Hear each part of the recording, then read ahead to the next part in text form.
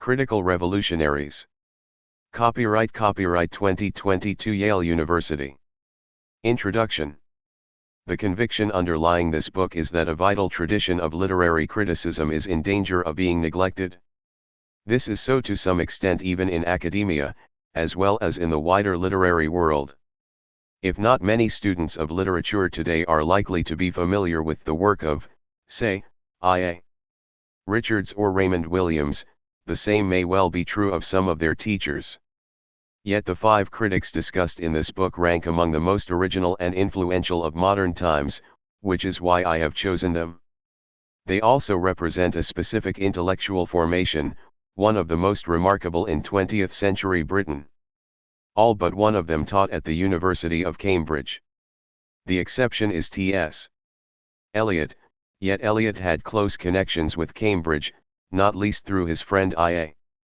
Richards, and as an informal consultant was a powerful influence on the shaping of English studies there. These men were part of what has been hailed as a critical revolution, one that transformed the academic study of literature and lent it a fresh centrality in Britain and beyond. Ironically, however, what one might call Cambridge English was never the orthodox creed of the Cambridge English faculty. On the contrary, it was always a marginal, minority affair, though its combativeness and evangelical sense of mission lent it at times a presence disproportionate to its size.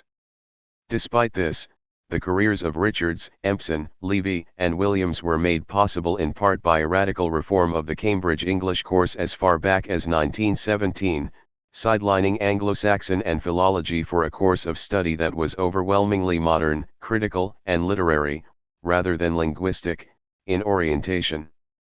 The new Cambridge course was entitled English Literature, Life, and Thought, the last 2 terms a couple of absurdly large abstractions, yet indicative of the fact that literature was to be studied in its social and intellectual context. There was also a cosmopolitan dimension to the course. The tragedy paper in the final examinations encompassed such dramatists as Sophocles and Racine as well as Shakespeare, while the English moralists paper included such honorary Englishmen as Plato, St. Paul, and Augustine, along with a host of other non-indigenous thinkers. That the critical revolution should have its source in Cambridge, a university with a strong scientific pedigree and a record of openness to innovation, was not entirely accidental. There were other factors at work as well. Like British society in general, the culture of the university had been deeply shaken by the First World War, which seemed to herald a break with the past and the onset of a new era. There were ex-servicemen among the student body, while middle-class students on state or university scholarships were making their presence felt in an institution which had traditionally been dominated by the private schools and the upper classes. Only one of the critics portrayed in this book, William Empson, enjoyed such a privileged upbringing, as the son of a Yorkshire squire and a former pupil of Winchester College. The genteel amateurism of an older generation of upper-class literary scholars was under challenge from a new, rigorously analytical approach to literary works, of which I.A. Richards's method of practical criticism was exemplary. This involved taking anonymous passages of prose or poetry, submitting them to tenaciously detailed scrutiny and passing judgment on their quality. Value was no longer simply a matter of taste, instead, it had to be vigorously argued for.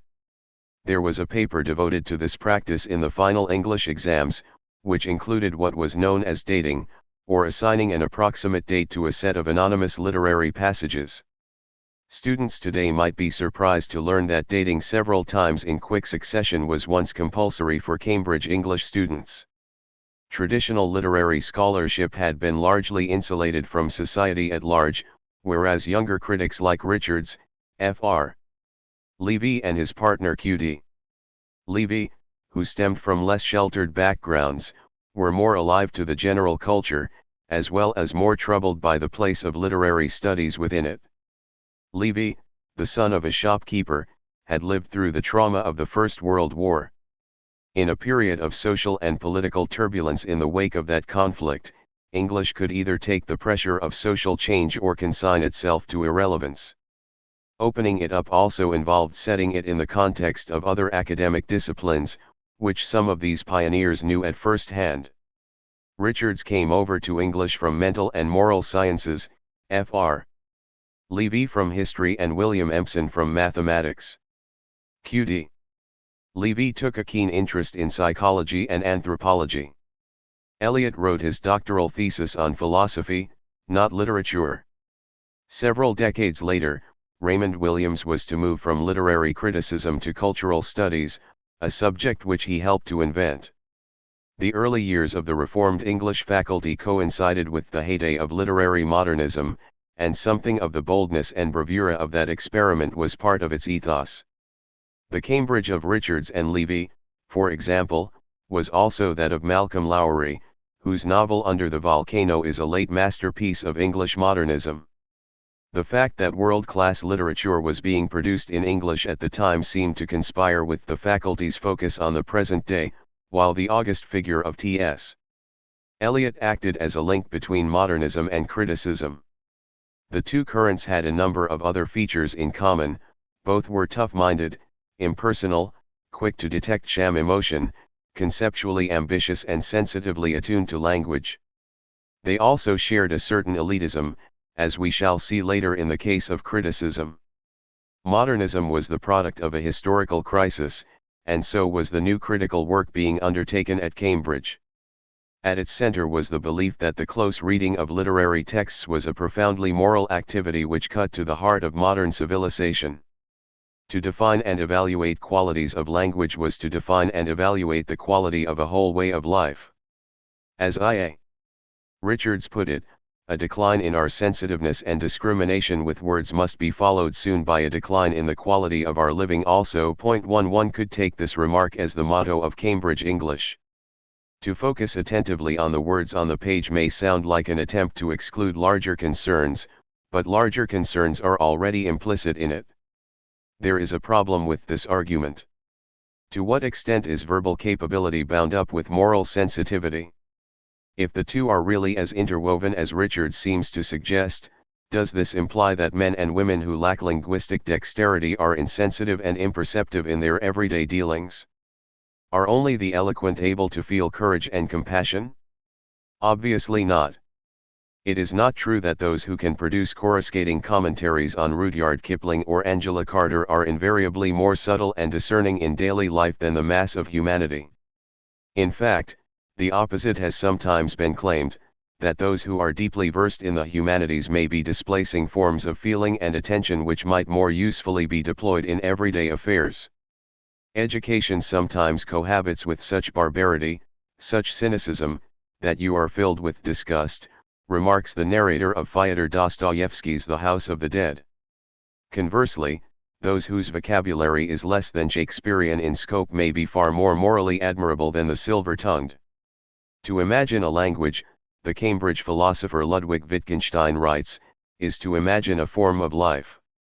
English studies dealt with qualities of language, and thus had a direct bearing on matters such as broadcasting, advertising, political propaganda, bureaucratic jargon and the nature of public discourse. As such, it offered an alternative to what it saw as opposing errors. One could tread the formalist path and treat literature as though it were an autonomous object, attending to its verbal strategies and devices, or one could take a broader view of the work, seeing it as an exploration of the human condition or a commentary on civilization.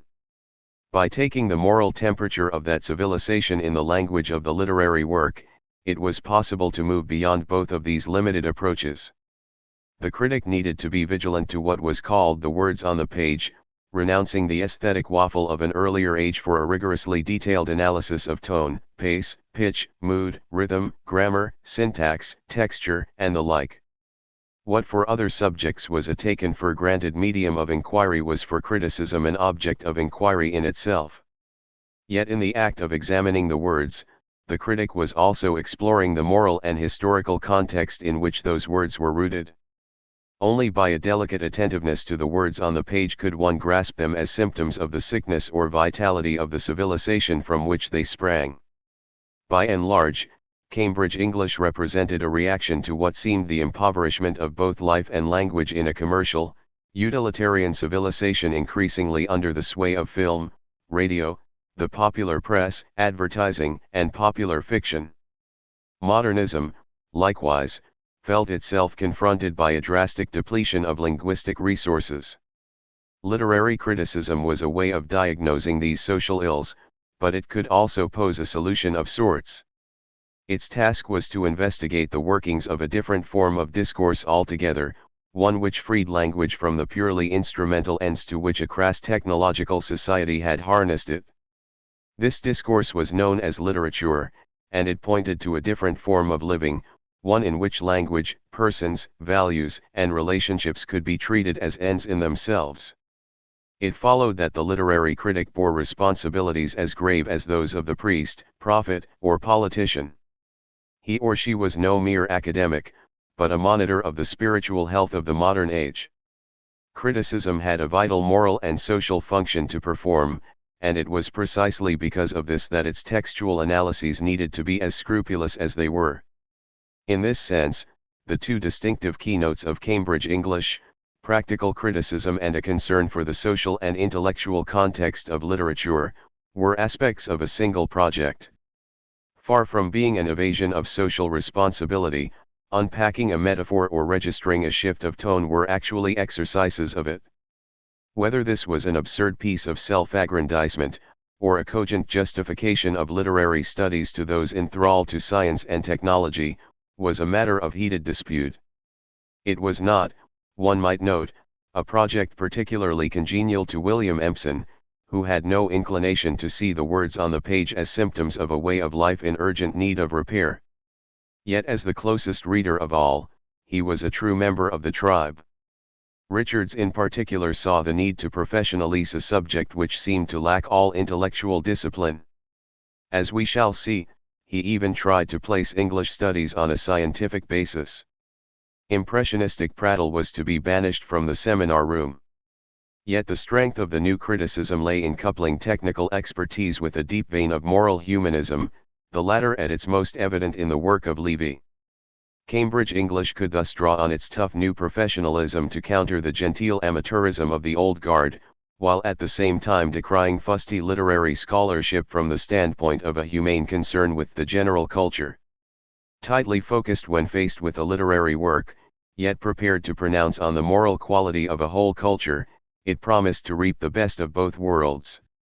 Most literary critics, like most academics, hail from the middle class, but of the 5 figures discussed in this book, only one, I.A. Richards, fits this description. Even he began life as an outsider to English metropolitan culture, having grown up in the industrial north of England as the son of a man whose family hailed from the Gower Peninsula in Wales. Eliot, who came from Missouri, was in American terms more upper class than middle class. William Empson hailed from the English gentry. Fr. Levy was the lower middle class son of a provincial shopkeeper, while Raymond Williams grew up in Wales as the child of a railway worker. These were not socially typical intellectuals, a fact which is surely relevant to their eagerness to innovate, and, in the case of all but Eliot, their disdain for orthodoxy. 3 of them, Eliot, Richards, and Empson, also took a keen interest in Eastern thought, which was among other things a sign of their critical stance towards Western civilization. It is also relevant to the link between Cambridge English and the literature of the period that all of these figures except one were creative writers. Eliot and Empson were major poets, Richards was a mediocre one, while Raymond Williams published several novels and wrote drama for television. Writing fiction was at least as important to him as literary criticism, and in the latter part of his career rather more so. In fact, he once described himself as a writer who also happened to be a professor. 2 Only Levy stuck to criticism, though even he considered writing a novel. 3 One might add that all of these men except for the rather cerebral Empson had an intensely physical sense of writing, of its involvement with breathing, the visceral regions, the nervous system and so on, which among other things may be a mark of critics who are writers themselves. They were also public intellectuals rather than cloistered academics, though this applies rather less to Empson. At the same time, though Empson was somewhat less of a public figure than the others, he could hardly be described as cloistered. All of them had an ambiguous relationship to academia. Eliot, though much lauded in that sphere, was never part of it himself. Instead, he moved from being a hard-pressed freelance journalist, while also working as a teacher and a banker, into what was then the rather more relaxed milieu of publishing. Richards was a reluctant don who soon launched out into more ambitious terrain. Empson enjoyed scandalizing the traditional scholarly mind with his racy prose and iconoclastic judgments.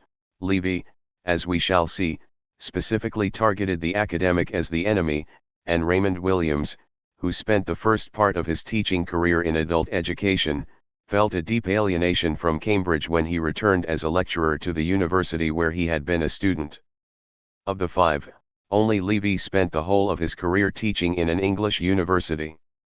The relation between speech and writing in the style of each of these authors is worth a passing comment. Empson writes nonchalantly, in conversational, even garrulous style, while Eliot occasionally writes as though he is preaching in a particularly resonant cathedral. Richards's brisk, rather bloodless prose is quite distinct from the speaking voice, but the rhythms of that voice, with its pattern of emphasis and irregular stops and starts, sound through the tortuous syntax of Fr. Levy, a writer who is constantly interrupting himself by inserting queries, subclauses, parentheses, recursions, afterthoughts, and qualifications into his sentences. Like Empson, Levy seems deliberately to avoid the formality of academic prose. Raymond Williams's abstract, ponderous style of writing might appear far removed from the living voice, but as those who knew him can testify, he spoke in much the same way as he wrote.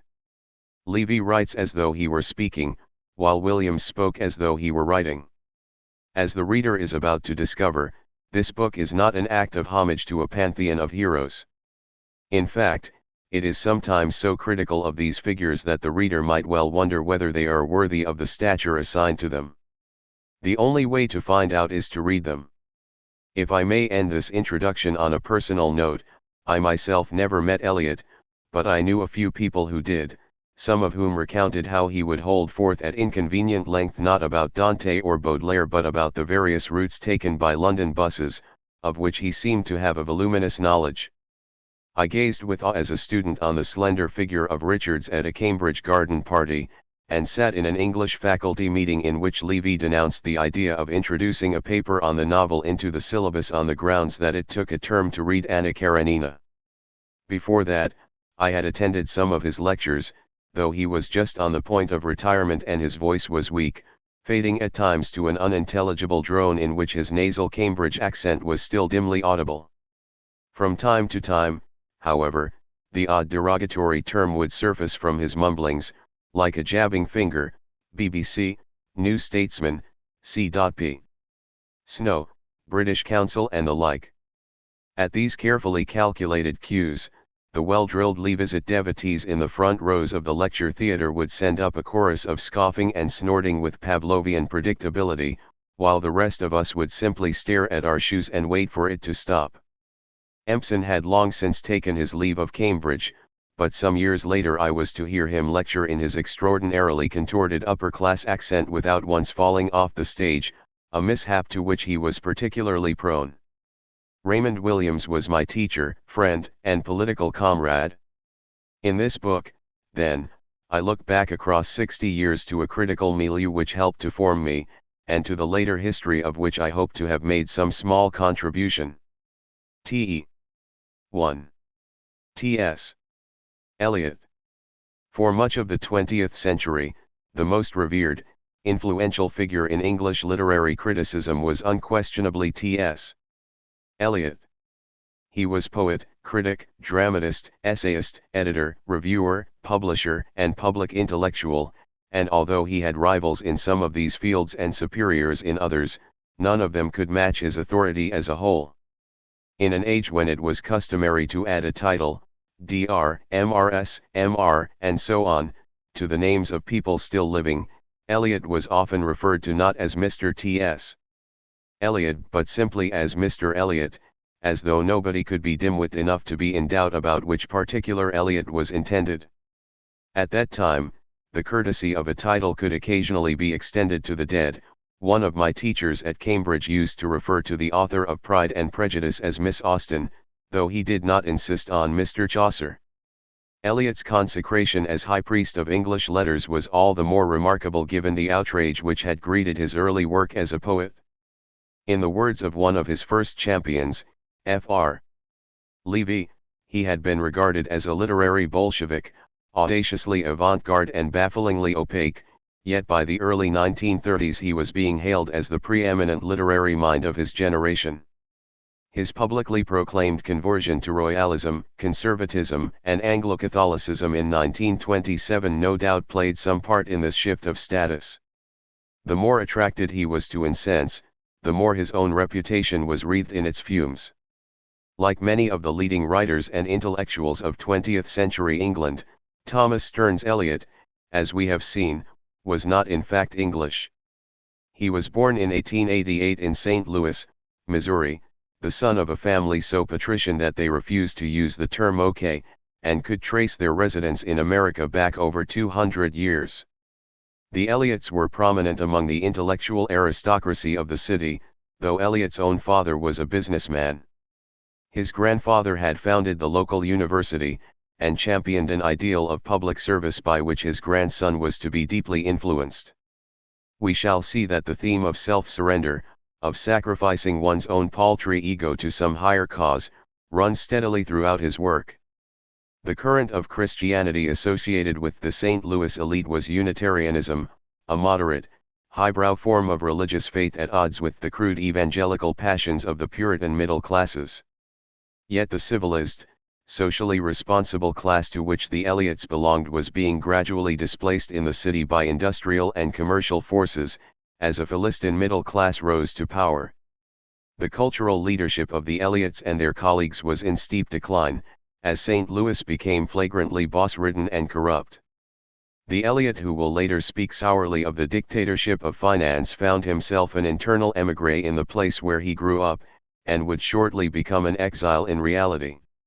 The poet whom he came to revere more than any other, Dante, grew up in the wealthy burgher class of Florence but rebelled against the city's increasingly powerful plutocracy and was finally driven into exile.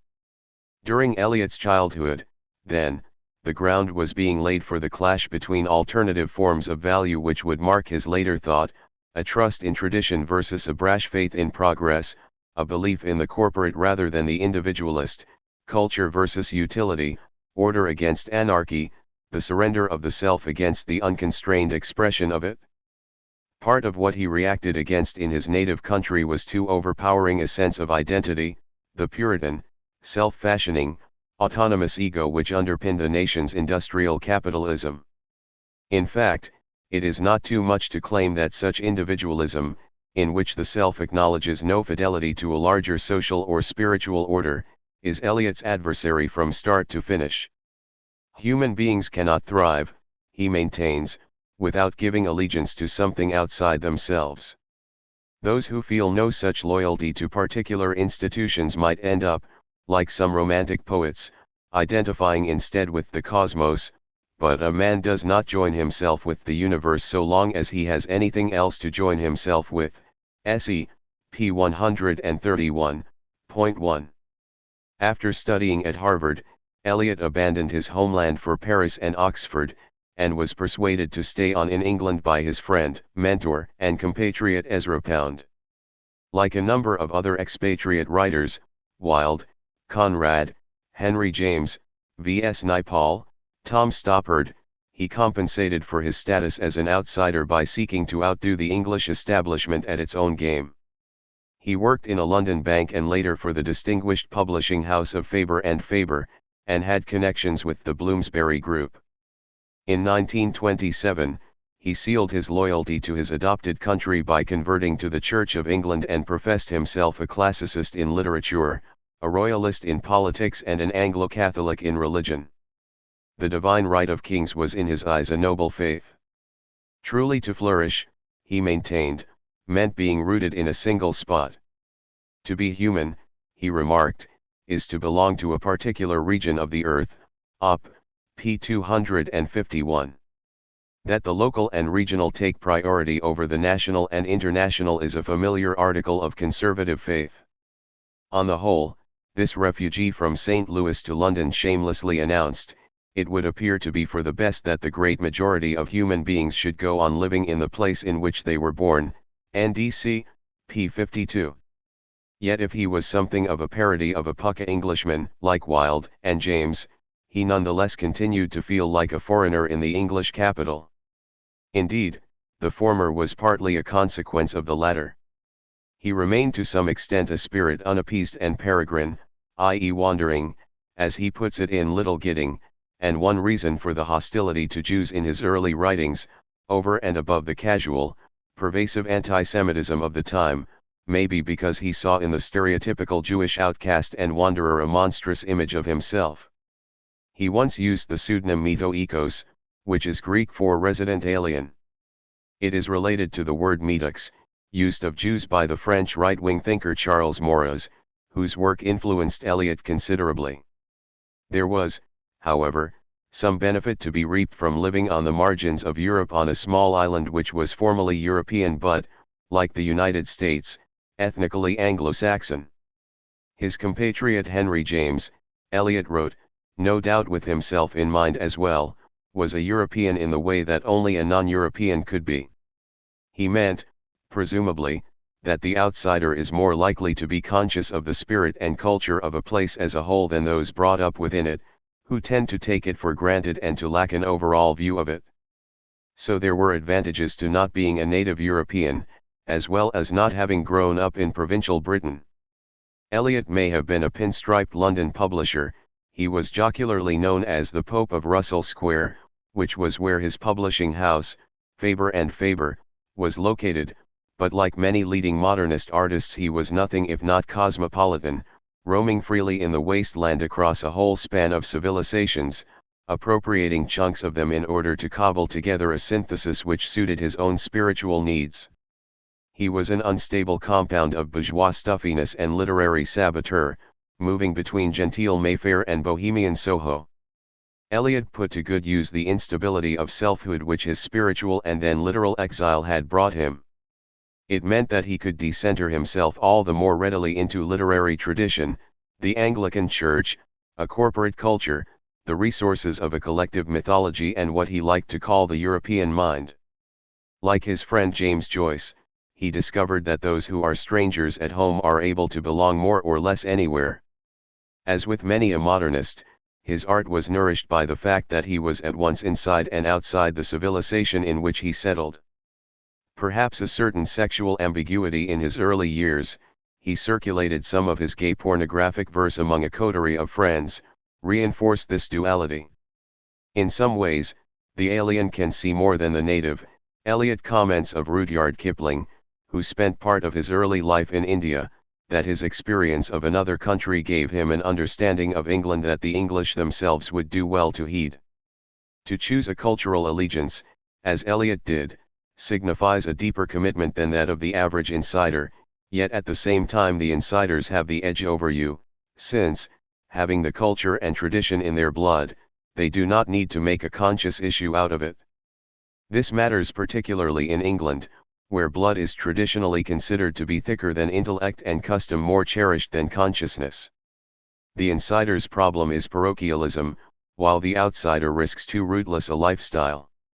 Eliot resolves this dilemma by insisting that only by inhabiting a particular region of European culture can you gain access to the whole.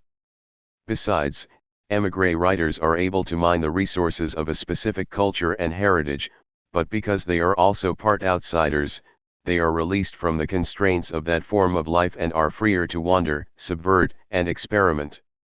Joyce maintained that the source of his revolutionary art lay in the fact that he was not English, and something similar can be said of his champion T.S. Eliot. For most moderately enlightened readers today, Eliot's social views range from the objectionable to the obnoxious. In The Idea of a Christian Society, 1939, and Notes Towards the Definition of Culture, 1948, he portrays his ideal social order, which seems more rural than urban. There will be a culture of values and beliefs shared in common, but though society will thus constitute an organic unity, it will also be strictly stratified. There will be a governing elite, consisting of the traditional English rural class along with an intellectual coterie of men not entirely unlike Eliot himself. Elizabethan drama, he believes, is the product of such a common culture, distinguished as it is by a fundamental homogeneity of race, of sense of humor and sense of right and wrong, which includes dramatists and audiences alike. UPUC, p. 52. Like all authentic theater, it is an organ for the expression of the consciousness of a people. Op. p. 307, a people Eliot assumes to form a unity. The task of the elite is to protect and disseminate the, largely Christian, values of the society as a whole. It is a vital undertaking, since if Christianity were to founder, the whole of Western civilization would collapse along with it. Yet since the mass of men and women are in Eliot's view incapable of what might properly be called thinking, their participation in the culture will be less conscious than that of their superiors. Instead, it will take the form of custom and tradition, myth and sentiment, ritual observances and spontaneous habits of feeling. All individuals will share in the same form of life, but they will share in it in different ways and at different levels of consciousness. The organic and the hierarchical can thus be reconciled. If the former is an alternative to liberal individualism, the latter is a bulwark against Bolshevism. Like the poet W.B. Yeats, with whom he was acquainted, Eliot is shrewd enough to perceive that elites must be rooted in the common life if they are to flourish. Otherwise their privileged status may prove their downfall. Their mission is to elaborate at a conscious level the values which for most people are a matter of habitual behavior. The knowledge of the minority must be founded on the wisdom of the folk. In this way, the two main senses of the term culture, artistic and intellectual activity on the one hand, and the way of life of a whole people on the other, may be conveniently coupled. We shall see later that Eliot regards a poem in much the same way. It has a layer of conscious meaning, rather as a common culture has a minority whose task is to define and diffuse its values, but beneath this, and constantly animated by it, lies what one might call the poetic unconscious, that vast reservoir of forces and images which eludes all conscious articulation. The same may be said of Eliot's ideal theatre audience, which is likely to contain a small minority of patrons who understand what is spiritually afoot in his plays, a middle stratum of reasonably intelligent types who can glimpse something of their deeper meaning, and a mass of Philistine groundlings, bankers, politicians, accountants, and so on, who haven't a clue what is going on but who, like the women of Canterbury in Eliot's Murder in the Cathedral, may nevertheless respond to the meaning of the drama at some subliminal level. The title Murder in the Cathedral, incidentally, may well be one of its author's impish jokes, as theatregoers flock to what promises to be an Agatha Christie type whodunit only to be confronted with an intellectually exacting drama notably short on action. A good many of Eliot's theatre audiences probably failed to realize that what they were hearing was couched in verse, an oversight which one imagines would not have troubled him in the least. The ideal, then, is a common but stratified culture, yet the social reality is very different. Like many of his fellow modernists, Eliot had little but contempt for most aspects of actual civilization, with its godless materialism, worship of the machine, cult of utility, spiritual vacancy and bogus humanitarianism. In this, he is at one with Fr. Levy, as we shall see later, but whereas Levy's religion is in effect the philosophy of D.H. Lawrence, Eliot's is staunchly Anglo-Catholic. The love of man and woman, he remarks witheringly, is either made reasonable by a higher, i.e. divine, love, or else it is simply the coupling of animals. If you remove from the word human all that the belief in the supernatural has given to man, he warns, you can view him finally as no more than an extremely clever, adaptable, and mischievous little animal, se. p. 485. He praises Machiavelli, of all rebarbative thinkers, for his low estimate of humanity, as well as for his promotion of order over liberty, FLA, pages 46, 50. It is Eliot's conviction that the number of individuals in any generation capable of intellectual effort is very small. Indeed, he seems to derive a well-nigh erotic frisson from the phrase "only a very few." He would no doubt have been deeply rattled had the minuscule readership of his journal The Criterion shot up by 10,000 overnight.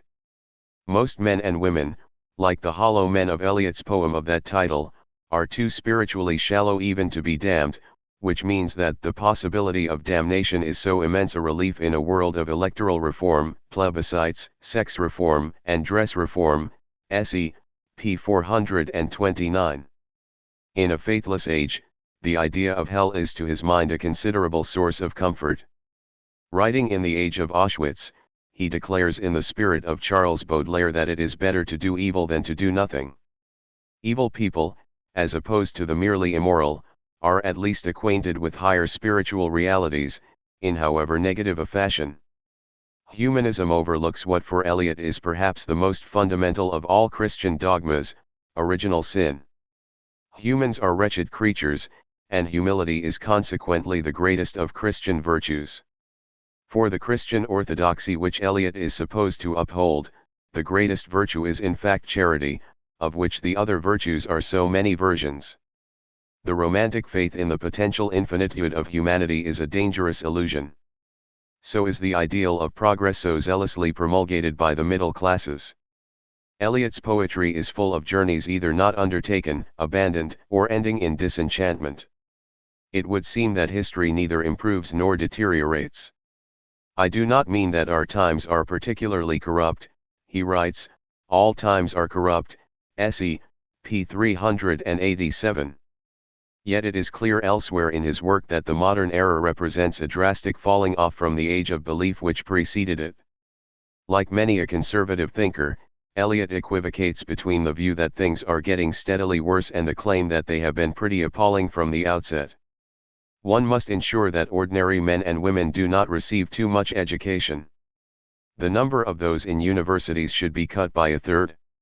It is preferable for a small number of people to be highly cultivated, and for the rest to make do with some rudimentary learning, rather than that everyone should receive an inferior education. All education must ultimately take a religious form, and it may prove necessary to revive the monastic orders in order to preserve classical learning from the barbarism which lurks beyond the cloister. The whole of modern literature, including a certain Mrs. Wolfe, is tainted by the secular spirit. We must read according to Christian standards, a belief that modern literature disastrously rejects. Literary censorship, either of the communist or Roman Catholic kind, is in principle to be favored. That a Catholic should feel a certain solidarity with communism is not surprising.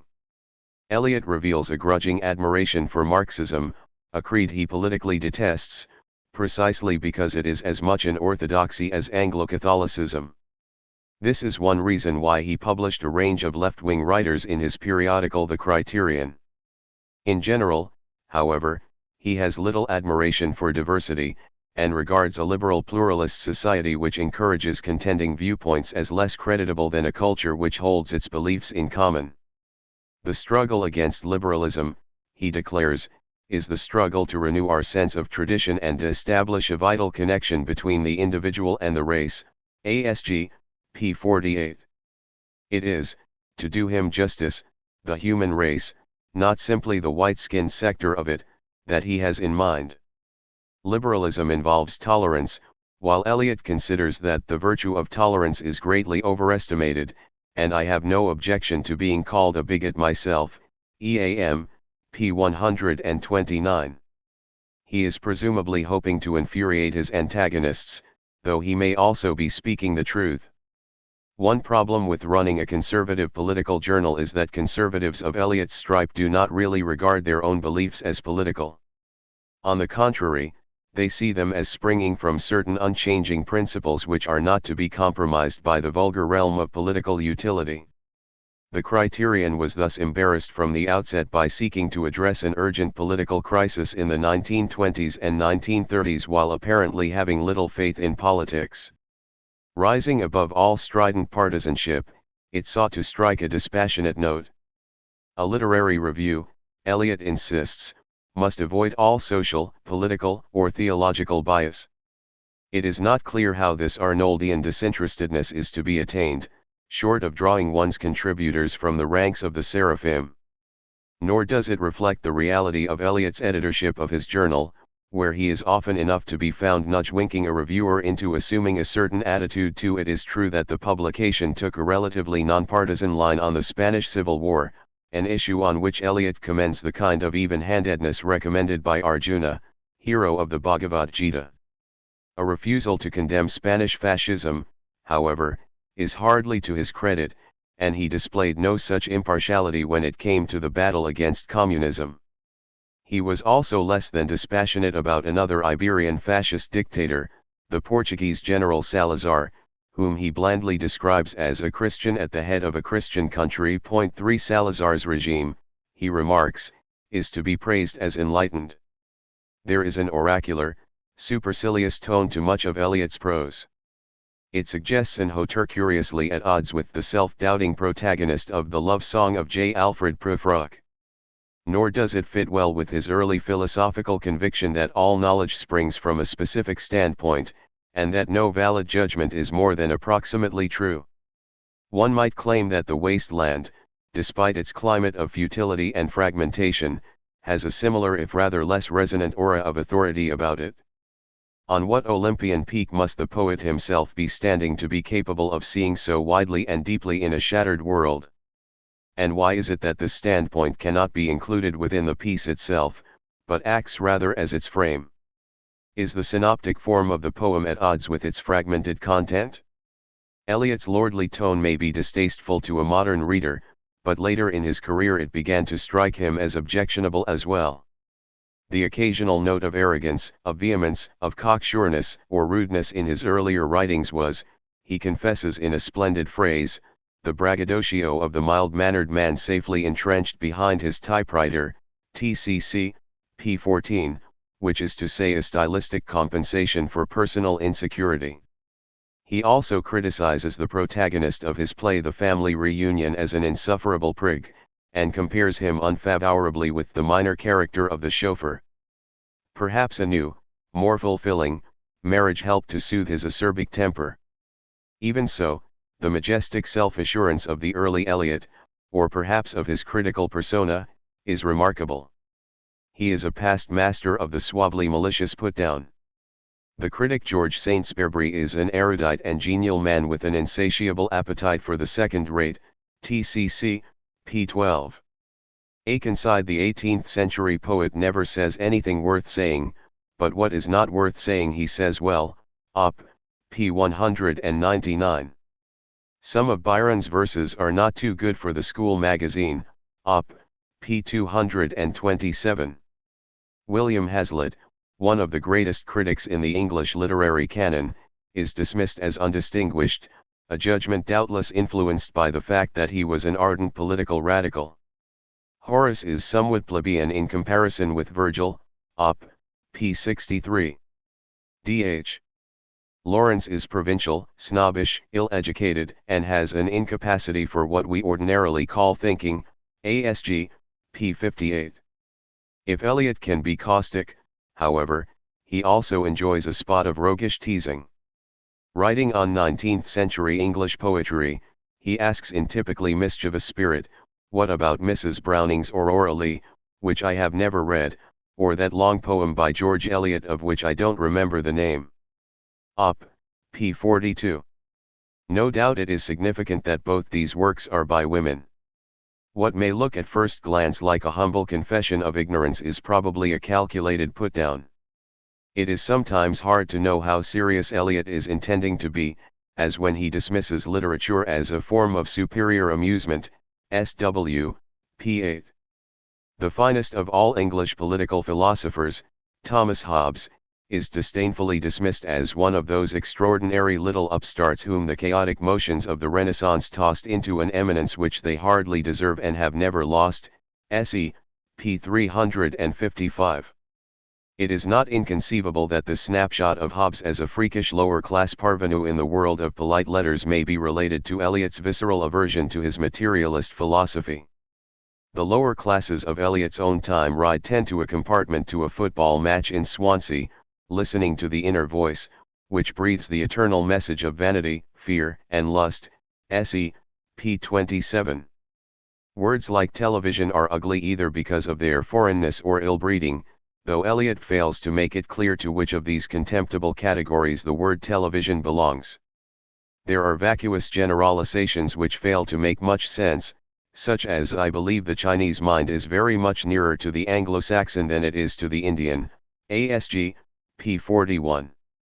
There is also a good deal of faux ignorance and sham humility, as Eliot feigns not to understand some statement whose meaning is blindingly obvious, or coyly regrets that his mind is too ponderous to grasp certain abstractions which he repudiates in any case. I have no general theory of my own, SE, p. 143, he declares. Others have theories, Eliot himself has beliefs, doctrines, and convictions. Throughout his criticism, there is the shadowy sense of a poseur, of an author who may be less convinced of his own imperious proclamations than he sounds, who has a strategic eye to the effect of his rhetoric on an audience, and who can cobble together a persona to suit the occasion. Rather less innocuous are some of his observations on culture and tradition. Lecturing at the University of Virginia in 1933, he informs his audience that the culture of the American South has been less industrialist and less invaded by foreign races, ASG, p. 16, and is all the more robust for it. The population of the region is attractively homogeneous, there is no mention of the African Americans whose enslaved ancestors laid the material foundations of the region he is gracing with his presence. If two or more cultures coexist, both become adulterate. As if this were not disreputable enough, Eliot throws in what is perhaps his most odious observation of all, when he adds that reasons of race and religion combine to make any large number of free-thinking Jews undesirable, ASG, p. 20. He made no comment on the Holocaust. By this point, the enlightened reader may well be wondering whether anything of value can be salvaged from this full-blooded reactionary. The answer is surely affirmative. For one thing, Eliot's elitism, anti-Semitism, class prejudice, demeaning estimate of humanity and indiscriminate distaste for modern civilization are the stock in trade of the so-called culture-critic tradition which he inherits. For many an eminent 20th century intellectual held views of this kind, and so did a sizable proportion of the Western population of the time. This doesn't excuse their attitudes, but it helps to explain them. For another thing, such attitudes put Eliot at loggerheads with the liberal capitalist ideology of his age. He is, in short, a radical of the right, like a large number of his fellow modernists. He believes in the importance of communal bonds, as much liberal ideology does not. He also rejects capitalism's greed, selfish individualism, and pursuit of material self-interest. The organization of society on the principle of private profit, he writes, as well as public destruction, is leading both to the deformation of humanity by unregulated industrialism, and so to the exhaustion of natural resources. A good deal of our material progress is a progress for which succeeding generations may have to pay dearly, ICS, pages 61-2. There is nothing here with which an ecologically minded socialist would disagree. His first published review, of a handful of books on India, is strongly anti-imperialist. He is hostile to a social order which exalts the solitary ego, and which jettisons the past as dead and done with. For his part, Eliot understands that the past is what we are mostly made of, and that to nullify it in the name of progress is to annihilate much that is precious. It is thus that he can write that by abandoning tradition, we loosen our grip on the present. Radicals of the left may reject the inheritance to which Eliot pays homage, but this is not to suggest that they are opposed to tradition as such. It is rather that they embrace alternative lineages, that of the levelers, diggers, Jacobins, Chartists, suffragettes, for example. We Marxists have always lived in tradition, observes Leon Trotsky in his Literature and Revolution. A society is poor indeed if it has nothing to live by but its own immediate and contemporary experience, Writes Raymond Williams in Culture and Society 1780 to 1950.5. The idea of tradition is by no means benighted in itself. It encompasses both the monarchy and the freedom to press for its abolition. If trooping the color is traditional, so is the right to strike. In the modern age, Eliot protests, there is a provincialism not of space but of time, for which history is merely the chronicle of human devices which have served their turn and have now been scrapped, a viewpoint for which the world is the property solely of the living, a property in which the dead hold no shares. Op. p. 72. The Marxist Walter Benjamin would have heartily agreed, along with critics of the conversion of history into a readily consumable commodity known as heritage. Eliot goes on to speak of our continued veneration for our ancestors, op.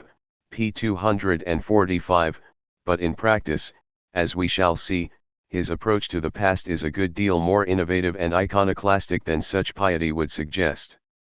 Veneration is not quite the word for his scathing assessment of Milton or most 18th-century verse. Nor does Eliot accept the arid rationalism which underpins the modern order, with its indifference to kinship, affection, the body, and the unconscious. Confronted with the creed that men and women are wholly self-determining, he insists instead on their finitude and fragility, an awareness of which belongs to the virtue of humility. Human beings are dependent on each other, as well as on some larger whole. For Eliot, as for D.H. Lawrence, we do not belong to ourselves. The idea that we can possess ourselves like a piece of property is a bourgeois fantasy. The attachment to a specific place which Eliot admires may have sinister overtones of blood and soil, but it also serves in our own time as a rebuke to global capitalism, to the jet-setting CEOs who feel at home only in an airport VIP lounge. A belief in social order need not be authoritarian, it may rather be an alternative to the anarchy of the marketplace. It may also be preferable to a liberal civilization in which everyone may believe more or less what they want, but only because convictions don't matter much in any case, and because the idea of human solidarity has withered at the root. In this sense, Eliot is as much a critic of the social orthodoxies of his day as, say, George Orwell or George Bernard Shaw. It is just that his critique is launched from the right rather than the left. It is true that the case smacks of self-contradiction, since in practice Eliot was a loyal servant of the very capitalism which fragments community, junks tradition, and has scant regard for spirituality. The alternative in his eyes would be communism, and when he wonders aloud how he would choose between communism or fascism, he plumps for the latter. He regarded the Russian Revolution as the most momentous event of the First World War, and viewed the conflict between the Soviet Union and Latin civilization as a spiritual war between Asia and Europe. Yeats believed much the same. In fact, the battle against Bolshevism is high on the Criterion's agenda. Yet Eliot was by no means a fascist, even though his first wife became a blackshirt or member of the British Union of Fascists. There are, to be sure, affinities between fascist ideology and Eliot's brand of conservatism, which is not to be equated with the tenets of today's Conservative Party. Both are elitist creeds, both are ready to sacrifice freedom to order, reject liberal democracy and economic individualism and exalt myth or custom over rational analysis. Yet conservatives like Eliot believe in the church, tradition, the monarchy, a decentralist society and a paternalist aristocracy, none of which is in the least congenial to fascism.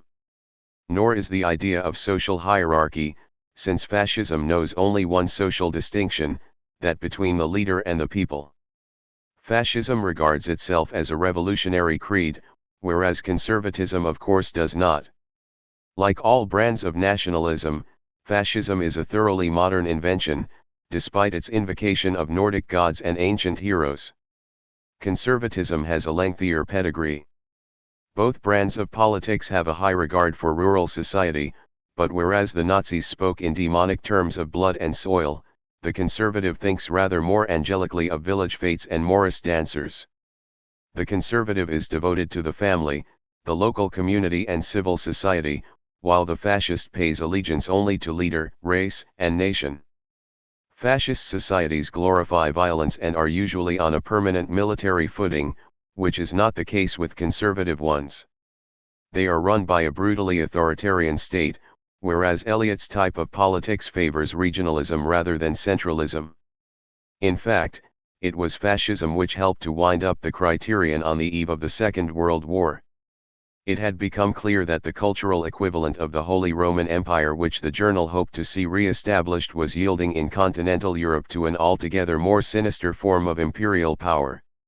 The classical European mind, Eliot laments in the final edition of the journal, has disappeared from view, even though it was never clear how a periodical whose circulation probably never topped 800 was going to put it back on its feet. Eliot is certainly an elitist, but we have seen already that elitism need not exclude a concern for the common people. This unabashed reactionary may have wanted to shut an alarmingly high number of students out of universities, but he also taught for some years in adult education, a largely left-wing project at the time. As far as moral values go, the number of those who can discriminate between good and evil is in Eliot's view very small, but he also holds that the company of those hungry for some kind of spiritual experience is very large.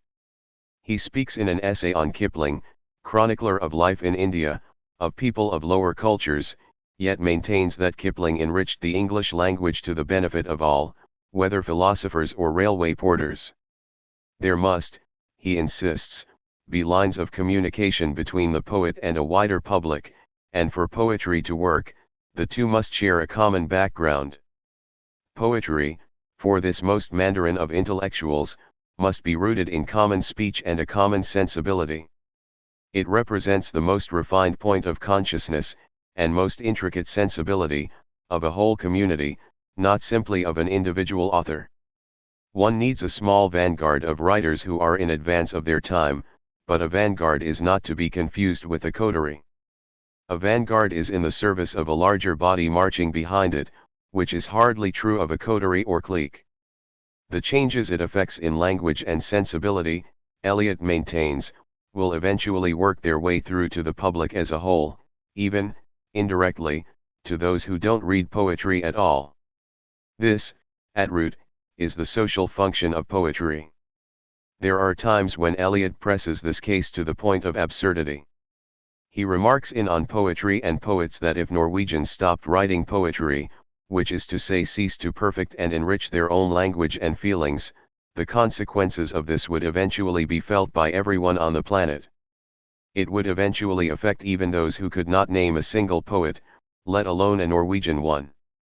If a nation fails to breed eminent writers, its language and sensibility will deteriorate to the detriment of the species as a whole. That the sensibility of Glaswegians would grow coarser because Norwegian poets they have never heard of had given up writing is not the most plausible of propositions. Rather more persuasively, Eliot maintains that when language is in a healthy state, the great poet will have something to say to all his fellow countrymen at every level of education, op. p. 9. In articulating the emotions of others, the writer also modifies them, rendering them more self-conscious and making his readers more finely aware of what they spontaneously feel.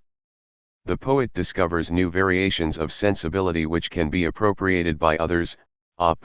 p. 9. The perfect classic is one which will find a response among all classes and conditions of men, op. p. 69. Its music is already latent in everyday speech. The poetry of a people, Eliot remarks, takes its life from the people's speech and in turn gives life to it, and represents its highest point of consciousness, its greatest power and its most delicate sensibility, UPUC, p. 15. There is, then, a reciprocity between poet and populace, which is not the case with the coterie or cabal. The poet in Eliot's view wants to give pleasure to as large and diverse a mass of people as possible, and in seeking such popularity he or she aspires to the role of the music hall comedian. Eliot took a keen interest in this brand of popular culture, and wrote an admiring essay on the legendary music hall performer Marie Lloyd. The Elizabethan dramatists, he remarks, took a form of popular entertainment and plucked some matchless art from it, and music hall offers the modern writer a similar opportunity. A great many people, he insists, are able to reap some gratification from poetry. He also suggests in his mock humble, archly provocative style that he himself would like an audience for his work which could neither read nor write. In quite what sense they would constitute an audience is left unclear. Maybe what he had in mind was his declaiming his verse to them, though anyone who has heard a recording of Eliot reading The Waste Land would be unlikely to rank this as among his more inspired achievements. It is not, however, as fatuous an idea as it may seem. We shall see later that Eliot regarded poetic communication as a largely unconscious affair, which is one reason why he is so blasé about the conscious meaning of a poem. It follows that you do not need to be well educated to appreciate his work. In fact, your erudition might even constitute an obstacle to your enjoyment of it. Even so, words can only communicate unconsciously if you can read them in the first place. In this sense, Eliot is less hidebound by his conservatism than one might expect. Nor is his attitude to tradition at all traditional. On the contrary, his reconstruction of the concept is one of his most renowned critical innovations, and the essay in which it is to be found, Tradition and the Individual Talent, one of the most celebrated critical statements of the 20th century. For such a youthful author, it is an astonishingly bold, authoritative piece of argument. It proposes what one might call a modernist notion of tradition, one which has broken with a linear, one thing after another conception of literary history. The idea of tradition must be rescued from the middle-class delusion of progress, upward evolution, and perpetual improvement, and if literature is a convenient means of challenging this self-satisfied ideology, it is partly because there is indeed no simple upward trek from Horace to Margaret Atwood. In Eliot's view, tradition is a two-way street. It works backwards as well as forwards, since the present alters the past just as much as the past gives birth to the present.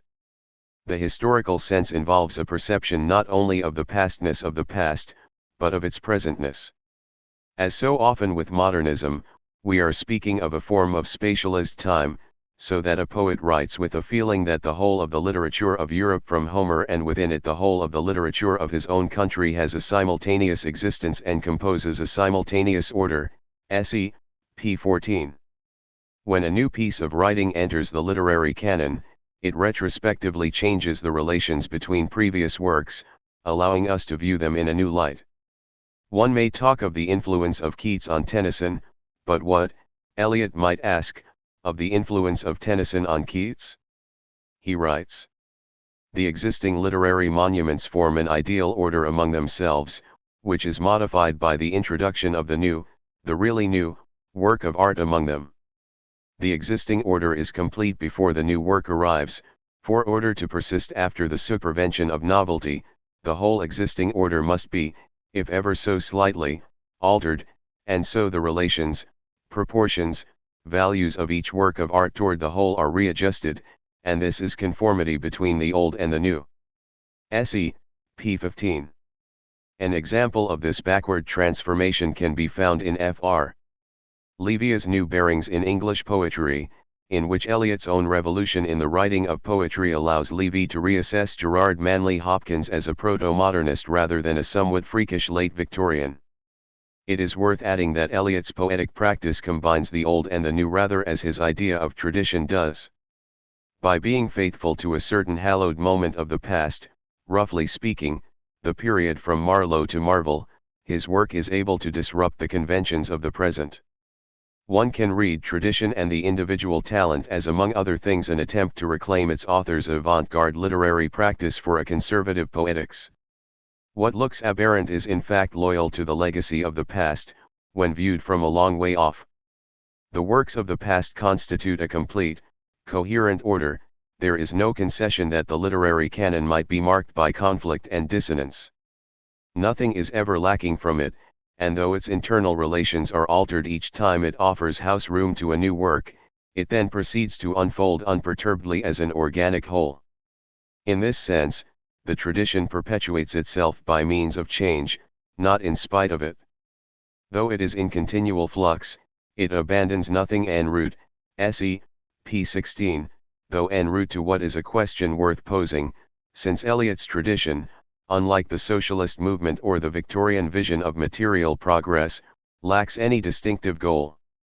It can never be wrong-footed by some outlandish new literary creation, since it simply reorganizes itself in order to accommodate it. Innovation is co-opted rather than rebuffed.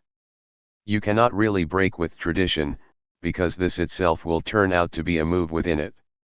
It is a self-adjusting, self-unifying organism with its own autonomous life, and in this sense resembles an enormous work of art extended in time and space. Rather as Hegel's world spirit works secretly in and through individuals who fondly imagine themselves to be self-determining, so the tradition uses writers as a cunning way of reproducing itself. They are the humble instruments of a mighty power whose depths they can never fathom, rather like religious believers in their relation to God. In fact, the idea of tradition is one of the modern period's many surrogates for the Almighty, a less secular version of whom Eliot will come to embrace some years after completing his tradition essay. A way of writing, Eliot observes, in to criticize the critic, can come to feel stale and shop-soiled, no longer responsive to contemporary modes of feeling, thought and speech, in which case a poetic revolution may prove essential. Such an upheaval is greeted at first with affront and disdain, but finally comes to be seen as vitalizing rather than destructive, lending a fresh lease of life to the heritage it appears to undercut. Its legitimacy will finally be acknowledged, rather like that of property stolen many centuries ago. There are times when you need to deviate in order to stay in line. One test of a work's value, Eliot claims, is that it fits in with what has gone before. Conformity is the decisive criterion. But how exactly does Prufrock do that, however sophisticated one's sense of what counts as fitting in? Eliot commends Samuel Johnson's belief that innovation must remain within the bounds of propriety, but this may be one instance of a mismatch between his theory and his practice. Proper is the last word one would use of his early poetry. There is another problem as well. The entry of a newcomer into the tradition ensures that the past is kept alive, but if it does so by altering the values, proportions, and relations of existing works, then this view of literary history opens the door to relativism. Eliot is rightly opposed to treating works of art in isolation. Instead, they draw their significance from their place in a larger formation, tradition, and can be truly judged only by mutual comparison. This view may stem in part from his study of the late 19th century philosopher F.H. Bradley, for whom the reality of an object lies in its relations with others. Yet this suggests that no individual poem or novel can possess an inherent, unalterable value, as a certain classical viewpoint would seek to maintain. And this classical viewpoint is one which Eliot also seems to endorse, while at the same time insisting that no poetic reputation ever remains exactly the same. There are ripples and readjustments throughout the canon, as its occupants, rather like the passengers on a crowded subway train, shuffle around a little in order to make room for new arrivals. Might there, then, be an innovation which retrospectively reduced Homer or Shakespeare to minor status? Or is it to guard against this possibility that the relations and proportions are changed by the newcomer only ever so slightly? It would seem that Eliot tries to combine a classical sense of tradition, for which certain literary works are timelessly valuable, with a more relational or historicist view of them. And this is not an entirely coherent standpoint. There is fixity but also flux, as there is for Eliot in an individual poem, which tends to involve a continuous unperceived evasion of monotony by constantly varying its sounds and rhythms, TCC, p. 185. So-called free verse, for example, continually evokes but skillfully eludes the beat of a regular meter. The iambic pentameter plays off the irregular rhythms of the speaking voice against a regular metrical scheme. We also learn to our surprise that the tradition does not at all flow invariably through the most distinguished reputations, se. p. 16. So it is not just a galaxy of illustrious works. It is a matter of value, but not in the sense that it is made up of authors who are generally agreed to be of the highest rank. That would include Milton, Blake, Shelley, and Tennyson, who in Eliot's eyes do not belong to the tradition at all. We shall see later that this is because he means by the tradition a particular kind of literary writing, whether or not the writers who exemplify it are generally considered the most prestigious. Thus, for Eliot as for Levy, John Donne, a minor figure for some critics at the time, is part of the tradition, but John Milton is not. Donne writes in a way which is deemed compatible with a specific use of the English language, while Milton's poetic style represents a mortal threat to it. So the tradition comprises not the whole range of one's literary ancestors but a particular, partisan selection of them, partisan, because roughly speaking these are the precursors who will help Eliot and others to write their own poetry in the present. This is another way in which the supposedly timeless is relative to a specific standpoint. As Raymond Williams comments, the traditional culture of a society will always tend to correspond to its contemporary system of interests and values, for it is not an absolute body of work but a continual selection and interpretation. 6 Tradition thus has a pragmatic value. It is fashioned in accordance with the needs of the contemporary, which is hardly what a traditionalist defender of it would claim. As a young poet, Eliot himself could find no foothold in the stale late romantic poeticizing of his day, and was thus forced to look back over the head of this well-groomed verse to a more resourceful past. Yet the authority with which he invests the tradition is not quite at one with a view of it as a convenient artifice.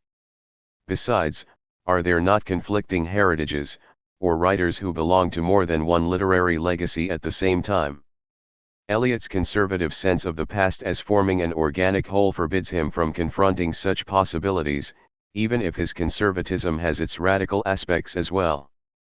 It involves carrying out something of a demolition and salvage job on English literature, which one critic, no doubt with Eliot's national origins in mind, rather more bluntly describes as the most ambitious feat of cultural imperialism the 20th century seems likely to produce. 7. Those writers who do not inherit what Eliot calls the accumulated wisdom of time, s.e., p. 29, must trade on their own resources, and these in his view are bound to be scantier than those of the tradition. Such authors are heretics, men and women who are unconstrained by orthodoxy, in the sense of a taken-for-granted set of beliefs shared spontaneously in common, and therefore fall victim to the cranky, fanciful, extravagant, and eccentric. D.H. Lawrence, who in Eliot's judgment lacks a richly sustaining culture, has no guidance except the inner light, and is spiritually sick. Even so, Eliot protests in the teeth of conventional prejudice that no writer was less of a sensualist. It is Lawrence's deviation from the main current, not his scandalous explorations of sexuality, which thrusts him into the outer darkness. It will be left to Fr. Levy to point out that the provincial, lower middle-class culture from which Lawrence sprang was a good deal more fruitful than the loftily contemptuous Eliot will allow.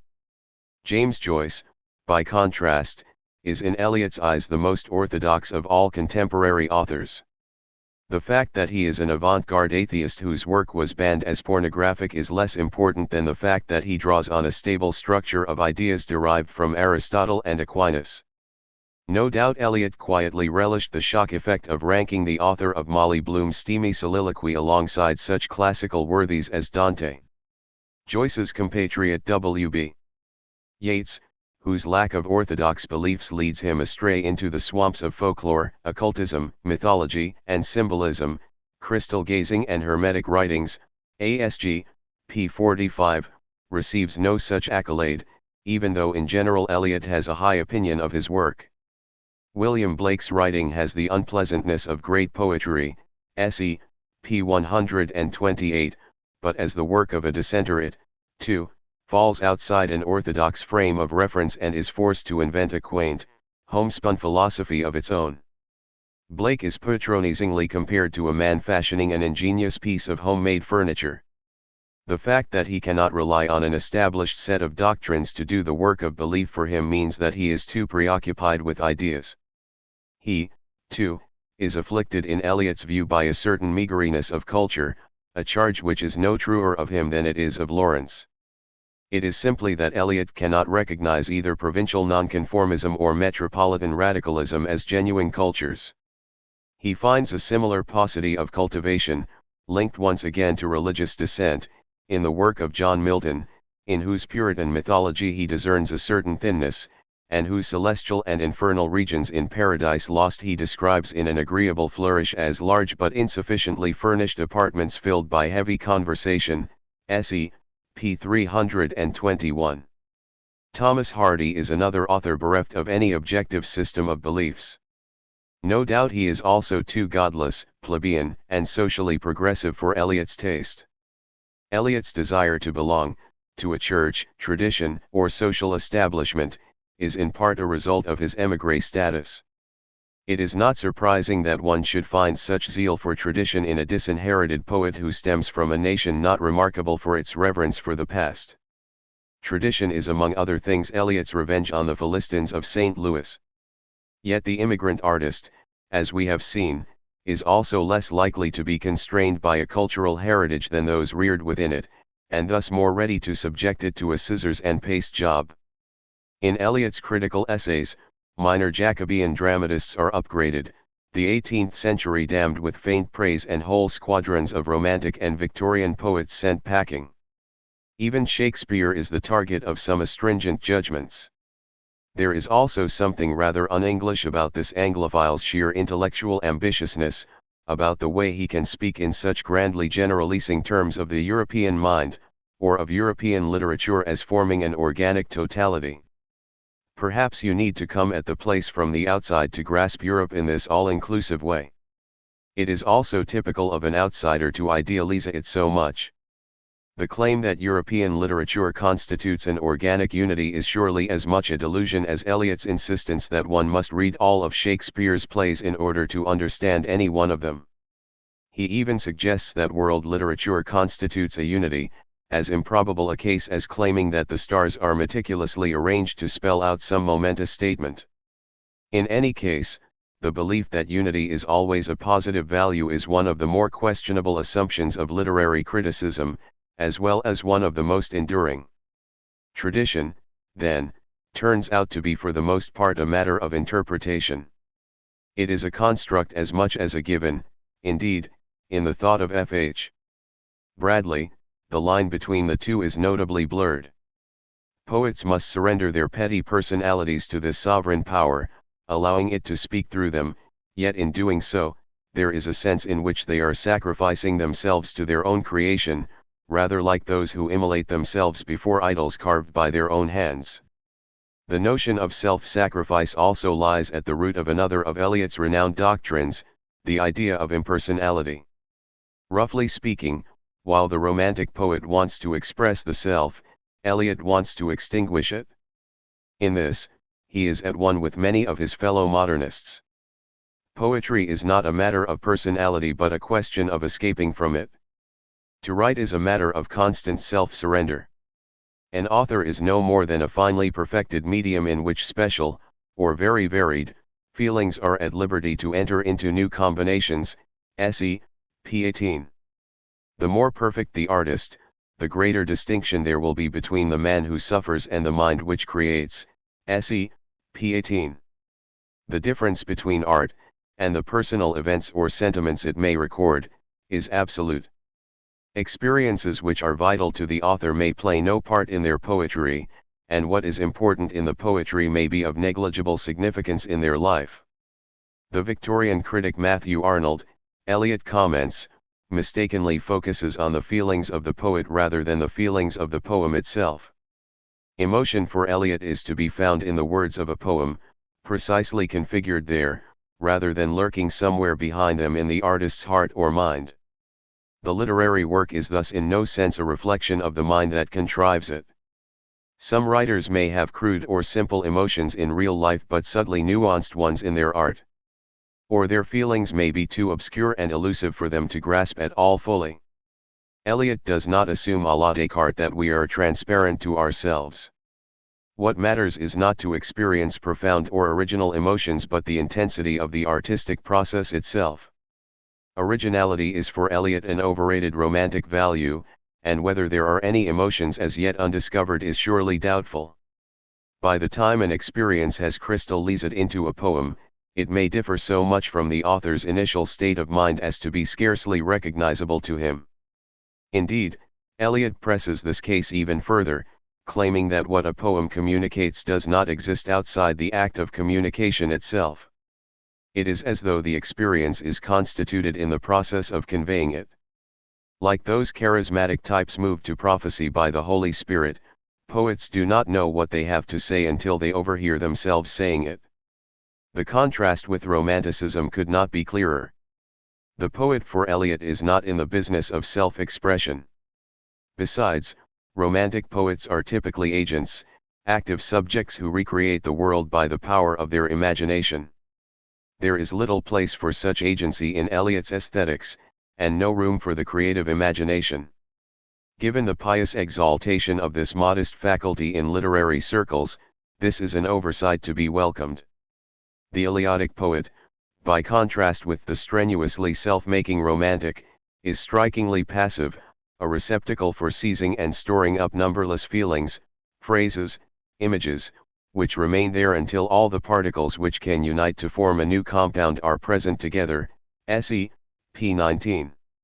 In a much-cited passage from his path-breaking essay on the metaphysical poets, Eliot speaks of the poet's mind as constituting new wholes out of experiences, falling in love, reading Spinoza, hearing the sound of the typewriter, smelling the dinner cooking, which for non-poetic minds are quite distinct. It is this capacity to fuse a range of diffuse sensations into a complex whole which distinguishes the poet, not the nature or value of the sensations themselves.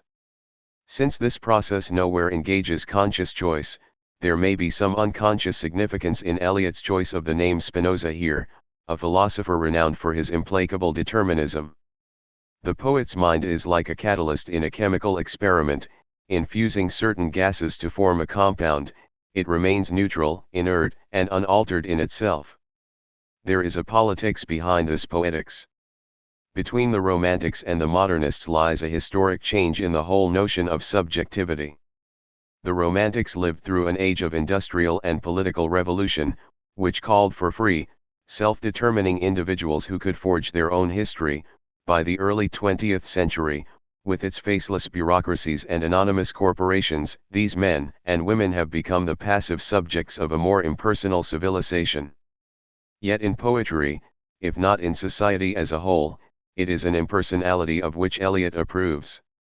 It is an antidote to the romantic fantasy that at the nub of the world lies a self which is potentially boundless in scope, a daydream typical of the United States on which Eliot turned his back, with its "I can be anything I want to be" delusions of grandeur. As a conservative Christian, he regards human beings as limited, defective creatures, who can thrive only if they are rigorously disciplined. Order must be elevated over freedom, which is to say conservatism over liberalism. Rootedness is preferable to restless enterprise. Humility is a cure for the hubris of the modern self. Tradition, orthodoxy and convention must curb a wayward individualism which can see no further than its own selfish interests.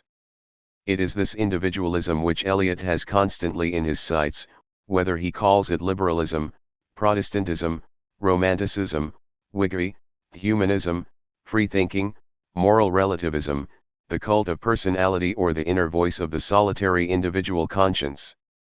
What is disastrous, he declares in After Strange Gods, is that the writer should deliberately give rein to his individuality, that he should even cultivate his difference from others, and that his readers should cherish the author of genius, not in spite of his deviations from the inherited wisdom of the race, but because of them. ASG, p. 33. One should note, however, that After Strange Gods is one of the most hardline of all his critical writings, full of dyspeptic remarks like "a spirit of excessive tolerance is to be deprecated," ASG, p. 20, and, in what sounds more like a tone of regret than relief, social classes, as distinct from economic classes, hardly exist today, ASG, p. 19. One commentator, hardly noted for his radicalism, describes the book as half-demented aid, while Eliot himself remarked to William Empson that he was very sick in soul when he wrote it. We have seen already that as an émigré in Europe, in flight among other things from American Puritanism's too robust sense of self, Eliot was skeptical of the unified ego in its search to subjugate the world. In the form of the middle-class industrial magnate, it was part of what was ousting his own more leisured social class. The characters of his early poems are less individuals than zones of consciousness, collections of disparate experiences looking for an identity to attach themselves to. It is not surprising that as one of the few English-language poets to master the technicalities of philosophy, Eliot should have been so captivated by the thought of F.H. Bradley, whose starting point is not the self but what he calls immediate experience or feeling. For Bradley, it is only by a process of abstracting from this immediacy that we arrive at the concept of the self, along with the idea of a not-self or external object. Consciousness is bound up with its various objects, which means that it shifts and fluctuates as they do. The human subject is by no means a solid substance. One might have expected that Eliot's conversion to Christianity would have brought him to acknowledge the reality of the self, which is, after all, what is corrupted by sin and redeemed by divine grace, yet selfhood in the post-conversion four quartets would still seem remarkably unstable, just as it is in the pre-conversion The Waste Land. And the doctrine of the Incarnation seems not to have made Eliot any more favorably disposed to the life of the flesh. Eliot's theory of poetic impersonality involves severing the work from its producer. What a poem means is as much what it signifies for its readers as for the writer, and over the course of time the poet becomes simply one more reader of his or her own work, perhaps forgetting or reinventing its original sense. No writer can exert absolute command over the reception of their poems or novels. There is no question of proprietorship at stake here. A reader's interpretation may be quite as valid as the author's own, or may actually improve on it. There is never only one possible reading of a literary text, and to explicate it is not to deliver an account of what the author was consciously or unconsciously trying to say. When Eliot remarks, no doubt in a characteristic piece of mischief-making, that the waste land is nothing but a piece of rhythmical grousing, it is perfectly open to a reader to tell him that this is nonsense. Perhaps it is a sly invitation for the reader to do so. When an actor during the rehearsal of one of his plays gave a line of verse an inflection which seemed to alter its meaning entirely, Eliot himself, ensconced in the stalls, remarked that this might well be what the line meant. Nor, however, is the poem reducible to the reader's experience of it, a case exemplified in Eliot's view by the work of I.A. Richards. The significance of a poem cannot lie simply in certain fortuitous states of mind which it happens to evoke in the reader. Instead, there must be a necessary relation between the work and the reader's response to it. The poem is a quasi-objective entity, rather like meaning itself, which is neither purely subjective, I cannot just decide that meat pie means member of parliament, nor objective in the sense that a taxi cab is. Like his view of tradition, Eliot's view of impersonality is not entirely coherent. We feel in a great poet, he claims, one significant, consistent, and developing personality, S.E. p. 203, though by personality he can sometimes mean the distinctive flavor or pattern of sensibility of a literary work. Shakespeare's characters, he maintains, act out certain conflicts in the poet's soul, a claim curiously at odds with the idea of the work as independent of its author. He sometimes speaks of one's sense of the presence of an author in his or her work, or suggests that we need more biographical information about a writer. At other times, however, as in the case of Dante, he complains that biographical information impairs his enjoyment of the poetry. Eliot's concept of impersonality does not mean that the poem is a self-contained object, as it does for the American New Criticism. If it stands free of both its author and its reader, it is nevertheless anchored in a specific historical context. Art and everyday life are interwoven. One's taste in poetry, Eliot insists, cannot be divorced from the rest of one's passions and interests, and the evolution of both poetry and criticism is shaped by elements which infiltrate them from outside. One cannot draw a clear line between the moral, social, religious and aesthetic. The critic must take account of history, philosophy, theology, economics, and psychology, even if Eliot himself rarely engages in such inquiries. Both the form and content of literary works are bound up with their specific time and place. This is not in his view to license a sociological criticism. Conservatives have commonly found sociology distasteful, and in Eliot's day a literary criticism which took it seriously would probably stem from the Marxist camp. Nor, he insists, should one overlook the eternal, imperishable elements in art. Even so, he speaks like any Marxist of Renaissance art as being shaped to its roots by the rise of a new social class, and claims that the function of poetry alters along with changes in society. So does the nature of wit, a faculty illustrated at its finest for Eliot by the work of the 17th-century poet Andrew Marvell. A comment of his on the peculiar quality of Marvell's verse, a tough reasonableness beneath the slight lyric grace, S.E. p. 293, has justly entered the collective literary consciousness.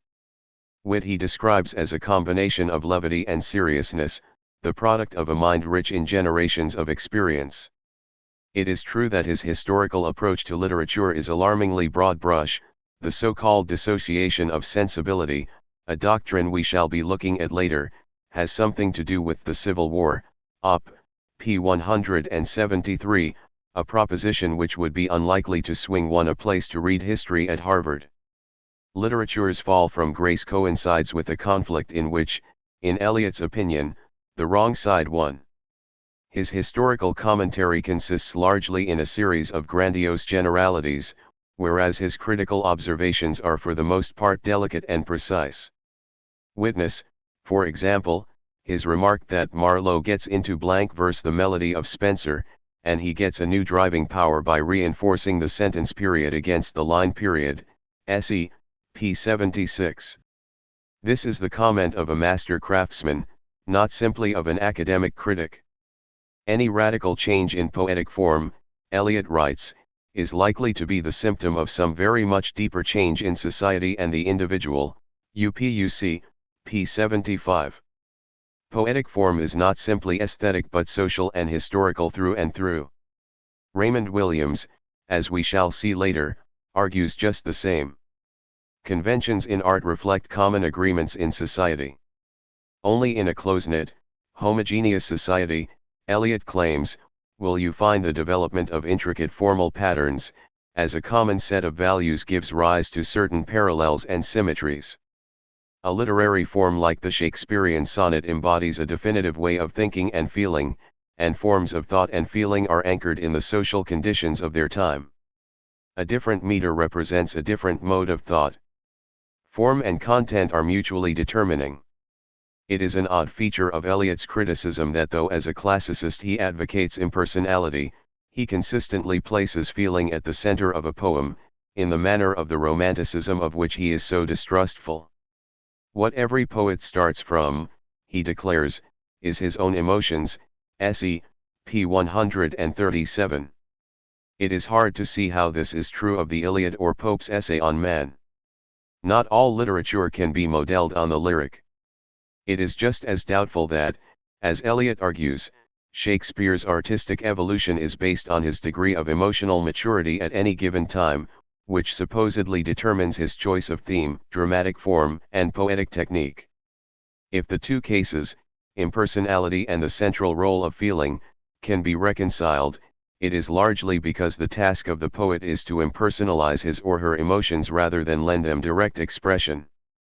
The emotion of art, Eliot informs us, is impersonal, S.E. p. 22. Once the poet has found the appropriate words for his or her state of feeling, that emotional condition disappears, to be replaced by the poem itself. The poet is preoccupied with the struggle to transmute his personal and private agonies into something rich and strange, something universal and impersonal, S.E. p. 137. One wonders why it is agony the poet starts from, rather than, say, rancor or exuberance. There is a hint of what Freud would call sublimation here, as one's everyday tribulations are raised to a loftier level, and what is distressing in life becomes delectable in art. There is also a sense of the poem as a kind of therapy, or alternatively as a way of coping with one's feelings by evading them. Sublimation for Freud is a form of repression. The philosopher Bradley also views states of consciousness as impersonal. It is, Incidentally, typical of the cordial climate of Oxford University that though Eliot worked on Bradley, who was then still alive, at the philosopher's own small college, the two men never actually met. But this may be partly because Bradley was a nocturnal animal. In Bradley's view, the subjective and objective are aspects of a single reality, with a notably fluid frontier between them. We can identify states of feelings only by reference to the objects with which they are bound up, and if this is so, then there is a sense in which our emotions and experiences are in the world rather than simply in us. Conversely, objects are reducible to the relations between different states of consciousness. It is on this idea that Eliot draws for another of his celebrated doctrines, the so-called objective correlative.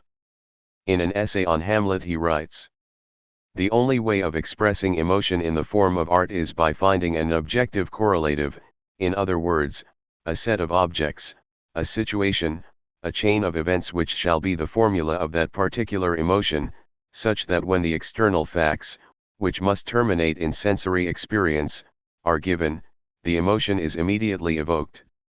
SE, p. 145. Emotion finds its way into poetry only indirectly. Crystal leaves it in a set of external situations which act as code or shorthand for inner ones. Perhaps this is because spontaneous lyrical effusions would strike hard-boiled modern readers as embarrassingly naive, rather as a poem which explicitly tried to teach them something might seem objectionable. But it is also because poetry for Eliot, being an escape from personality, is necessarily a flight from feeling, not an outpouring of it. This is one reason why the concept of sincerity has little place in his criticism. There is also something rather English about the idea that one does not wear one's emotions on one's sleeve, and Eliot was English in almost everything except the fact that he was American. Object and emotion are fused together in poetry, as they are in the work of Bradley. Yet for Bradley the relation between subject and object is an internal or necessary one, whereas there is something slightly strange about Eliot's use of the phrase which shall be the formula of that particular emotion. One might take it to suggest a somewhat arbitrary connection between subject and object, one which the poet legislates into existence, as though forging a special contract between himself and the reader. Yet it would be curious to say whenever you come across water imagery, think of envy. There is a necessary rather than contingent link between most of our states of feeling and our external speech or behavior, so that, for example, we learn the concept of pain by becoming familiar with how people in pain typically speak and behave. If there were no such necessary relations, if everyone who was in a blind panic behaved quite differently from everyone else in the same state, it would be hard for small children to learn the language of feeling.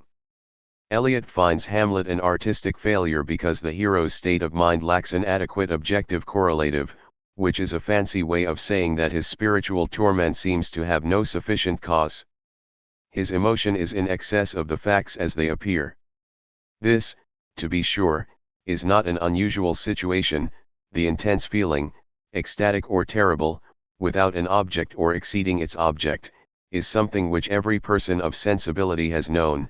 Se, p. 146. In fact, for Sigmund Freud the name of this condition is desire, which is always in excess of any specific goal. Melancholy, Freud comments, is mourning without an object. One might even call this surplus subjectivity itself. It is not clear, however, why one cannot turn this situation to poetic advantage, rather than censure it as a literary defect. The love song of J. Alfred Prufrock, in which the speaker's feelings appear to lack a determinate cause or object, resisting all attempts to formulate them, might be thought a peculiarly fine example of it. In general, however, Eliot prefers his subjects and objects to coalesce into seamless chunks of experience.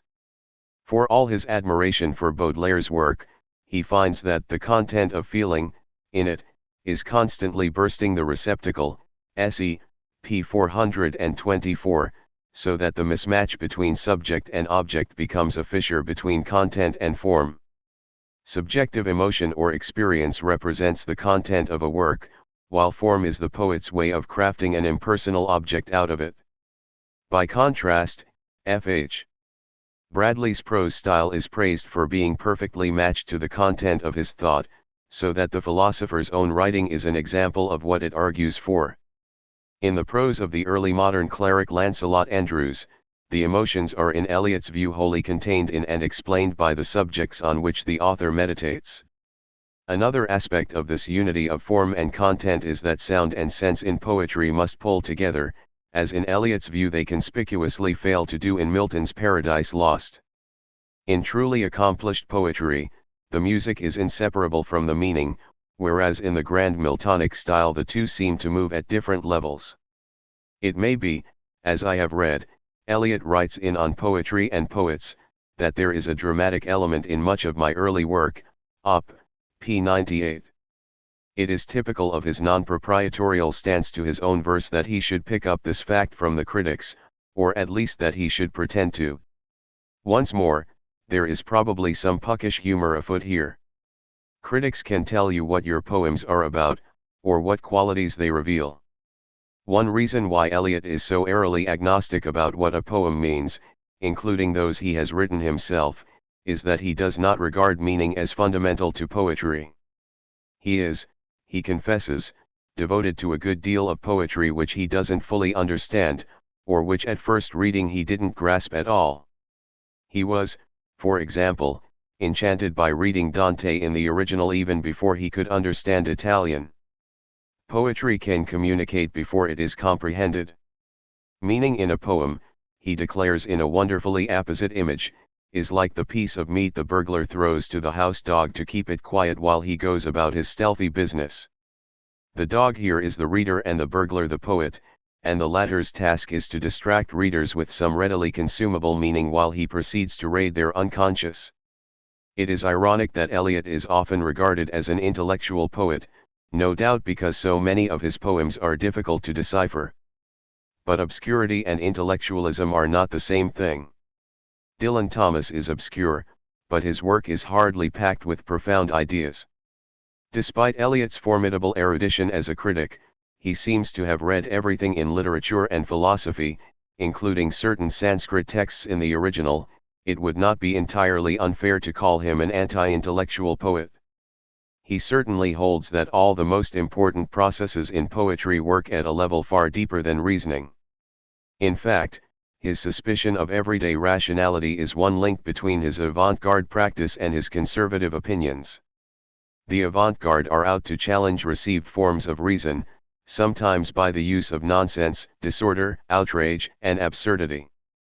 Conservatives naturally repudiate all such wild experiment, but they, too, are suspicious of rational analysis, which they associate with the bloodless, blueprinting political left. Against this, he commends the virtues of custom, affection, loyalty, intuition, and whatever has withstood the test of time.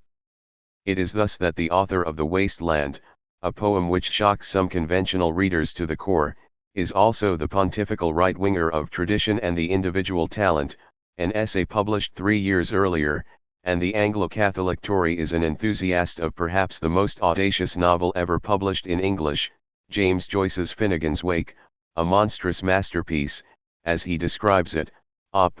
p. 120. The poet, Eliot remarks, must have a feeling for syllable and rhythm which penetrates far below conscious levels of thought and feeling, sinking to the most primitive and forgotten, returning to the origin and bringing something back, UPUC, p. 118. Poets must find words for the inarticulate, ranging beyond the frontiers of everyday consciousness in order to return from this uncharted territory and report on what they have discovered there.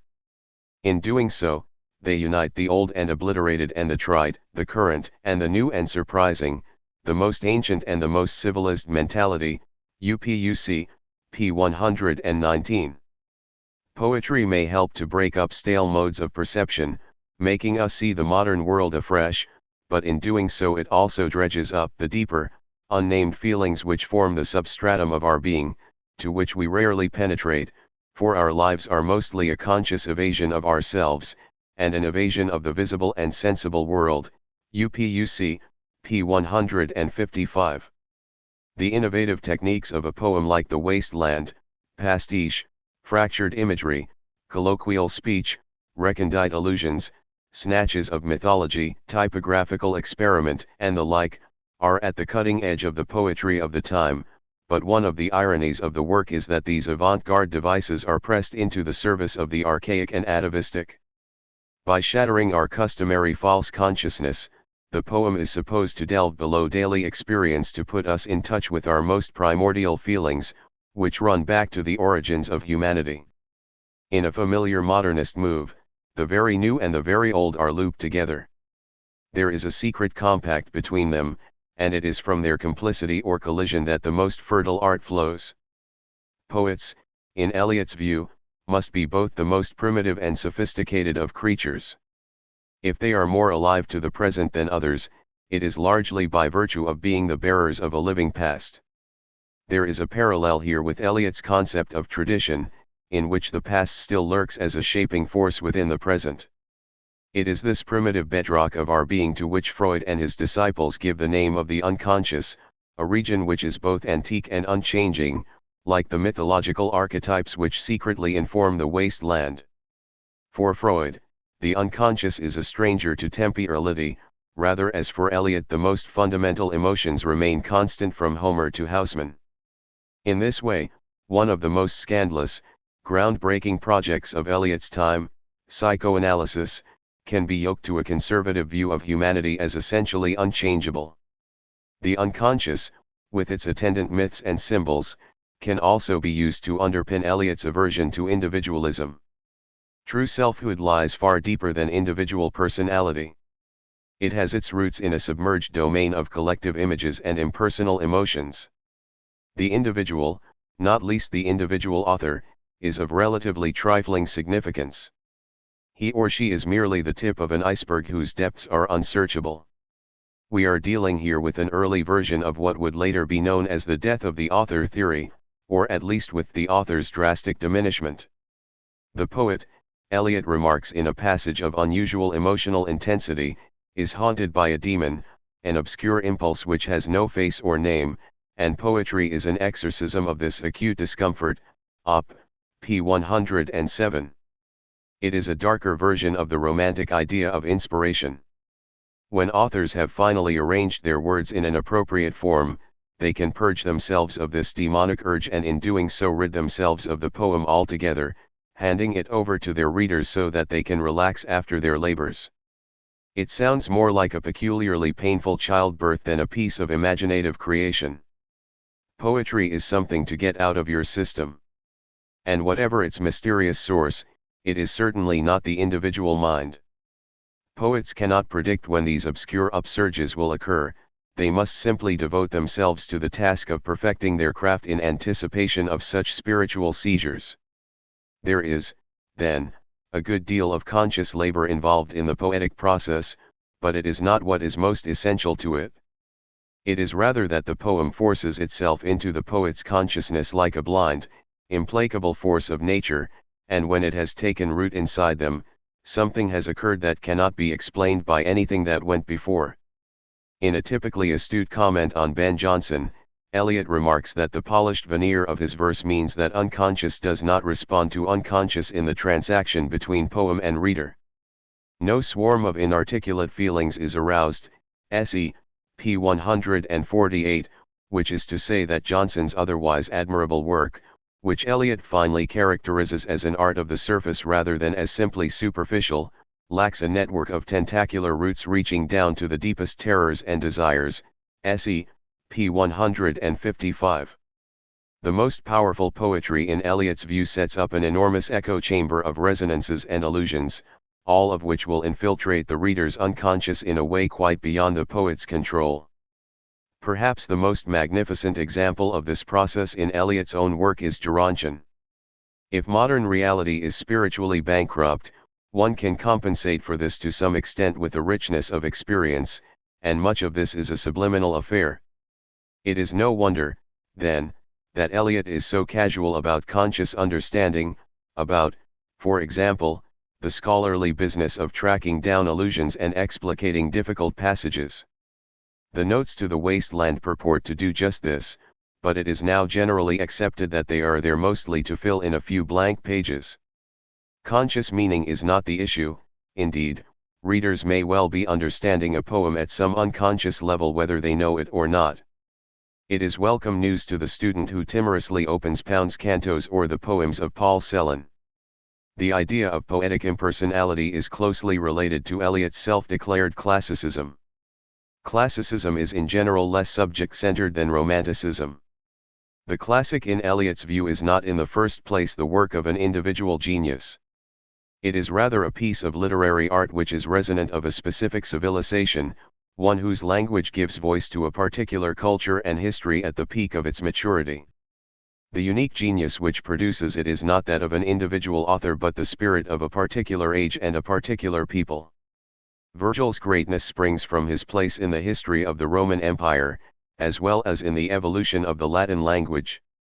The classical work brings a national language to a point of perfection, and its ability to do so, ironically, is what makes its appeal so universal. If works of this kind transcend their historical moment, they do so by belonging to it so intimately. Eliot speaks of reading the ancient Greek poet Sappho and feeling the spark which can leap across those 2,500 years, Op. p. 131. A classical age is one of stability, shared belief, common standards, and subtle shades of feeling. The world in Virgil's view is characterized by order, equipoise, and civility, and so must be the poetry which portrays it. The closest English literature comes to a classical period is the 18th century, not least in the poetry of Alexander Pope, but the range of feeling of the age is too constricted for Eliot's taste, lacking the amplitude and versatility of the genuine classic. The period suggests a certain feebleness of spirit, and Eliot is notably lukewarm about even its most exemplary literary art. There is, however, a problem here. A classical civilization represents Eliot's social and cultural ideal, and the classical author who molds his mind most deeply is Dante. Yet though he produces a stunning pastiche of Dante's verse in a passage in 4 quartets, the influence is strictly limited when it comes to the composition of his own work. There are 2 reasons why this is so. If the classical work thrives on shared values and standards, the liberal pluralism which Eliot finds so displeasing in modern society means that there can be precious little of this. Poets can no longer assume that they and their readers share the same sensibility. There is no longer a community of meaning and belief. At the same time, if a classic is to capture the spirit of an entire civilization, it must be in touch with its common life and language. Poetic discourse should not be identical with daily speech, but it should display the finest virtues of prose, which brings it close to the everyday. But to stay faithful to the common life and language of early 20th century Europe involves registering a sterility and spiritual devastation which is nearer to Baudelaire than to Dante. It is thus that Eliot announces that the modern poet must see not only the beauty and the glory but also the boredom and the horror of human existence. For Eliot to be loyal to one criterion of a classic, then, is to flout certain others, order, balance, harmony, nobility, and the like. It means producing a poetry marked by spiritual disorder, sordid imagery, broken rhythms, banal snatches of speech and barren inner landscapes. It was from Baudelaire, Eliot tells us, that he learned that the poet's business was to make poetry out of the unpoetical. Order and harmony can be hinted at only obliquely, either by dim allusion, ironic juxtaposition or, as in The Waste Land, through a mythological subtext which intimates the possibility of regeneration. Baudelaire, Eliot remarks, draws some of his most striking imagery from the common life, but at the same time makes that life gesture to something more than itself. It is a familiar strategy in his own early poetry.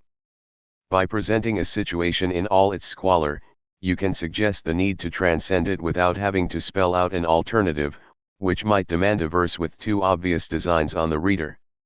It is not until 4 quartets that this negative form of transcendence becomes explicitly thematist. If poetry must cling to the unregenerate nature of the present, it is partly because its language must be wedded to everyday experience, and partly because literary works which propose an abstract ideal will fail to engage skeptical modern readers. Instead, their language must infiltrate their reader's nervous system, sensory organs, and unconscious terrors and desires, all of which a remote ideal is unlikely to accomplish. We shall be looking more closely at this aspect of Eliot's poetics later. The classical, then, is more to be admired than imitated. More relevant to the modern age is a period which in Eliot's view is distinctly unclassical, that of the Elizabethans and Jacobeans. There is, he claims, no framework of order to this civilization, as there is in his opinion to the world of Sophocles and Racine. On the contrary, it strikes him as an era of anarchy, dissolution, and decay, of a wayward, extravagant individualism which refuses to brook constraint. There is a kind of artistic greediness abroad, a desire to explore every conceivable form and bizarre effect, which in time will culminate in the unbridled egoism of modern Europe. The age of Shakespeare, Eliot comments, moved in a steady current, with back eddies certainly, towards anarchy and chaos, s.e., p. 54.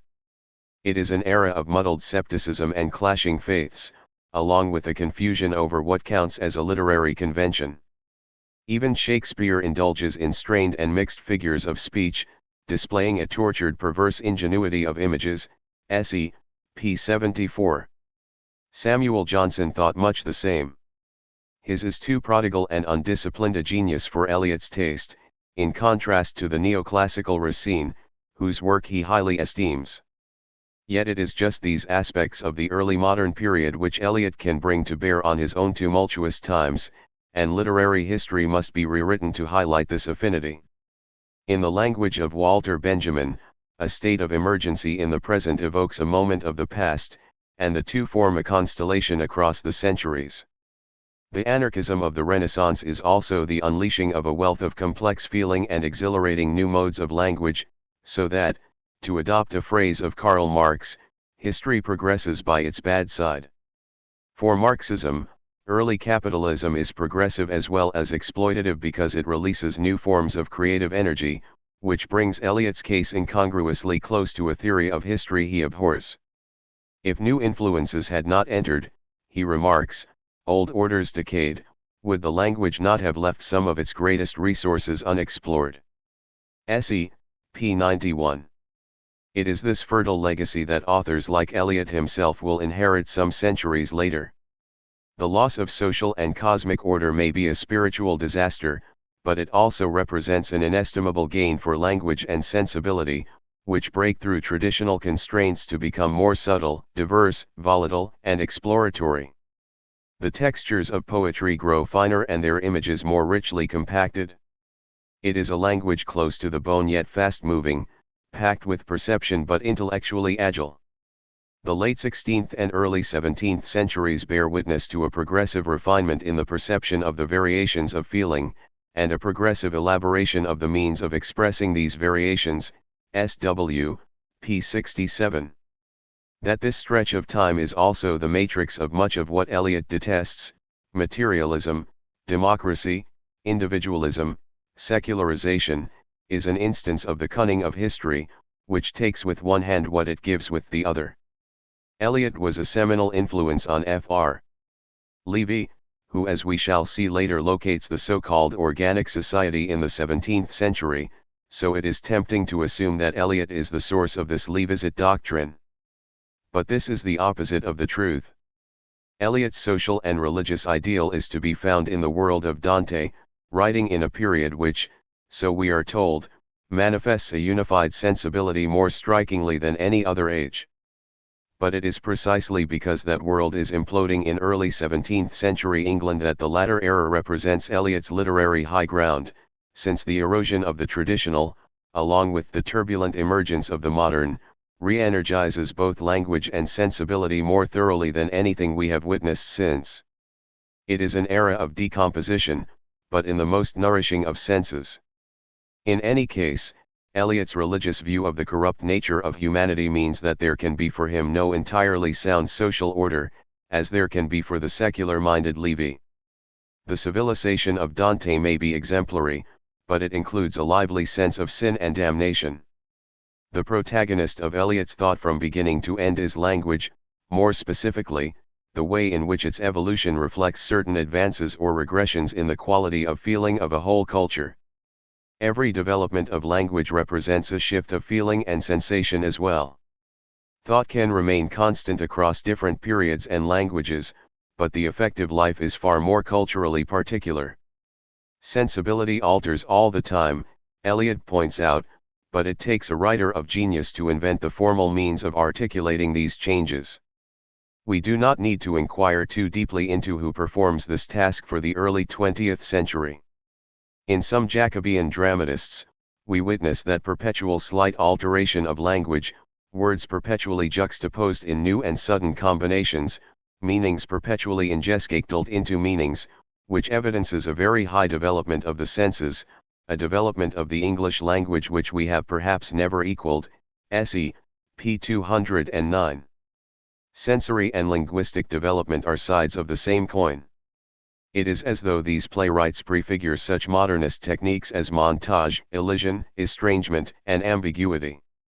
Cyril Tourneur's The Revenger's Tragedy reveals a highly original development of vocabulary and metric, unlike that of any other play of Tourneur and every other dramatist, se.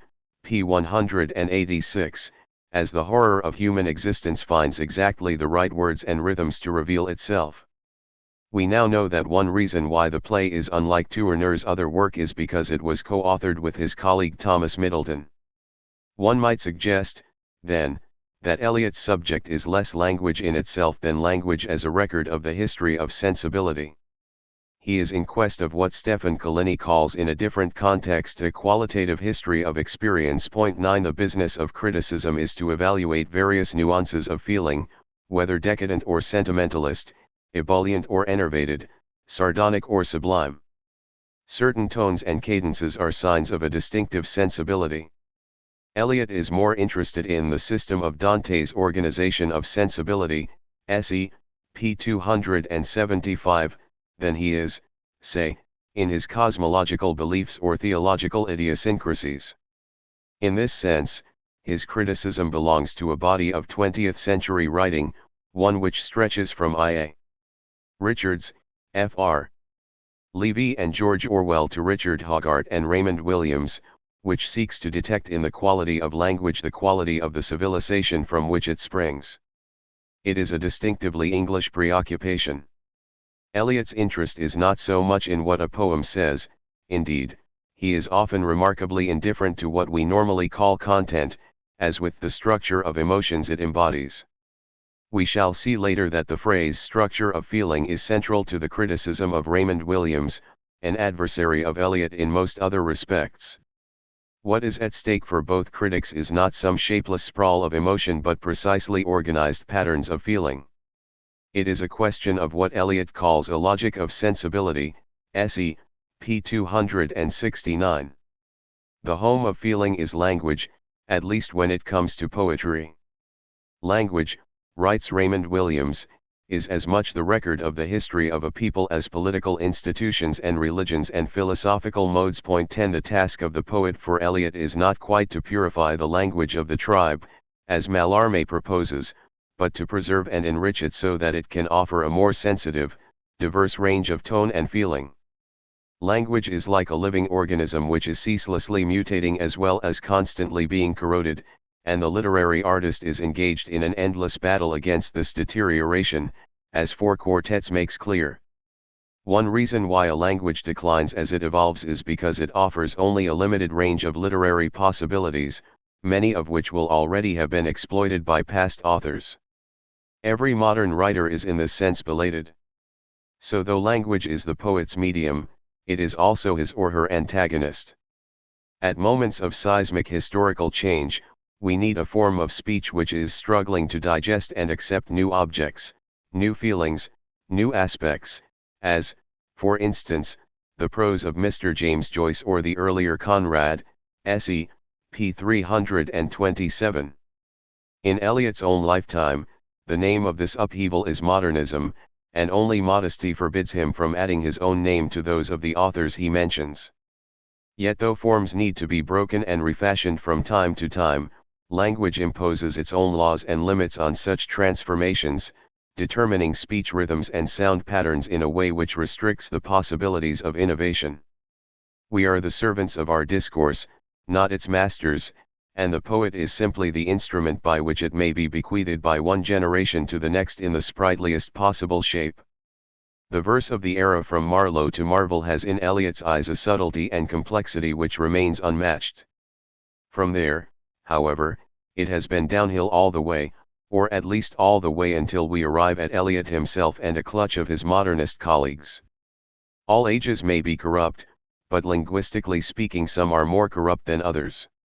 Blank verse degenerates from Shakespeare to Milton, becoming less capable of expressing shades of sense and intricacies of feeling. Milton, with his outlandish Latinisms, tortuous syntax, ritualist verse forms, remoteness from everyday speech and lack of sensuous specificity, wreaks a degree of damage on the English language from which it has yet to recover.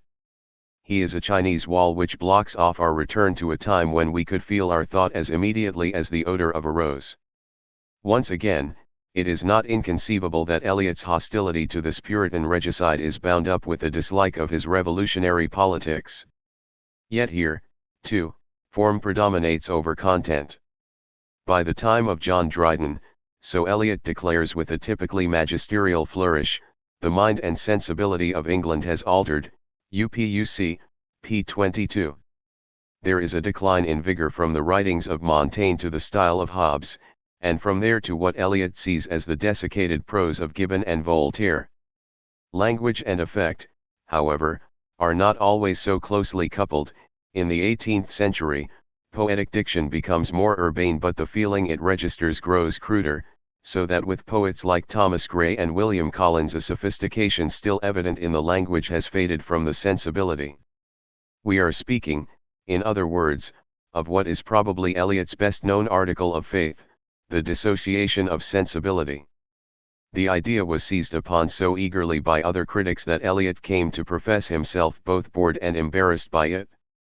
It is a dissociation which supposedly set in some time in the mid-17th century, marking off writers such as the metaphysical poets and Jacobean dramatists, who are able to invest their language with a complex unity of thought, feeling and sensory experience, from later, ill-starred authors who were incapable of achieving this fusion.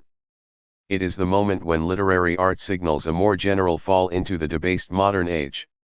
It represents the defeat of royalism, the rise of secularism, the triumph of scientific rationalism, the demise of the Catholicity of the Church, the loss of a sense of cosmic order and the emergence of an uncurbed individualism. A turbulent civil war had beheaded the monarch, lower-class Puritanism had disrupted the Church, and while some poets could think but not feel, others, mostly labeled romantics, could feel but not think. Viewed in this light, it becomes easier to grasp how the literary tradition can be said to bypass some of the most renowned reputations. For what that tradition really signifies, as we have suggested already, is a specific kind of writing, one which reflects a supposedly non-dissociated sensibility. For Dante, medieval philosophy constitutes a system of ideas which are lived, perceived, felt on the senses. The Elizabethans and Jacobeans also reveal a quality of sensuous thought, ASG, p. 19. By contrast, Tennyson and Browning are poets, but they do not feel their thought as immediately as the odor of a rose. A thought to Donne was an experience, it modified his sensibility, se, p. 287. In the drama of George Chapman, there is a direct sensuous apprehension of thought, or a recreation of thought into feeling, se, p. 286. Eliot's quest is for a marriage between two meanings of the word sense, as meaning, but also as sensation. The most gifted writers of Donne and Chapman's period were equipped with a mechanism of sensibility that could devour any kind of experience, se, p. 287. It was a time when the intellect was immediately at the tip of the senses. Sensation became word and word became sensation, se, pages 209 to 10. We gain a sense in these authors of the necessary difficulty of poetry in a diverse, fragmented age. Poetic obscurity is thus a historical product. The poet must become more and more comprehensive, more elusive, more indirect, in order to force, to dislocate if necessary, language into his meaning, se. p. 289. Poetic language becomes peculiarly condensed, vibrant and elusive, marked by a compacting of images and spawning of associations. Eliot is speaking here of the metaphysical poets, but he might just as well be describing his own literary work, or indeed modernist poetry in general. The metaphysical poet, confronted with dissonance and dissolution, seeks to forge unities out of fragments, but he does so ironically, self-consciously, aware that in a disintegrating social order these resemblances are bound to seem arbitrary and inorganic. This is what we know as the metaphysical conceit. There is a fine example of it in the opening lines of Eliot's Prufrock, which present us with a notoriously incongruous image: "Let us go then, you and I, when the evening is spread out against the sky like a patient ether is upon a table." The simile asserts an affinity at the same time as it flaunts its oddness. There is no given correspondence between its two parts, unless they are meant to be linked by the color red, sunset and blood. They are forced into alliance, but in a way which deliberately highlights their disparity. Or, to quote Samuel Johnson's legendary description of the metaphysical poets, as Eliot himself does in his essay on these writers, the most heterogeneous ideas are yoked by violence together, se. p. 283. Part of the meaning of Eliot's image lies in the flagrantly synthetic way in which it is manufactured. It is an example of what Samuel Taylor Coleridge calls fancy, as opposed to the organic unities of the imagination. In the medieval world of Dante and Aquinas, at least in Eliot's rose-tinted version of it, reality is composed of certain divinely given correspondences on which the poet may spontaneously draw. In the modern era, however, this is no longer the case, so that all relations between things become fortuitous, products of the mind rather than inherent in reality. What holds the world together is a capricious act of consciousness, which is what we have in the Prufrock simile. It is worth noting, however, that in a statement On Poetry and Poets Eliot seeks to have it both ways, announcing that art gives us some perception of an order in life, by imposing an order upon it, op. p. 93.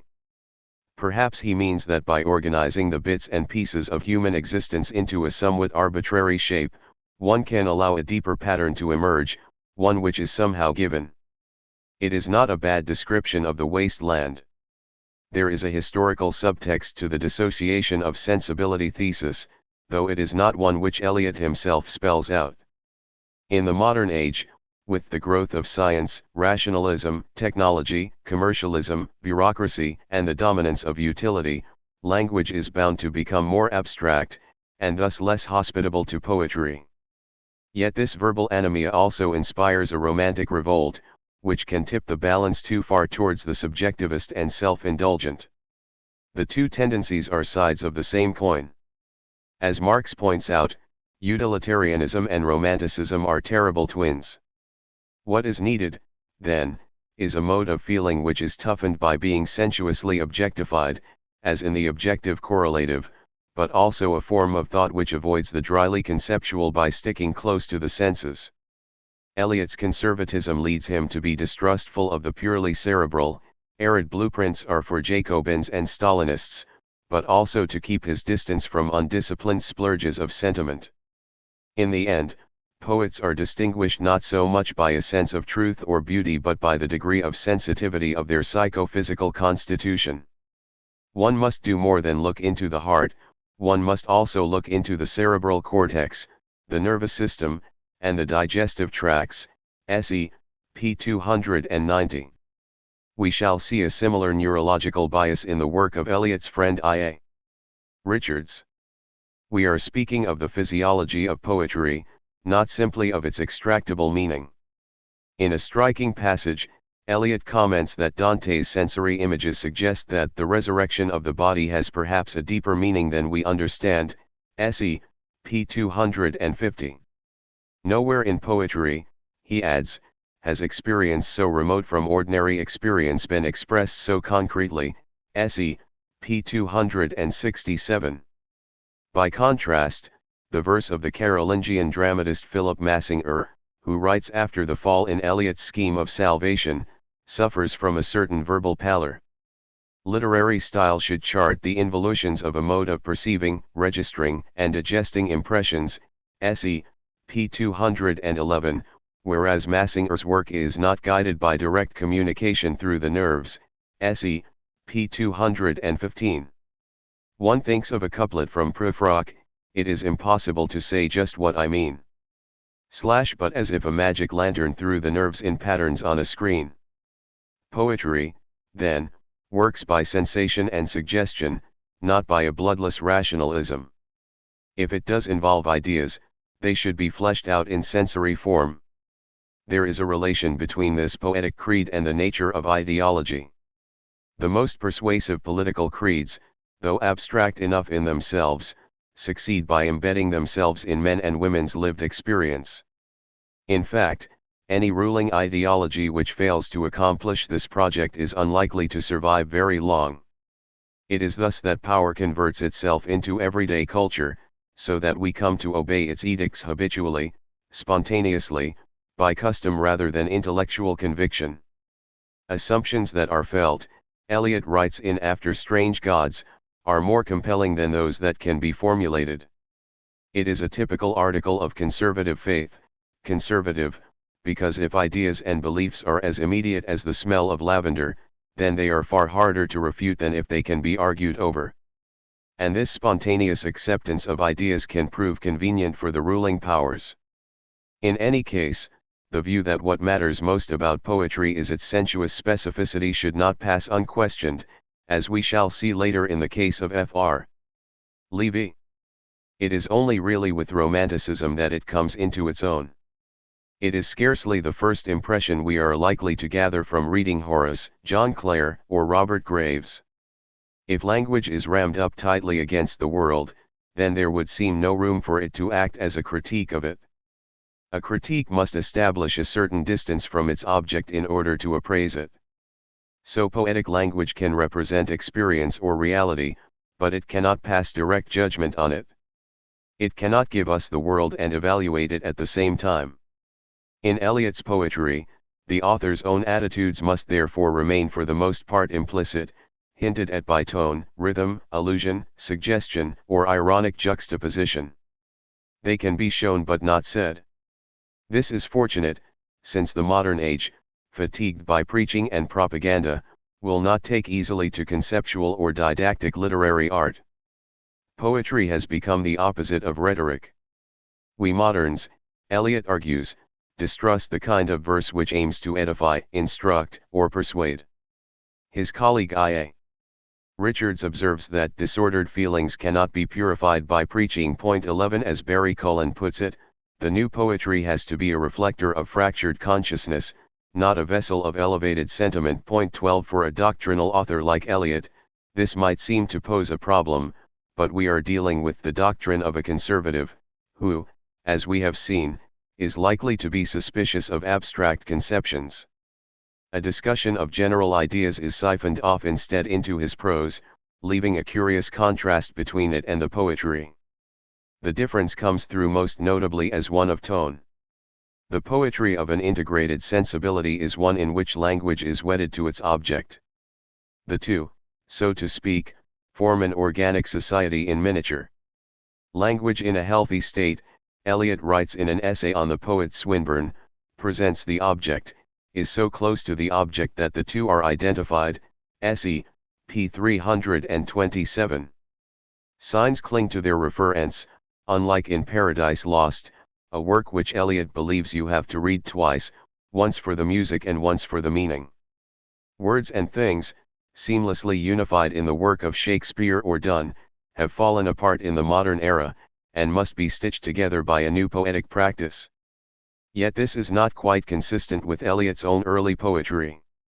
At that time he was influenced by the French symbolist movement, from which many of his critical tenets are derived, the autonomy of the artwork, its multiplicity of meaning and resistance to everyday rationality, its evocative rather than declarative nature, the elusiveness of truth, the irrelevance of authorial intentions, the central role of myth, symbol, and the unconscious, the poem as a fleeting revelation of some transcendent reality. We shall see later that most of these principles are vigorously rebutted by that most ferociously anti-symbolist of critics, William Empson. In the symbolist's view, the sign, or word is more or less autonomous, a material reality in itself, not simply the vehicle of a meaning. Accordingly, there are passages in Eliot's poetry which appear to refer to some object or situation but which are really just verbal concoctions, self-referential snatches of language with nothing in the real world to latch onto. In Gerontion, for example, we read of Hakegawa, bowing among the Titians, but we are not meant to inquire who Hakegawa is, or what he is up to bowing among the works of a Venetian master. In A Cooking Egg, we encounter terms like red-eyed scavengers and penny world, phenomena which exist only at the level of language. Phrases like this have resonances rather than referents, and since they are relieved of the burden of denotation, they are free to breed among themselves to trigger fresh reverberations in the reader's mind. Yet since the word as a thing in itself is not the same as the word as wedded to an object, it is hard to make coherent sense of Eliot's aesthetics. Both techniques materialize language, but in quite different ways. His reflections on the place of thought or ideas in poetry are similarly inconsistent. He maintains at one point that thought, feeling and sensory experience should blend into one, but argues elsewhere that poets do not think in their work at all. Instead, they express what he calls the emotional equivalent of thought. Art should not embody a philosophy or act as a medium for argument. Wisdom is more important than theory. Dante has a coherent system of thought behind him while Shakespeare does not, but from a poetic viewpoint the distinction is irrelevant. Neither author does any real thinking, since as poets this is not their job. Shelley is plagued by too many intangible ideas for Eliot's taste. It is their abstraction that he finds offensive, he insists, not the fact that most of them are politically repugnant to him, a claim that only the most charitable of readers is likely to credit. John Donne, by contrast, probably believed nothing at all, simply picking up like a magpie, various shining fragments of ideas as they struck his eye, se, pages 138-9, but his work is none the worse for that. Yet though Eliot is skeptical of the role of ideas in poetry, his late masterpiece Four Quartets is hardly short of them, and we have seen already that he upbraids the work of D.H. Lawrence for being incapable of thought. He also maintains that Agamemnon and Macbeth are as much works of intellect as the writings of Aristotle, which is hard to square with the claim that poets do not think in their verse. There is a modernist poet even finer than Eliot, Wallace Stevens, whose poems are quite often about epistemology, hardly the sort of subject that one feels as palpably as the scent of perfume. What matters, Eliot insists, is not so much an author's beliefs as his or her orthodoxy of sensibility and the sense of tradition, ASG, p. 38. Yet a writer who values such things is likely to share a number of Eliot's own convictions in any case. The reader, he declares, need not agree with the poet's opinions in order to find their work persuasive, but in case this concession opens the floodgates to the writings of too many shaggy-haired Trotskyists, he also insists on a difference between mature, well-founded beliefs, whether one endorses them or not, and feeble or childish ones, which ruin one's response to the poetry. He does not seem to recognize that what counts as mature or childish is a controversial matter, as well as sometimes hard to distinguish from what you consider true or false. Detesting a poet's ideas, he holds, is bound to affect one's estimate of their art, as opposed perhaps to simply dissenting from such notions. No doubt he has such figures as Milton and Shelley in mind. It is impossible, he holds, to sever one's personal beliefs entirely from one's response to a work of art, and though one can of course grasp a poet's views without taking them on board oneself, it is likely that absorbing the poet's vision of things at the deepest emotional level will involve committing yourself to it morally and intellectually as well.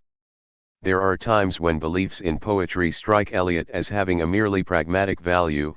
Do they enhance the overall poetic effect, and other times when he warns that a writer must not adopt for purely poetic reasons a system of concepts he holds to be untrue.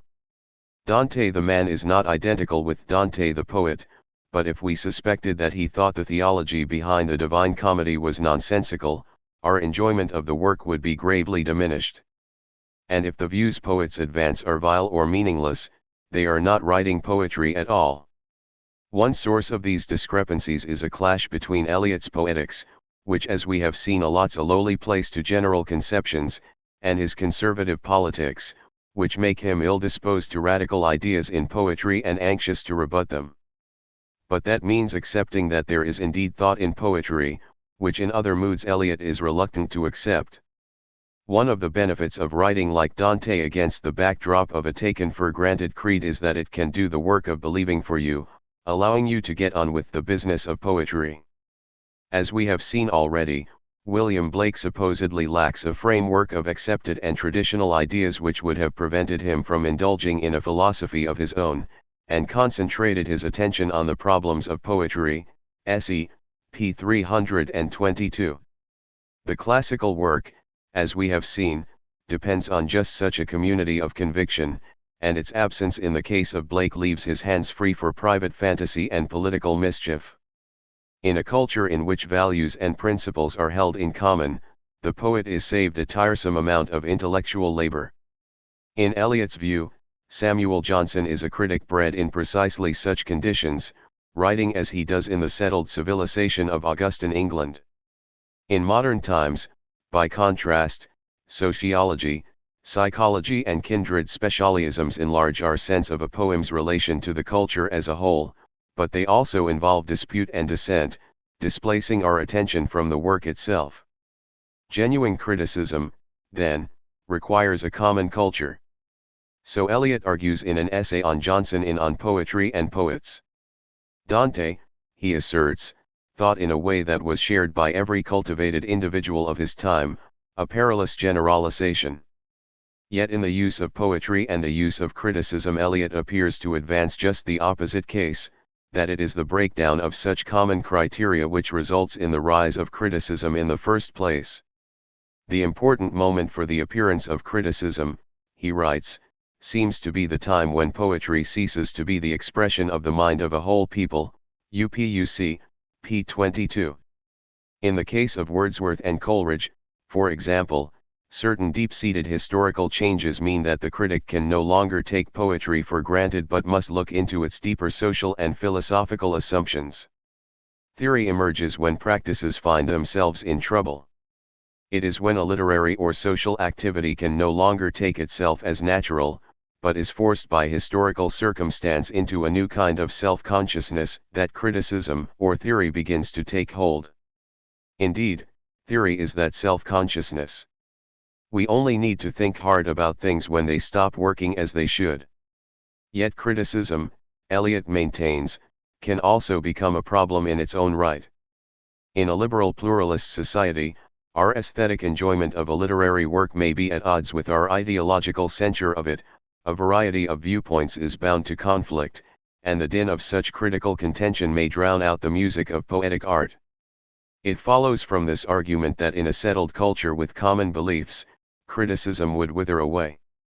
The aim of critics, like that of political radicals, is to do themselves out of a job by helping to bring about the conditions in which they would no longer be necessary. Nevertheless, while criticism still exists, it represents a communal, collaborative enterprise, rather like language and civilization themselves. As such, it provides an antidote to an atomist society.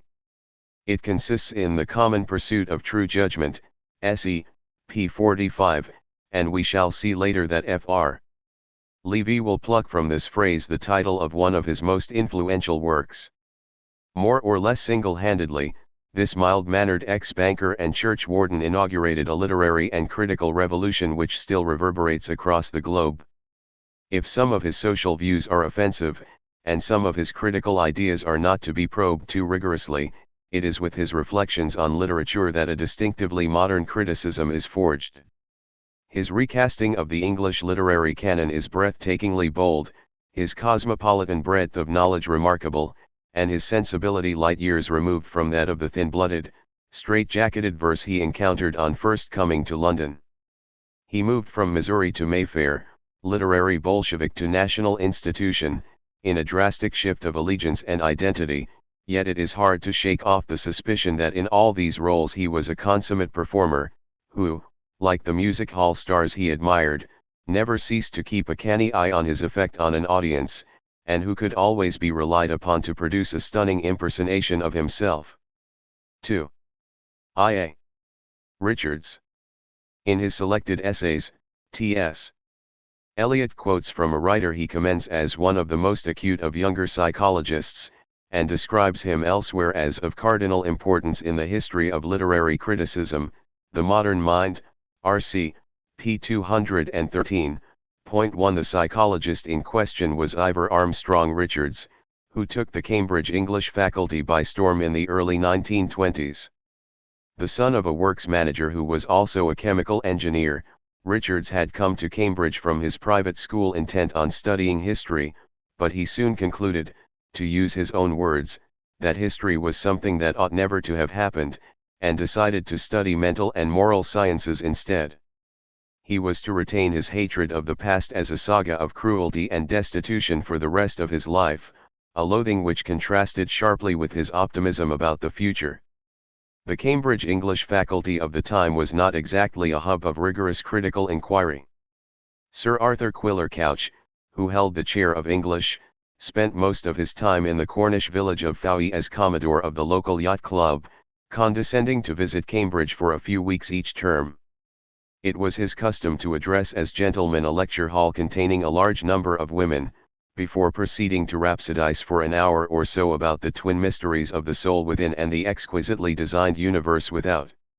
He habitually lectured in morning dress. What mattered was literary gossip, good taste, and elegant belles lettres, not disciplined critical intelligence. T.S. Eliot, hardly a fan of professionalism, comments on the British dislike of the specialist as one cause of the nation's intellectual mediocrity. 2. Towards the end of the 19th century, the sociologist Émile Durkheim wrote that the time has passed when the perfect man was he who appeared interested in everything without attaching himself exclusively to anything, capable of tasting and understanding everything, finds the means to unite and condense in himself all that was most exquisite in civilization. 3. The age of the dilettante was drawing to a close. It is scarcely surprising that in the genteel amateur milieu of Cambridge English, the young I.A. Richards considered becoming a mountain guide in the Hebrides rather than throwing in his lot with academia. He was a highly skilled mountaineer, and once had his hair set on fire by lightning during a climb. He also forced a bear in the Canadian Rockies to back off by urinating on it from a balcony. He was diverted from spending his life scrambling up Hebridean rock faces by being invited to lecture in the English faculty in 1919. Like his slightly younger colleague Fr. Levy, he was paid by the head, that is, according to the number of students who attended his sessions. 2 path-breaking works, Principles of Literary Criticism, 1924, and Practical Criticism, 1929, became world-renowned and established their author as an international star. One might claim that he more or less single-handedly professionalized a subject which until then had consisted largely in waffle, impressionism, and textual scholarship. He was also well aware of his own significance in this respect. Some of his colleagues were averse to the whole idea of evaluating literary works, as opposed to a scholarly discussion of them.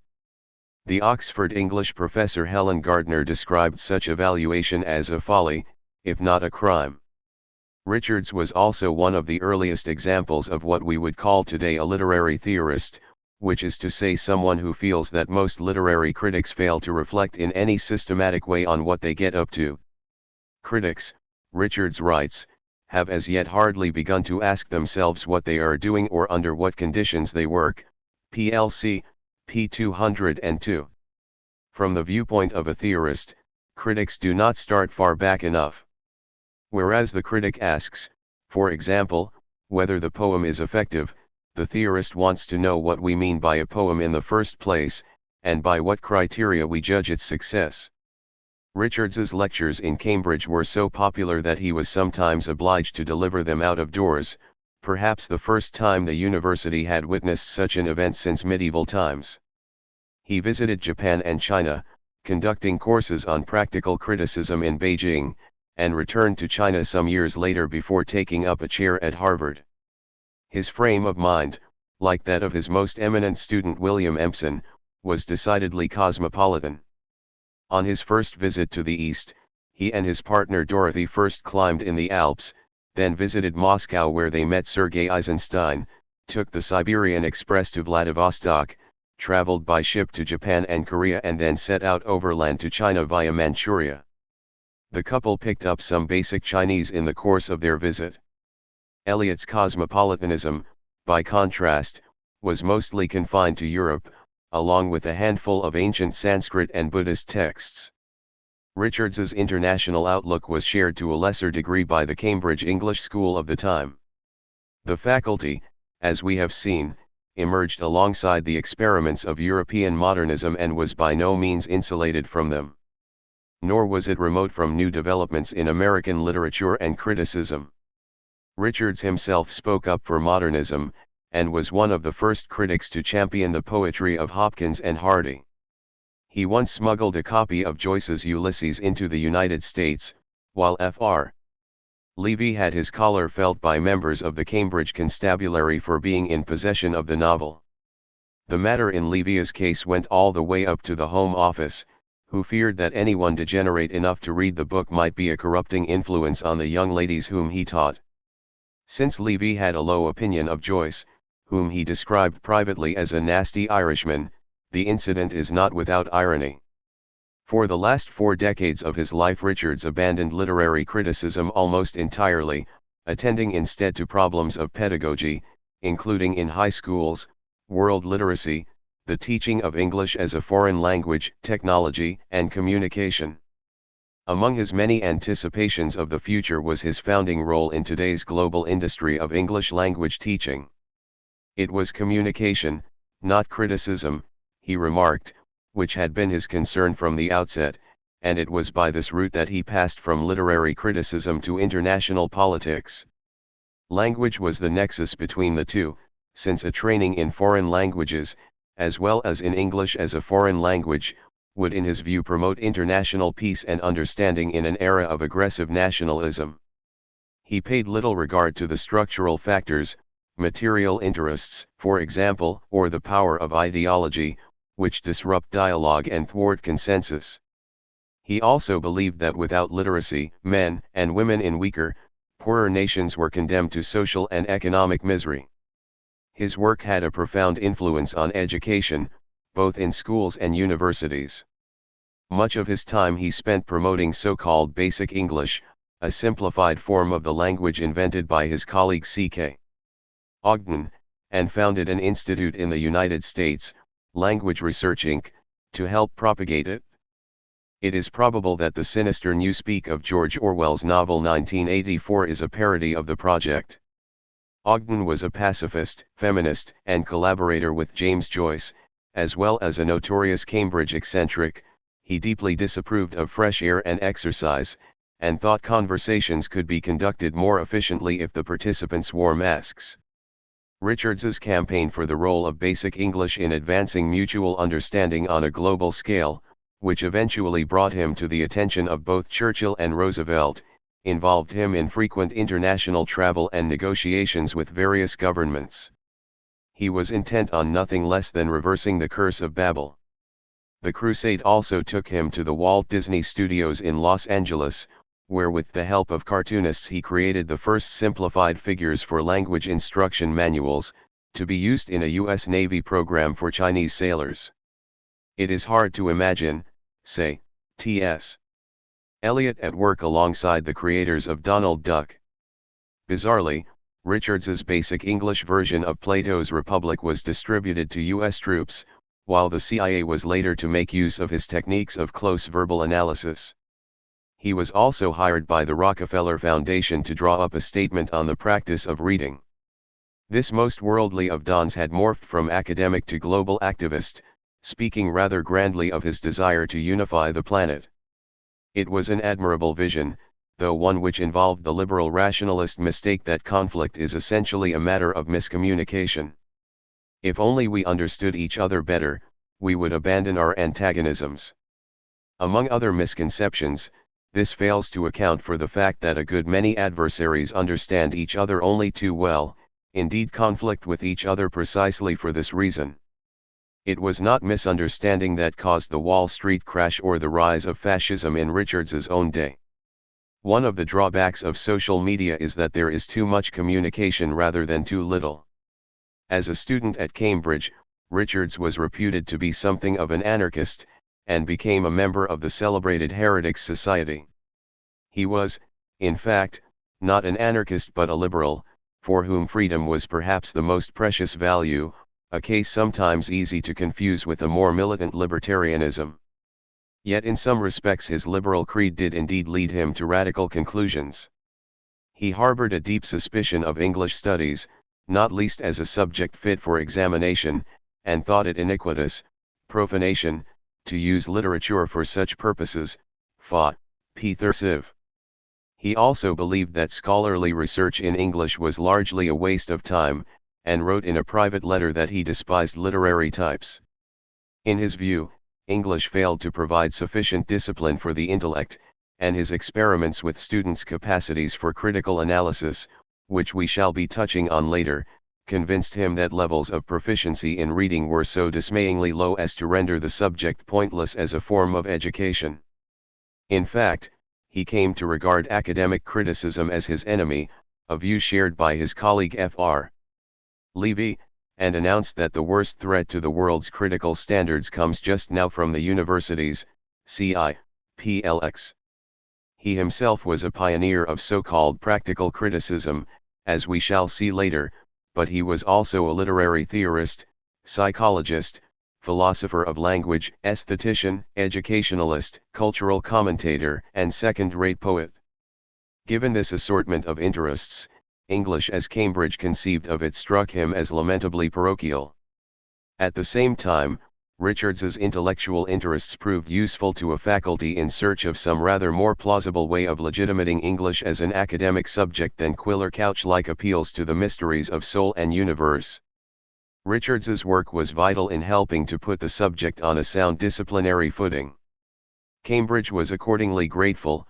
A later English professor there, Basil Willey, describes him as the founder of modern literary criticism, and maintains that nobody since Samuel Taylor Coleridge had done such deep-seated thinking about the subject, for it is true that no English critic since Coleridge had brought such fundamental concepts, or such an armory of theoretical instruments, to bear on the study of literary works.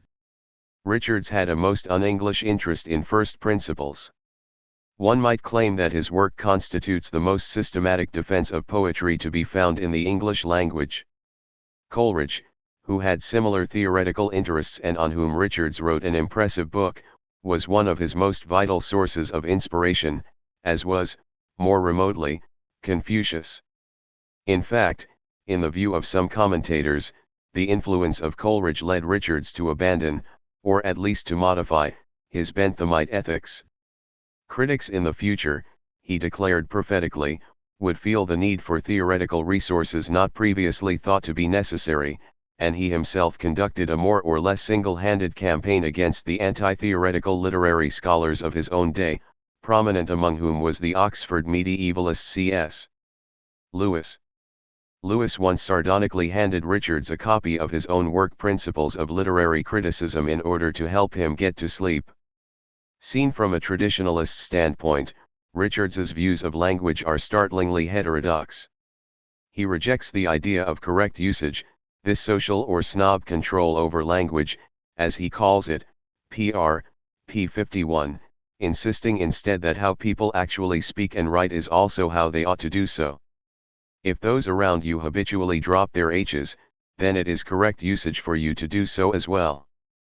The precept that one should use a word in the way the best writers do, but who decides who is best, strikes him as the most pernicious dogma in the teaching of English. In The Meaning of Meaning, he denounces as the proper meaning superstition the idea that words are in some sense part of what they stand for, or have a fixed meaning independent of their specific uses. There is no inherent relation between a word and a thing.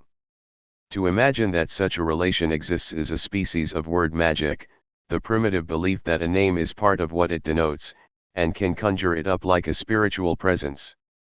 On this view, to manipulate words is to manipulate things.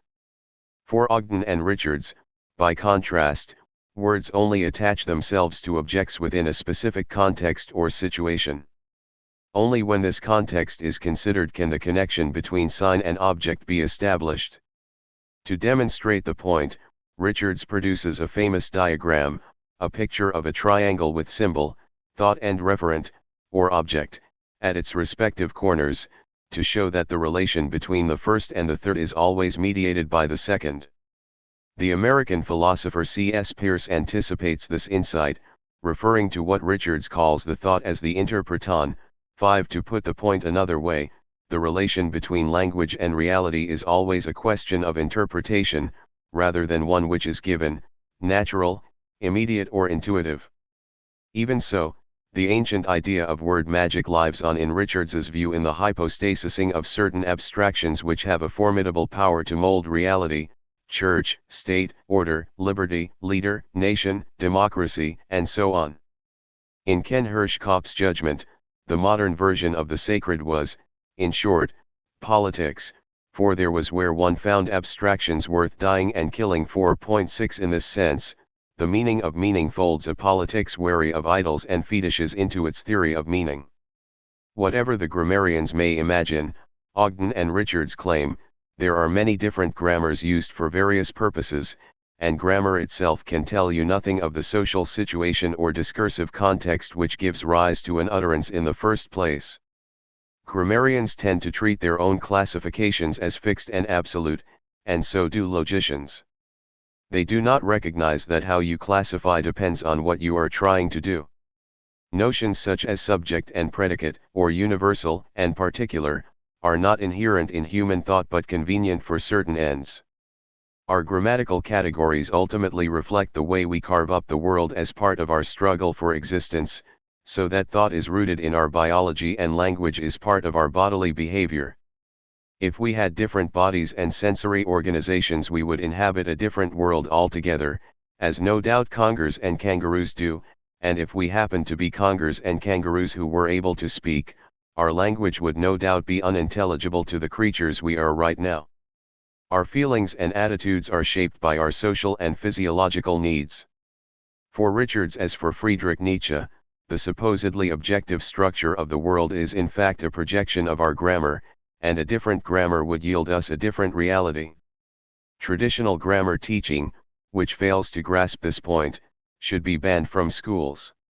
What should be studied instead is what Richards calls in speculative instruments the laws of the elasticity of language, SI.PAD, its supple, loose-limbed nature, though one might note that if a law is elastic enough, it ceases to be a law. As a liberal, Richards is hostile to all types of rigidity and conformism. Public opinion, good form, social codes, and conventional moral norms are alike suspect. There is more than a touch of the obstreperous young iconoclast about the early Richards. Existing linguistic theories, he airily announces, are almost all to be jettisoned. The whole aesthetic heritage from Immanuel Kant onwards is briskly discarded. Most critical dogmas of the past are either nonsense or obsolete, and far more of the great art of the past is inaccessible to us than we care to imagine. The fact that works of art are products of their historical moment may limit their durability, which for Richards, but not, as we have seen, for Eliot, is true to some extent of Dante. The greater part of ancient Greek tragedy, like almost all Elizabethan tragic drama apart from Shakespeare, should be written off as pseudo-tragedy. The belief that there is a special aesthetic state, one clearly distinguishable from the rest of our experience, is a phantom. On the contrary, the world of poetry has in no sense any different reality from the rest of the world, and it has no special laws and no otherworldly peculiarities. PLC, p. 70. Works of art deal in commonplace pleasures and emotions. Artists may differ from their fellow citizens, but only because the experiences they share with them are in their case more delicately organized. It is a difference of degree rather than of kind. We shall see later that Fr. Levy similarly dismisses the whole concept of specifically literary values. Unlike Eliot, Richards is an egalitarian rather than an elitist, maintaining that no man should be so situated as to be deprived of all the generally accessible values, plc. p. 56. As we shall see, the influence of utilitarianism underlies this conviction that everyone should count as one, and no more than one. The most complete mode of human utterance, poetry, must be made widely available, since the salvation we are seeking is for all, si. p. 71. Mass education may be our only hope, and if ordinary men and women find modern poetry unintelligible, it is the fault of a defective social and educational system, not the upshot of their own stupidity. When it comes to culture, there is a gulf between what is preferred by the majority and what is accepted as excellent by the most qualified opinion, plc. p. 34, and protecting such standards of excellence against the debased taste of the masses is one reason why criticism needs a dose of professional rigor. Yet Richards is insistent that this gap must be narrowed. He also takes leave to doubt whether those educated in the humanities are in general more morally admirable than those who are not. Still, to read well is to cultivate one's sensibility, and if this were to happen on a broader scale, one would expect it to breed positive social effects. What makes Richards a genuinely radical thinker, however, is the fact that he is a self-avowed materialist, and this at a time when the literary air was heavy with pseudo-religious forms of criticism. Cambridge in the 1920s, however, was peculiarly hospitable to the scientific spirit, as Richards's work testifies. Emotion and imagination are for him matters of the brain and nervous system, not of the soul. All forms of Platonic idealism, a belief in beauty, goodness, and truth, for example, are sent packing, along with such supposedly outmoded metaphysical notions as essences, natures, substances, attributes, universals, eternal verities, absolute values and the like. Humanism is to be reconstructed on a secular, scientific basis. Deeply influenced by the philosophy of William James, Richards is a pragmatist whose habit is to ask not what things are but how they work. An idea, or a notion, he writes, like the physicist's ultimate particles and rays, is known only by what it does, pr. p2. Truth in a broad sense is what promotes our interests and enhances our powers. Theories are to be regarded as speculative instruments rather than ends in themselves. One is always finally obliged to go beyond a set of ideas in order to make an existential choice: is this poem really as bad as I suspect it is, which theory itself cannot make for us. All the same, Richard sees theory, at least of an embryonic kind, as implicit even in our most apparently raw perceptions. Unlike the empiricists, he does not believe that there is first of all sensory experience, and then a translation of it into concepts. On the contrary, interpretation is at work from the outset. It goes all the way down. Besides, our perceptions and responses are shaped by our entire history, not simply by what strikes the eyeball or the eardrum at any particular moment. Criticism, likewise, has its limits. Nowhere but in poetry, unless perhaps in mathematics, do we confront ideas so closely packed and interwoven that any investigation of them is bound to prove interminable. Not even the finest of critical instruments can unravel the intricate interactions of sound, mood, feeling, tone, pitch, pace, rhythm, cadence and so on, each of which modifies the others to generate inexhaustible possibilities which cannot be schematized. The poem represents what Richards calls in practical criticism of fabulous complexity.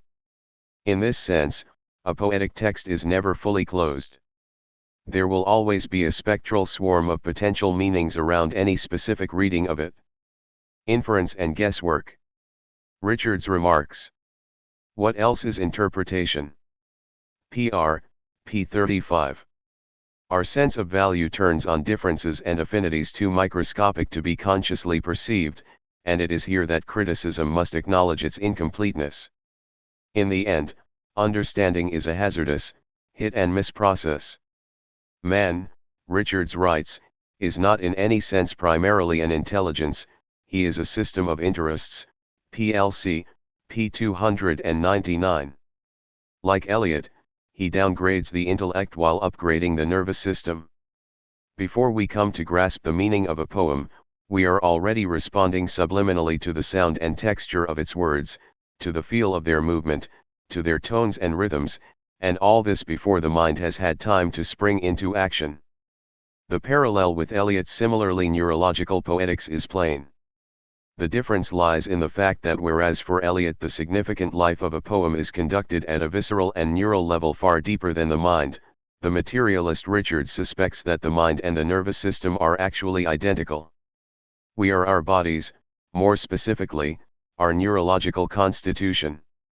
In the teeth of the quasi-religious poetics of such currents as symbolism, aestheticism, and the American New Criticism, he is a thoroughly naturalistic thinker who places a supreme value on art while at the same time finding nothing in the least transcendent about it.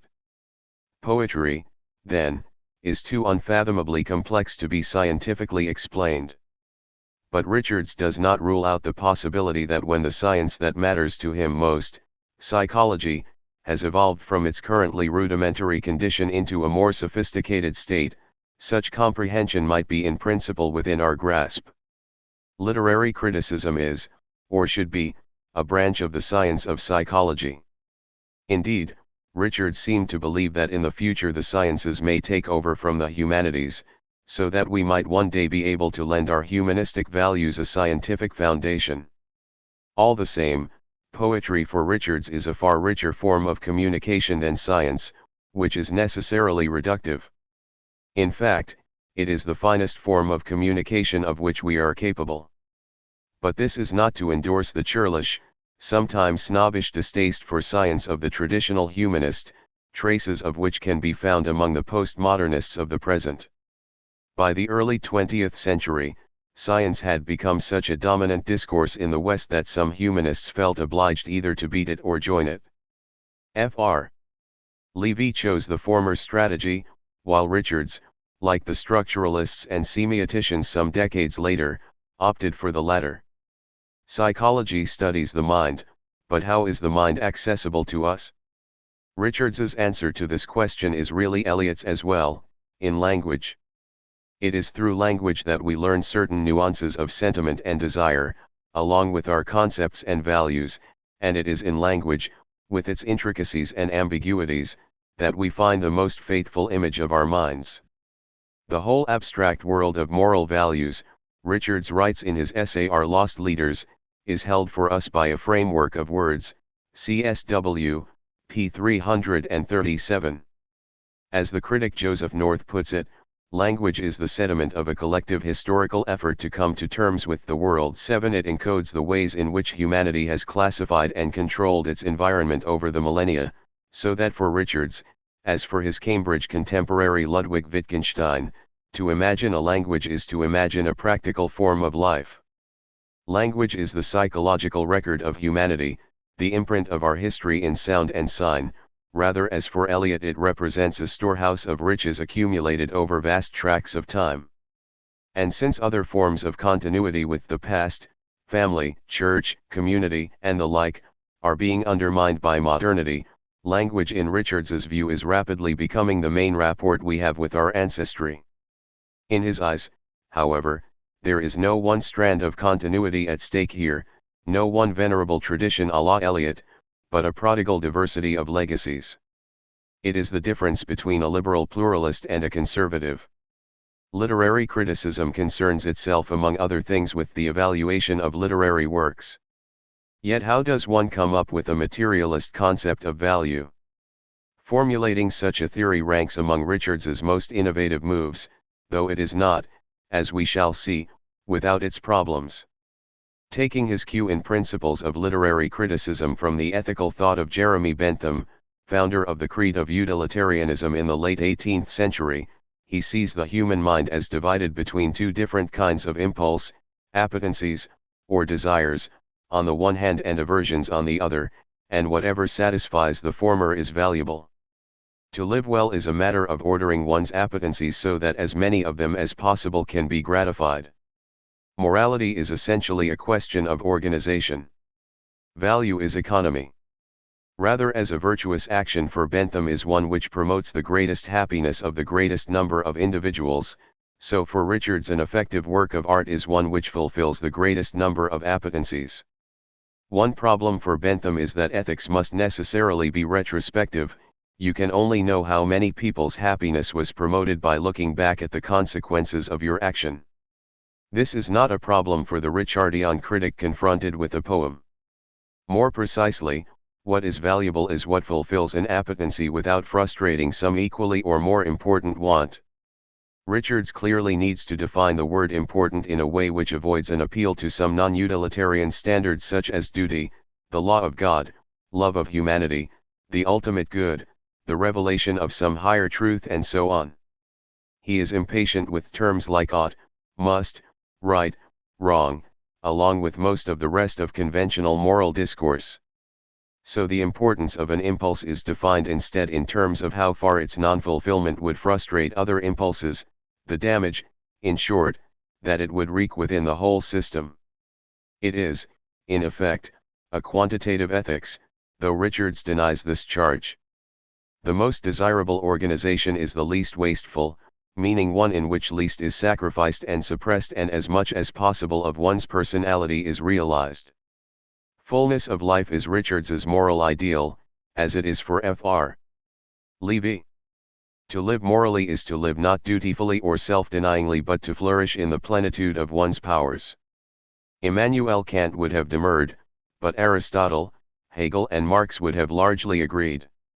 The ultimate value of equilibrium, Richards writes in the Foundations of Aesthetics, is that it is better to be fully rather than partially alive, Fa. p. 77. The less lopsided you are, the more experience you can savor. What bearing does all this have on poetry, and more particularly on how good or bad a poem might be? The answer is that good poetry represents the finest, most delicate and efficient organization of impulses available to humanity. Words, Richards observes, are not a medium in which to copy life. Their true work is to restore life to order, pr. p. 90. In everyday existence, our impulses tend to be confused and disorganized, not least in the turbulent modern era, but in art they enjoy a complete systematization, achieving an equilibrium which brings the whole personality into play. The result is a feeling of wholeness, fullness, clarity, unity, freedom, integration, poise, balance, stability, and autonomy. Richards speaks of the organization of our feelings, as Eliot writes of the structure of emotions, and Raymond Williams would later coin the phrase structure of feeling. It is not hard in Richards's case to feel the influence of Confucius behind this poetics. Art is a form of mental hygiene. It allows us to maintain a certain poise and equanimity amid the shocks and buffetings of everyday life. In fact, the poise in question may be literal, as when Richards tells us with a straight face that to achieve balance in one area of one's life may have salutary effects in another, such as the ability to stand on one foot without unsteadiness. Reading Goethe can do wonders for your imitation of a stork. Art, then, does not instruct us in how to live by what it says, but by what it shows, by its unity, harmony, and equipoise. One might say that its very disinterestedness is didactic. The supreme value is to find oneself in a state of perfect self-possession and self-sufficiency, which Richards also regards as the highest form of freedom, and it is this that a successful poem or painting accomplishes. It is from its form rather than its content that we learn how to live. Richards is disdainful of what he calls message hunters, meaning those who raid literary works for their moral content. The moral lesson they fail to recognize is the poem itself. A poem is not a sermon or bulletin but an experience put into words, and in Richards's view its words are not just expressive of the experience but constitutive of it. It is as though the experience forms in the act of communication, and cannot be abstracted from it. There are problems with Richards's Benthamite case, as there are with any ethical theory.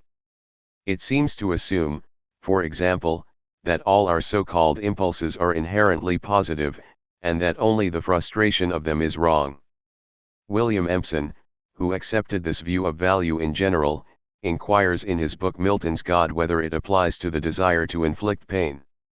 It is, in short, too innocent a view of the mind, compared, say, with the Gothic horrors that Freud excavates, but Richards, despite his Eliot-like belief that poetry springs from the deepest roots of the psyche, harbors a typically English skepticism of psychoanalysis, one common among academic psychologists both then and now. Yet if all our appetencies are intrinsically worthy, what of my overpowering urge to strangle my bank manager? Richards would retort that such an appetency is illicit because it thwarts a number of my other desires. But there is also the question of the bank manager's right to fulfill his needs, which would not be easy if he were dead. Besides, it is strongly counterintuitive to claim that, say, genocide is wicked simply because it throws us into psychic disarray. The theory is curiously self-centered.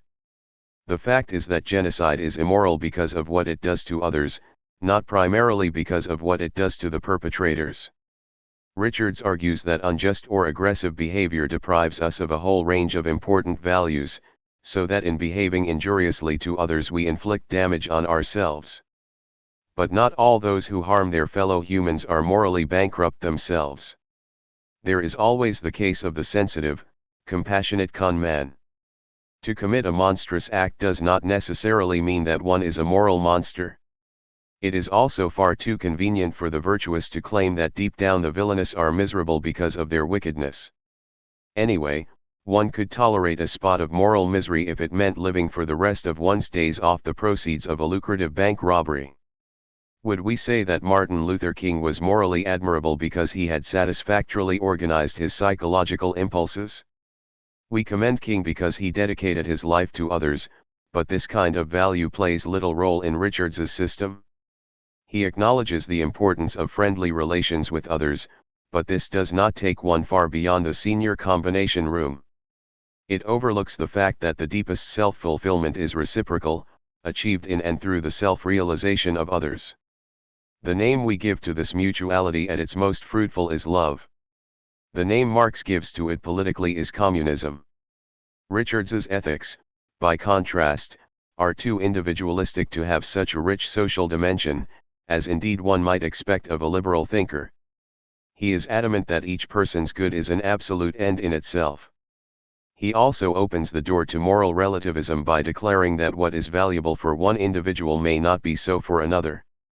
The case works well enough if one is thinking of, say, tennis or chocolate pancakes, but looks less persuasive if one has justice or truth-telling in mind.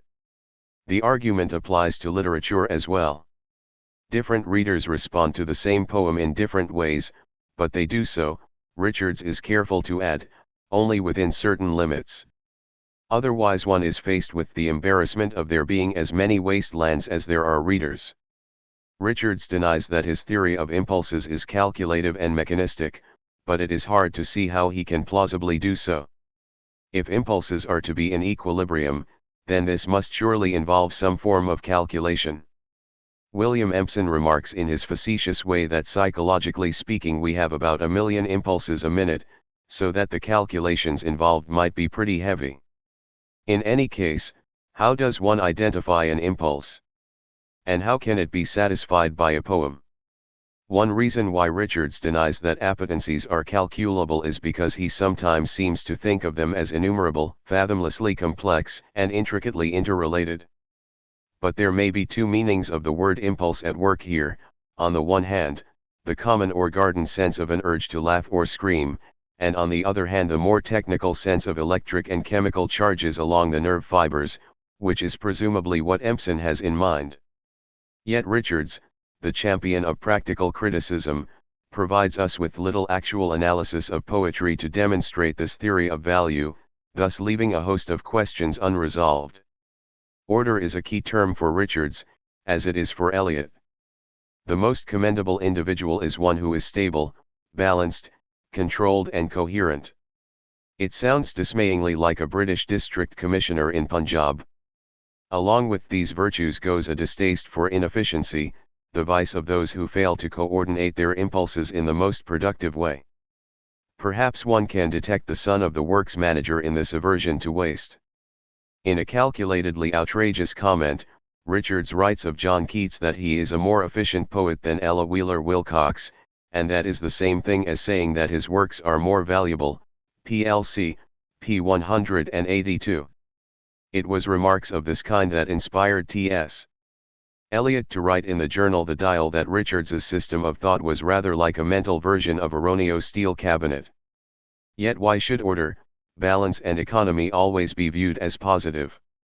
Richards commonly writes as though the greatest danger to civilization is chaos, a claim which is far from obvious. In his own time, a more immediate peril was posed by a pathological version of order itself, by the autocratic regimes of Hitler, Franco, Mussolini, and other dictators, which were nothing if not highly organized. Scientology and the North Korean secret police are no doubt superbly organized as well, but this is no reason to admire them. It is true that the young Richards was writing in the wake of the First World War, a period in which he feared that the whole fabric of Western civilization was unraveling at the seams and heading for unprecedented catastrophe, but his contrast between order and chaos is far too simplistic. The economic depression of the 1930s certainly gave birth to a degree of disorder in Britain, not least in the form of hunger marches and political battles in the street, but much of this disorder was in a just cause, while the dominant social order was destroying livelihoods and entire communities. Richards, however, seems to have perceived only tumult and futility around him. As for equilibrium, of which Richards never ceases to sing the praises, there is no great merit in striking a judicious balance between, say, racism and anti-racism. In this sense, disinterestedness itself can be covertly prejudiced.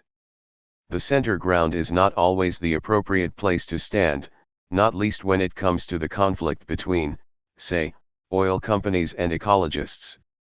Liberals like Richards tend to be wary of partisanship, as though all commitment is cripplingly one-sided. But liberalism itself champions freedom over tyranny, the diverse over the monolithic, flexibility over intransigence and so on. The French resistance was quite properly partisan, and so are those who object to forced marriages and domestic violence. Richards, by contrast, sees poetry as the very model of disinterestedness, or impersonality as he sometimes calls it, viewing an object from a diversity of angles, no more predisposed to one perspective than to another. But this is surely not true. A great many poems privilege one viewpoint over another, and may be quite right to do so. Tennyson's In Memoriam does not regard a burst of uproarious laughter at the death of the poet's friend Arthur Hallam as just as appropriate as tears. And what of committed art? Does Picasso's Guernica portray the bombing of a Basque town in a soberly dispassionate way, or feminist theater present a non-committal view of misogyny? The well-organized, self-sufficient human subject sounds uncomfortably like bourgeois man. It is also a psychologist, scientific version of a familiar form of classical humanism, for which the virtuous life consists of realizing your various powers and capabilities in as full, harmonious, and well-rounded way as possible. This, one presumes, is what the critic Jeffrey Hartman has in mind when he describes Richards as a classicist of the nervous system. 8 He has dressed an antique ethics in modern scientific garb. The greatest Victorian advocate of this vision is John Stuart Mill, not least in his magnificent essay on liberty. Yet the well-rounded individual is a specimen of humanity which the sociologist Max Weber fears is fading from the world, and one might wonder in any case whether well-roundedness is always worth aiming for. What of the individual who shuns all other activities in pursuit of a single goal, and in doing so produces the finest tuba playing or most spectacular snooker of their time? In any case, there is no reason to assume that our capacities are mutually harmonious. It is also a standpoint more appropriate to the contemplative rather than active individual, since action involves predilection, orientation, the exclusion of certain possibilities for the sake of others. The case does not fare particularly well if one starts from the self as agent. If the truth is one-sided, As Marx argues, so are our practical interventions in the world. One might claim that Richards makes use of a radical theory, in the sense of a materialist one, for conservative ends, the need to preserve order. Like many a liberal, though a left-leaning one himself, he tends to assume that discord is inherently undesirable. This is why the supreme achievement of the poem is to reconcile antitheses and resolve contradictions. Yet some antagonisms are surely essential, and seeking to resolve them can be far from impartial. A struggle between Democrats and neo-Nazis is unavoidable, as is one between patriarchs and feminists. Conflict can be productive as well as injurious, as with slaves who rise up against their masters. It is usually in the interests of those in power that such conflict should be quelled. No doubt it would come as a relief to Prince Charles if his critics ceased to object to his pampered, petulant behavior and were united in their esteem for his wisdom. Liberal thinkers like Richards tend to overlook the question of whose interests are served by order and reconciliation. Ideology has been defined as the imaginary resolution of real contradictions, and it is this, in effect, that Richards sees poetry as achieving. The 1920s were this critic's most productive years, the period when he was at the peak of his form. Yet they were also a time when Europe had felt the impact of the various artistic avant-gardes, Futurism, Constructivism, Dadaism, Expressionism, Surrealism, and the like, and these groups were not out to resolve contradictions in the name of stability. On the contrary, most of them produced works of art which were dissonant, fragmented and self-divided, staging antagonisms rather than resolving them. Far from cultivating a sense of wholeness and serenity in an audience, they sought to shatter their routine certainties, and in doing so to place them in a more critical relationship to the prevailing social order. In culturally traditionalist Britain, by contrast, there was little such artistic experiment, and Richards's criticism reflects the fact. Western civilization, he held, was enduring its greatest historical change ever, with the development of science, technology, mass culture, secularism, and global warfare, but human psychology has still to catch up with these transformations. This is not far from the vision of the various European avant-gardes, but whereas they are intent on using their art to produce a revolutionist human subject, one adapted to a fragmented, strife-ridden world, Richards asks how the subject is to maintain its classical poise and balance in the midst of this historical upheaval. His answer, in a word, is poetry. Like the avant-gardists, he calls for the evolution of a thoroughly modern mind, one with the suppleness to switch tack, process dissonant bits of sense data and undergo rapid shifts of stance, yet the point is to be capable of this while retaining one's composure. It is important to see that Richards's notion of art is a non-cognitive one. It is not the function of poetry to yield us any kind of knowledge. It is more of a form of therapy than a mode of understanding. Tragedy, he remarks in a deliberately provocative comment, doesn't persuade us that all is right with the world, but that all is right with our nervous system. It does so chiefly by harmonizing our antithetical responses of pity and fear. There is a sense, then, in which art never allows us to get outside of ourselves. In one sense, to be sure, poetry is something we use for real-life ends. It is not simply an end in itself, but shows us how to live. Yet it fulfills this function not by being didactic or moralistic but simply by being itself. It is its autonomy and self-completion which teach us how to be human, the aim of life being simply to realize one's being as fully as possible. The barriers between the aesthetic, the moral, and the social are thus dismantled.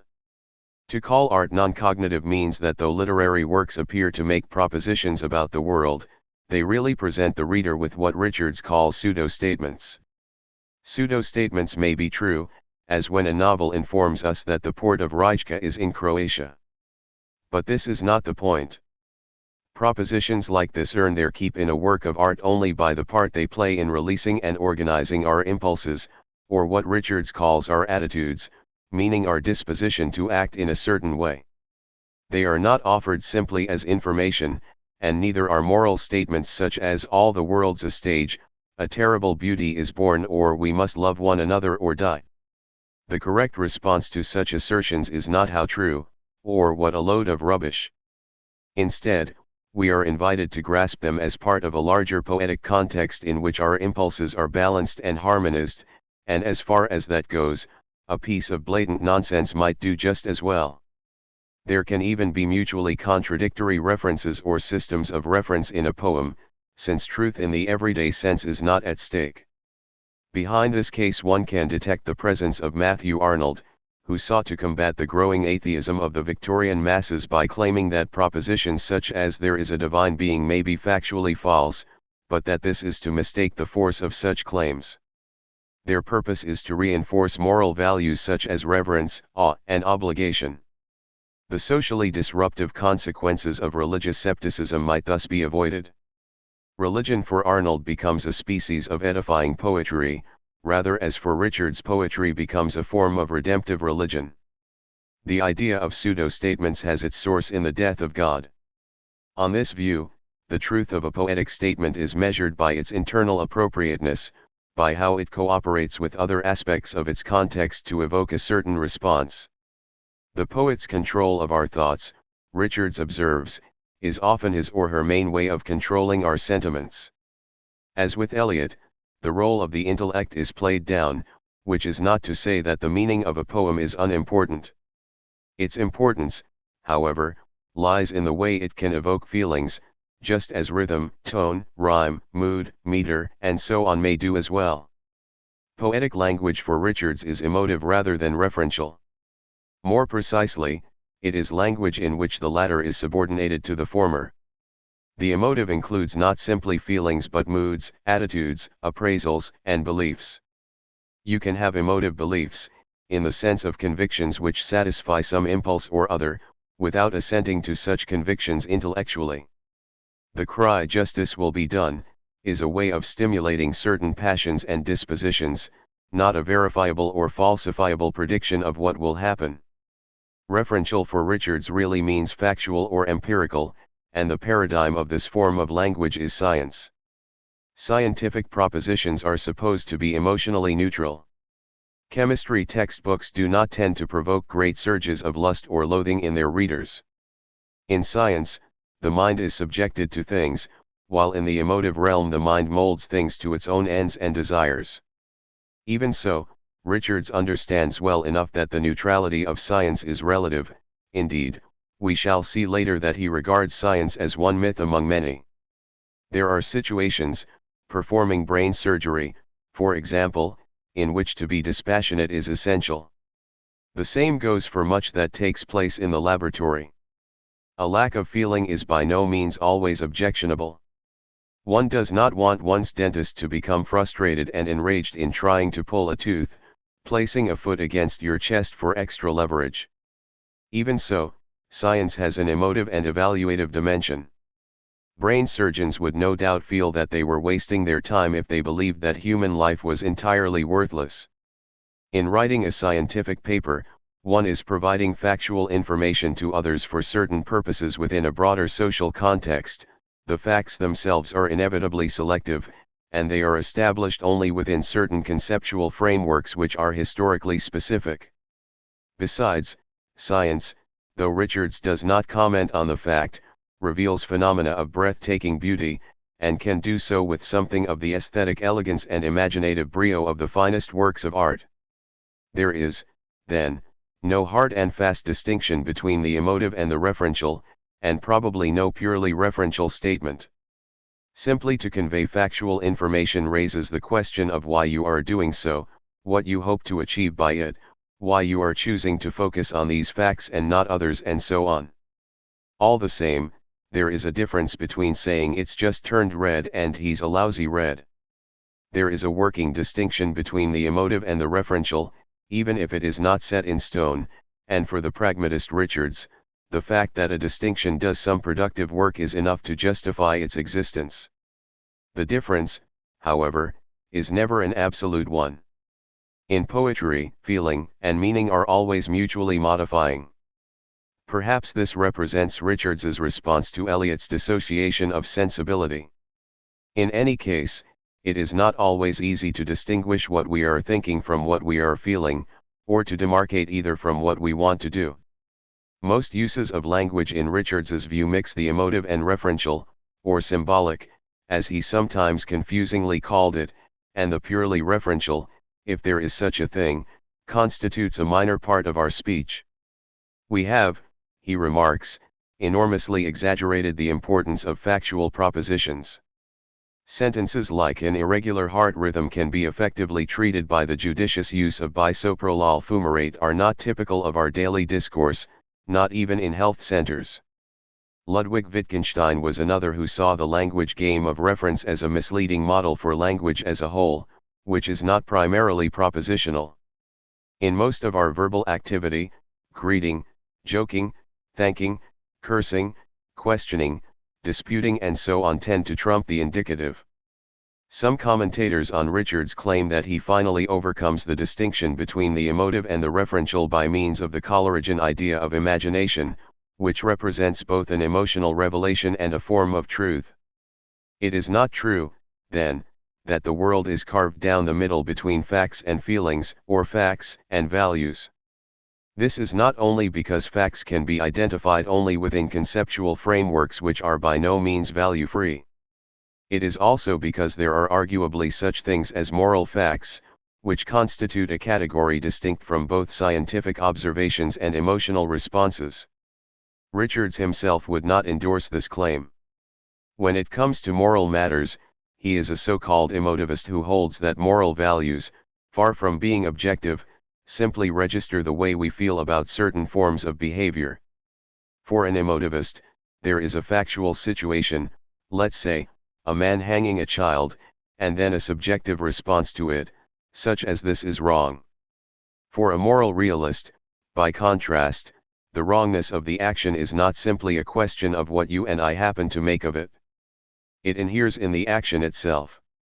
The moral realist might even be able to judge whether an action is moral or immoral simply by looking at a photograph of it, though in the case of someone hanging a child you would need to know whether he was of sound mind in order to call it a crime, which a photograph would not establish.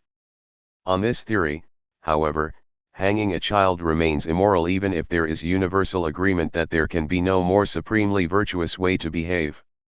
On this, disputable, view, it is possible for everyone to be mistaken in moral affairs, just as everyone once believed that the world was flat. There was, after all, a time when torture was almost universally acceptable. To call an act murder is to claim that it is a fact that it is murder. Murder is not just in the mind. It is not a question of a neutrally describable act plus a subjective evaluation of it. Fact and value cannot be neatly divided, as both the positivists and the emotivists claim from opposite sides of the fence. For the moral realist, then, moral assertions can be said to be true or false, just like descriptive ones. There may be interminable debates over whether a particular piece of behavior is reckless or prudent, generous or self-serving, but it is the facts we are wrangling about, not our feelings. It follows on this theory that when someone announces that a terrible beauty is born, it would make perfect sense to reply no, it isn't, just as give me a break, would be a coherent enough response to all the world's a stage. It is part of the critic's task, though not in Richards's opinion, to pass judgment on such assertions, to inquire into whether a literary work reveals some important moral truths, which may be one reason why we rate it highly.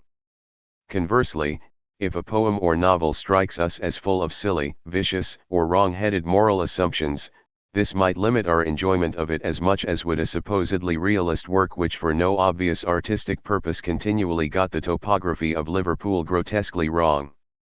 Richards concedes that a truly offensive moral statement can ruin the aesthetic effect of a poem, but maintains even so that a false moral assertion might serve to organize our psyches more efficiently than a true one.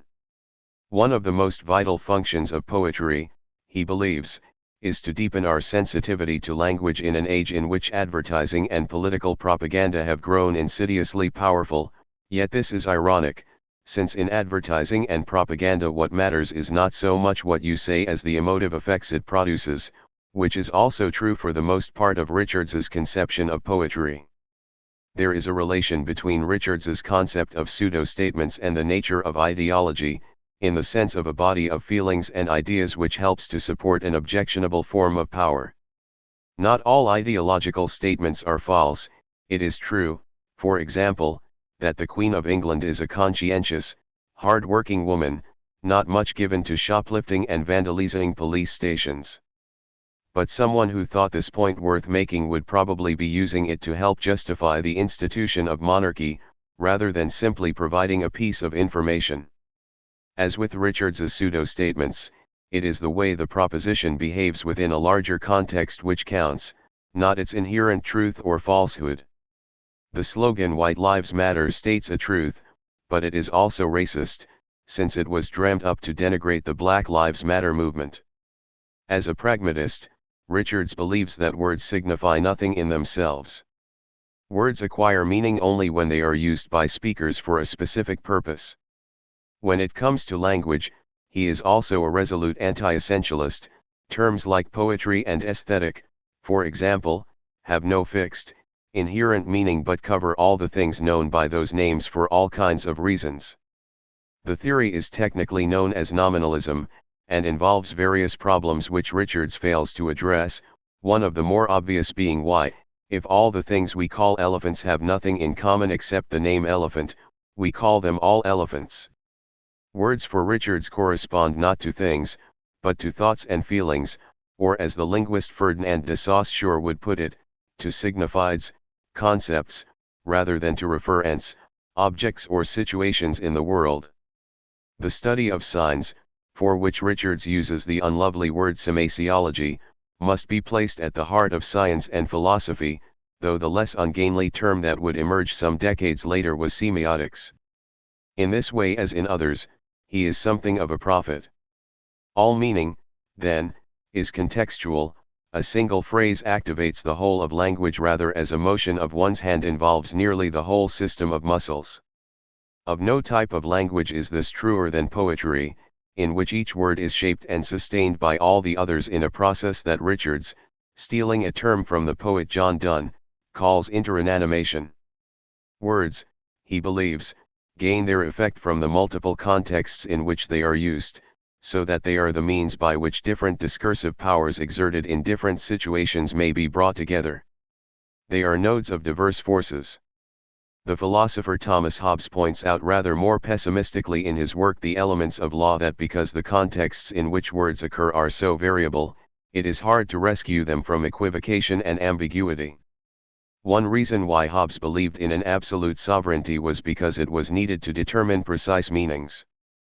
Richards distinguishes between four aspects of discourse: intention, feeling, tone, and sense, or meaning. The first three he sometimes groups together as gesture, which can predominate over sense. By intention he seems to mean less a mental act on the part of an author than the way a piece of language is organized to produce an effect, which is publicly available to us in the way that a so-called mental act is not. The intention of a chair is the way it is structured in order to be sat on. One may speak of the intentions of the poem itself, the way it deploys certain techniques to attain certain effects, but not in Richards's view of the poet, who may not remember what he or she intended, or who intended a number of different, perhaps mutually contradictory things, or who had nothing much in mind except the act of writing. The American New Critics, much influenced by Richards's thinking, would adopt this idea of intentionality. Tone is first defined as implying an attitude to the reader, but later expanded to include an attitude to the subject matter itself. In the case of all speech or writing, Richards insists, one must pay due attention to the mode, occasion, context, and purpose. In the philosophy of rhetoric, Richards argues that a piece of language can be understood only in terms of the complete utterance. It is not a question of understanding the meaning of single words and then building them like bricks into an edifice. Free, discursive thinking, and its expression, he writes in Interpretation in Teaching, are much more widely serviceable to us than the strict, explicit, checkable articulation of discrete, separately definable meanings, it. p. 302. Meaning, whether poetic or otherwise, results from the interplay of the interpretative possibilities of the whole utterance, pr. p. 37. This includes words which lurk unspoken in the background, so that the meaning of a term, like the job of a doorman at the Ritz Hotel, may depend quite as much on what it keeps out as what it allows in. In fact, all signification involves such absence, since we understand a word by calling to mind some concrete context in which it makes sense but which is not present here and now. The word, so to speak, is an abridgment of this context, a sign standing for what is lacking. Even experiences can act as signs, in the sense that they, too, evoke past contexts. In all these respects, Richards anticipates what would later be called discourse theory, as well as modern hermeneutics or the art of interpretation. He even prefigures the thought of Jacques Derrida in claiming that the meaning of words is always deferred or suspended, awaiting those phrases which come after them. Words have no meaning in isolation from other words, and if their sense seems stable, it is only because of the constancy of their contexts. It is context alone which lends meaning some firm foundation, a view which is at least as old as the thought of Saint Augustine. The same applies to feelings and attitudes. But contexts themselves are not always easy to determine. In which of a host of potential settings should one situate a word, and where do such settings begin and end? Context can sometimes be called upon to do too much work, as in such familiar self-apologias as the phrase "disgusting little hypocrite" that I used of you was taken out of context. It belongs to the nature of a sign to be portable, capable of being shifted from one location to another, and the fuzziness of meaning which can result from this, far from being a defect, is part of what makes it work. In his philosophical investigations, Ludwig Wittgenstein compares speaking a pure language to trying to walk on ice, and recalls us instead to what he calls the rough ground of our everyday speech. There are, incidentally, a good many points of contact between Richards's ideas and Wittgenstein's, though Richards, who found Wittgenstein's autocratic manner distasteful, denies that he was influenced by him. In his study of Coleridge, Richards speaks of the roominess of certain meanings, a theme which runs throughout his work. He is interested in how certain key terms like being, cause, have, same and so on shift their meanings, an interest which, as we shall see, is inherited by William Empson in the structure of complex words, as well as by Raymond Williams in his keywords. Meaning is fluid, diverse, multiple, and sometimes impossible to pin down. We find ambiguity almost everywhere. There is no one correct construction of any sentence, since its sense depends on its various uses. In fact, Richards published a popular work, How to Read a Page, devoted to this subject. Perhaps Richards, like the post-structuralists who follow in his wake, makes too much of semantic instability.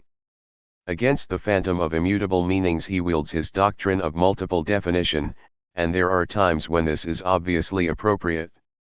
The word lunette, for example, can mean an arched aperture or window in a domed ceiling, a crescent-shaped or semicircular alcove containing a painting or statue, a fortification with two faces forming two flanks and a projecting angle, a holder for the consecrated host in a monstrance or a ring on a vehicle by which it can be towed. Yet words like marmalade or myxomatosis are a lot less pliable. Besides, if words completely changed their sense when shuttled from one context to another, it is hard to see how a small child could learn to speak. Children pick up language not by learning words in isolation but by grasping how they are deployed in certain practical situations, but if there were no continuity across such situations, they would surely be at a loss. Language involves both identity and non-identity, as is evident enough when we claim that the same word is used in different ways. Pure difference would be no more intelligible than pure identity. As Michael Moriarty remarks, one wonders how the sign could be adapted and its novelty in context assimilated if there were not some relatively stable unit there to be recognized on the semantic level. 9 In the priest placed the host in the lunette and the mechanic looped the tow rope through the lunette, the word lunette alters its meaning entirely. Yet this is not the case with the finest marmalade on the market is undoubtedly Frank Cooper's Oxford thick-cut brand, and in a moment of madness he would come to regret, he emptied the jar of marmalade down the police officer's trousers. The importance of context is a matter of degree. Nor do all contexts carry equal weight. Dog can mean all sorts of things, but its most common reference is to a species of animal. Language, Richards argues, is the supreme organ of the mind's self-ordering growth, an instrument for controlling our becoming, p. 9.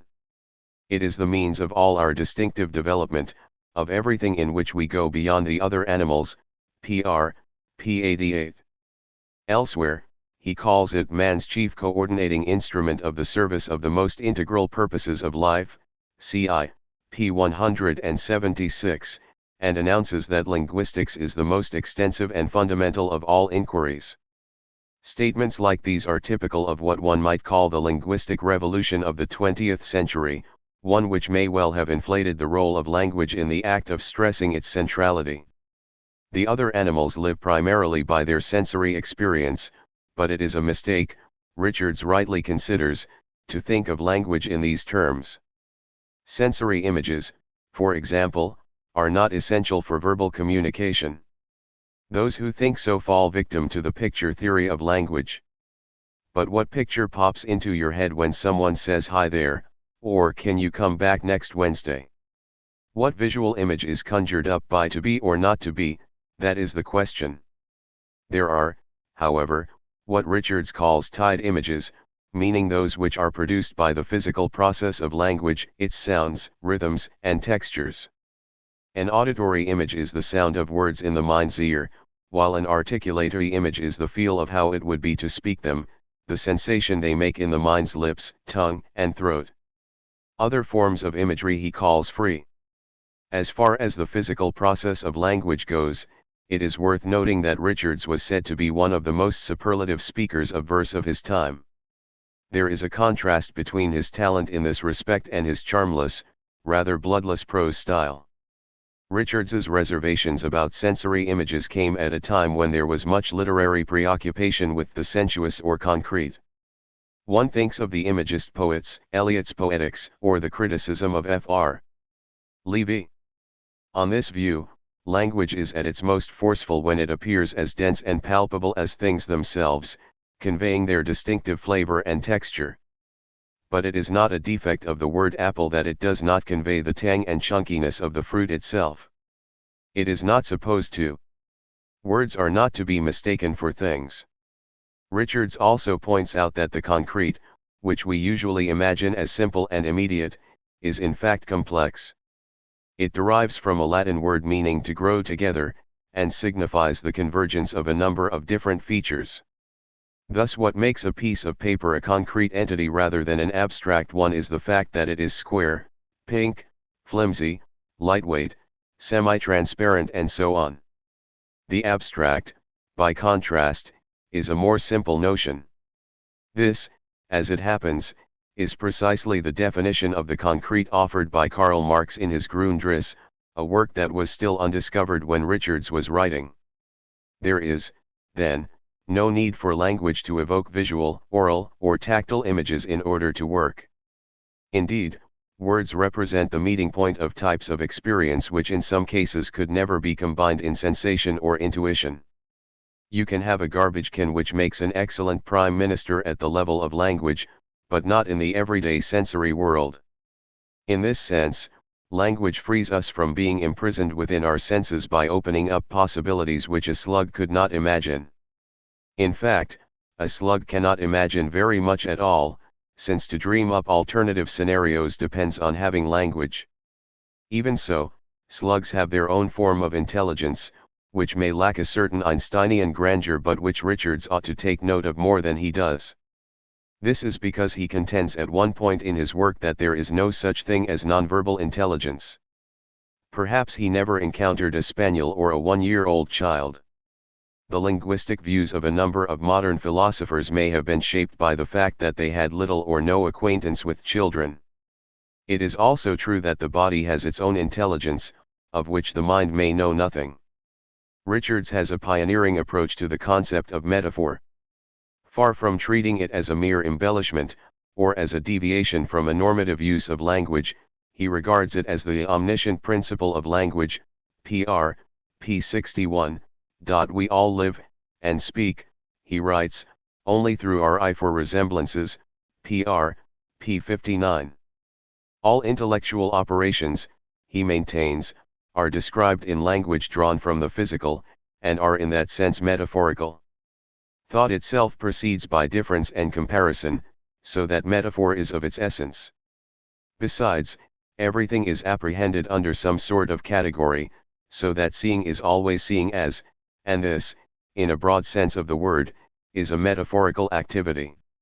We transpose an individual object to the class to which it belongs, whereas, to borrow an example from Martin Heidegger, a lizard does not see the rock on which it is lying as a rock. The rock is part of its perceptual world, but not part of a world of meaning. Metaphor, which fuses two or more thoughts or images together, is a microcosm of the pluralistic nature of language as such. It consists in Richards's view of a tenor, which is the underlying idea or subject, a vehicle, which is the mode in which the tenor finds expression, and a ground, which denotes whatever the two have in common. Thus warrior might be a tenor, tiger its vehicle, and strength or courage the ground which connects them. Tenor and vehicle constantly interact, as sometimes the one is thrust to the fore and sometimes the other.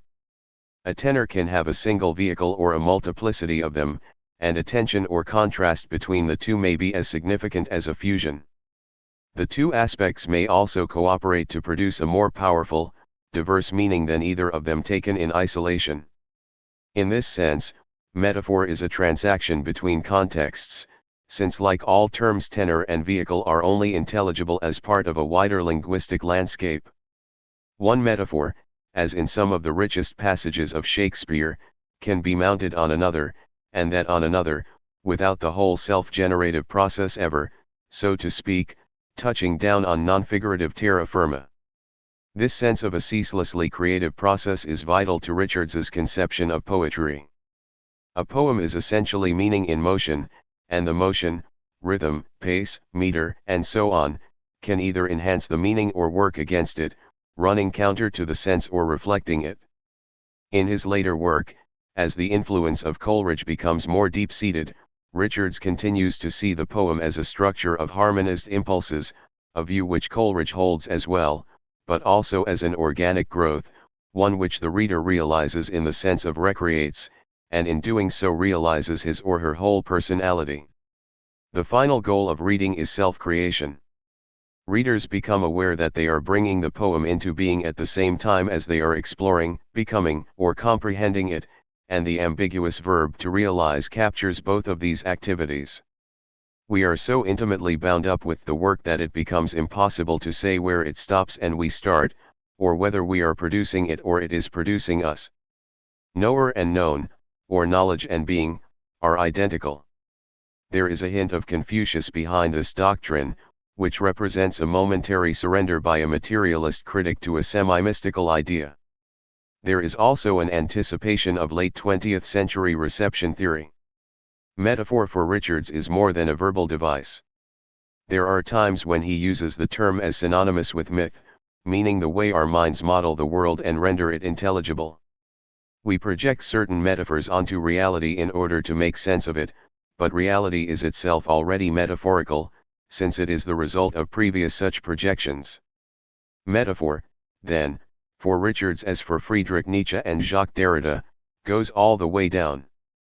You cannot peel it off, layer after layer, to arrive at a brute reality. All you can do is overlay one set of metaphors with another. To put the point more technically, Richards is a materialist insofar as he believes in a nature which is independent of the mind, but he is not a philosophical realist, in the sense of one who maintains that this world can be known as it actually is. We ourselves project values, meanings and sentiments into the inert stuff of reality, so that all we can ever truly know is ourselves. Nature is always nature for us. The constructive activity of the mind enters into the simplest seeming sense data, so that there is nothing which is simply given. It is a view typical of philosophical idealism, with its belief that the mind creates the world, and so would seem to be at odds with Richards's materialism. Yet the mind for Richards is itself material, more or less identical with the nervous system. What we live by, then, is myth, meaning a specific way of ordering reality which allows us to adapt to it and therefore to flourish. Indeed, science itself in Richards's eyes is simply our latest form of mythology, one which organizes the world in ways which enhance our control over it.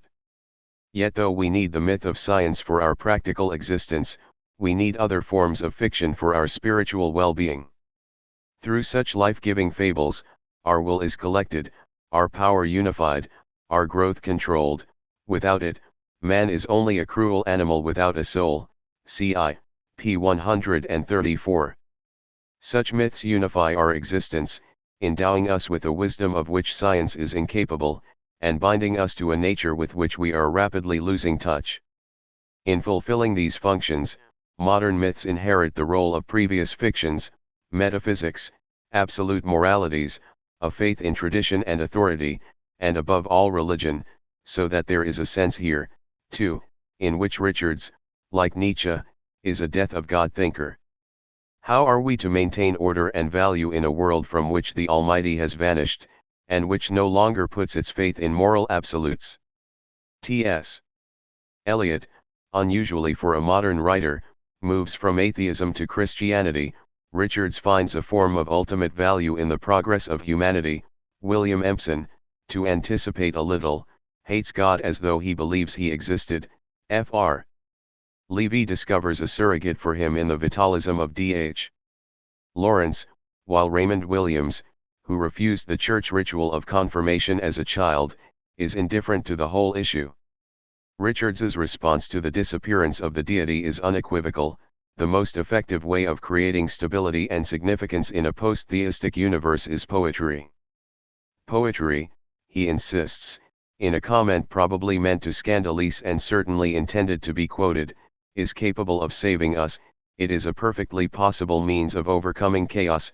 Science and Poetry, in PLC, p. 330. It is the most remarkable example of mental and emotional order that we have, and the necessary channel for the reconstitution of social order, ci. 174. Poetry will remake our minds, and with them our civilization. As with Matthew Arnold, the poet now assumes the mantle of the prophet or priest. T.S. Eliot, who as a Christian scorns any attempt to substitute art for religion, comments sourly that this is like saying that the wallpaper will save us when the walls have crumbled. The idea that poetry, which involves only a minuscule fraction of the population, will redeem us from the chaos of modernity is so absurd as to be mildly comic. At least religion, whatever its crimes and delusions, has secured the allegiance of billions of ordinary men and women throughout the world. Richards, as we have seen, hopes to disseminate the study of literature more widely, but even then it is likely to remain a minority pursuit. Poetry, he argues, might seem inferior to religion, morality, science, or metaphysics since it is simply a fiction. Once, however, we recognize that religion, morality, science, and metaphysics are fictions as well, we can lay this prejudice to rest. Besides, poetry is self-consciously fictional, which is what any authentic myth must be. Myths must be aware that they are mythical, and so must those who place their faith in them. Their relation to them must thus be ironic, a question of believing and not believing at the same time. Otherwise we are in danger of mistaking the work of our own hands for absolute reality, which is a form of idolatry. In the sense of an ending, the critic Frank Kermode distinguishes between myths, which regard themselves as true, from fiction, which does not. Myths are fictions which take themselves as fact. Richards must proceed here with caution. He was a liberal who proclaimed the need for myth in a fascist age, and myth in fascistic hands was rapidly becoming noxious. Men and women must therefore lend only a limited credence to their symbolic worlds, refusing to grant exorbitant authority to any of them. It is not obvious that people can really live like this for any length of time. Othello believes that Desdemona is faithful to him and disbelieves it at the same time, but this is the sign of a mind in pieces, not of an ironist.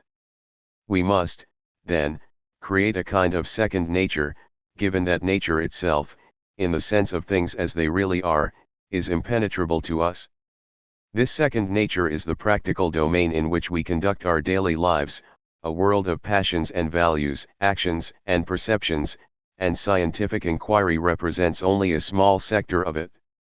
Science can't satisfy our metaphysical questionings, which to Richards's mind is no great loss since he believes that metaphysics is bogus, but it does represent certain effective needs which must be satisfied, and this is the function of art and culture.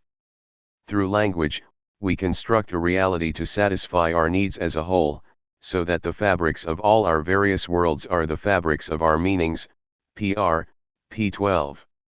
Far from constituting a solid fact, reality is a product of our conventions, which vary from place to place and time to time, and the arbitrariness of these conventions is obvious enough if one encounters a culture sufficiently alien to one's own, as Richards did when he visited China.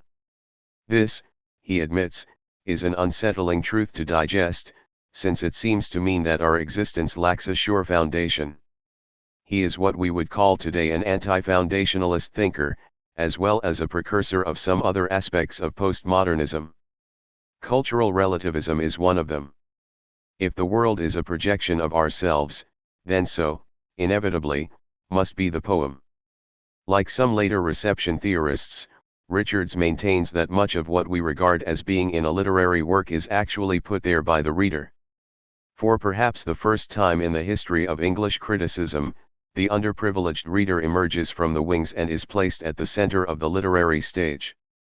The literary text is a transaction with the reader, not a stable object. Nor is it to be treated as part of its author's biography, a form of criticism which Richards distrusts. He is a forerunner of semiotics, discourse theory, hermeneutics, neuroscience, post-colonial studies, and so-called close reading, but he is also one of the first practitioners of what would later become known as reception or reader response theory, and his enormously influential book Practical Criticism is one of the great classics of that current even before it had properly got underway. Just as reception theory examines the activity of the reader in helping to construct the literary text, so Richards argues that all interpretation involves our filling in connections which are not made by the work itself, and that in the case of poetry our freedom to forge these relations is the primary source of the work's power. No writer can supply the full context of what he or she says, so that readers will bring their own frame of assumptions to it, each of them rather different from the others. Beauty, for example, lies in the eye of the beholder. As in the case of pseudo-statements, what looks like a statement about an object turns out to concern the subject.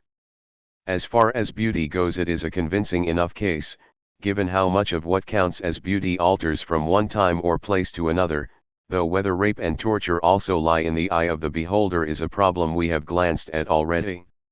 Generally speaking, Richards thinks that what we say of a poem is really shorthand for describing its effects on us. We may speak of a piece of verse as having a jocular tone or a clunky rhythm, but for him this is a consequence of the way we read it, not a quality of the work itself. The sense of equilibrium which a successful poem creates lies in the reader's mind or nervous system rather than in the words on the page.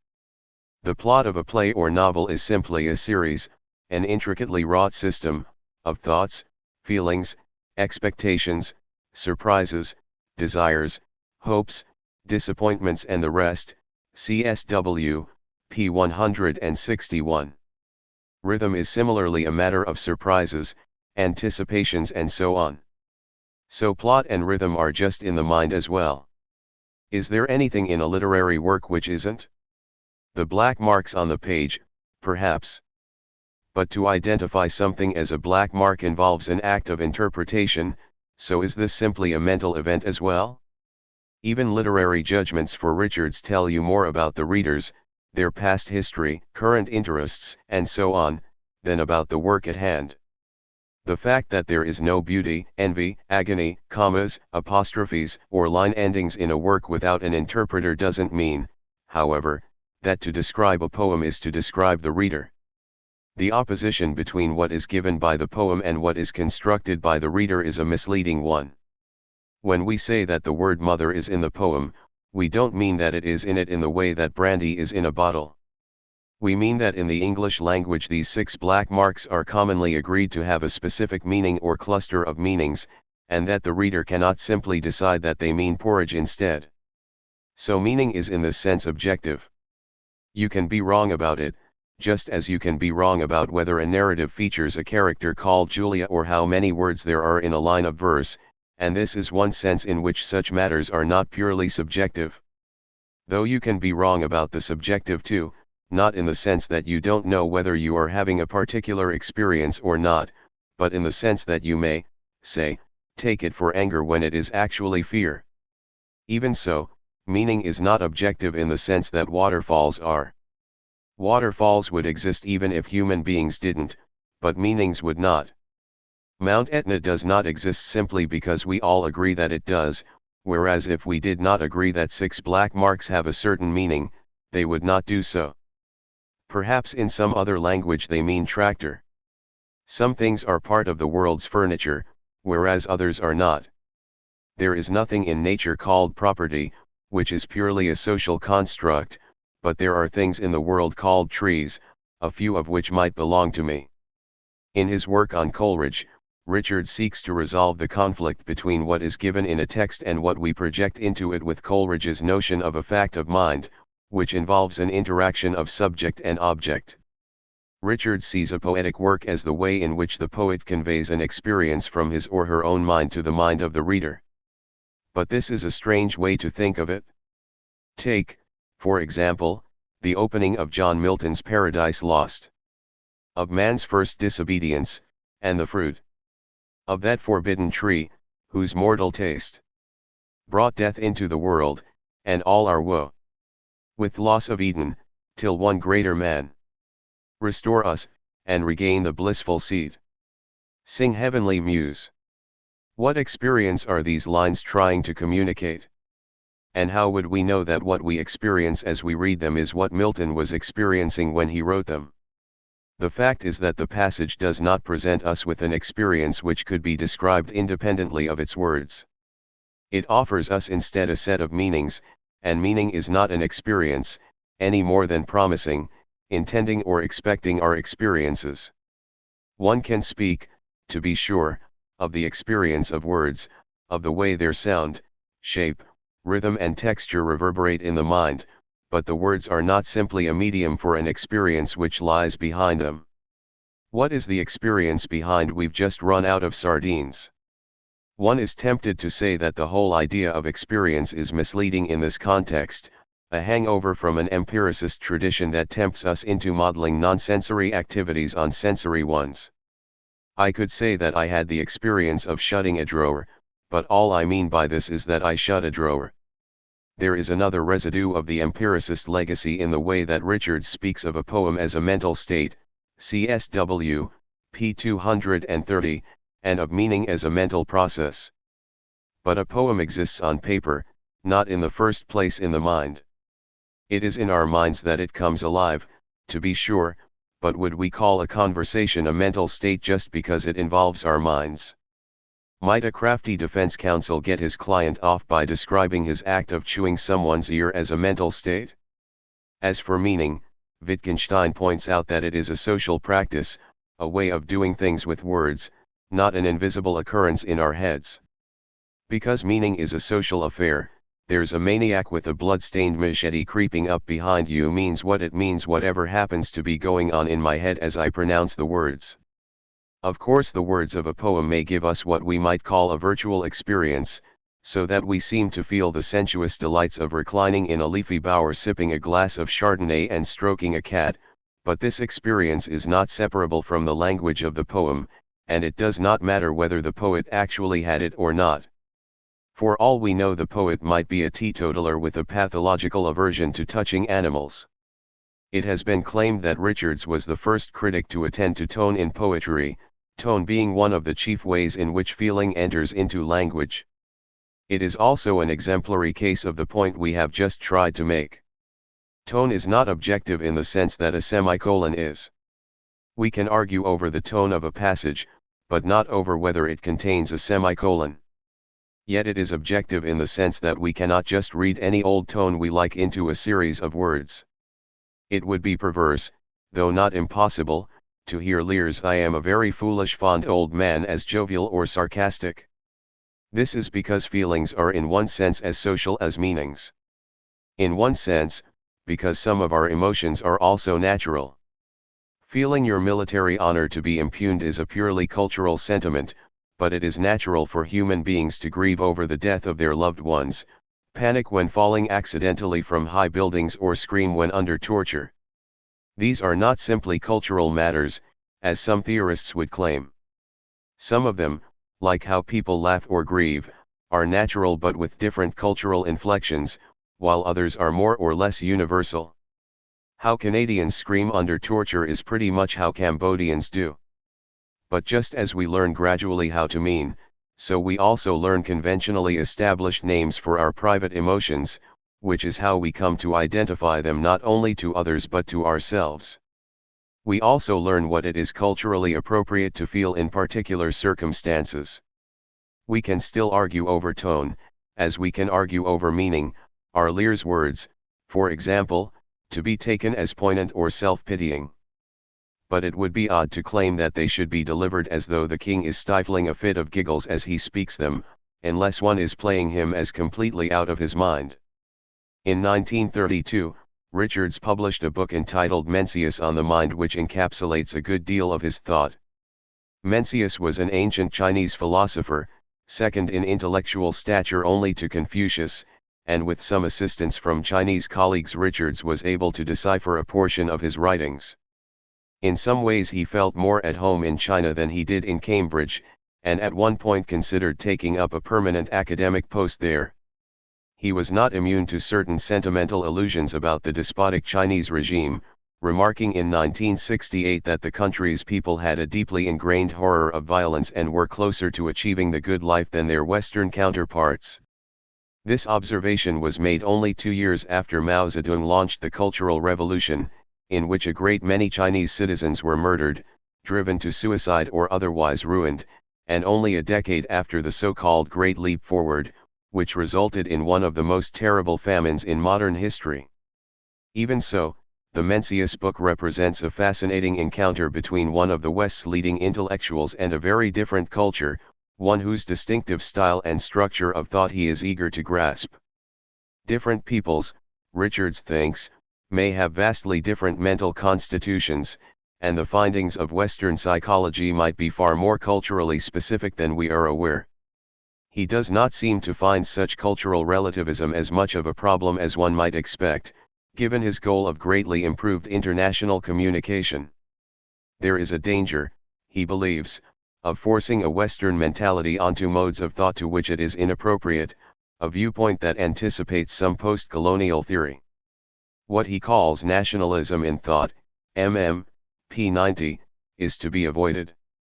He was a strong supporter of the League of Nations, the precursor of the United Nations, advocated world government and was deeply committed to international understanding.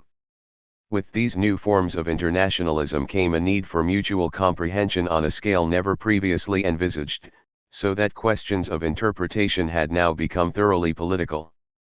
Perhaps one thing Richards thought the West could learn from China was how to cultivate order without the need for a religious foundation. What also attracts him to Chinese writing is the fact that it seems not to be governed by an explicit logic or clearly articulated syntax, and this, he believes, yields us an insight into the workings of language in general, allowing as it does for a number of different interpretations, no one of which can be said to be definitive. It is as though he has stumbled upon a language which practices what he has always preached. There is a fluid, unstable quality to Mencius's work which Richards, with his distaste for the clear-cut and rigidly classified, finds especially gratifying. Whole sentences in Chinese can have an indefiniteness of expression, so that their meaning is not settled. Concepts have a vagueness which lends them power and coherence, and the language, he considers, pays no attention to certain distinctions crucial to the West. Mencius, much to Richards's approval, steers clear of metaphysical notions, dispensing with universals, particulars, substances, attributes, essences, classes and the like. An interest in what a thing is in itself, as opposed to what moral and social significance it may have, strikes Richards as a recent, Western-based style of thought. He also claims that in Mencius's writing the emotive takes precedence over meaning, as it does for Richards in poetry, and that in the Chinese language more generally we sometimes have to choose between the different possible senses of a term according to their emotional resonances. Words do not behave as fixed, independent units of discourse, and meaning seems highly context-dependent. What matters, as in the Western tradition of rhetoric, is the force or gesture of an utterance, the purpose it seeks to achieve, rather than the bare proposition, and this means in Richards's view that verbal forms have to be grasped in terms of the effects and intentions of a piece of language, not the other way round. In all these ways, Richards the pragmatist finds Mencius's work congenial. His arguments seem to turn on practical interests directed to specific ends. Among these ends is the maintenance of social order, which as we have seen is one of Richards's own most precious values. A certain system of social practices, involving honor, respect, hierarchy, and so on, is taken for granted, and the aim of an utterance is how to sustain it. What matters is not that a statement is in accord with the facts, but in accord with such facts as are compatible with the governing social structure. This, Richards suspects, might also be truer of Western psychology than it cares to acknowledge. Mencius's primary concern is not knowledge or reflection but virtuous action. What looks at first glance like referential language is really a series of overt or disguised imperatives, p. 64. Disturbingly, Richards seems thoroughly to approve of this subordination of truth to power, examples of which could be found in abundance in the fascist regimes of the time. They are also increasingly apparent in advanced capitalist ones. What we need, he remarks, is a fictional account of human nature in the interests of a finely ordered society and of reasonably unwasteful living, p. 66. We should harness psychology, by which he really means manipulate the mind, to the cause of social stability, which is to say that psychology should become ideology. For this purpose, he distinguishes between the concept of equilibrium, which is profoundly disinterested and predisposes you to know one course of action over another, and the notion of harmony, which coordinates one's impulses in such a way as to bring about beneficial action. The beneficial action both he and Mencius have upmost in mind is the maintaining of social cohesion. So harmony is a question of partisanship, given that social cohesion is usually in the interests of our rulers. There is a tension, however, between the conservative politics implicit in this case and Richards's interest in ambiguity, since ambiguity is in a sense the opposite of authoritarianism. It is probably no accident that at a time when political nationalism was on the rise, the topic of ambiguity should play so crucial a role in the work of Richards, Empson, and others. Among other things, ambiguity can be a coded kind of anti-chauvinism. To be hospitable to different meanings may involve being open to a diversity of cultures. It would seem a far cry from the Mencius study to Richards's most celebrated work, Practical Criticism. Yet there are important connections between them. The latter book is the record of a legendary experiment which Richards conducted with a group of Cambridge students, in which he handed them poems without informing them of their authors or contexts, and asked them to analyze and evaluate them. It is worth noting that although Richards's name is therefore indissolubly linked with so-called practical criticism, a term he actually invented, he does rather little of it himself in his published writing. It is a form of inquiry which involves so-called close reading, which is not to suggest that every critic before Richards read only an average of 2 or 3 words a line. You can read a work with scrupulous attention and then proceed to waffle about it. A barrister reads a brief carefully, but not usually in the sense of grasping its layout on the page, or the odd piece of alliteration or assonance, as part of its meaning. Close reading in criticism means the kind of reading which clings tenaciously to the shape of the sentences, to their rhythm, sound, tone, texture, syntactical form and so on, and comes up with judgments and interpretations on this basis. Some traditionally minded critics at the time denounced the approach as too myopic, missing the wood for the trees. It was too much like what Eliot called lemon squeezing, offensive to one's sense of decorum and proportion. A gentleman like Quiller Couch relaxed with a book rather than scrutinizing it like an officious ticket inspector.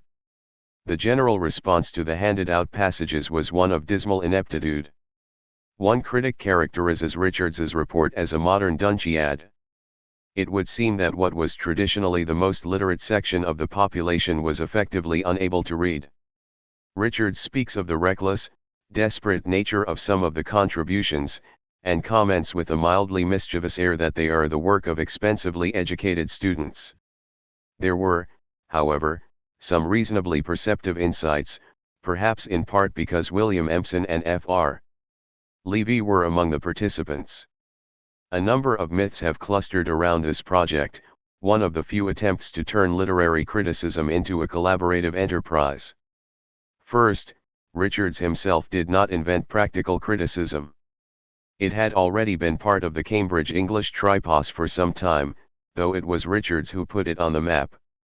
Second, he did not believe that reading a work in ignorance of its author, circumstances, and historical context was the ideal critical method, as did most of the American new critics who came under his influence. He withheld these reference points from his students not because he thought them irrelevant but in order to demonstrate how ready his guinea pigs were, once deprived of such pointers, to mark up a piece of slipshod Victorian sentimentalism while marking down Donne and Hopkins. Thirdly, Richards did not regard the exercise as being primarily about criticism. He saw it rather as about communication, and described it somewhat obscurely as a piece of field work in comparative ideology, PC, p. 15.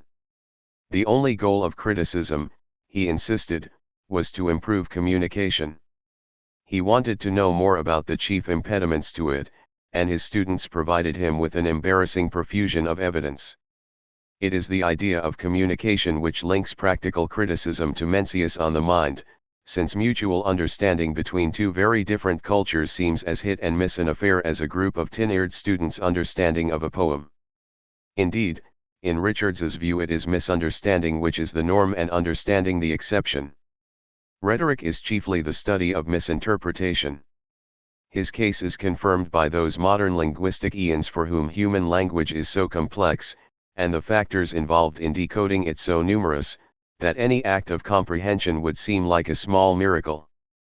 Practical criticism uses the material it gathers to examine certain common causes of misapprehension, stock responses, excessive literalism, purely subjective associations, emotions inappropriate to the occasion and so on. Some of this Richards attributed to the baleful influence of mass culture, which in his day meant for the most part film, radio, popular fiction, and popular newspapers. A pervasive decline in the quality of speech, along with a leveling down of sensitivity and critical intelligence, was underway, with potentially disastrous historical consequences. One wonders what he would have made of the so-called social media. There was a deliquescence of traditional culture. A secular, scientific, urban, and industrial society had neutralized nature. It had also invalidated traditional notions of the universe and of humanity's place within it. The human psyche had accordingly been thrown out of kilter, but no new vision had emerged to rebalance it. It was essential, then, to cast off the last vestiges of religion, metaphysics, and philosophy, accept that God is dead, and place the psyche on a firm foundation by turning to a discourse that was as emotionally potent as religious belief but without its gross improbabilities. That discourse was of course poetry. It was a pity, though Richards does not exactly say so, that hardly anyone read it, and that the majority of people were deprived of the means to appreciate it. It was also untrue that secularization had spread as widely as Richards imagined. Millions of his fellow citizens still believed in God, not to speak of societies elsewhere in the world in which religion remained solidly entrenched as an everyday practice. There was one such nation only a few miles to the west of Britain. Richards, then, shares much of the cultural pessimism of Eliot and Levy. He speaks of the sinister potentialities of the cinema and the loudspeaker, PLC, p. 35, not as absurd a statement as it sounds if one thinks of the uses to which the Nazis put such technology a decade or so after Richards was writing. The masses are assailed by advertising, propaganda, popular journalism, radio, and cinema, with a consequent cheapening of their experience. The less well-educated, he believes, inhabit chaos, thereby posing a threat to social stability in an age of political turbulence. Richards is aware of the extraordinary capacity of language to manipulate the mind, and like Wittgenstein sees it as capable of exerting a bewitching power over us.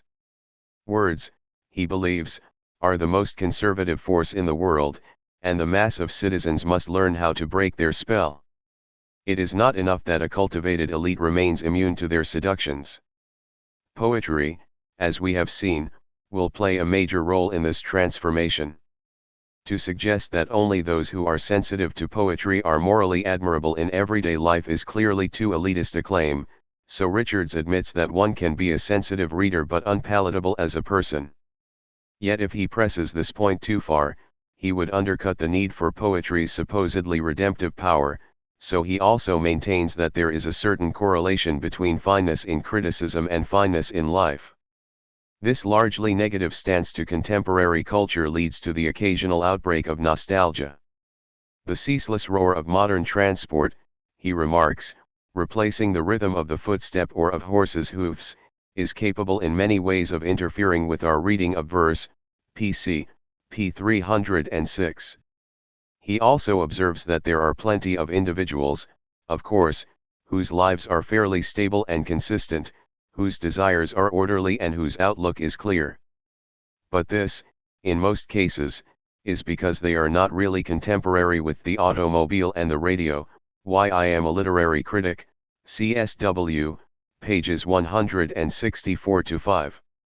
Despite his fondness for the clopping of horses' hoofs, however, Richards, like Raymond Williams, is a thoroughly modern thinker in a way that Eliot and Levy are not. He does not believe with Eliot that human nature is unchangeable. A new social order must emerge, which will in no sense represent a mere return to the old. The critic must be midwife to this new dispensation, and psychology and the study of language must provide us with a new comprehension of and control over our minds. Such an understanding would then allow us to reconstruct education and achieve a saner, richer, and more stable culture, one which would not only be strong enough to withstand the forces working against civilization, but harness them to our service. He is prepared, in other words, to use a scientifically based psychology to counteract the more degrading effects of a scientific technological society. The latter emphasis is what truly distinguishes Richards from the cultural pessimists. The new technologies are not to be written off as simply oppressive. Instead, in the spirit of the European avant-gardes, productive uses must be found for them. Richards's own career is testimony to his faith in media technology, mass communication, and institutions of learning. There is more than a dash of Enlightenment rationalism to his trust in the mind, education, scientific inquiry, and the possibility of transforming our environment. It is an affirmative spirit which is shared in different ways by William Empson and Raymond Williams. Yet Richards combines it with a sense of cultural decline which is closer to the thought of Eliot and Levy. The more widely communication spreads, he warns, the more leveling down there will be. Writing in 1974, he maintains that the literature of the time represents a drastic falling off from that around 1920.11. A gradual climb back, however, is not out of the question. Science has for centuries been constrained by religion, ethics, and the humanities, and needs to be given its head. Properly understood, it is an emancipatory force. Richards is surely right that over the course of British history it is science, by and large, which has promoted the cause of social progress, and the humanities which have acted often enough as a bulwark against it. The postmodern skepticism of science is simply the latest manifestation of an age-old historical prejudice. In any case, Richards's rationalism, as we have seen, has its limits. Though he is much given to listing, classifying, and diagram drawing, This rigor is the service of an end which it knows is bound to elude it, an exhaustive explanation of the work of art. What the painstaking analysis of a critic devoted to order finally reveal is the fluid, unstable, and indefinite. In one sense, perhaps, this is not as paradoxical as it seems, for the science of the time, not least as it was practiced at Cambridge, the notion of indeterminacy played an important role.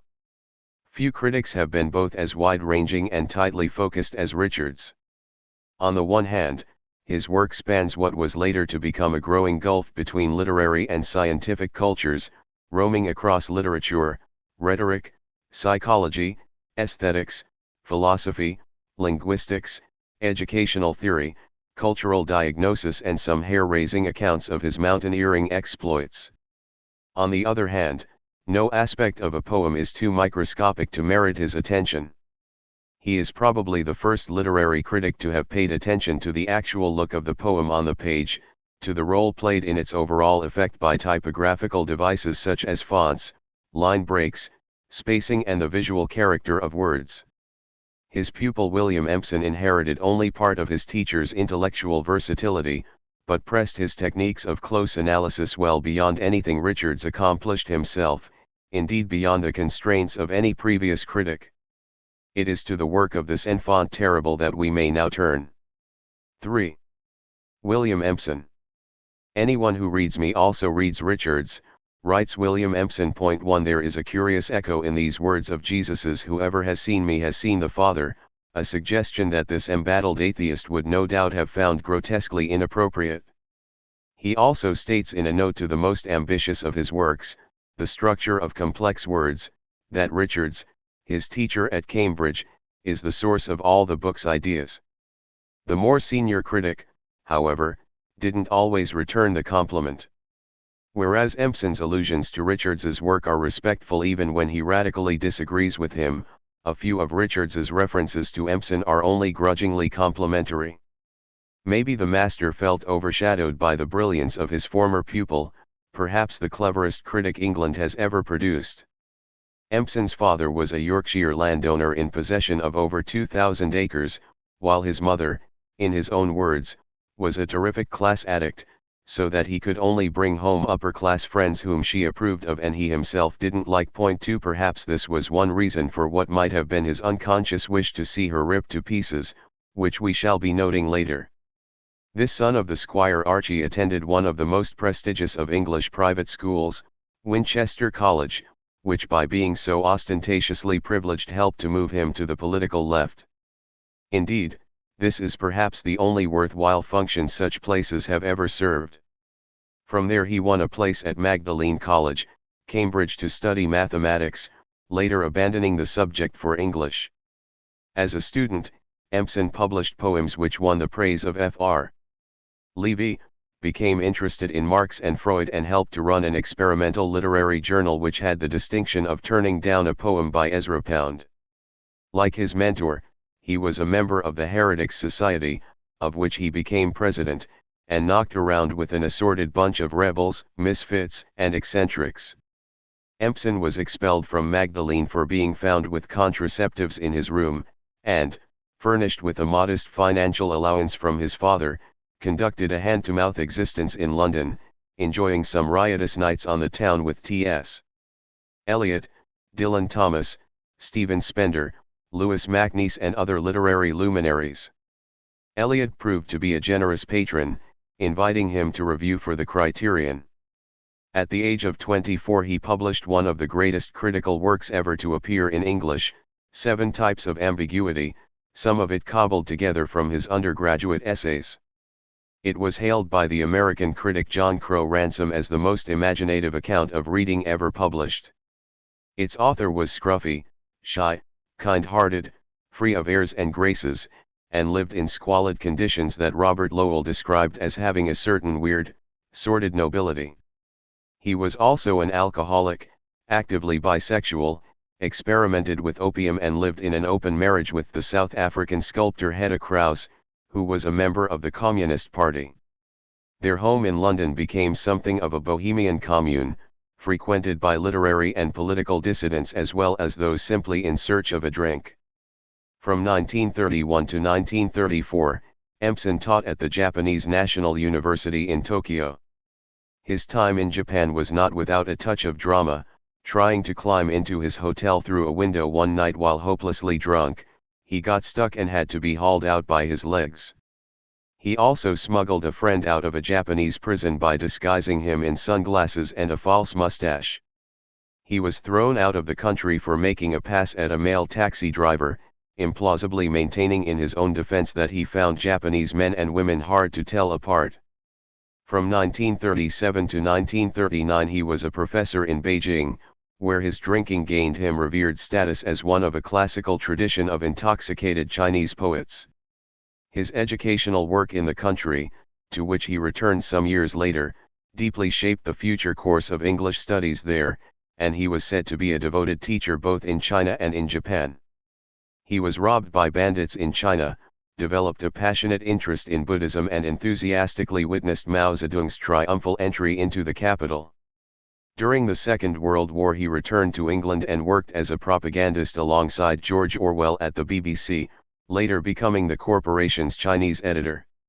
He thought Orwell's novel 1984 horrible since it underrated the power of the human mind to withstand the manipulations of authoritarian language. The novel, in short, offended his rationalist faith. His war work led him to feel a certain affinity with the otherwise detestable God of Paradise Lost, a pompous old buffer, as he called him in Milton's God, whom he saw as essentially a propagandist. In 1953 he was appointed Professor of English Literature at Sheffield University, a post he accepted partly because the city was in his home county of Yorkshire. He was knighted in 1979, 5 years before his death. Empson and Richards are alike in many respects, though there are divergences between them as well. Empson shares his mentor's progressive view of history and rejects the Eleatic theory that a dissociation of sensibility had led to a decline in literature and civilization since the 17th century.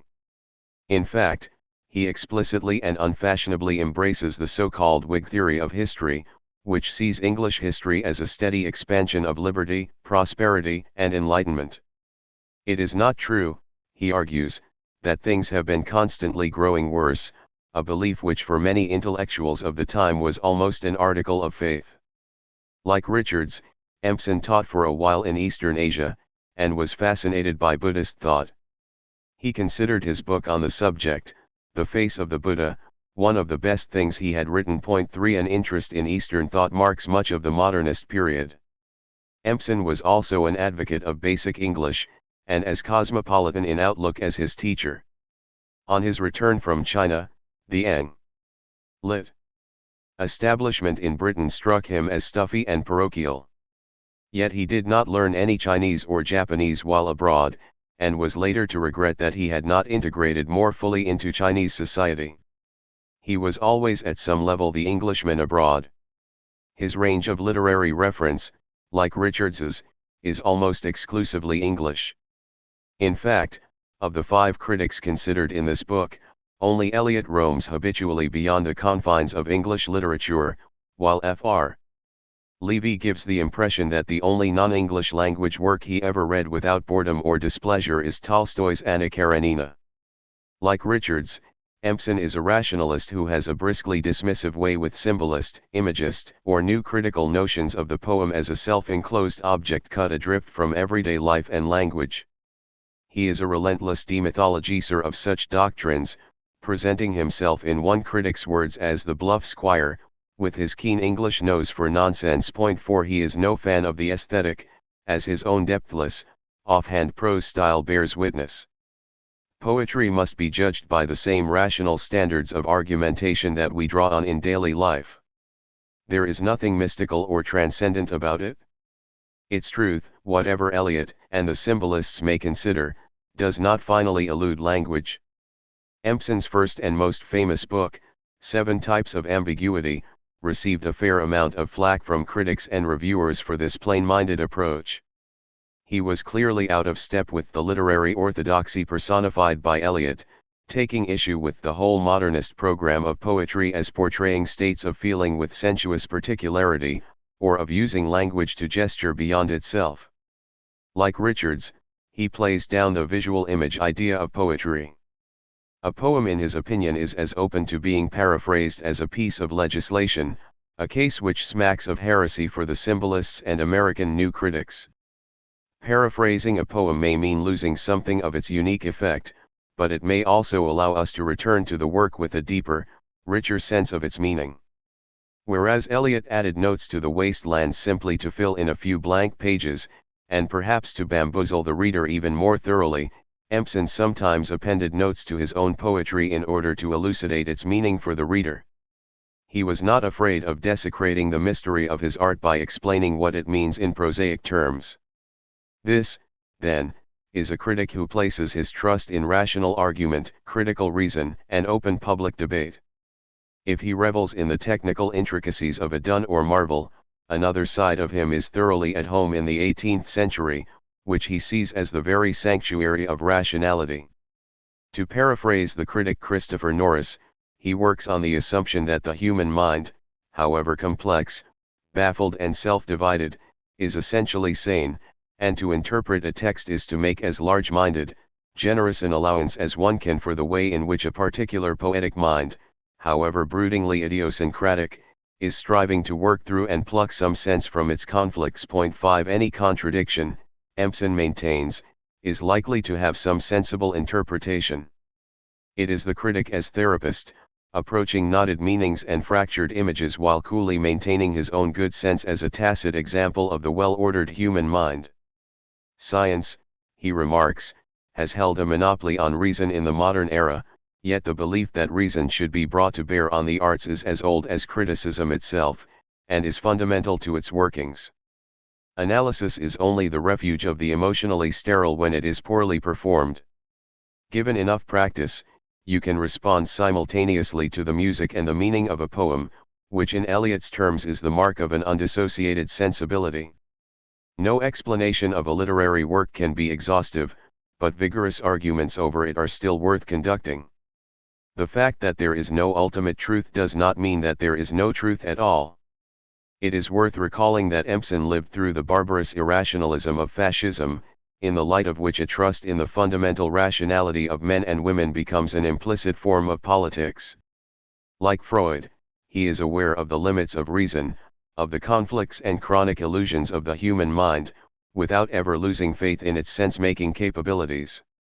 The problem is how to acknowledge the muddled, contradictory nature of human affairs without devaluing reason and thus selling the past to a motley array of irrationalists, symbolists, neo-Christians, the loathsome imagists, intuitionists, romantic sentimentalists and other reach-me-down Empsonian bugbears. And just as Empson puts his trust in the sanity of the mind, its ability to stretch itself around any situation without losing its integrity, so he has a belief in the vigor and resilience of language which is very far from the distrust of the word typical of modernism. When confronted with a literary work, Empson appeals to what philosophers call the principle of charity, the assumption that a piece of language, however tortuous or obscure, is trying to say something which makes sense. We could not use language as we do, he writes, and above all we could not learn it unless we were always floating in a general willingness to make sense of it. All the more, then, to try to make a printed page mean something good is only fair. Mg. p. 28. In this sense, understanding is both a moral and a cognitive act, as well as a fundamental disposition of our being. Before we come to grasp anything in particular, we are always in a state of what one might call pre-understanding. All good poetry, Empson considers, requires an active effort of intellectual sympathy on the reader's part, so that the act of knowing is also an exercise of feeling. Pleasure and cognition go together. Unless you are enjoying the poetry, Empson insists, you cannot create it, as poetry, in your mind. Sta. p. 248. Without some affection for a work, you don't really get to understand it. You must also rely on it to show you the way it is trying to be good. The critical act, then, must be both effective and analytical, so that in this local sense at least, Eliot's dissociation of sensibility is overcome. In an excessively charitable gesture, Empson argues that a student of literature ought to be trying all the time to empathize with the author, UB, p. 8. The case is an ancient one. Saint Augustine, for example, believed that understanding is a form of love, of being emotionally engaged with what you are seeking to grasp. If one's empathy were to be complete, however, one would lose one's capacity to judge, which requires a certain reflective distance.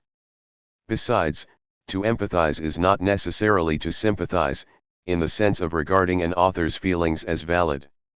You can empathize with a torturer.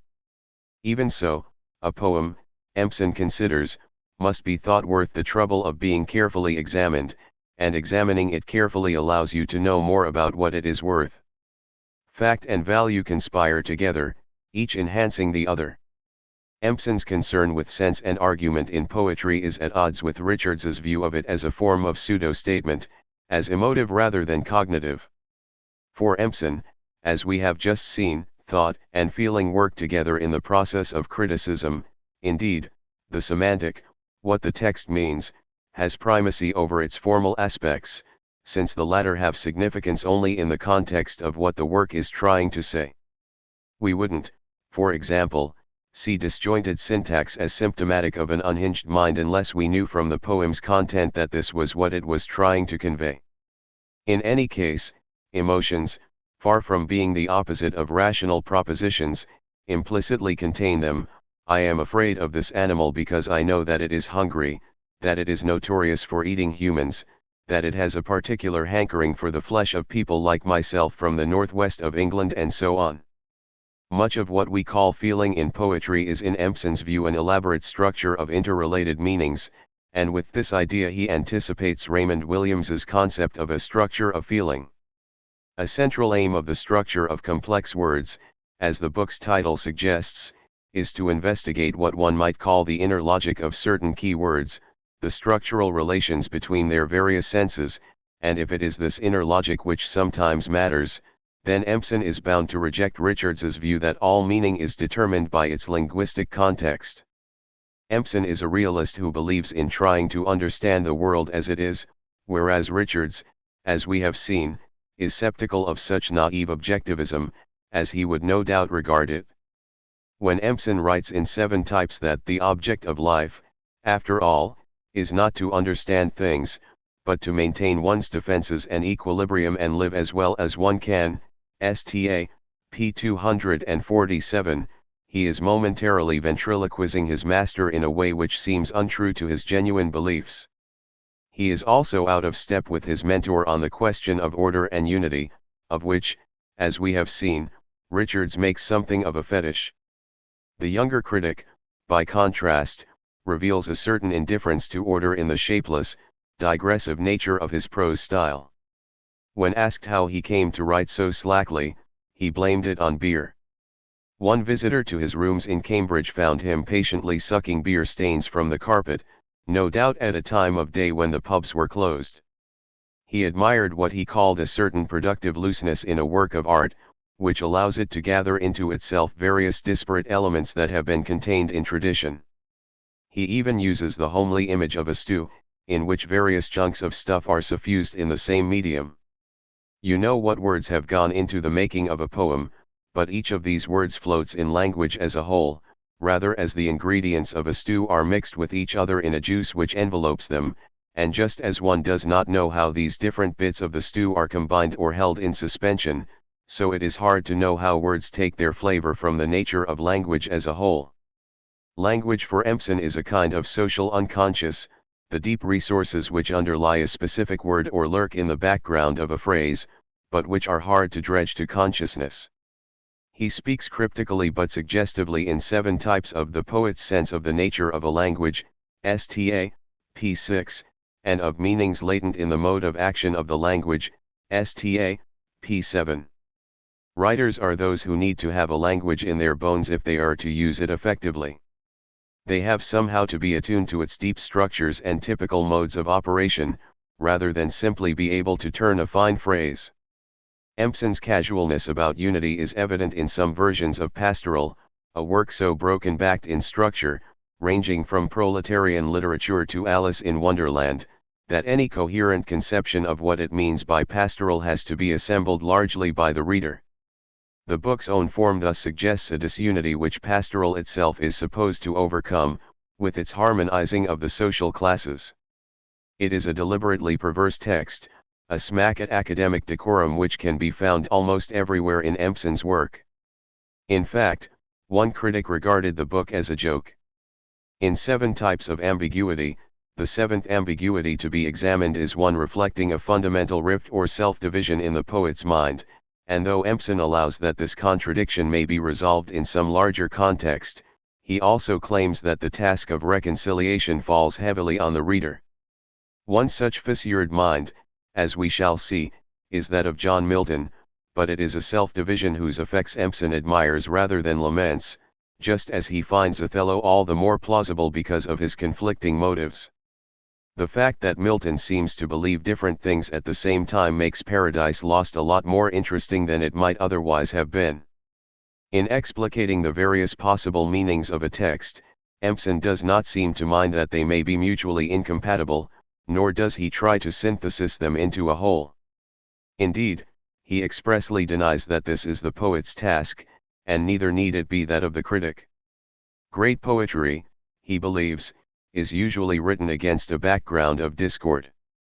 Human life, he remarks, is so much a matter of juggling with contradictory impulses that one is accustomed to thinking people are sensible if they follow first one, then the other, of 2 such courses, sta.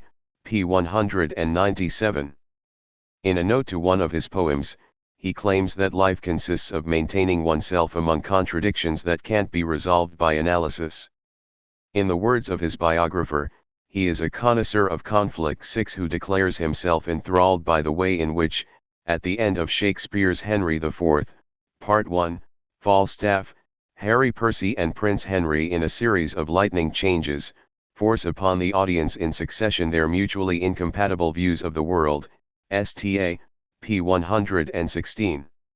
Discussing the tension in Gerard Manley Hopkins's poem The Wind Hover between joy in physical beauty and the urge to spiritual renunciation, he sees it as a case of ambiguity in which 2 things thought of as incompatible, but desired intensely by different systems of judgments, are spoken of simultaneously by words applying to both desires are thus given a transient and exhausting satisfaction, and the 2 systems of judgment are forced into open conflict before the reader, sta.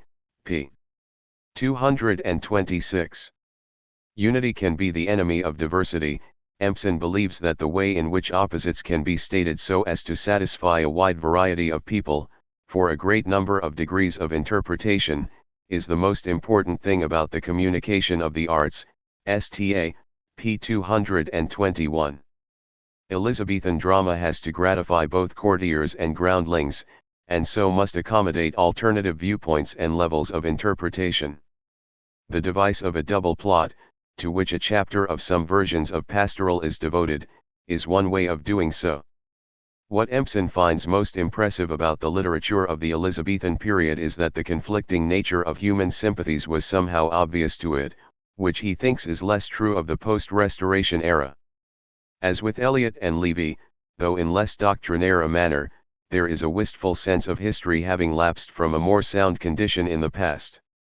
In the so-called Age of Reason of 18th-century England, unruly emotions which could previously be incorporated into literary works are increasingly split off from them, until by the time of Lewis Carroll's Alice books virtue, intelligence, and natural feeling, personified by Alice herself, are isolated from the chaotic forces she observes around her. Only the child, a semi-outsider, can now be the bearer of normal values in an anarchic society.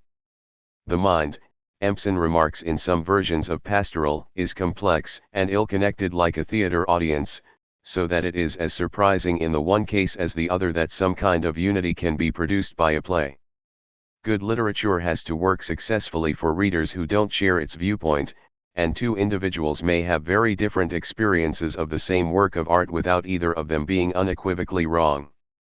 We have seen that Richards is also an advocate of diversity, but for him it must be compatible with order. Politically speaking, it is a standard liberal case. his tidy mind is uneasy with the unfinished and unresolved, as Empson's disorderly imagination is not. In fact, the latter's discussion of various kinds of ambiguity in 7 types traces what he calls stages of advancing logical disorder, STA, p. 48. It is not that he objects to a reconciliatory art, pastoral, he thinks, is a prime example of it, but that he is less insistent on it than most of the critics around him. The point of a work of art is not so much to resolve antagonisms as to perform the process of working them through, as well as to allow the reader to participate in this activity. At one point he speaks of a poem as the expression of an unresolved conflict. Where Empson does find common ground with Richards is on the question of the value of literature, the study of which he thinks is frivolous unless it helps us to decide which attitudes and worldviews are preferable to others. In practice, however, he is not much concerned with ranking literary works on a scale of excellence. This is partly because his impulse is to be inclusive and generous-minded, without being in the least scatterbrained or sentimental.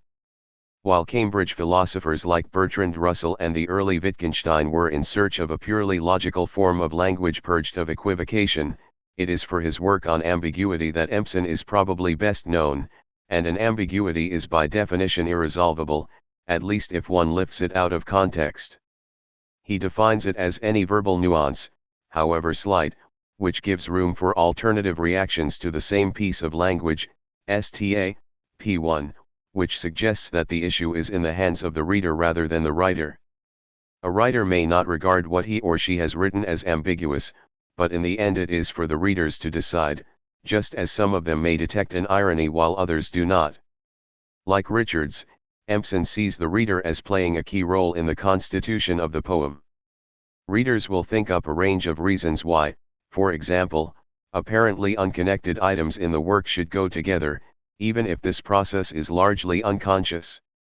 Empson's 6th type of ambiguity occurs when a statement really says nothing, being a tautology or contradiction, and readers are forced to come up with statements of their own which are liable to be at odds with each other. Yet Empson's definition of ambiguity may need some modifying. One can contrast ambiguity with ambivalence, which also gives room for alternative reactions, yet which usually consists of 2 opposed but determinate meanings.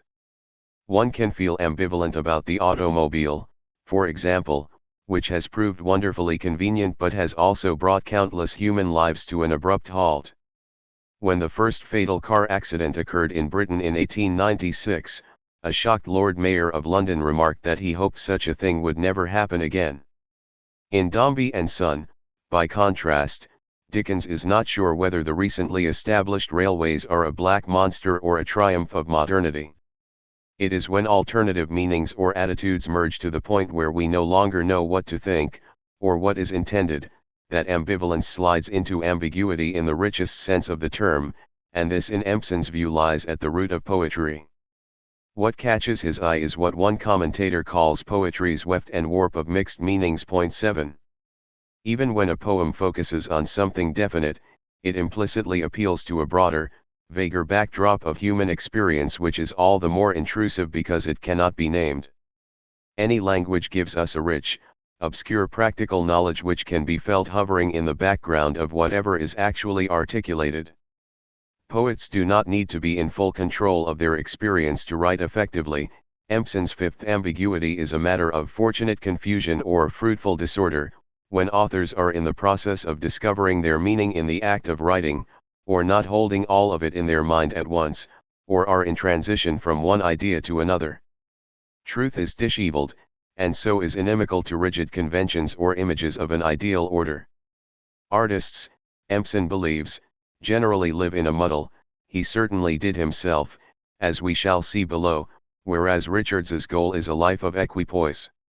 Empson shares Richards's view that metaphor is the normal condition of language, and agrees that words resonate with past contexts and usages. Yet whereas Richards's interest in language is primarily philosophical, Empson's aim is to put social history back into speech, as he does most memorably in the structure of complex words. He also endorses his teacher's Benthamite ethics. He, too, holds that the greatest variety of satisfactions is central to the good life. Given its pursuit of self-gratification, Benthamite morality has sometimes been accused of egoism, but Empson, commended by his friends and colleagues as a man remarkably free of ego, seeks to turn this apparent defect to advantage. He believes that others are satisfied when one satisfies oneself, not least because the latter involves acting out a number of generous impulses, with which he considers human beings to be plentifully equipped. You fulfill more impulses of your own, he claims, if you have a tendency to fulfill those of others. The great adversary of the Benthamite view, he argues, is Buddhism, not because it lacks a belief in value, but because it lacks a belief in the individual. Since he was deeply attracted to Buddhism, this may be an example of holding two contradictory views in creative tension. Artists, Empson holds, must state unashamedly what they like and want, and only by virtue of this selfishness can they be of use to their fellows.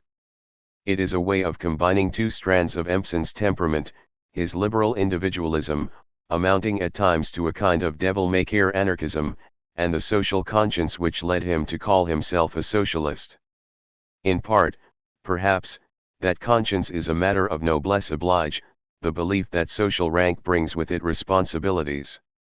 Combining self-fulfillment with a concern for others is also a way of avoiding what he sees as the morbid cult of self-sacrifice of Christianity, while at the same time not lapsing into mere disregard for other people. Empson has sometimes been accused of overlooking questions of literary form in his pursuit of ever finer nuances of meaning. But this is at best a half-truth. It is true that he has little to say about the overall structure of a literary work, partly because he rejects the modernist conviction that such structures can be present to the mind as a whole. Dismissing this spatial view of a poem or novel, he views the work instead as a process in time, but generally doesn't have room in his writing to track the sequence step by step. His blow-by-blow account of King Lear in complex words, and of Paradise Lost in Milton's God, are notable exceptions. It is also true that he is mostly silent about tone, except to remark that striking the right one is more important to writing criticism than one might suppose. The mood, texture, and atmosphere of a piece are similarly underplayed. He does, however, make some brilliantly perceptive comments on sound, grammar, syntax, rhythm, rhyme, pace and the like. He speaks of ambiguities of grammar and subtleties of punctuation, sta. p. 51, and in discussing Andrew Marvell's poem On a Drop of Dew writes of the delicious weakness and prolonged hesitation of the poem's syntax, sta. p. 80. As for rhythm, it allows one, by playing off the possible prose rhythms against the superimposed verse rhythms, to combine a variety of statements in one order, sta. p. 30. The effect of reading a particular sonnet is a general sense of compacted intellectual wealth, of an elaborate balance of variously associated feeling, sta. p. 57. He speaks of a Shakespeare sonnet as glowing and dancing with the author's certitude, sta. p. 138. A passage in Paradise Lost has the squalid gelatinous effect of ectoplasm in a flashlight photograph, svp. p. 127. None of this is the language of a critic who is intent simply on extracting the sense of a piece of writing. What he has to say in 7 types of the stanzaic structure of Edmund Spenser's Faerie Queene is a masterpiece of formal analysis. Unlike Richards, Empson was a superbly accomplished poet. Robert Lowell considered that almost no praise was too high for his verse. This current of imaginative creativity also runs beneath his critical language and occasionally erupts into it. So it is that he can describe George Herbert's poem The Sacrifice as displaying a monotonous and rather naive pathos, of fixity of doctrine, of here trending and straightforward grandeur, sta. p. 231, where the various adjectives seem in tension with each other, so that the curious phrase straightforward grandeur is almost an oxymoron or contradiction in terms. He also writes in similar style of an anonymous verse that the whole charm of the poem is its extravagant, its unreasonable simplicity, sta. p. 49. Discussing Macbeth's words if th assassination / could trammel up the consequence, and catch / with his surcease, success, he speaks not only of those sinisterly hissing s sounds but also, in an extraordinary moment, of catch, the single little flat word among these monsters. It is a mark of human inadequacy to deal with these matters of statecraft, a child snatching at the moon as she rides thunder clouds, sta. p. 50. He means that Macbeth's bungled attempt to assume regal power is as futile as a child, but why a girl, reaching for the moon, and that both figures are at the mercy of forces, thunder clouds, which they are helpless to control. Where this outlandish image drifts up from is a mystery. Nobody, including Empson himself, could imagine that Shakespeare himself had such an uncanny idea in mind. It is rather that the critical commentary enlarges and enriches the poetry, borrowing some of its creative energies and thus establishing a kind of solidarity with it. Asked whether his breathtakingly ingenious readings of literary works involved too much reading in, Empson retorted that unless a critic reads in he or she would have nothing to say. He meant, presumably, that unless you draw out what strikes you as the implications of a work, which are not actually articulated, all you can do is repeat the work itself. The line between reading in and spelling out is not always exact. We generally argue not over the meaning of the actual words of a literary text but over their interpretation, and such argument has no obvious bounds. Richards and Empson are both enthusiasts of science. Indeed, Empson regards it as the finest imaginative achievement of the modern age. Criticism, however, should be a social rather than a scientific affair. In this sense, his old teacher is too much of a rationalist for him, yet insofar as Richards proposes an emotive theory of poetry, he is not rationalist enough. Both men are secular humanists, though Empson was a militant atheist whereas Richards was not. The Christian God, Empson observes with grim relish, is the wickedest thing yet invented by the black heart of man, mg. p. 251. In fact, he spent much of the last 30 years of his life propagating a lurid caricature of this deity, one which no moderately intelligent theologian would have trouble in dismantling. If he was remarkably large-minded, he could also ride hobby horses. Both men also regard any absolute truth about a literary work as unattainable. Final judgment, Empson remarks, is something that must be indefinitely postponed. More generally, they agree on the need for cultivating fictions to sustain human existence. We have seen this already in the case of Richards, while Empson considers that the real difficulty of the modern age is that true beliefs may make it impossible to act rightly, that we cannot think without verbal fictions, that they must not be taken for true beliefs, and yet must be taken seriously. A. p. 198. A prosperous human life thrives among other things on a carefully cultivated pretense, the feeling that life is essentially inadequate to the human spirit, he comments, and yet a good life must avoid saying so, is naturally at home with most versions of pastoral, svp. p. 95. This vein of pathos or wry disenchantment runs throughout his work. It is only in degree, he writes, that any improvement of society could prevent wastage of human powers, the waste even in a fortunate life, the isolation even of a life rich in intimacy, cannot but be felt deeply, and is the central feeling of tragedy, svp. p. 12. It is an unusually despondent remark from a man in his early 20s. Richards and Empson differ sharply on the relevance of authors' biographies and intentions to the interpretation of their work. Empson grew increasingly interested in writers' lives as his career progressed, and published a late work entitled Using Biography. As we have seen already, Richards was wary of such recourse to an author's life experiences, not least because it can be bound up with psychoanalytic criticism, which he deplored. Empson's work, as we shall see, is more hospitable to psychoanalysis. There is a scintillating Freudian analysis of Alice in Wonderland in some versions of Pastoral, though as a rationalist he, too, is rattled by some of its darker findings. One might claim that Richards is concerned with academic psychology, whereas Empson, with his extraordinary astuteness about human motives and self-deceptions, is an inspired amateur at the game. As for the question of how far the author's intentions matter in determining the meaning of a literary work, Empson takes a briskly commonsensical view. He accepts that writers may have unconscious intentions, that they can mean more than they know, and that readers can legitimately find in their work meanings which they did not have in mind, but he also insists that there are times when we need to respect what an author is intending to say, even though establishing what this is may involve a degree of guesswork on our part.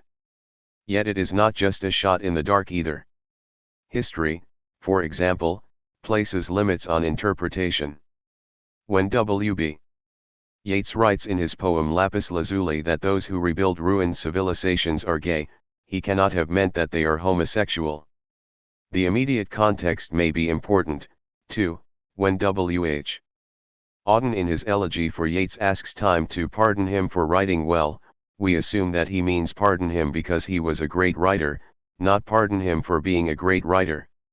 As Empson points out in Argufying, we assess other people's intentions all the time without engaging in some complex reflection on the fact, rather as playing catch doesn't require a theory of dynamics. Perhaps the most obvious contrast between the two critics is that Richards is a full-blown theorist whereas Empson is not. The latter takes a breezily pragmatic attitude to theory, believing that one should accept any theoretical approach which happens to prove productive, however mutually conflictive such methods might be. For the most part, however, critics should just follow their nose. Theories tend to restrict one's potential range of insights. When T.S. Eliot remarks that the only critical method is to be very intelligent, he could have found no finer illustration of this than his drinking mate Bill Empson. At the same time, what we might call everyday sensibility is in Empson's view a tissue of what was once conscious theory, now become unconscious and habitual. What began as a concept ends up as a custom. So theory has at least that much importance. One should also point out that the structure of complex words is a major work of linguistic theory. Empson's prejudice against theoretical speculation also springs from the bluff, no-damn-nonsense country squire aspect of his personality. He scornfully writes off the work of a modern French philosopher known to him as Derrida, a slip which might have interested Freud. Even so, there is a quality of wisdom about him lacking in many literary theorists, one which is by no means so evident in his mentor. We have seen that Richards was a left-leaning liberal, whereas Empson was firmly ensconced on the left. He was a lifelong socialist, and remarked in the 1930s that he would have liked to be able to write poetry like the then Marxist Auden and his Communist Party colleagues. At the same time, he dismissed the charge that poetry that was not politically engaged was necessarily escapist. He thought that the Auden group were right to demand socialism and a welfare state, and was to this extent a communist fellow traveler. He also took the side of the workers in the general strike of 1926, at a time when a number of Oxbridge students acted as strike breakers, and was later to proclaim his solidarity with the Chinese Revolution. He was always at odds with orthodoxies, and admired those who were regarded as traitors by their colleagues. In fact, he was just the kind of eccentric upper-class renegade whom one could imagine secretly working for the Soviets, if he had not been such an unswerving critic of Stalinism. The finest literature, he maintains, tends to display a dissident streak.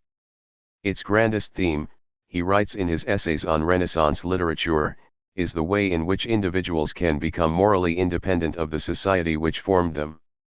Works of art can afford the public some nourishment because they do not conform to conventional moral codes, and so, in pressing men and women beyond their usual boundaries, allow them a more critical view of these beliefs.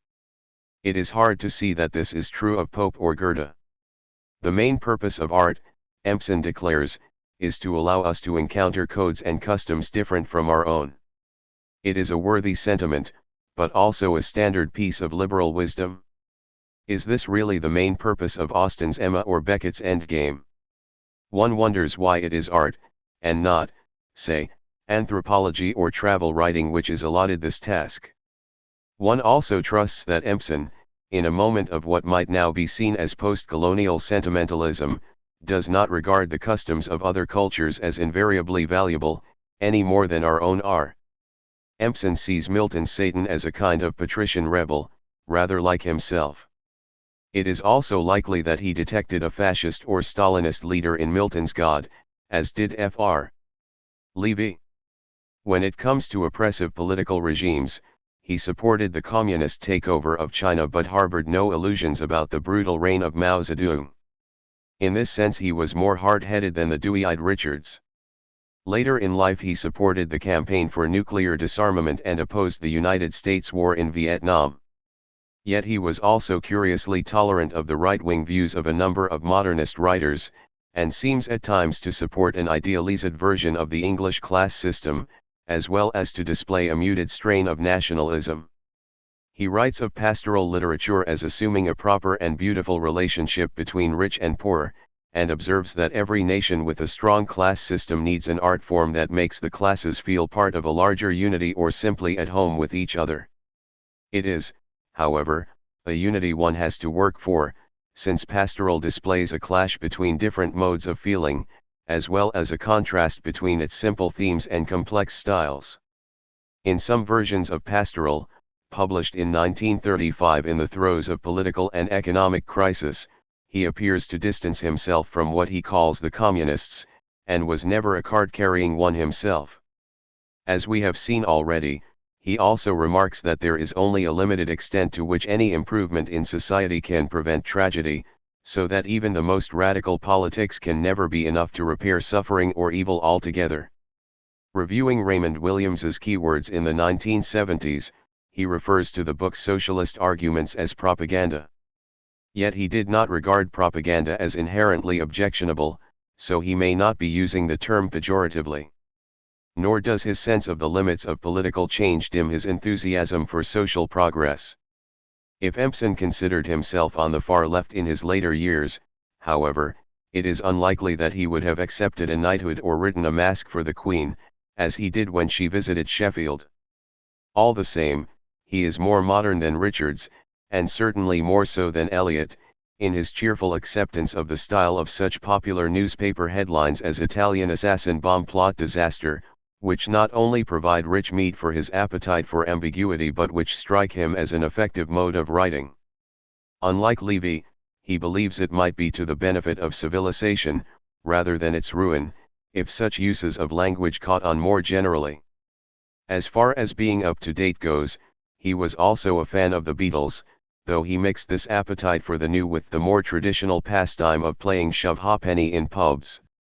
However stubborn and nonconformist he was, Empson never ceased to be a member of the English gentry, precisely because such nonconformism ran deep in its veins.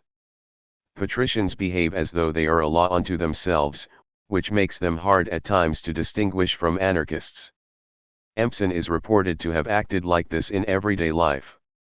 A certain errant individualism may be expected of those who do not have to conform to the conventions because they set them themselves. Empson invested a great deal of value in independence of mind, which set him at odds with the ruling social orthodoxies at the same time as it made him suspicious of tribal loyalties such as communism. In the familiar tradition of the English upper classes, he was quirky, unruly, forthright, and sometimes curmudgeonly, but he also displayed a certain aristocratic spirit of geniality and affability, the irony and good humor of those who enjoy an easy authority. This is one reason why he was wary of tragedy, despite the fact that several commentators have detected an undertow of fear, gloom, and anxiety in his writing. The gentleman associates seriousness with the earnest, self-important language of the puritanical middle classes, and is out to deflate it whenever he can seize the chance. He also has an affection for the rogue or underdog, being something of an outsider himself, and this, as we shall see, is one of the themes of some versions of pastoral. The landlord has a sneaking regard for the poacher, as opposed to the respectable gamekeeper.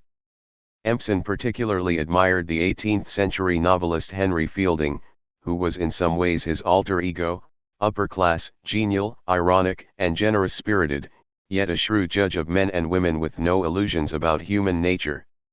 Using Biography contains a fine essay on Fielding's Tom Jones.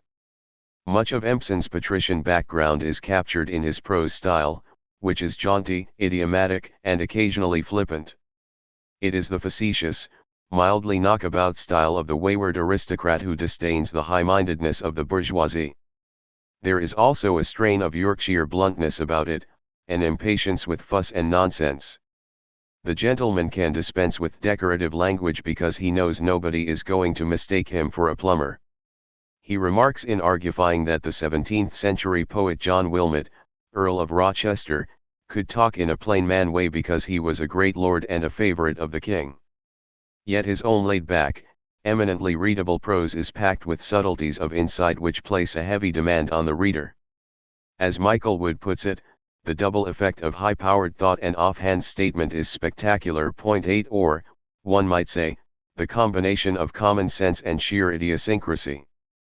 It is hard to see how any form of writing can be at once so lucid and so intricate. Like Empson's own definition of pastoral, it puts the complex into the simple. He can also be funny in a way unlike the other critics discussed in this book. He writes with Freudian scepticism of the first line of Keats's Ode on Melancholy, "No, no, go not to Lethe, neither twist, that somebody, or some force in the poet's mind, must have wanted to go to Lethe very much, if it took 4 negatives in the first line to stop them, sta. p. 205. Empson no doubt has in mind here Freud's concept of denegation, meaning that an over-emphatic denial implies an unconscious affirmation. In Milton's God, he imagines a sadist who might live in fear of hell being welcomed instead into heaven, since the saved, according to one Christian tradition, reaps malicious pleasure from the torments of the damned. Settling down to hold kind God's hand for all eternity, he watches old Mother being ripped to pieces so much more satisfyingly than he could ever have imagined. Mg. p. 250. Empson, John Half-Enden remarks, is a great entertainer. 9. The best way to convey something of the flavor of Empson's criticism is simply to quote him. We can begin with this celebrated passage from Seven Types, in which he examines the first 4 lines of Shakespeare's Sonnet 73. That time of year thou mayst in me behold, when yellow leaves, or none, or few, do hang upon those boughs which shake against the cold. Bare ruined choirs, where late the sweet birds sang. The bare boughs are like ruined choirs, Empson claims. Because ruined monastery choirs are places in which to sing, because they involve sitting in a row, because they are made of wood, are carved into knots and so forth, because they used to be surrounded by a sheltering building crystal leased out of the likeness of a forest, and colored with stained glass and painting like flowers and leaves, because they are now abandoned by all but the gray walls colored like the skies of winter, because the cold and narcissistic charm suggested by choir boy suits well with Shakespeare's feeling for the object of the sonnets, and for various sociological and historical reasons, the Protestant destruction of monasteries, fear of Puritanism, which it would be hard now to trace out in their proportions, these reasons, and many more relating the simile to its place in the sonnet, must all combine to give the line its beauty, and there is a sort of ambiguity in not knowing which of them to hold most clearly in mind. Sta. pages 2-3. Nobody had ever read poetry as closely as this before, and certainly nobody from the landed gentry.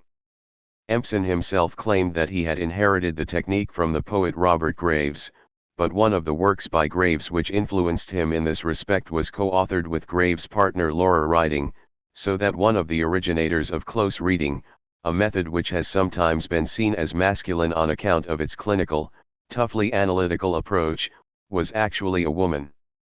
There is something of the precocious undergraduate show-off in the passage just quoted, as there is in the book in general. Empson takes a sly pleasure in discomforting the reader, as when in a later work, Argufying, he interprets the last line of Shelley's Ode to the West Wind, if winter comes, can spring be far behind? As meaning though the Bourbons have got back their thrones, which is bad, the resulting exasperation will bring world revolution all the sooner, which is good. p. 323.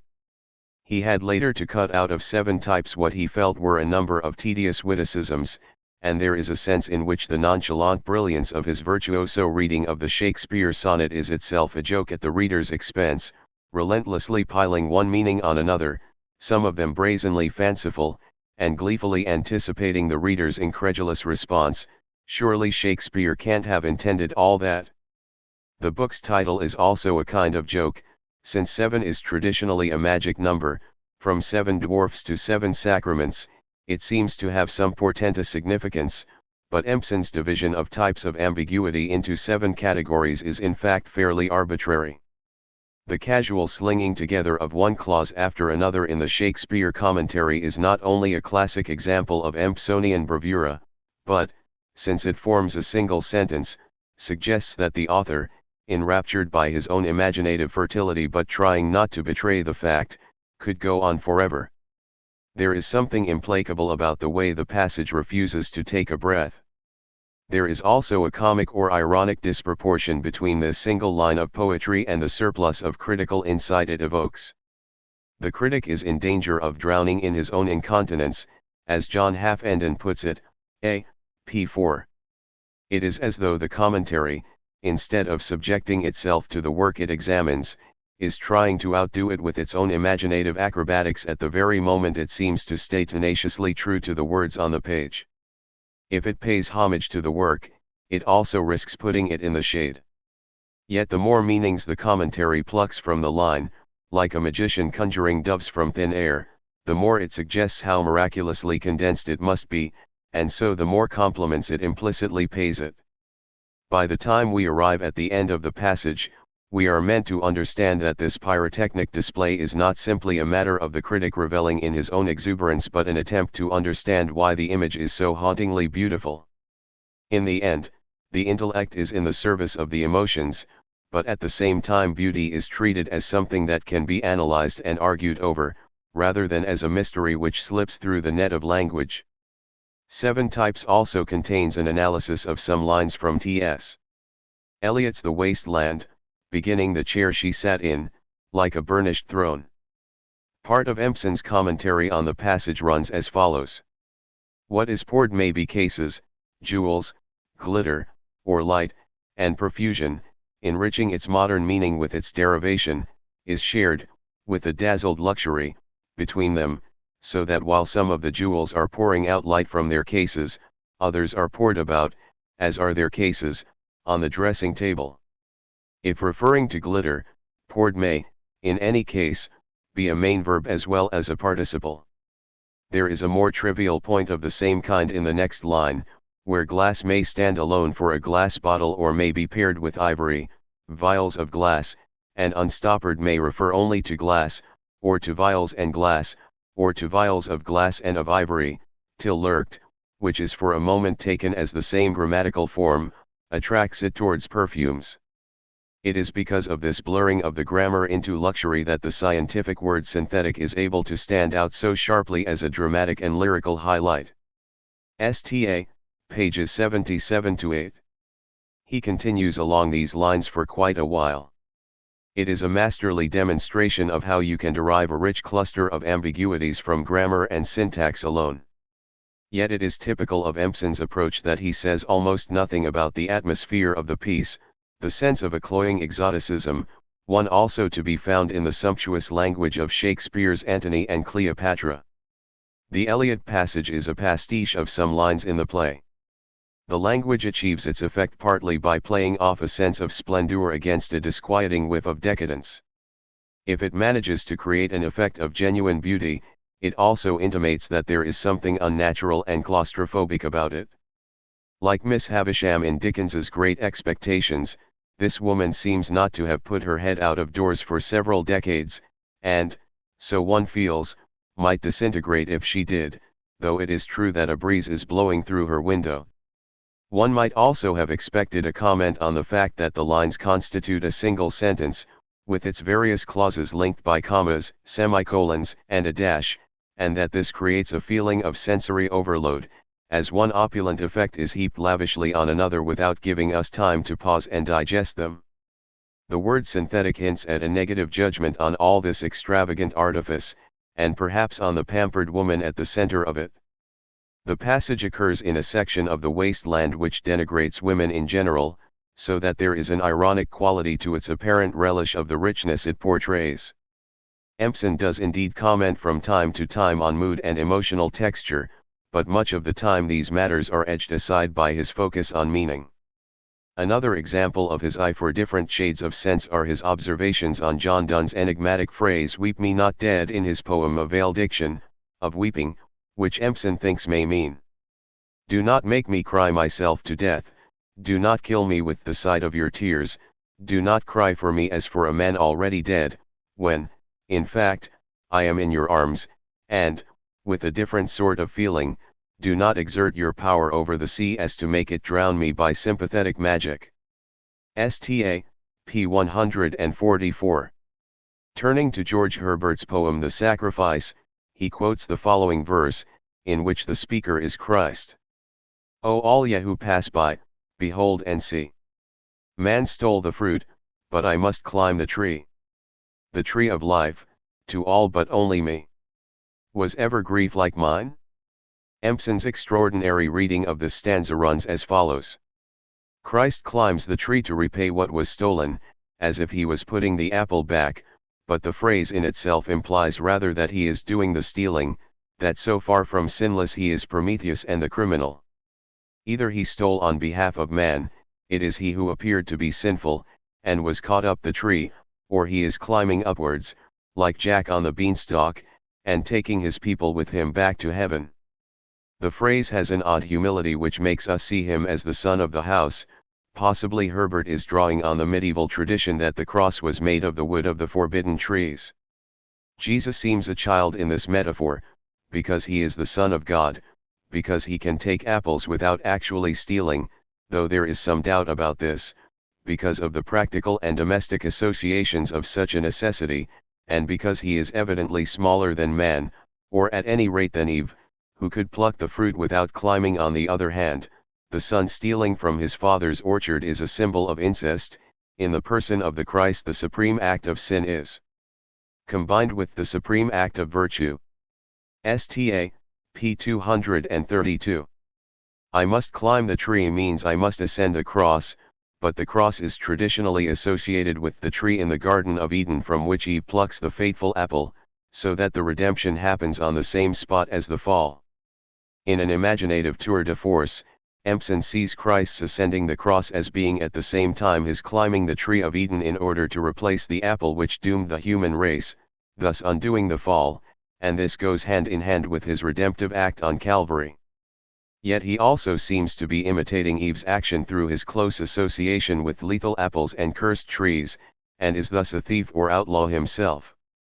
This is appropriate, since the crucified Christ is indeed a kind of criminal, both because he was found guilty of a crime by the authorities, though of what crime we can't be sure, but also because according to St. Paul he was made sin on the cross in order to become representative of human sinfulness, and thus to redeem it by his resurrection.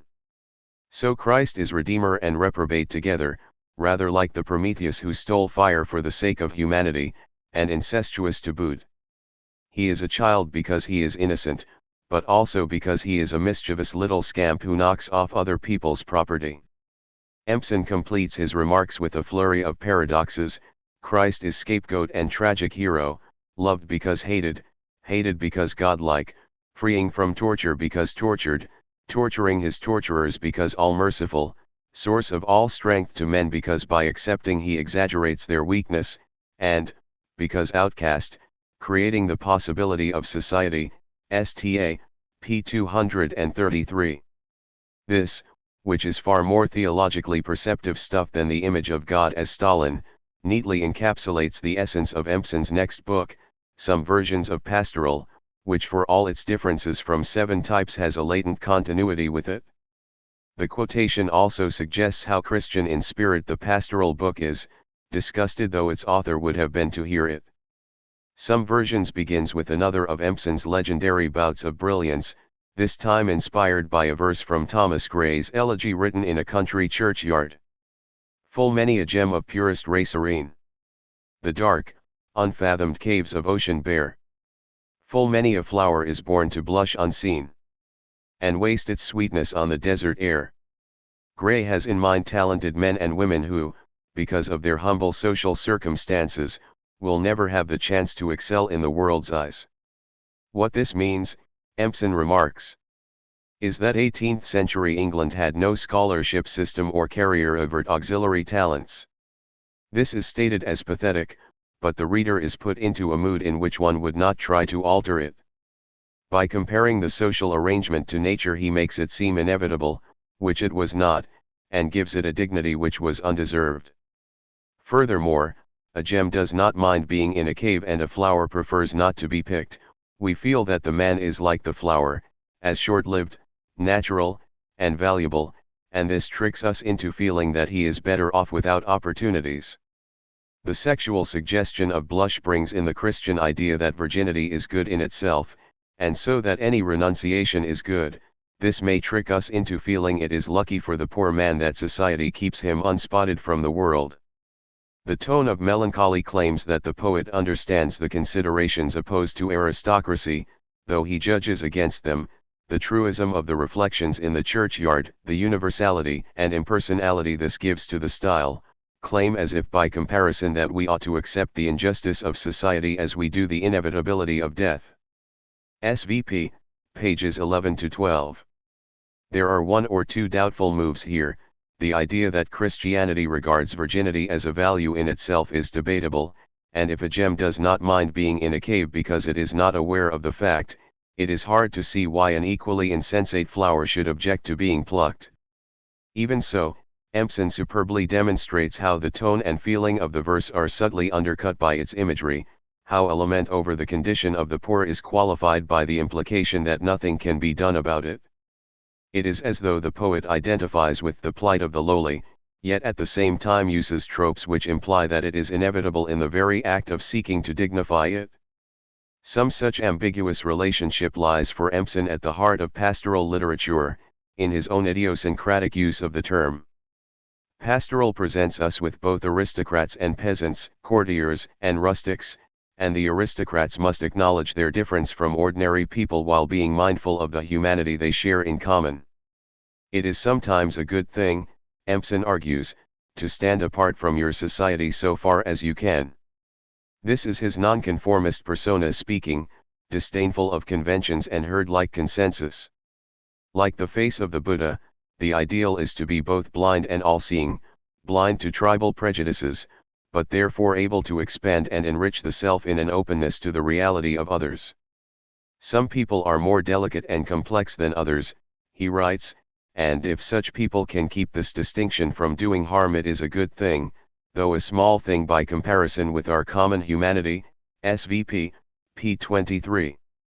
The last phrase evokes the more sociable, socialistic Empson, so that it is a question of affirming individual difference and independence while continuing to prize what we share in common. Pastoral is among other things about this equipoise, which we shall find in a different form in the work of Fr. Levy. The nobleman not only finds himself reflected in the rustic, but can also learn from him in a spirit of humility. Empson imagines him thinking, I now abandon my specialized feelings because I am trying to find better ones, so I must balance myself for the moment by imagining the feelings of the simple person. He may be in a better state than I am by luck, freshness, or divine grace. I must imagine his way of feeling because the refined thing must be judged by the fundamental thing, because strength must be learned in weakness and sociability in isolation, because the best manners are learned in the simple life. SVP, pages 22 to 3. Empson learned from Buddhism the value of an organic relationship to nature, an affinity with the world which prefigures today's ecological thought, and this he considered the only tolerable philosophy, one sharply at odds with what he regarded as the vile Christian cult of sacrificing nature, or various parts of it, to a vindictive God. In the latter case, the one, Christ, is sacrificed to the many, destroyed for its sake, while in pastoral the one contains the many, rather as the all-seeing artist does. The scapegoat, who is sacrificed on behalf of the people as a whole, thereby unites the one and the many, and like Christ is both high and low, unique and representative, victim and redeemer, hero and swain. Empson also learned from Buddhism a way of balancing the claims of individual freedom with social responsibility. The Buddha is sufficient to himself yet full of universal charity. Individual distinction and common humanity, which in the process of living are a matter of constant trade-offs, compromises and contradictions, are reconciled in this utopian vision. Pastoral is among other things Empson's warning to himself of the dangers of being too clever. The canny common sense of the peasant must keep the speculative intellectual in check. The class system is thus both challenged and upheld. Patricians see the peasants as their equals or even as their betters, yet they cannot pretend that they themselves are simple rustics, which would be like the bad faith of middle-class authors who write about the proletariat while imagining that they are part of them. There were plenty of such types around at the time the book appeared. Effective proletarian literature, Empson considers in an enigmatic chapter on the subject, is a version of pastoral, airily passing over the fact that such writing is usually dedicated to dismantling the very class system on which pastoral depends. Pastoral, then, is a matter of irony. The rich are richer than the poor, but they are poorer as well. The two social groups clash, but an equivalence is established between them all the same, rather as an ambiguity involves a convergence of conflicting meanings. It is hard not to see all this as an allegory of the relationship between the artistic, or critic, and the general public, rather as Stephen Collini sees the key terms examined in Empson's next study, the structure of complex words, as all relating in some undeclared way to his own critical process. Point 10 The artist, Empson maintains, is never at one with any public, a reckless generalization, to be sure, one truer of modern Europe than of some pre-modern cultures. The same goes for critics, whose specialized intelligence, not least if it is as adroit as Empson's, estranges them from the mass of people. Yet the paradox of literary art is that it deals in complex, sometimes highly technical ways with feelings and situations which are shared for the most part by humanity as a whole.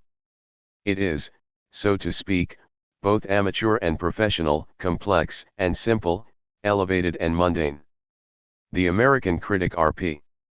Blackmore describes it as the formal discourse of the amateur. 11 Empson himself was an academic and professional literary critic, yet he does not have a special field in the usual manner of scholars, roaming in the style of an erudite amateur over the whole of English literature. Unlike brain surgery, literary criticism is something that anyone can have a stab at. Anyone can say whether they enjoyed a book or not, or pass a few mildly intelligent remarks about its plot, characters, and so on. Empson, of course, is a lot cleverer than this, but it is the kind of cleverness to which we feel we ourselves might aspire, the shrewdness of someone better versed in our common wisdom than we are ourselves. He has a kind of flat common sense pushed to the point of genius. The writer or critic, then, is aristocrat and peasant in one body, both complex and simple, isolated yet in solidarity with others. We need subtle and delicate instruments to investigate works which concern our common condition, but the problem is that these very instruments risk alienating us from that condition. This is one sense in which pastoral is an ironic mode. In the political climate of the 1930s, the fraught relations between the intelligentsia and the masses was a contentious issue on the left, and although Empson does not appeal explicitly to that context, it can be felt hovering somewhere in the background. For the upper classes to go to school with the lower orders is part of what he means by pastoral putting the complex into the simple, SVP, p. 25. There is a coexistence in the form of the elevated and the mundane, rather as there is in the Incarnation, where God becomes a homeless Jew in an obscure corner of the Roman Empire. Putting the complex into the simple also means that in this vein of literary art, so-called rustics are made to speak the formal, elaborate language of the court, which teeters on the brink of being funny. This has the effect of bringing the two ranks together, thus buttressing the class system, at the same time as the homely wisdom of the lower orders can act as a critique of the sophisticated learning of the higher ones. One might say that the two classes converge in verbal form but conflict in moral content. Yet if this ideal of harmony might be unsurprising in a man who was reared on a large country estate, and who was himself artist, critic, and gentleman rolled into one, there is another, more subversive side to pastoral, as there is to Empson himself. For one thing, If the rustics are equal to their rulers in the ornateness of their speech, the class system is leveled as well as reinforced. If the complex can be put into the simple, then the simple cannot be as simple as all that. At the same time, the lower classes are superior to the upper classes because they retain an honesty, dignity, and simplicity which can show up their rulers as artificial and insincere. Empson himself, it may be worth noting, was brought up to respect manual labor in the countryside. The pastoral assumption, he writes, is that you can say everything about complex people by a complete consideration of simple people. To this extent, it is an egalitarian form as well as a hierarchical one. The artist, critic, child, aristocrat, and intellectual are all in their different ways outsiders. The aristocrat may stand at the apex of society, but this can be a lonely place to be. The fool, clown, rogue, and scapegoat are also outsiders, and they, too, at least in Empson's sense of the term, are pastoral figures. In this sense, the low reflects the high, and the high finds a parody of itself in the low. The same happens in the double plots of some Elizabethan plays, to which Empson devotes a chapter of his book. The clown, he remarks, has the wit of the unconscious, he can speak the truth because he has nothing to lose. SVP, p. 18. His own work was described as clownish by some disapproving colleagues. The fool, who sees all because he lurks on the margins of society as a satirical spectator, has more sense than his social betters and a firmer grasp of fundamental truths. The fact that he knows he is a fool, in contrast with apparently sensible folk who are unaware of their own folly, lends him a kind of wisdom. In a similar way, the rogue has a fuller understanding of law and authority than those who formally dispense justice. Children have yet to be fully inducted into the conventions of society, and are thus less ready to take them for granted. On the contrary, they may well find them pointless and farcical, as Alice does in Wonderland, and may therefore act as critics of social orthodoxy. Alice, Empson remarks in his chapter on her in this work, is the free and independent mind, SVP, p. 210, a no-nonsense rationalist like Empson himself, and thus something like the ideal literary critic. Yet the irony is that freewheeling individuals are fundamentally reliant on the social system to which they stand askew, and may feel this to be a form of bad faith. If everything is fundamentally one, then their autonomy is an illusion, yet standing alone can still yield them some insight into the essential arbitrariness of social conventions, as it does in the end with Alice. So there is something to be said for contrarians, however morally compromised they may be. In any case, the very idea of an individual is a case of ambiguity, since you become one only through dependence on a form of social existence. The word originally meant inseparable. Part of what the free mind discerns is the fallibility of the human condition, and this, too, is a pastoral feeling. By grounding himself in common humanity, the nobleman can engage with an earthy wisdom which is tolerant of human weakness and all-encompassing in its sympathies. It is a capacious, good-humored way of seeing which knows when not to ask too much of others. We must admire the high heroic values of truth, goodness, and honor, but we should not use these ideals to terrorize others in a way which makes them painfully conscious of their own frailty. Empson's own relaxed, companionable prose style is a version of pastoral in just this sense. It is the style of a humanist, but in an ironic rather than triumphalist sense of the term, which is to say one who embraces humanity in a wry awareness of its deficiencies. There is a flatness about pastoral, in the sense of a scepticism of high-pitched pretensions. Empson finds this quality in the 18th-century scholar Richard Bentley's plain-minded commentary on Paradise Lost, in Alice's brisk, very English common sense in her dealings with the freakish denizens of Wonderland, and in the clear-eyed, disenchanted view of polite society of the underworld of the Beggar's Opera. The higher you aspire, the further you have to fall. This is part of the warning of the speaker of Shakespeare's Sonnet 94 to the young courtier he is addressing. Those who, like the young man, are most detached from everyday sensual appetite are most likely to come a cropper when confronted with it, which is why lilies that fester smell far worse than weeds. The same could be said of Angelo in Shakespeare's Measure for Measure. There is an arithmetical subtext to the work of this former mathematician. We have seen already that the notion of pastoral is bound up in Empson's thought with the idea of the one and the many, which he derives for the most part from Eastern thought. Ambiguity can roll a multiplicity of meanings into a single term, and the same is true, as we shall see later, of what Empson calls complex words. Pastoral stages discordant voices and contending modes of feeling, but it does so within an all-inclusive vision. The Milton of Milton's God is a single author split in two by his conflicting religious and humanist sympathies. The Buddha is one, but in what Empson sees as his ironic magnanimity he presents to the world a multiplicity of faces. Both the king and the fool are individuals, but they are also representative of more than themselves, the king, hero, or nobleman because he incarnates in his person a whole social order, the fool because he typifies our shared infirmities. Both contain multitudes, and there is a secret handy-dandy complicity between them. So is there in the fact that anyone who wants to be a king must be out of his mind, as Shakespeare's history plays might testify. There is also a link between these figures and the artist, critic, or political rebel, who is similarly an outsider, but who just on this account can see further than many an insider. Thus the Adam and Eve of Paradise Lost are pastoral types in their harmonious relation with nature, but Satan, as a critic of creation, is a pastoral figure in a different sense. Another such character is the scapegoat, who like Christ is an individual, but who bears on his innocent shoulders the sins of the whole of humanity.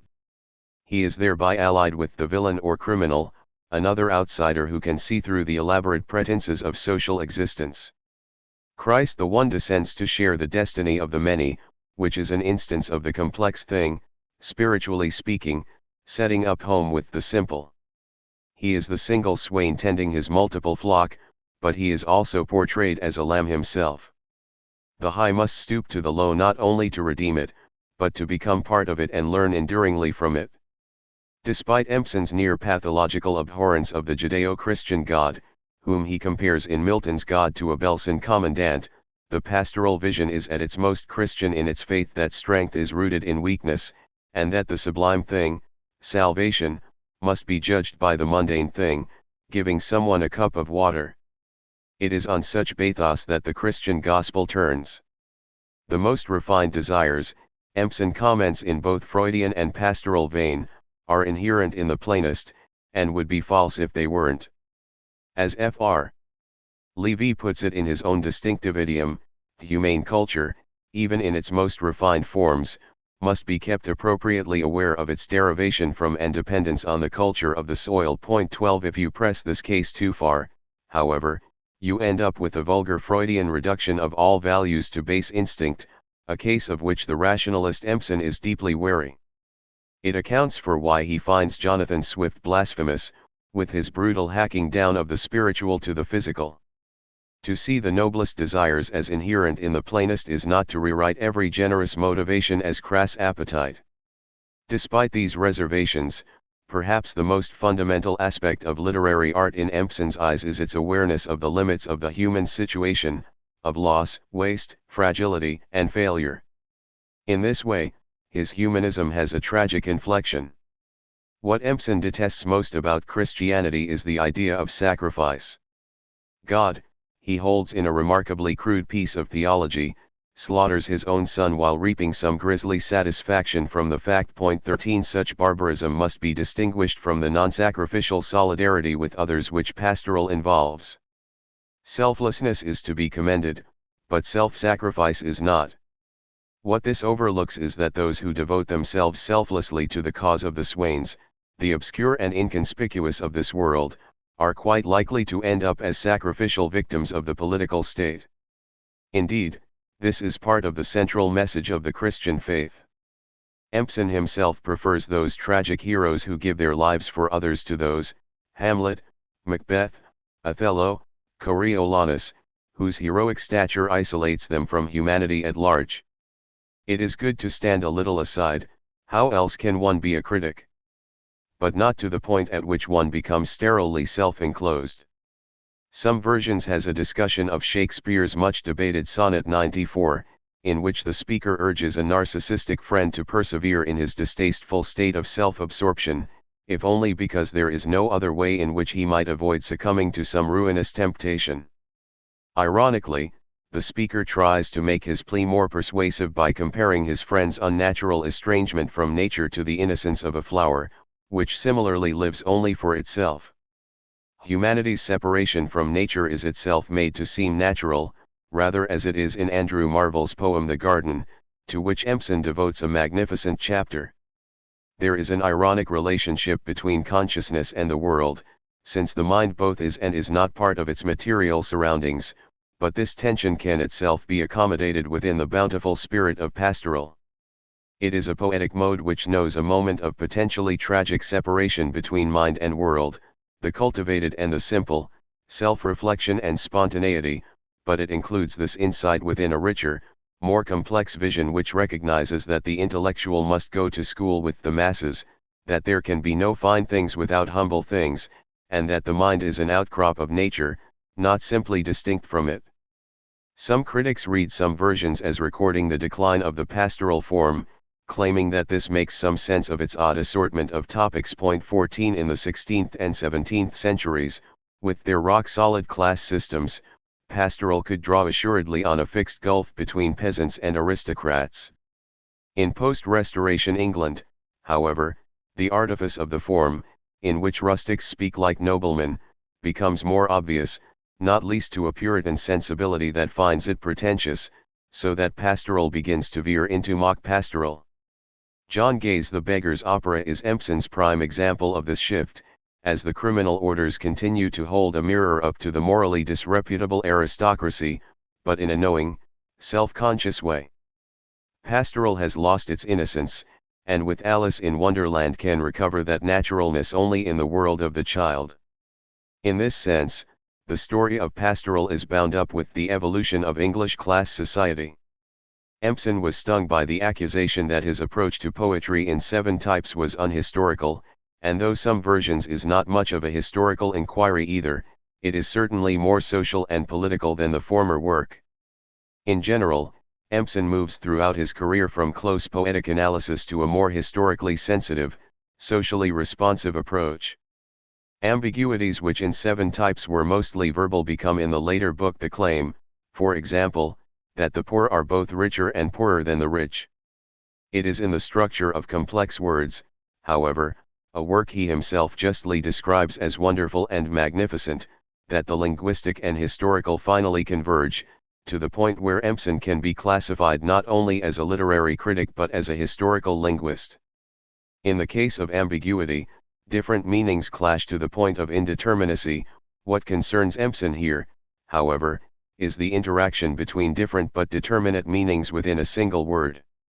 This means seeing certain key words as nodes or clusters of sense, or, if one prefers, as miniature texts. And since these terms change over time, capturing shifts in social and moral attitudes, we can speak of this form of inquiry as historical. Words, in C.S. Lewis's term, have biographies. Stefan Collini points out that whereas an ambiguity for Empson is a device contrived by an individual writer, the structure of a complex word is a fact of the language, part of the established verbal currency. 15. Empson describes these words as compacted doctrines, given that they can be unpacked into a number of claims or propositions, not all of them mutually compatible. Thus Maciath the highwayman in The Beggar's Opera uses the word honest in a hearty, raffish style, which implies a certain cavalier contempt for social convention, while for the tradesman Peacham in the same play the term has a more respectable resonance. It is as though the sign becomes a site of social conflict. Words of this kind are many systems containing what Empson calls equations between their various senses. There can be an equation between two meanings of the same term, an equation between a word and one of its implications, an equation between the sense of a word and the feeling it evokes, or an equation between a so-called head meaning, i.e. the primary sense of a term, and a chief meaning, which is to say one demanded by a specific context. You can also bring two terms together under the heading of a third, so that, For example, sense in Wordsworth can mean both sensation and imagination. This suggests a certain relation between the two in reality, and hence constitutes a proposition or doctrine. Finally, there are identities such as God is love, might is right, or time is money, which can be major sources of delusion, and which sail close to what is commonly described as ideology. Despite these speculations, much of the book consists of literary criticism rather than linguistic theory, as Empson illustrates his complex words in a set of coruscating chapters on fool in Lear, Timon's dog, honesty in Othello, sense in Measure for Measure, and so on. They are among the most masterly pieces of literary analysis he produced. Since most of the key words Empson has in mind, arch, dog, fool, rogue, wit, sense, honest, also have a bluff, no-nonsense, earth-touching air about them, this is yet another example of locating the complex in the simple, and thus an extension of pastoral thought. There is, Empson comments, a sweetness or richness in the simple thing, SCW, p. 170, a wealth of felt implication which can be spelt out in a relatively systematic way. Hence the word structure, we are speaking not just of a random scatter of associations but of the evolving inner logic of certain terms, which is rooted in turn in the logic of a specific form of social existence. They are complex words because they crystallize a collective social wisdom. It is worth noting that complex words appeared only 2 years before Wittgenstein's philosophical investigations, which takes a broadly similar attitude to language. The simple and the complex are related in the sense that to call a man a dog is to ascribe a fundamental sincerity to him which can then become the material basis on which a more refined version of humanity may be constructed. Indeed, only on such a modest foundation can anything valuable be accomplished, which is another of Empson's unwitting acts of collusion with Christianity. Life itself is a kind of double plot, since you can build yourself into a tolerable human being only on the basis of being a mortal, vulnerable animal. As Christopher Norris writes of Empson's complex words, they have a down-to-earth quality of healthy skepticism which permits their users to build up a trust in human nature on a shared knowledge of its needs and attendant weaknesses. 16 It is a materialist form of ethics, as opposed to the idealizing view of humanity which can only end in bitter disenchantment. It belongs with an ironic awareness of one's own limitations, as well as a mutual forbearance and tolerant sense of human infirmity, all of which goes to constitute the pastoral sensibility. The opposite of this ironic vision, though the point remains largely implicit in Empson's work, is ideological absolutism, which in the form of both fascism and Stalinism bulked large in the period during which he produced his first two major works. When Complex Words appeared in 1951, fascism had only recently been defeated, and the world was becoming locked ever deeper into the Cold War. In this sense, all of these studies have a political subtext. We have seen already that the openness to different meanings typical of ambiguity is at odds with the strict determinacy of sense to be found in fascist regimes, with their rigid signifiers of Führer, state, and fatherland and censorship of subversive speech.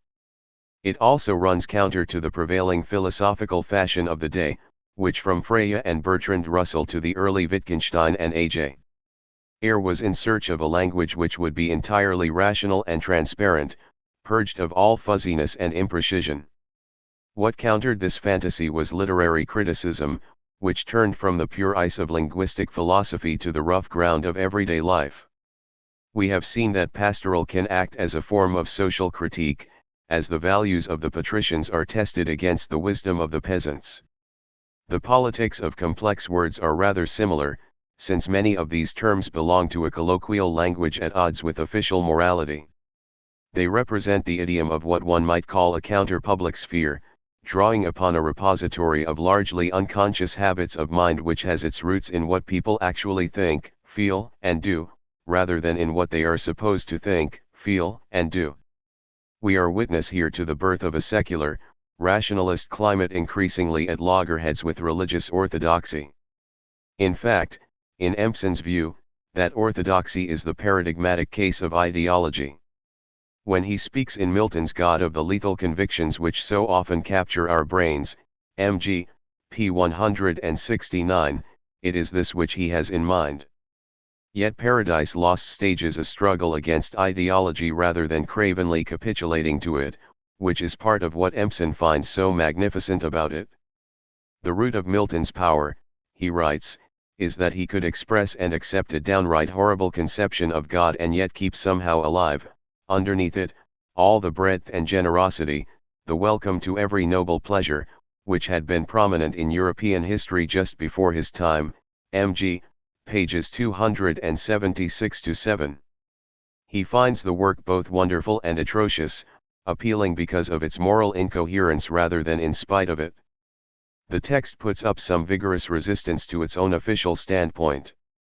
This is a strikingly original position to take up in the thick of the Milton Wars, which had been waged ever since Eliot turned down his imperial thumb, and which we shall see re-emerge in the criticism of Fr. Levy. Empson deplores Milton's formal beliefs but finds his art full of poetic beauty. In a splendidly even-handed sentence, he describes it as a world of harsh and hypnotic, superb and crotchety isolation, mg. p. 126. As a stalwart rationalist himself, he also admires the vigorously argumentative way in which the poet tries to make some tolerable sense of the indefensible. Milton's decent impulses, decent is a typical Empsonian term, refuse to be entirely suppressed by his theological dogma. Even so, the opposition between ideology and humanity in Paradise Lost is surely too simplistic. The liberal is accustomed to viewing systems of ideas as impediments to the free play of the mind, restraints on our spontaneous humanity. Yet liberalism itself, as we encounter it in the work of John Locke or John Stuart Mill, as well as in its more everyday guises, is a system of sorts, privileging certain meanings and values over others, excluding as illicit whole ranges of behavior, slavery, socialism, authoritarianism, censorship, and so on, while acclaiming others. If liberalism is a reasonably coherent set of beliefs, yet also plays a vital role in the fostering of human liberty, then system and freedom cannot be everywhere in conflict. There are emancipatory theories such as feminism, which engage in the systematic analysis of patriarchy in order to be free of it. As a regicide and radical Republican, John Milton placed some of his theological doctrines at the service of a revolutionary politics. Those who see other people's views as ideological and their own as simply human, pragmatic, or commonsensical may be in the grip of an ideology which has survived for so long that it has become well nigh invisible. And to become invisible is the aim of any ideology intent on enduring. We have seen that Eliot was pained by the language of Paradise Lost, and we shall see shortly that the same was true of Fr. Levy. If Empson had no such complaints, it is partly because both Eliot and Levy had a normative conception of the English language, whereas Empson did not. He did not believe, as they did, that there is a particular use of English which is somehow more native, authentic, and loyal to the spirit of the language than others. Nor was he much taken by the idea of a literary tradition, a preoccupation which for Eliot and Levy was closely bound up with the normative standpoint. Tradition for them consisted of those authors who use the language authentically, Donne rather than Milton, Marvell rather than Dryden, Keats rather than Shelley, Hopkins rather than Tennyson. It is to Empson's credit that he spurned this prejudice, as did I.A. Richards, not only because of its inherent defects, which we have glanced at already, but also because an extreme version of it was to breed some sinister consequences in mid-20th century Europe. For the philosopher Martin Heidegger, the German language was the true home of being, the locus of the spirit of the people. There is, to be sure, a world of difference between this Nazi dogma and Levy's preference for the kind of palpable, earthbound poetry which when read out loud sounds rather like chewing an apple. Both, however, are types of spiritual chauvinism, even if Heidegger was thinking of the Third Reich and Levy of the England of Morris dancing.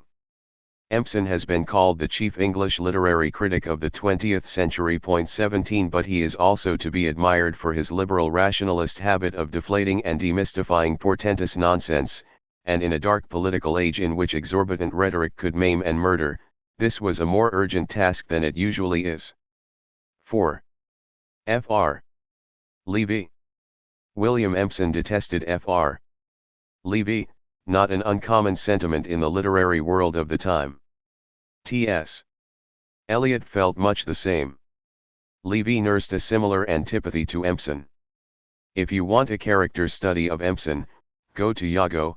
He is said to have remarked, Point 1, in many respects, Empson and Levy were antitypes, whereas the former was cosmopolitan, non-moralistic, upper-class, humorous, versatile in his literary interests and bohemian in lifestyle, the latter was provincial, austere, moralistic, largely humorless, at least in print, intensely serious, lower middle class in origin, rigorously exclusive in his literary sympathies and conventional in his way of life. It was a classic case of the Cavalier versus the Roundhead. There were deeper differences too. If Empson was a rationalist, Levy was attuned to a depth in humanity which he called religious, though he was by no means an orthodox believer. We have seen that Empson was an inveterate nonconformist, and the same can be said of Levy. In fact, he was easily the most controversial English critic of the 20th century, revered by a faithful band of followers and reviled by a good many of his academic colleagues. For all his maverick ways, however, Empson slotted easily into the metropolitan literary establishment, while Levy doggedly refused to do so. Empson was more eccentric than subversive, and did not attack the literary canon or the social and cultural establishment in the manner of Levy. Partly by choice, and partly because of the rancor he provoked, Levy was an outsider in a way that Empson was not. He was the victim of prejudice and discrimination, as well as an object of odium and derision, in a way which was by no means so true of his fellow critic. Both men occupied marginal positions within academia for some years. Empson, as we have seen, taught in East Asia, remote from the charmed circle of Oxford, Cambridge, and London, while Levy spent much of his early career as a part-time, freelance teacher in Cambridge with no official status. He gained a full university appointment only at the age of 50, was belatedly elected to a fellowship of a college, and was appointed to a readership in the English faculty only 3 years before his retirement. He then became a visiting professor at the University of York, but it was Cambridge whose recognition he sought, at the same time as he never ceased to decry much that it stood for. Though he maintained that all serious intellectual work took place on the margins of academia, Levy was by no means entirely gratified to be consigned to that borderland himself. His partner and closest collaborator, Queenie Dorothy Levy, was never granted any official academic status.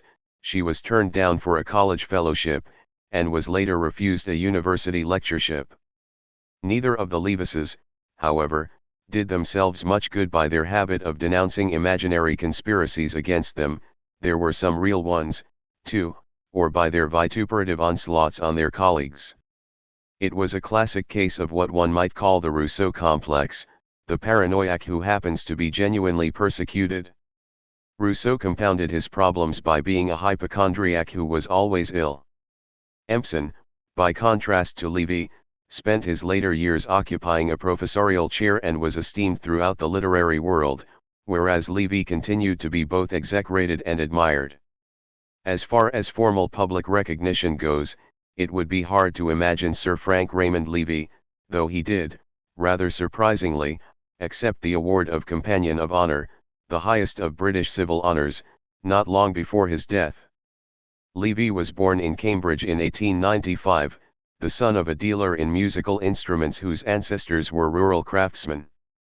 Apart from a spell as a medical orderly with a Quaker ambulance unit during the First World War, he lived in Cambridge all his life, first as a pupil at a grammar school, then as a student of history and English at the university, and finally as a teacher of English in the same institution. He spoke throughout his life with a Cambridge accent, but one typical of the town rather than the university. In contrast to the footloose, adventurous Richards and Empson, very little happened to him. He was neither attacked by Chinese bandits nor erotically attracted to Japanese taxi drivers.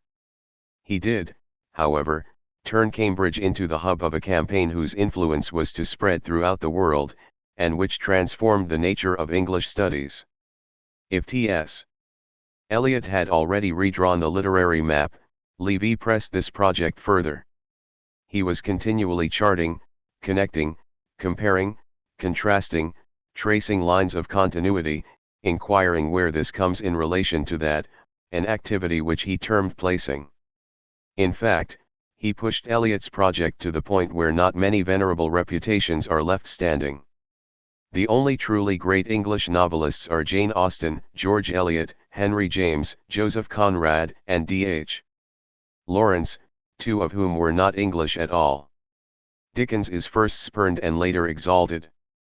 The medieval period is almost wholly ignored, though Levy recorded his preference for Chaucer rather than Dante, partly perhaps as a put-down of Eliot and partly as a patriotic smack at continental Europe. Edmund Spenser is decisively dethroned. English literature, then, effectively begins with Shakespeare. Levy shared Eliot's high estimation of the metaphysical poets and Elizabethan and Jacobean dramatists. He also launched an assault on Milton a good deal more bare-knuckled than that of his more kid-gloved colleague. There is, incidentally, an irony in this onslaught, given that Milton and Levy were both militant, patriotic, Puritan-minded, dissident public intellectuals. Dryden and the Restoration yield little of value, though John Bunyan is an author to be admired. Whereas Eliot was for the most part lukewarm about the 18th century, Levy praised Pope and, more equivocally, Swift, as well as Samuel Johnson and a range of more minor writers of the time. As we shall see later, he had reason to admire the so-called Augustan age, while Eliot did not. Like the latter, he charted what is for the most part a deteriorating history of sensibility from the 17th century to the present, but it is a less drastic decline than Eliot's, since the latter largely disregarded the Romantics, who were ungenial to his classical temperament and offered few resources for his own poetic practice. He also seemed uninspired by the 19th century novel. Levy, by contrast, found a good deal of merit in both. As poetry lapses into languor and sentimentalism in the 19th century, one of the finest of all European literary creations, the realist novel, moves to the fore. It is Eliot's apparent indifference to this genre which deepens his literary pessimism. In fact, though it is Levy who is usually accused of being excessively narrow in his tastes, there is a sense in which Eliot was even more exclusive, at least when it comes to the literature of his adopted country. If Eliot paid little heed to the Romantics, Levy discriminated scrupulously among them. Wordsworth, Coleridge, and Keats are mostly in, while Byron and Shelley are unquestionably out. From then on, there is really no truly outstanding poet to be found in the barren wastes of Victorian verse until we arrive at Gerard Manley Hopkins, who was scarcely a name to conjure with in the literary climate of the time. Nor, indeed, was that of T.S.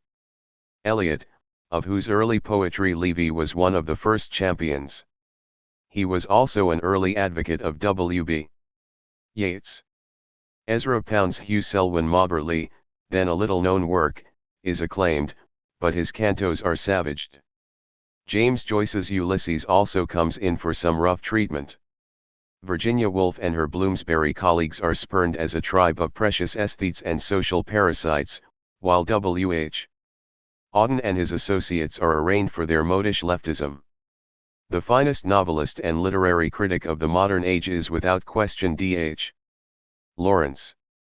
There is a robust poetic tradition running from Shakespeare, Ben Jonson, the metaphysical poets and Jacobean dramatists to Pope, Wordsworth, Keats, Hopkins, and Eliot, as well as a largely sterile legacy which passes from Spenser and Milton to Shelley, Tennyson, and Swinburne. The parallels and differences between Levy and Eliot are interesting to note.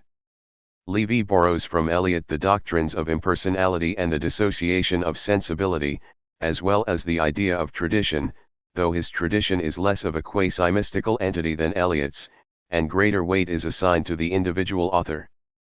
Both men saw tradition as value-laden, a selection of ancestors shaped by the needs and proclivities of the present, rather than as a neutral chronicle of past authors. Both critics saw the whole of English literature as forming an organic unity, and were sensitively attuned to its social and historical context.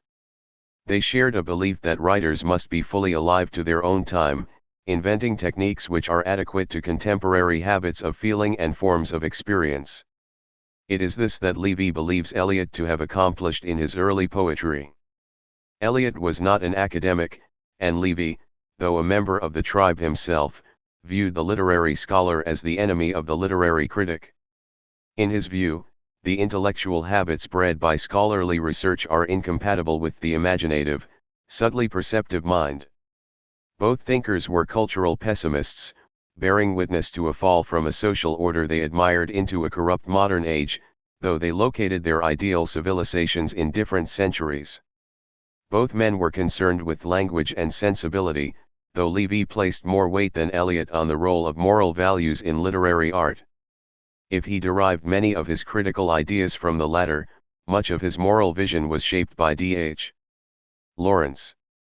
As we have seen, he was more open than Eliot to Romanticism and the realist novel, while Eliot was more receptive than Levy to the medieval period, modernist experiment, and the literature of continental Europe.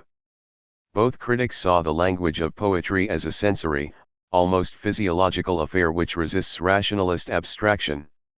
Neither was enamored of general theories. Levy, however, was a liberal humanist, whereas Eliot was neither liberal nor humanist. If the conservative Eliot was preoccupied with social order, the passion of the liberal Levy was for personal fulfillment. Eliot believed in God, whereas Levy placed his faith in a secularist version of the deity known as life. By what criteria does Levy make his remarkably assured judgments? The answer lies partly in his distinctive view of the English language. It is, he believed, a linguistic form to which the concrete, palpable, and sensuously particularized are somehow natural, and which is averse to the abstract, general, or theoretical. At its finest, which is to say at its most poetic, English does not simply indicate things but embodies or enacts them.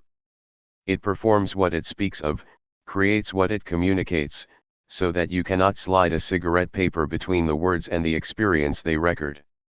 As Levy observes of some lines by John Donne, they seem to do what they say. It is what Levy calls a creative exploratory form of writing, as opposed to one which seems merely to reflect whatever it is about.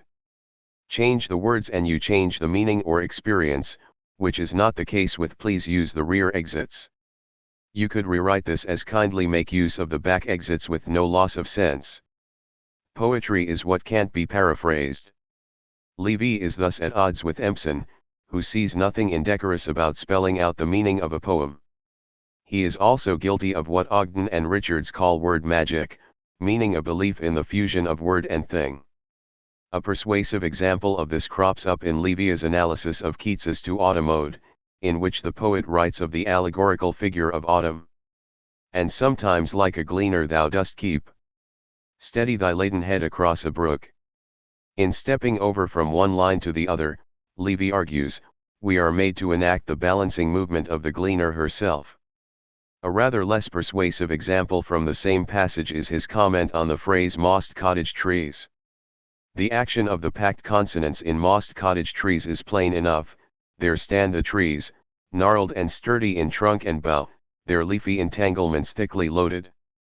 It is not fanciful, I think, to find that, the sense being what it is, the pronouncing of cottage trees suggests, too, the crisp bite and the flow of juice as the teeth close in the ripe apple. Cp. p. 16, 2. One feels like responding that if this isn't fanciful, then neither are alien abductions. Rather more suggestive is his insight into a line from Samuel Johnson's poem The Vanity of Human Wishes, for such the steady Romans shook the world, of which he remarks, that steady turns the vague cliché, shook the world, into the felt percussion of tramping legions, r. p. 118. What Levy does is to select a particular kind of English, racy, sinewy, earthy, muscular, idiomatic, and find in it the very essence of the language, so that those who write in this vein are commended and many of those who do not are cast into the outer darkness. For him, poetry is what St. John calls in a more lofty context the Word made flesh. His conception of the language, in other words, is normative rather than simply descriptive. There are a whole set of value judgments built into it from the outset. What one might call sensuous specificity has indeed come to be prized in poetry, but as we have seen in the case of Eliot, this is truer of the Romantic and post-Romantic period than it is of the age of Gray's elegy, and to require it of poetry or language as a whole is surely unreasonable. Samuel Johnson thought that the particular was relatively insignificant and the general of supreme interest. The work of Thomas Wyatt, John Clare, Arthur Hugh Clough or Christina Rossetti is not especially racy or sinewy, but neither is it intended to be. Whereas Keats uses elaborate adjectives like cool-rooted, John Clare would probably just write red. Hopkins lets his verbal lushness run riot, while Yeats is spare, with a limited vocabulary consisting largely of nonsensuous words like bread, fool, stone, bird, cold and so on. He is no lesser a poet for that. A good deal of English culture has indeed been averse to the abstract and theoretical, as its tradition of empiricist philosophy would suggest, but this is by no means always a virtue. For the 19th century critic William Hazlitt, it means wallowing pig-like in the trough of one's senses, unable to rise to the dignity of an idea. Even so, there is indeed a vital heritage of vividly sensuous poetry in English, of which Livy is a superb analyst. There are, so he implies, other languages which simply indicate objects and experiences rather than enacting them. One suspects that it is French that he has mostly in his sights, an ill-starred language which is unable to perform what it proposes. The French novel from Balzac to Proust is effectively written off. There is, in other words, a certain linguistic chauvinism at work here, which is one of several ways in which Livy is a self-avowed Little Englander. The fact is that what he calls the creative exploratory use of language is true to some extent of language in general, if by this one means that words play a crucial part in constituting an experience or state of mind rather than merely reproducing it.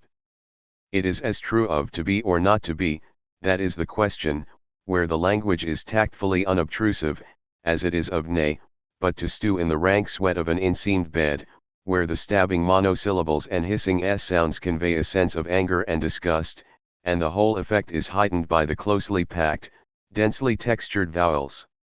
It is true that this kind of language seems to make us feel what it conveys, as when shall we three meet again, or try and get some sleep do not.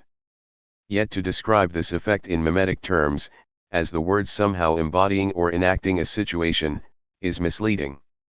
What is actually happening is that the materiality of the language itself, the effort needed to pronounce so crammed and jagged a line, the labor of lips, tongue, and voice organ it requires, puts us in mind of the materiality it describes. It is a question of analogy, not enactment. Poetic language, then, must not be simply indicative, like a set of instructions for repairing a washing machine. It is, however, a sign of Livia's flexibility of mind that he regarded Samuel Johnson's poem The Vanity of Human Wishes as a great work, even though Johnson has in his view no sense of the creative exploratory use of words, and the style of the piece is accordingly one of statement, reflection, and exposition. The most effective literary art must be actual rather than nebulous, richly realized rather than vaguely suggestive, poetic rather than poetical. Language as gesture and performance is what wins this critic's approval. He speaks of the body and action of words, remarking of Gerard Manley Hopkins that his words and phrases are actions as well as sounds, ideas, and images, and must be read with the body as well as with the eye, N.B., p. 172.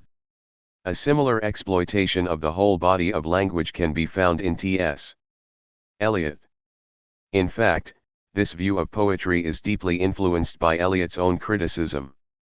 It is a lack of body or cerebral muscle which accounts for the supposed spiritual and intellectual anemia of so much Victorian poetry. Yet to press this case too far is to risk selling the past to the aesthetes, formalists, and symbolists, focusing on the words themselves rather than on what they seek to record. It is this which Livy finds so deplorable in Milton, whose language, by drawing such ostentatious attention to itself, intervenes between the reader and the meaning or experience. Tennyson and Swinburne are also rapped over the knuckles for reveling in the musicality of words for its own sake, which the puritanical streak in Livy, one of which he was moderately proud, finds distastefully self-indulgent. So the word cannot be transparent, a mere vehicle or medium of the meaning, but neither can it be autonomous and self-involved, cut off from real-life experience. There are times when Livy prefers the former to the latter, as when he writes of the kind of poetry which has such life and body that we hardly seem to be reading arrangements of words, LP, p. 108.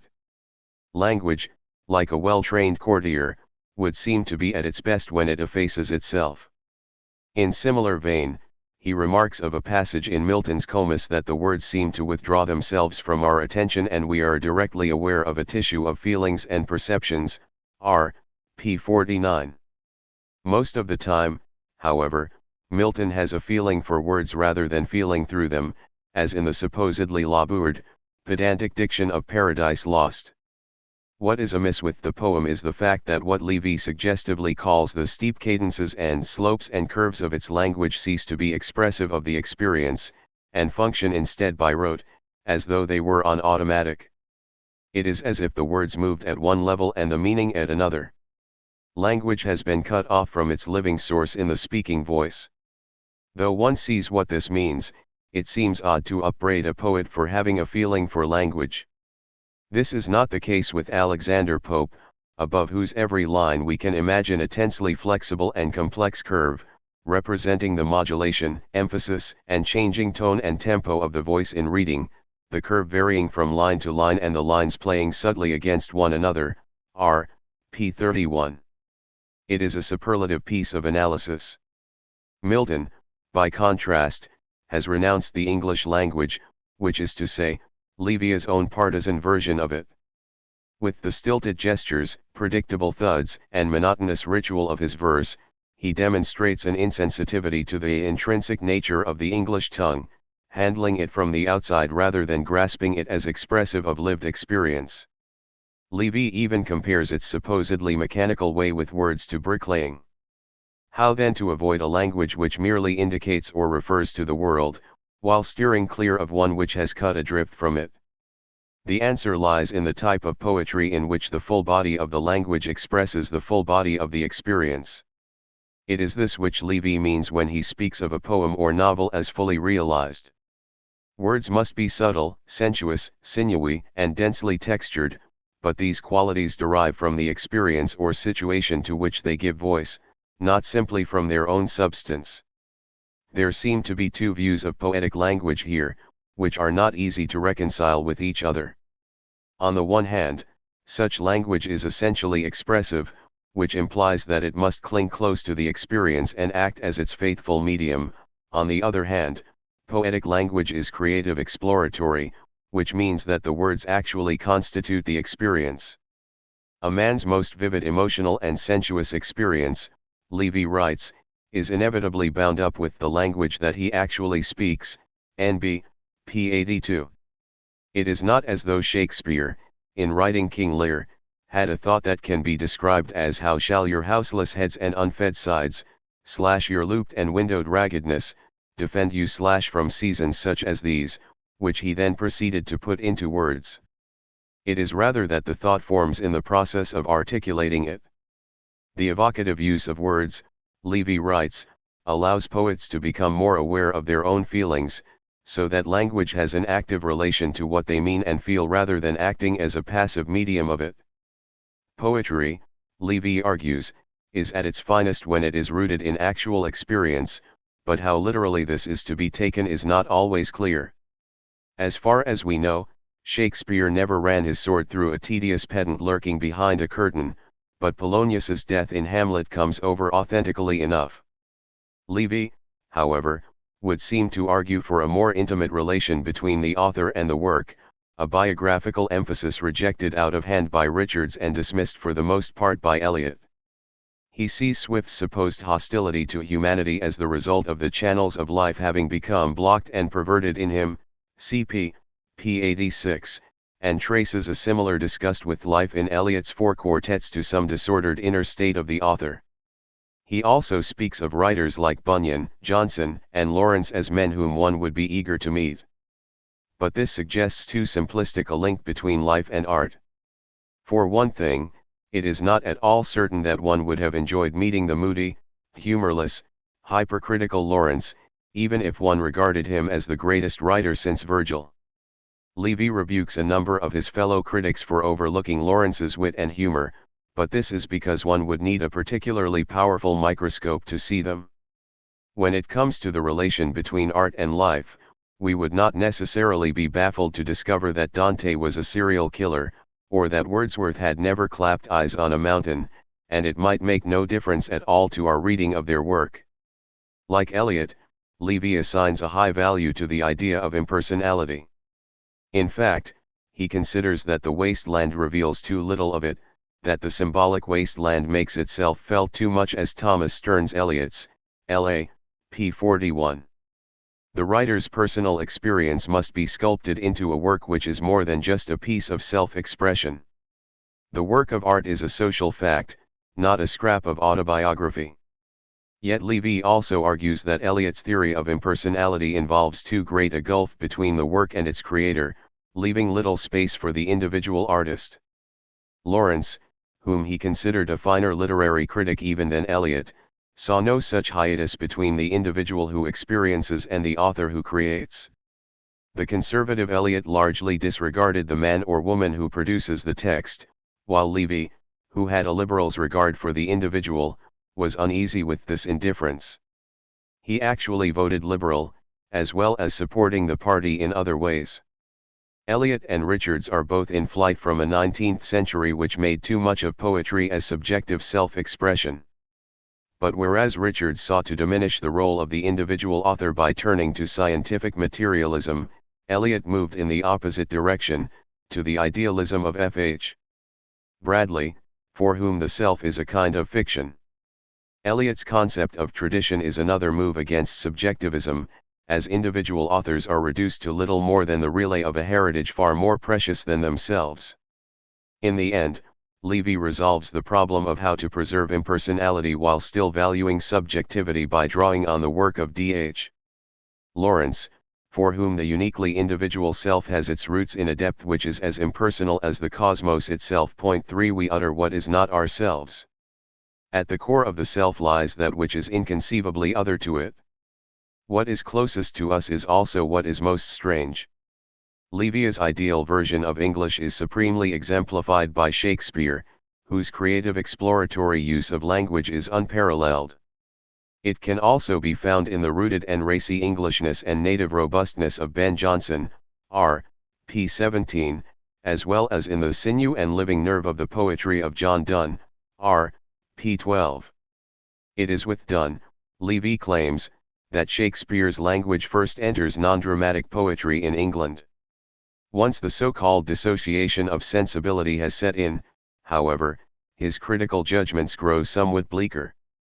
Wordsworth is admired for his impersonality, as well as for the sanity, naturalness, and normality of his sensibility, but most of his sonnets are dismissed as lamentable claptrap, while the Intimations of Immortality ode is accused of displaying an empty grandeur. It is hard to demur from either reproof. The very essence of Byron's manner is a contemptuous defiance of decorum and propriety, R. p. 149, a phrase in which one can hear the voice of the son of the respectable shopkeeping classes. The highly esteemed Shelley betrays a weak grasp of the actual, a lack of critical intelligence and a failure to see things in their own right. Full of poetical vapidity and sentimental banalities, his verse is denounced in an astonishingly iconoclastic gesture as repetitive, vaporous, monotonously self-regarding, and often emotionally cheap, and so, in no very long run, boring. Cp. p. 221. Rather than inhering in concrete situations, the emotion is pumped in from the outside. The stuff might seem intoxicating to a 15-year-old, Livy remarks, but to more mature minds it is unreadable. Tennyson doesn't offer, characteristically, any very interesting local life for inspection, R. p. 5, though Christina Rossetti has her own thin and limited but very notable distinction, R. p. 6, and Emily Bronte is highly praised. The same cannot be said for Dante Gabriel Rossetti, with his shamelessly cheap evocation of a romantic and bogus Platonism, cp. p. 47. The impersonality of Walter Savage Landor's work is that of the stiff suit of style that stands up empty, impersonal because there's nothing inside, cp. p. 285. George Meredith's poem Modern Love, considered by many critics at the time as a distinguished piece of Victorian verse, is the flashy product of unusual but vulgar cleverness working upon cheap emotion, N.B., p. 21. The finest Victorian poet is Gerard Manley Hopkins, whose performative language, sensuous precision, muscularity, and living speech rhythms restore to the language something of the substance of which it has been stripped. His work demonstrates a unity of form and content, another idea Levy inherits from Eliot, so that the technical triumph is a triumph of spirit, N.B., p. 182. Only a handful of Thomas Hardy's poems, by contrast, can be said to achieve true greatness, given the fact that their author writes with a gaucherie compounded of the literary, the colloquial, the baldly prosaic, the conventionally poetical, the pedantic, and the rustic, N.B., p. 59. It is a familiar form of patronage of the man Henry James patted verbally on the head as the good little Thomas Hardy, and one with which we shall see Raymond Williams take issue. As for the Georgian movement, it may fairly be considered as a movement, since it can be considered as little else, N.B., p. 62. Rupert Brooke was afflicted by a prolonged bout of adolescence, though with his characteristic eye for quality Levy singles out the then little-known Edward Thomas, whose originality, subtlety of technique and distinctively modern sensibility he holds in high regard. He also compliments the equally obscure war poet Isaac Rosenberg, whose technical dexterity he rates even more highly than Thomas's, and whom he deems superior to Wilfred Owen. Eliot's The Love Song of J. Alfred Prufrock represents a definitive break with 19th-century aestheticism and sentimentalism, inaugurating a thoroughly modern form of consciousness. It represents a seismic shift or momentous turning point in the history of sensibility. The poem articulates the modes of feeling of one fully alive to his age, which in Levi's view is always an index of value, and its technique and experience are impossible to dissociate. Pound's cantos, by contrast, are both vacuous and bullying, a bullying which consorts naturally with the author's fascism and anti-Semitism. The gradually maturing Yeats reveals an attractively spare, hard, and sinewy and in tone sardonic way of writing, N.B., p. 42, but W.H. Auden is marked down for being cerebral, immature, and overbred. He also became an American citizen, despite being English upper class, public school, and Oxford, a.k. p. 151, thereby rolling four mortal sins into one. The fact that he had been a Marxist in his youth does him no favors either. The typical form of a critical judgment, Levy claims, is "this is so, isn't it?" which in a court of law would count as a leading question. It is neither the blank agnosticism of "is this so," nor the dogmatism of "this is so." It solicits the assent, dissent, or qualification of others, in what Levy sees as the inherently collaborative process of critical approach. A literary judgment is one's own or it is nothing, yet it is never simply one's own, any more than a language is one's private property. Language is rather the upshot or precipitate of immemorial human living, LP, p. 44, as it is for the Eliot by whom Levy is so deeply influenced. A language is a life, AK, p. 183, he insists. Like language, a literary work is the creation of a cooperative process rather than simply the product of an individual. It exists only in the convergence of minds on a printed page. You cannot point to a poem, rather, it exists in some virtual or intersubjective space, as the black marks on the page are recreated by a community of readers. Literature for Levy is cognitive, which we have seen is not the case for Richards and only equivocally so for Eliot. Literary works yield us social and personal knowledge, rather than simply impacting upon our visceral regions or redressing the balance of our impulses. In fact, in comparison with the social history provided by major novelists, the work of the professional historian strikes Levy as empty and unilluminating. We are speaking, however, of a unique form of social knowledge, one which has no truck with statistics or measurable trends. Instead, the literary work inhabits what Levy calls the third realm, situated somewhere between the brutally objective and the whimsically subjective. It is where all the most significant human activity takes place, and an alternative term for it would be culture, in the broad sense of the word. A literary work of art isn't an objective phenomenon like a pickled egg or a mobile phone, but neither is it purely subjective. It cannot be taken into the laboratory and dissected, but neither does it live simply in the mind of an individual reader. A critical judgment can be as mistaken as a miscalculation in arithmetic, but it is not mistaken in the same way. To describe the tone of a poem as somber is more than a matter of subjective feeling. Indeed, we pick up the concept of somberness only by sharing in a language and form of life. Even so, the judgment cannot be scientifically demonstrated. Others, for example, may disagree, as there is no disagreement over the chemical composition of water. The locus of truth and meaning when it comes to literature is the endless conversation known as criticism. A meaning, Levy observes, is where minds can meet, though he might have added that it is also where they can collide. The critic's aim, Levy argues, is, first, to realize as sensitively and completely as possible this or that which claims his attention, and a certain valuing is implicit in the realizing, cp. p. 213. The critic must enter into possession of the work in its concrete fullness, feeling into it rather than dealing in flat-footed generalities. Criticism must thus be distinguished from theory and philosophy. There may be an important function for an intelligence that, in its sensitive concern for the concrete, its perception of complexities, and its delicate responsiveness to actualities, is indifferent to theoretic rigor or completeness and does not mind incurring the charge of incapacity for strict thinking, EU, p. 143.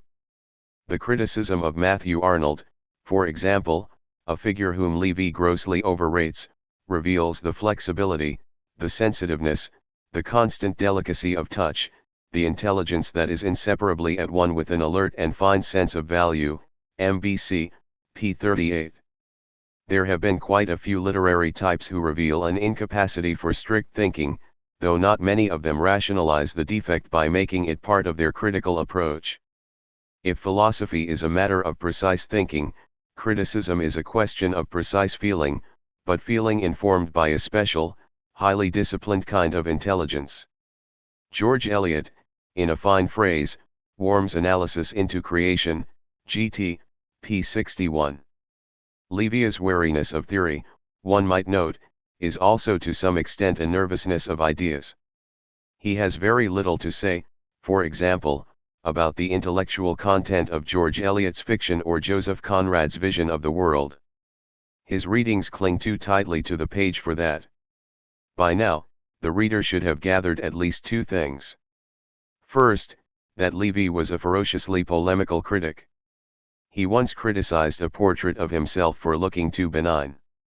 It is a mode which does not endear him to those civilized souls for whom all polemic is ill-mannered. Secondly, it should be clear that he spoke a distinctive critical language, one largely of his own invention.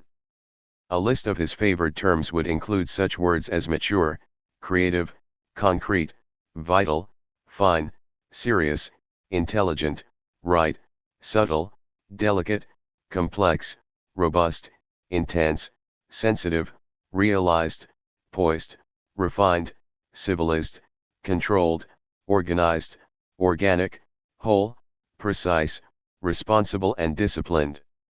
In fact, his sentences sometimes seem to consist of a ritual reshuffling of these key words, as, for example, when he writes of Keats's Ode to a Nightingale that the rich local concreteness is the local manifestation of an inclusive sureness of grasp of the whole.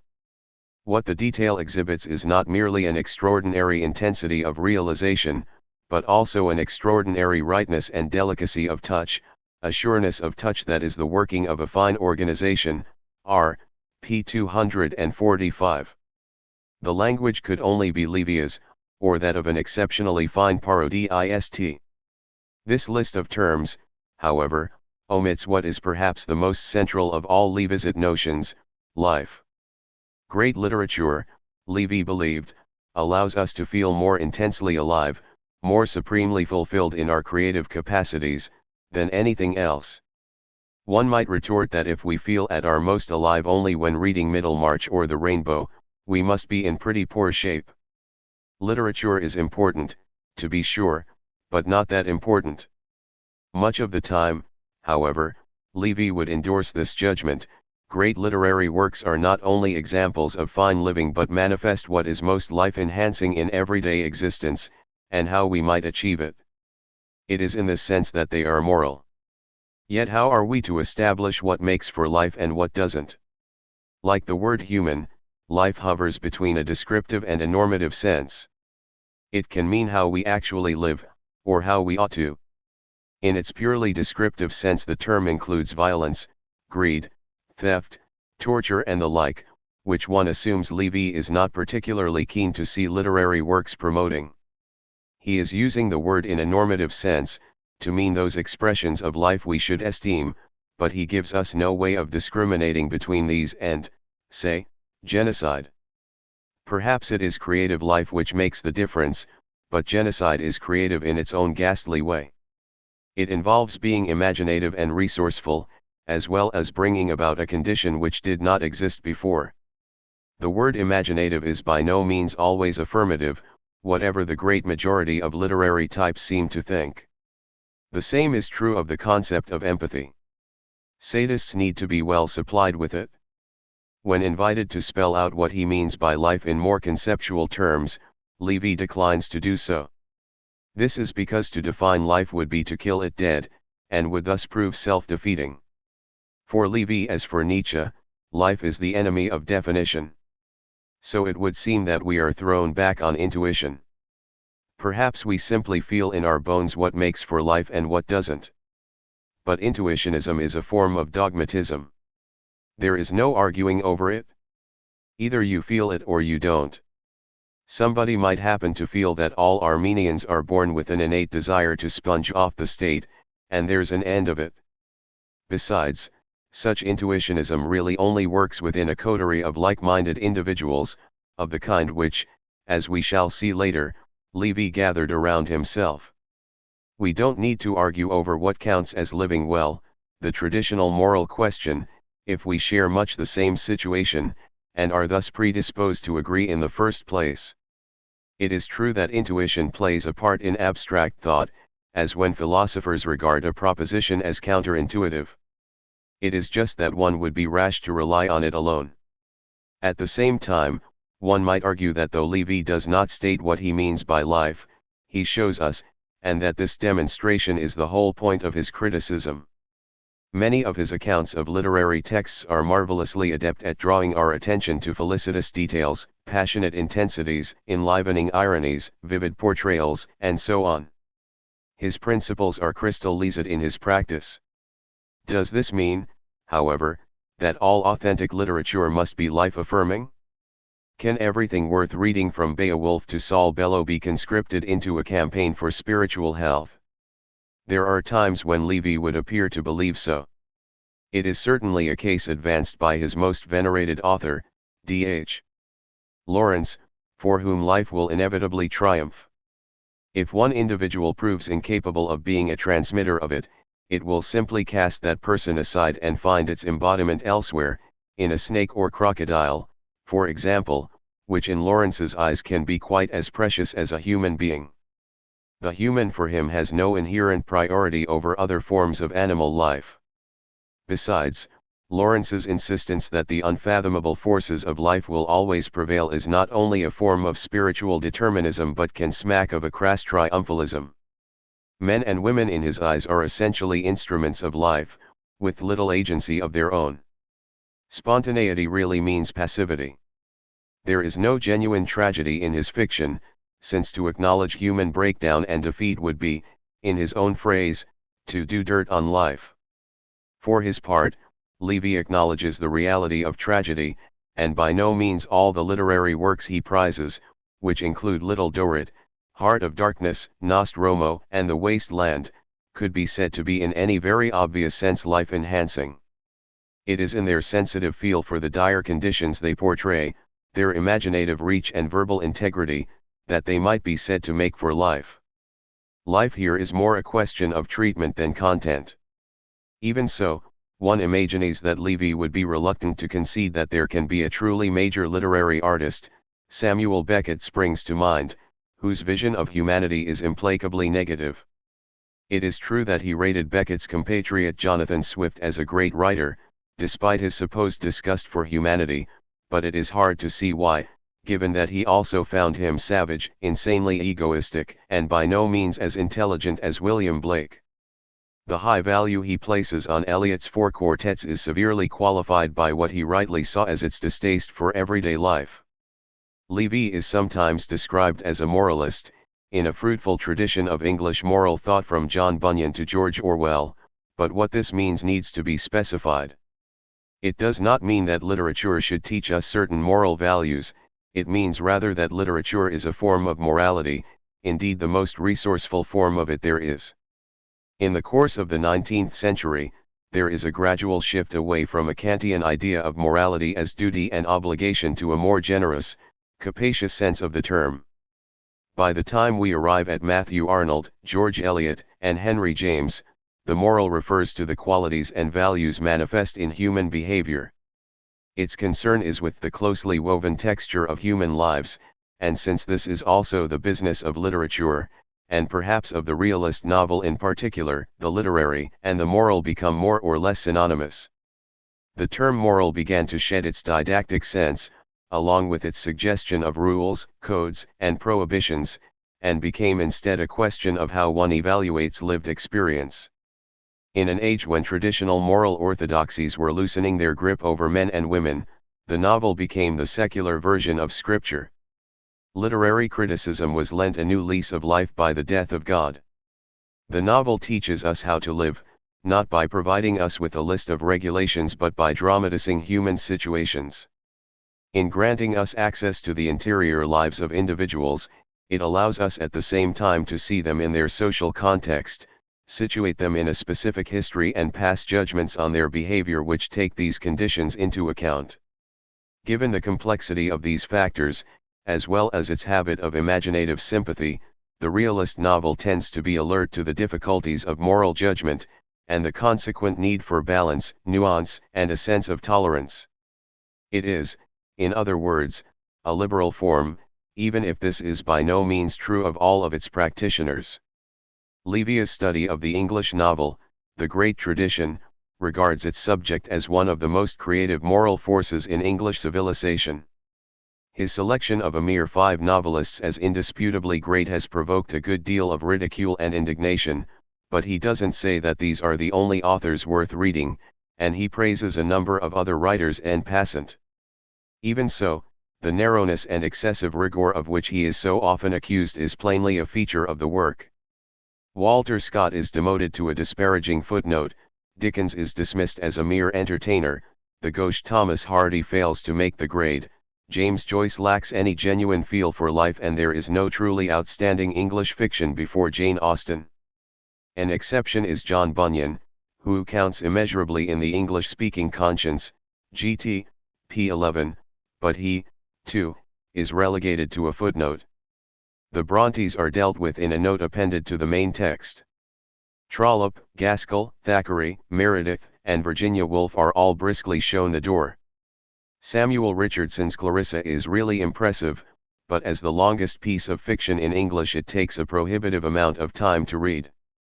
Besides, the more Richardson tries to deal with ladies and gentlemen, the more immitigably vulgar he is, Gt. p. 13. One of the finest anti-novels of the literature, the 18th century author Lawrence Sterne's hilarious, proto-modernist Tristram Shandy, is not only irresponsible in its trifling but positively nasty. On the other hand, Levy is surely right that Austen, Eliot, James, and Lawrence stand head and shoulders above the Trollops, Gaskells and Thackeray's, though he overrates Conrad and has the usual inflated view of the second-rate novella Heart of Darkness. Generally speaking, he has a fine nose for quality, despite the fact that in New Bearings in English Poetry he lavishes praise on an obscure poet and former pupil of his called Ronald Bottrell, whom few people at the time had heard of and nobody has heard of since. Rigorous discrimination of this kind is not much in vogue in postmodern culture, which has little affection for hierarchies. The truth, surely, is that though you can make a fetish of rankings and pecking orders, the act of discrimination is a regular feature of everyday social life, and it is hard to see why literature should be quarantined from it. It is those intellectuals who disown it in a surge of populist sentiment who are truly out of line with common practice. Why should we pass judgments on rock bands and football teams but not on poetry or chamber music? Levy certainly makes too much of league tabling, but his drive to evaluate must be judged in the context of the literary milieu he berates, which at times seemed to feel that making value judgments was both presumptuous and discourteous.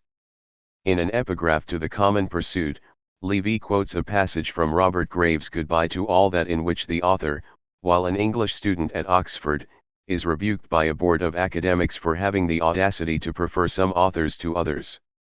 A gentleman would not tolerate inferior stuff in the literary canon any more than he would in his wine cellar. In a curious historical irony, this old-style hostility to sharp distinctions has been revived by postmodernism, which has been known to denounce preferring one thing to another as elitist. But it is not elitist to rank Quentin Tarantino's work over Mary Poppins. Is it also unacceptable to value anti-racism more than racism, or to feed the hungry rather than letting them starve? And does not holding the view that value judgments are elitist unjustly exclude those who believe the opposite? Perhaps the shrewdest comment about literary evaluation was made by the Cambridge critic Graham Hoff, who was taken captive by the Japanese during the Second World War, and who later remarked that when you find yourself in a prisoner of war camp with dysentery and a collection of Yeats's poetry, you find out which the great poems are. We shall see later that Levy's concern for quality was related to the vital social function he ascribed to the study of English. In the meanwhile, we should note what it is he found most worthwhile about the fiction he discusses. All 5 of his chosen novelists are supposedly distinguished by a vital capacity for experience, a kind of reverent openness before life, and a marked moral intensity, gt. p. 17. Whether this is true of Conrad, who has a near-nihilistic streak inherited from Schopenhauer and Nietzsche, or whether these Laurentian terms are really appropriate to Jane Austen, is surely a question worth raising, rather as reverent openness would seem more typical of George Eliot than Jane Austen. Eliot, Levy argues, brought to the novel from her evangelical background a radically respectful attitude to life. Her moral standards are Puritan, and like those of Levy himself spring from a respectable petty bourgeois upbringing. He fails to mention that this emancipated intellectual lived in a non-marital partnership with her lover. It may also be something of a strain to reconcile these puritanical values with a reverent openness to life, however that elusive notion is to be defined. There is a clear class animus at work here. When Levy speaks of George Eliot as admiring truthfulness and chastity and industry and self-restraint, as well as disapproving of loose living and recklessness and deceit and self-indulgence, gt. p. 23n, he is quoting the words of Lord David Cecil, aristocrat and Oxford literary academic, who was very much a cavalier rather than a roundhead. Cecil, incidentally, seems not to recognize that the world is scarcely bursting at the seams with people who detest truthfulness and sing the praises of deceit, so that the force of his point is somewhat blunted. In rightly taking Cecil's words as the condescension of the patrician to the petty bourgeois, Levy insists that these values are among those he himself holds dear, and that the enlightenment or aestheticism or sophistication that feels an amused superiority to them leads, in my view, to triviality and boredom, and that out of triviality comes evil, gt. p. 23n. In its moral depth and seriousness, the great English novel is among other things a critique of upper-class frivolity, the aesthetes of Bloomsbury, social parasites, amateur genteel critics, and Oxford academicism. Jane Austen would no doubt have been surprised to hear it. Yet Austen herself is a satirist of the gentry, and Levy's class instincts in this instance are surely sound. Like Richards before him and Raymond Williams afterwards, Levy is suspicious of the term aesthetic, which he takes to mean an attention to artistic form at the expense of moral content. This is to equate aesthetics with formalism or aestheticism, rather, as some critics mistakenly see nothing in the subject but questions of beauty, value, and the unique experience which art is supposed to afford. No such distinction between form and content, Levy claims, can be made in the case of major English fiction. Jane Austen's interest in composition, the principles by which she organized her material, is inseparable from her moral values. Is there any great novelist, Levy asks, whose preoccupation with form is not a matter of his responsibility towards a rich human interest, or complexity of interests, profoundly realized? Gt. p. 40. The formal perfection of a work like Emma must be seen in terms of Austen's moral concerns and her engagement with life. The later work of Henry James, by contrast, with its cobwebby style, excessive obliquity and fastidious discriminations, is not sufficiently informed by a feeling for moral value. As another critic put it, James chewed more than he could bite off. He was an author, Levy declares, who did not live enough, Gt. p. 181, though one might add that he produced some magnificent literary art out of this very incapacity. The Ambassadors is dismissed as a piece of feeble word-spinning, while The Wings of the Dove is fussily vague and intolerably sentimental. In both cases, form overshadows content. There is, Levy declares, no such thing as literary values. The merit of a literary work depends on its responsiveness to the values implicit in everyday living, and the depth and intricacy with which it explores them. Yet he also required that literary works should be fully organized, which sounds like a literary value of a kind. Conrad's Nostromo forms a rich and subtle but highly organized pattern, Gt. p. 211, though Levy is sharp enough to perceive that there is something hollow at its heart. James's finest novels have the abundant, full-blooded life of well-nourished organisms, Gt. p. 179, which makes them sound more like farm animals than works of fiction. Every aspect of a work must contribute to the significance of the whole, there is no room for slack or redundancy. Joyce's Ulysses is reproved for its inorganic nature, its lack of any central organizing principle. In fact, its very title announces one. The demand that works of art must be tightly unified is at least as old as Aristotle, but it was being challenged in Levy's own day by modernism, which saw no reason why a work should not be fragmented, dissonant or internally conflictive. Levy, though he rarely uses the word modernism, is not entirely unsympathetic to such projects, hence his admiration for The Waste Land and a number of other experimental texts. Some of Lawrence's novels, not least The Rainbow and Women in Love, are in his view more boldly innovative in form than any other writing of the time. Even so, he remains for the most part firmly wedded to a realist poetics. Actual life and felt experience are the taproot of major fiction, and too much formal experiment risks losing touch with that foundation. The danger is exemplified above all by Gustave Flaubert, in whose work we find a sterile preoccupation with technique linked to a loathing of life. James Joyce is heading straight down the same cul-de-sac. Formalism is a particular pitfall for foreigners. Levy occasionally describes the novel as a dramatic poem, which is to say anything but a novel. He means by this that we must break with the old-fashioned analysis of character and storyline in order to appreciate the work as an organized pattern of themes and imagery. The novel is primarily a work of language rather than of character, psychology, and situation. William Empson, incidentally, was not of this view, maintaining that a discussion of character, however out of vogue at the time, was as relevant as ever. Yet in discussing works of fiction, Levy often falls back on traditional talk of character, event, plot, and narrative, overlooking the artistry of a text and treating it instead like a slice of real life.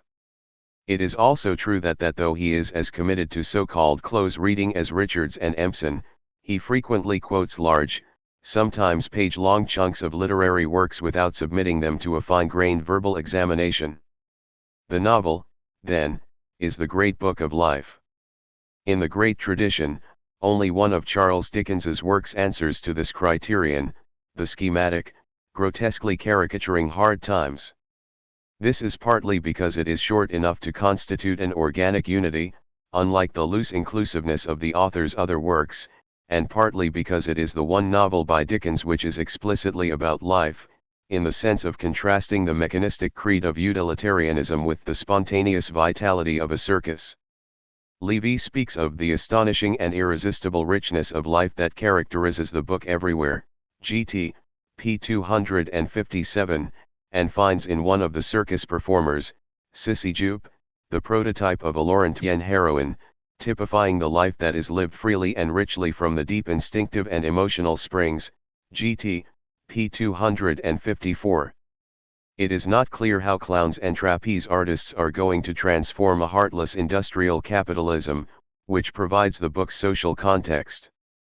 They may offer an anarchic alternative to it, but that is another matter.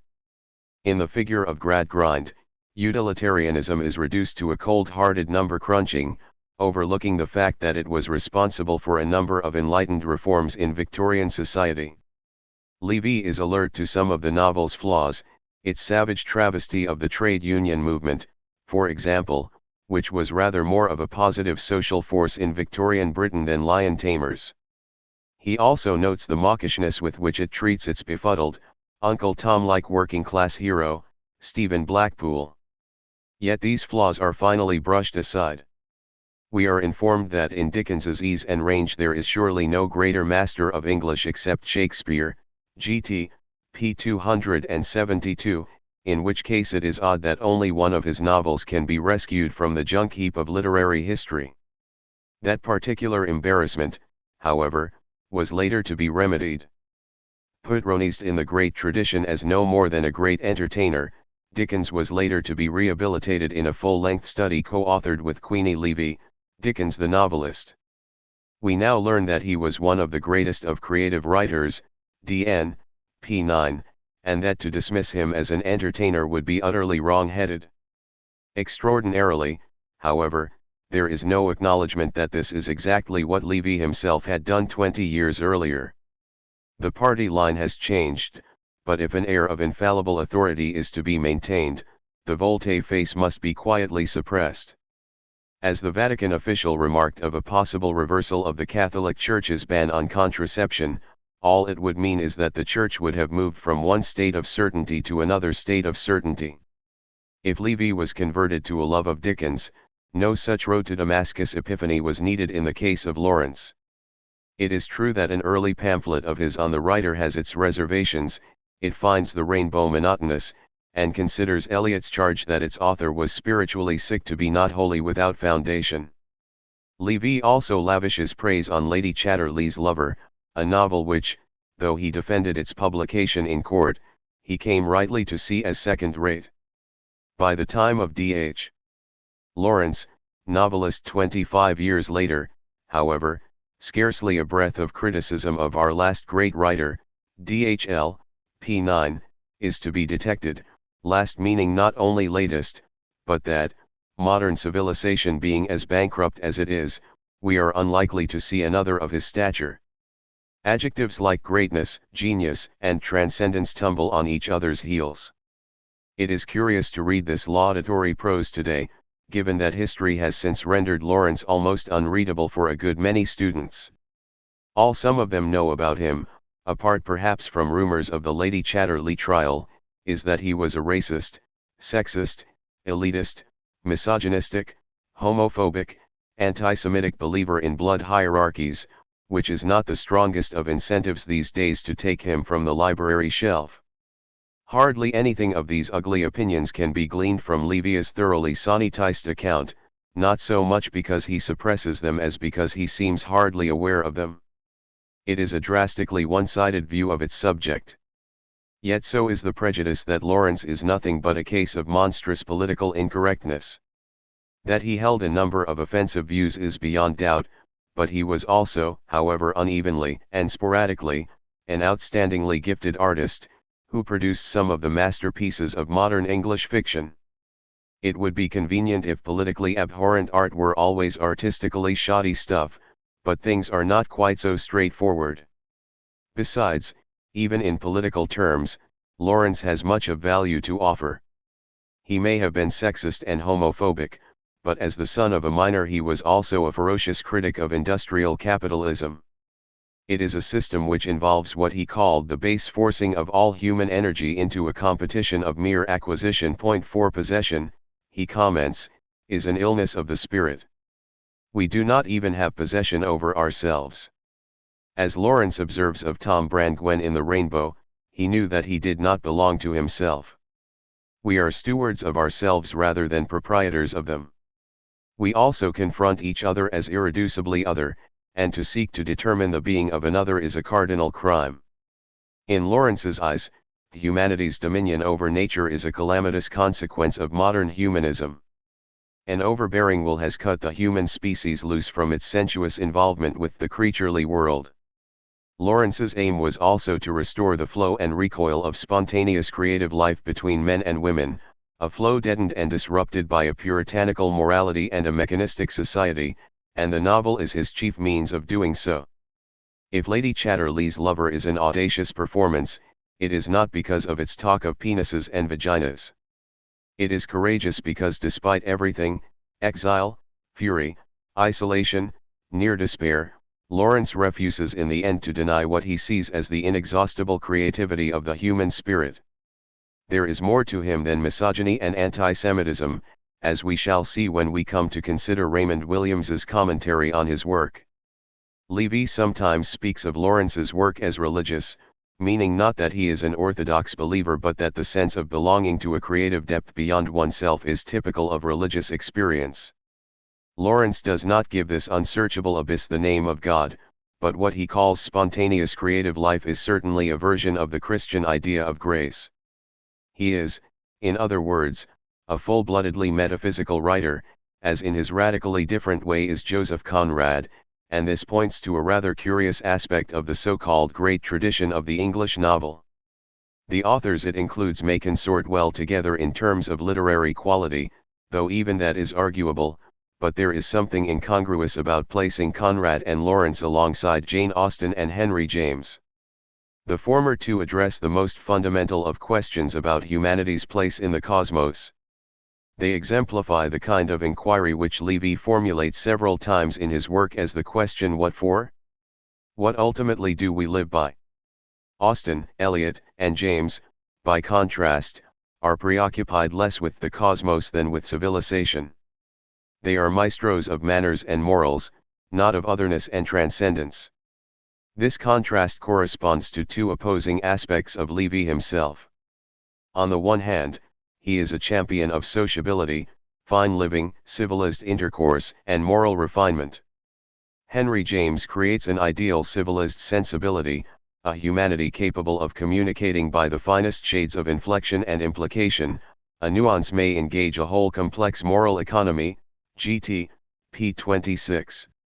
Writing of James's novella Madame de Mauves, Levy saw the author as looking to a civilization in which the manners belonging to a ripe art of social intercourse shall be the index of a moral refinement of the best American kind and a seriousness that shall entail a maturity of humane culture, Gt.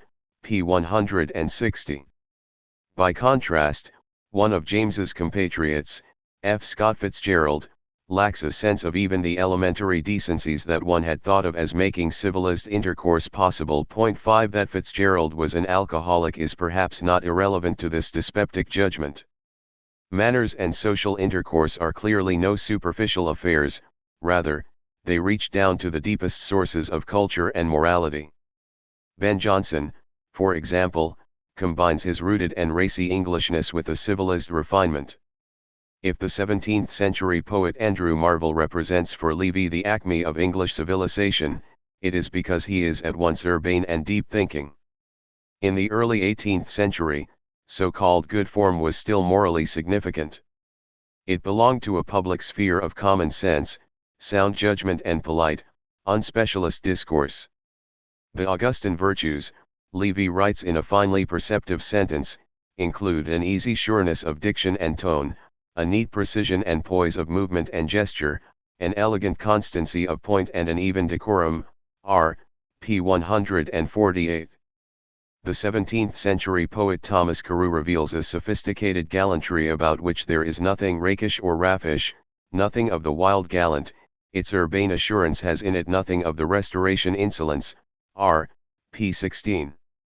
In Livia's view, there was a shift of sensibility from the dissolute climate of the late 17th century Restoration to the mannered moral seriousness of the age of Addison and Pope. The word order for Pope is no idle term but a rich concept imaginatively realized, r. p. 92. Pope's verse is at once polite and profound, r. p. 71, combining social grace with spiritual depth.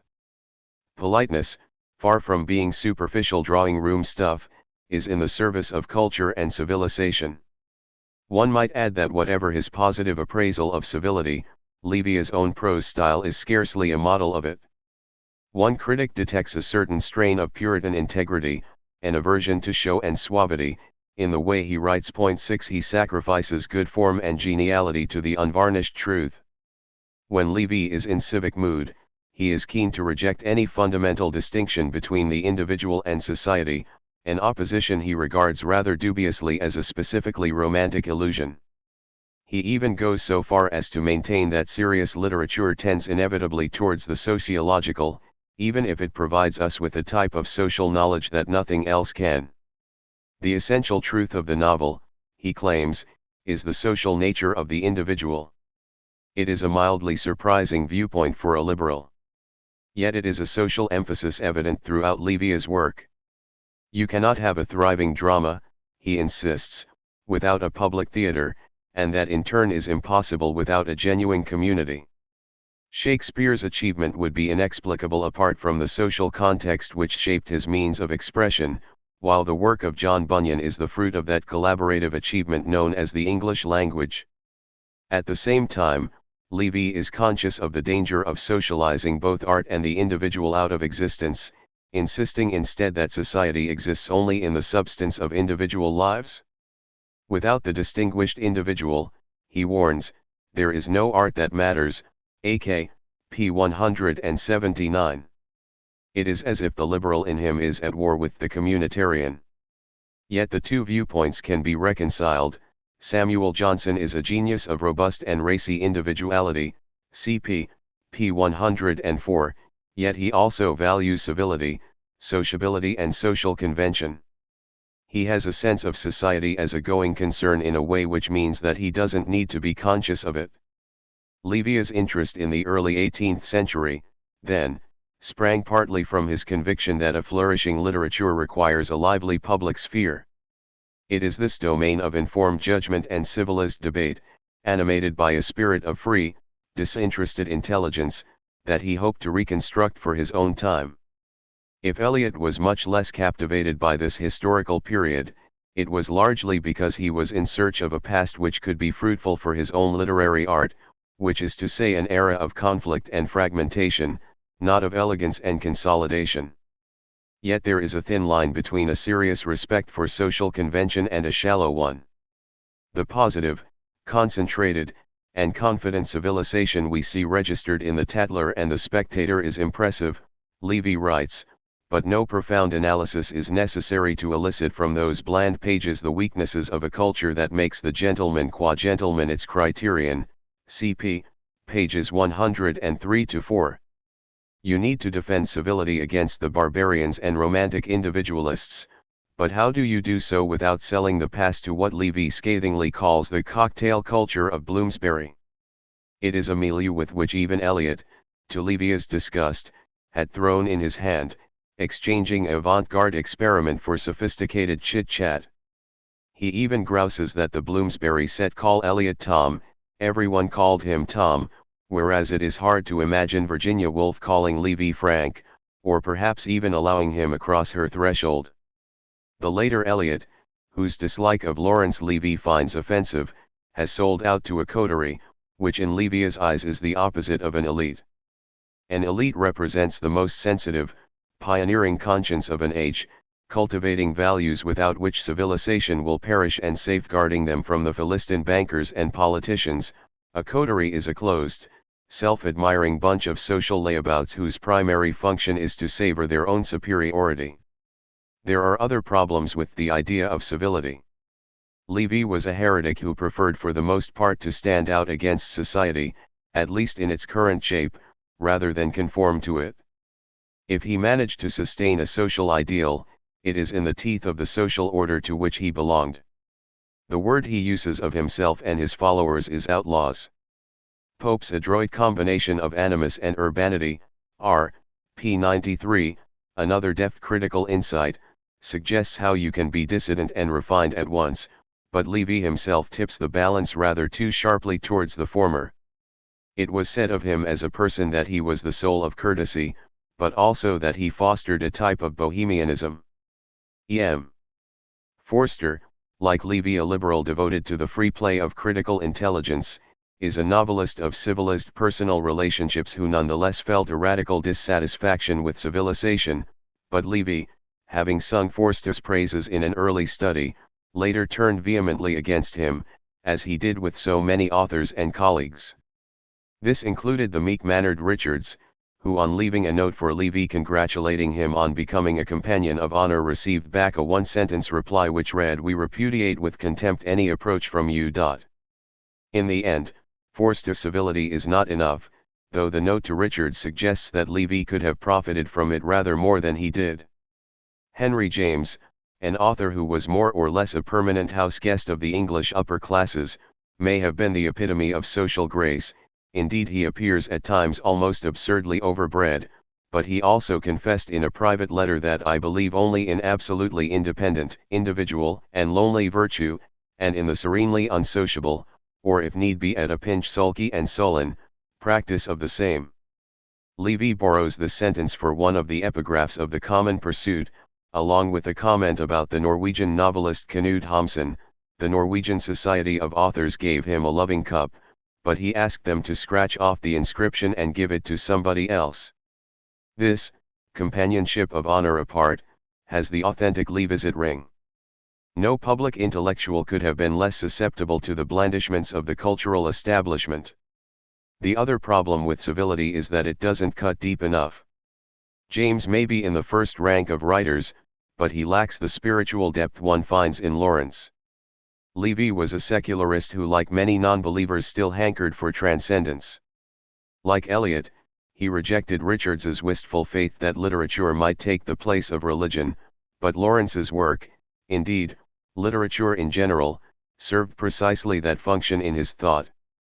It is a haven of ultimate value in a godless world. From 1932 to 1953, Levy was editor-in-chief of Scrutiny, a critical journal based at Cambridge which had a global impact and transformed the face of literary studies. There has been no project in Britain to compare to it in the modern age, either in English studies or any other area of the humanities. Devoted as it was to rigorous judgment, its very name is faintly intimidating.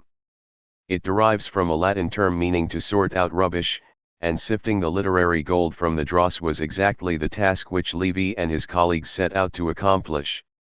It was largely through Scrutiny that Levy became such a formidable influence throughout the world, and this at a time when he was complaining that he had won little or no public recognition.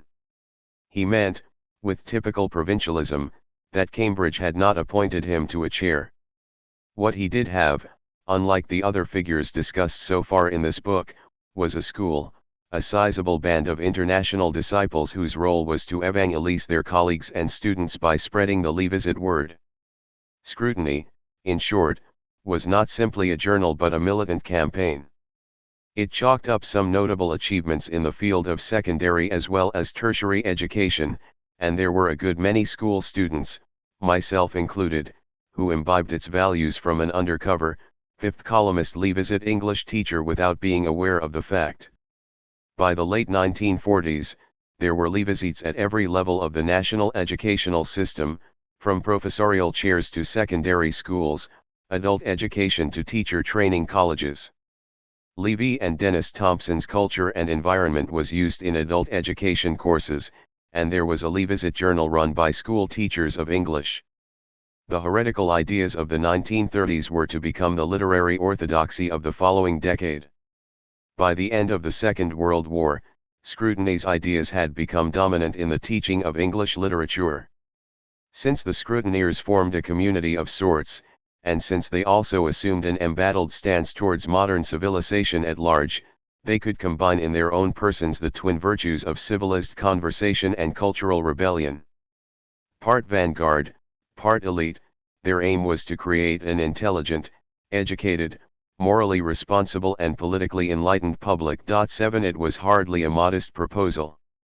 After the 1944 Education Act, which admitted pupils from less well-heeled backgrounds to higher education, a new stratum of former working-class and lower-middle-class intellectuals, many like Levy himself with provincial roots, found Scrutiny's tough-minded rejection of good form, good taste, and polite letters intuitively appealing. It was clear to them how deeply such values were interwoven with social privilege, so that, in a decisive shift of sensibility, power was wrested from the aesthetes, dilettantes, and gentlemen scholars. In some conservative circles, Scrutiny was denounced for its narrowness, sectarianism, priggishness, and quasi-religious zeal, as well as for its custom of verbally beating up its opponents, but Levy himself became one of the most talked-about critics in the English-speaking world, and his gloomy diagnosis of contemporary culture was widely endorsed. One of the most combative class warriors of the journal was Queenie Levy, of whom her husband once remarked that there was enough energy in her to blow Europe to pieces. She was an outsider in Cambridge in terms of gender, class, and ethnicity, a woman in a university where women were still thin on the ground, whose father was a lower-middle-class North London draper and who was brought up as an Orthodox Jew. She was rejected by her family for marrying a Gentile, thus suffering a further form of exclusion. When Levy found himself without any university teaching, it was Queenie who became the breadwinner. From her position on the periphery of academia, she could see more clearly than most insiders how closely its literary standards were bound up with its social assumptions. A life devoted to the humanities, she writes, means not following a vocation but taking up the genteelest profit-making pursuit, one which confers a high caste on its members. Literary appreciation must obey the same laws as other expressions of social superiority.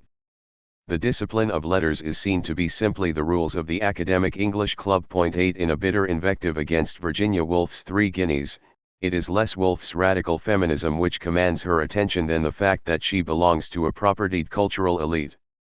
Some commentary on Woolf today reveals the opposite blind spot. QD. Levy was rather less enamored of Woolf than of her father, the Victorian writer Leslie Stephen, whom she applauds for being a public intellectual rather than an academic. She also points out that the resistance to the early poetry of T.S. Eliot came from the same quarter as those who opposed the general strike of 1926. It is interesting to note, incidentally, that she disliked Lawrence, which is rather like the wife of an Archbishop of Canterbury declaring herself a militant atheist. What was Scrutiny's diagnosis of modern civilization?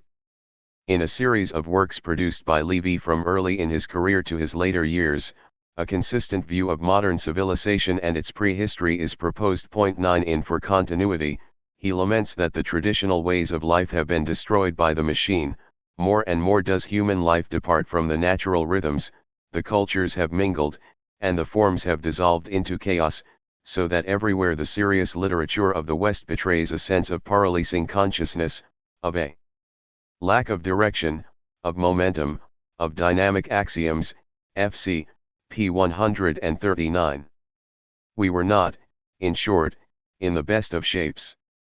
In mass civilization and minority culture, we are bizarrely informed that the motor car, symbol of the Second Industrial Revolution, has broken up the family and disrupted social custom. Somewhat less strangely, we learn that society has been taken over by mass production, mechanized labor, the standardization of individuals as well as commodities, and a general emotional impoverishment. The cinema poses a potent threat to traditional working-class culture. Working-class men and women, Levy complains, now carry around transistor radios, and the air reeks of the smell of their fish and chips. Standards have been subverted, authority has evaporated, tradition lies in ruins, language is in jeopardy from advertising and the popular press, and continuity with the culture of the past has been disastrously breached.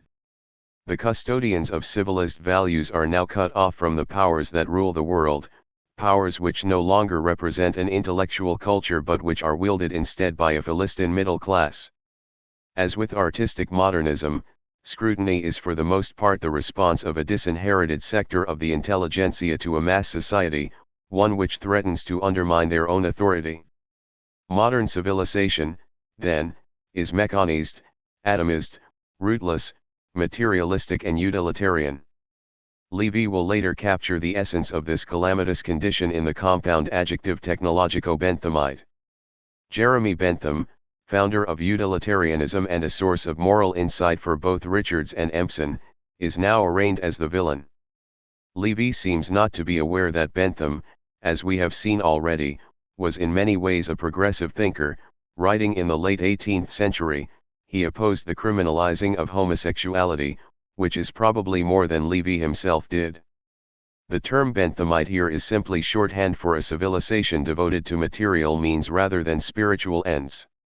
Even so, Levy is right to recognize that Benthamism provided the sanction for the complacent selfishness and comfortable obtuseness of the prosperous classes in the Great Age of Progress, MBC, p. 34. He also notes its responsibility for the Victorian Poor Law. In Levy's view, one of the leading contemporary exponents of this creed was C.P. Snow, a vain, self-important Cambridge scientist and novelist who fancied himself as something of a sage, and who was the very epitome of an establishment figure. Snow had deplored in a public lecture what he saw as the disabling gap between literary and scientific cultures, the unity between which was embodied in no less a personage than himself, and Levy delivered a riposte to his argument in a now legendary public lecture entitled Two Cultures. The Significance of C.P. Snow. It is an astonishing, immensely enjoyable performance, in which Levy's scurrility is pressed to the point of barefaced libel. A request by the publishers of the piece to tone it down was adamantly refused. Snow, Levy remarks, adopts in his lecture a tone of which one can say that, while only genius could justify it, one cannot readily think of genius adopting it, tc. p. 53. In fact, not only is Snow not a genius, but he is intellectually as undistinguished as it is possible to be, tc. p. 54. He is, however, a portent, in that though negligible himself he has become a sage and mastermind for a vast, deluded public. His supposed insight into the modern age is characterized by blindness, unconsciousness, and automatism. He doesn't know what he means, and doesn't know that he doesn't know, tc. p. 55. To call his argument a process of thought is to flatter it. His lecture exhibits an utter lack of intellectual distinction and an embarrassing vulgarity of style, tc. p. 56. As a novelist, he doesn't exist. He doesn't begin to exist. He can't be said to know what a novel is. I am trying to remember where I heard, can I have dreamed it, that his novels are composed for him by an electronic brain called Charlie, into which the instructions are fed in the form of the chapter headings, tc. p. 57. Snow is utterly without a glimmer of what creative literature is, or why it matters. One of Levy's objections to Snow is that he labels anyone who challenges talk of productivity, material standards, and technological progress as a Luddite, which is to say as one nostalgic for pre-industrial society, and prominent among the Luddites in Snow's judgment are literary intellectuals like Levy himself. One of Snow's colleagues, the historian J.H. Plum, complained that an antipathy to material progress ran through literary criticism like dry rot. Levy is at pains to point out that he himself harbors no such prejudice, and has no hankering to return to the past, though he hands his critics a whole crateful of ammunition by inquiring rhetorically whether the average member of a modern society is more fully human, or more alive, than a bushman, an Indian peasant, or a member of one of those poignantly surviving primitive peoples, with their marvelous arts and skills and vital intelligence. TC, p. 72. It may be that some Indian peasants are less alive than citizens of the West in the sense of not getting enough to eat, though Levy passes over the fact. In any case, almost every thinker who appeals to an idealized past ritually adds that there can be no returning to it. Levy's point, however, is that the felicity which Snow envisages cannot be regarded by a fully human mind as a matter for happy contemplation, TC, p. 72. His adversary cannot see that along with the energy, the triumphant technology, the productivity, the high standard of living, TC, p. 72, of modern times goes a moral vacancy and spiritual depletion. As a consequence of this carve-up of a figure lionized in the London clubs, Levy was vilified by the establishment, while Snow protested that the unwelcome publicity had deprived him of a Nobel Prize. The idea that this dismally undistinguished novelist would have ever been considered for a Nobel Prize is beyond absurdity. Some of Snow's supporters urged him to sue, but he opted instead for an air of injured innocence, while working hard behind the scenes to bring Levy low. Levy was right to rebuke Snow for his crass faith in material progress and casual way with spiritual values. He was surely mistaken, however, to argue that science is simply a means to an end. This may well be true of technology, but large sectors of science are no more a means to an end than the brothers Karamazov. Investigating the material world can be a project carried out for its own sake, and thus has more in common with the humanities than Levy cares to acknowledge. It is hard to see how studying mollusks or black holes is going to benefit senior citizens. Besides, the overwhelming beauty which astrophysicists discern in so many features of the universe is an aesthetic matter closely linked to the pursuit of truth, rather as for Levy the formal symmetry of a Jane Austen novel has an inner relation to its moral vision. Levy tips his hat to science and technology, but in typical humanistic style is grudging and ill-informed about them both. He once scoffed that a colleague on a respirator was being kept alive by science. With Richards, science was part of the solution, now it has become part of the problem. You can react to the frivolity of Bell's Lettres either by being scientifically hard-nosed like Richards, mixing sound sense with analytic virtuosity like Empson or, like Levy, by cutting beneath both scientific objectivism and literary subjectivism to certain abiding moral truths. As far as Levy was concerned, Richards had chosen the wrong side in the dispute between science and the humanities, and his early friendship with him, as fellow enfant terribles in the Cambridge English faculty, came to an end. In Scrutiny's view, things were not always as dire as they were now. In the early 17th century, so Levy argues, there was a lusty, largely rural culture in which the relation between humanity and its environment seemed right and natural. There was no unbridgeable gap between high and popular culture. A poet like Robert Herrick could be classical but at the same time in touch with the culture of the people. The Elizabethans and Jacobeans had a unified culture shared by all social classes, but by the late 17th century this common way of life had become rigidly stratified. The rural social order was further eroded by the growth of urbanism and industrialism, in the passage from field to factory. The monotony of industrial labor reduced culture to mere distraction or entertainment. By the modern age, the rhythms of the soil had been replaced by the inanities of jazz. The natural relations between humanity and the world had been disrupted, probably irreparably so. By the mid-19th century, only a few vestiges of this age-old form of life survived. The spirit of the English language was formed while England was still mostly rural, characterized by a vital popular speech. It is this sturdy, muscular language which passed as a precious legacy to Shakespeare, Johnson, and Bunyan, while the healthy, homogeneous community which produced it gradually withered away.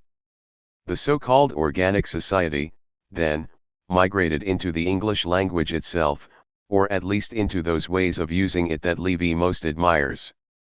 By the early 18th century, with the growth of neoclassicism and the polite world of clubs and coffee houses, high culture was cut off from the culture of the people, which entered accordingly into a long decline.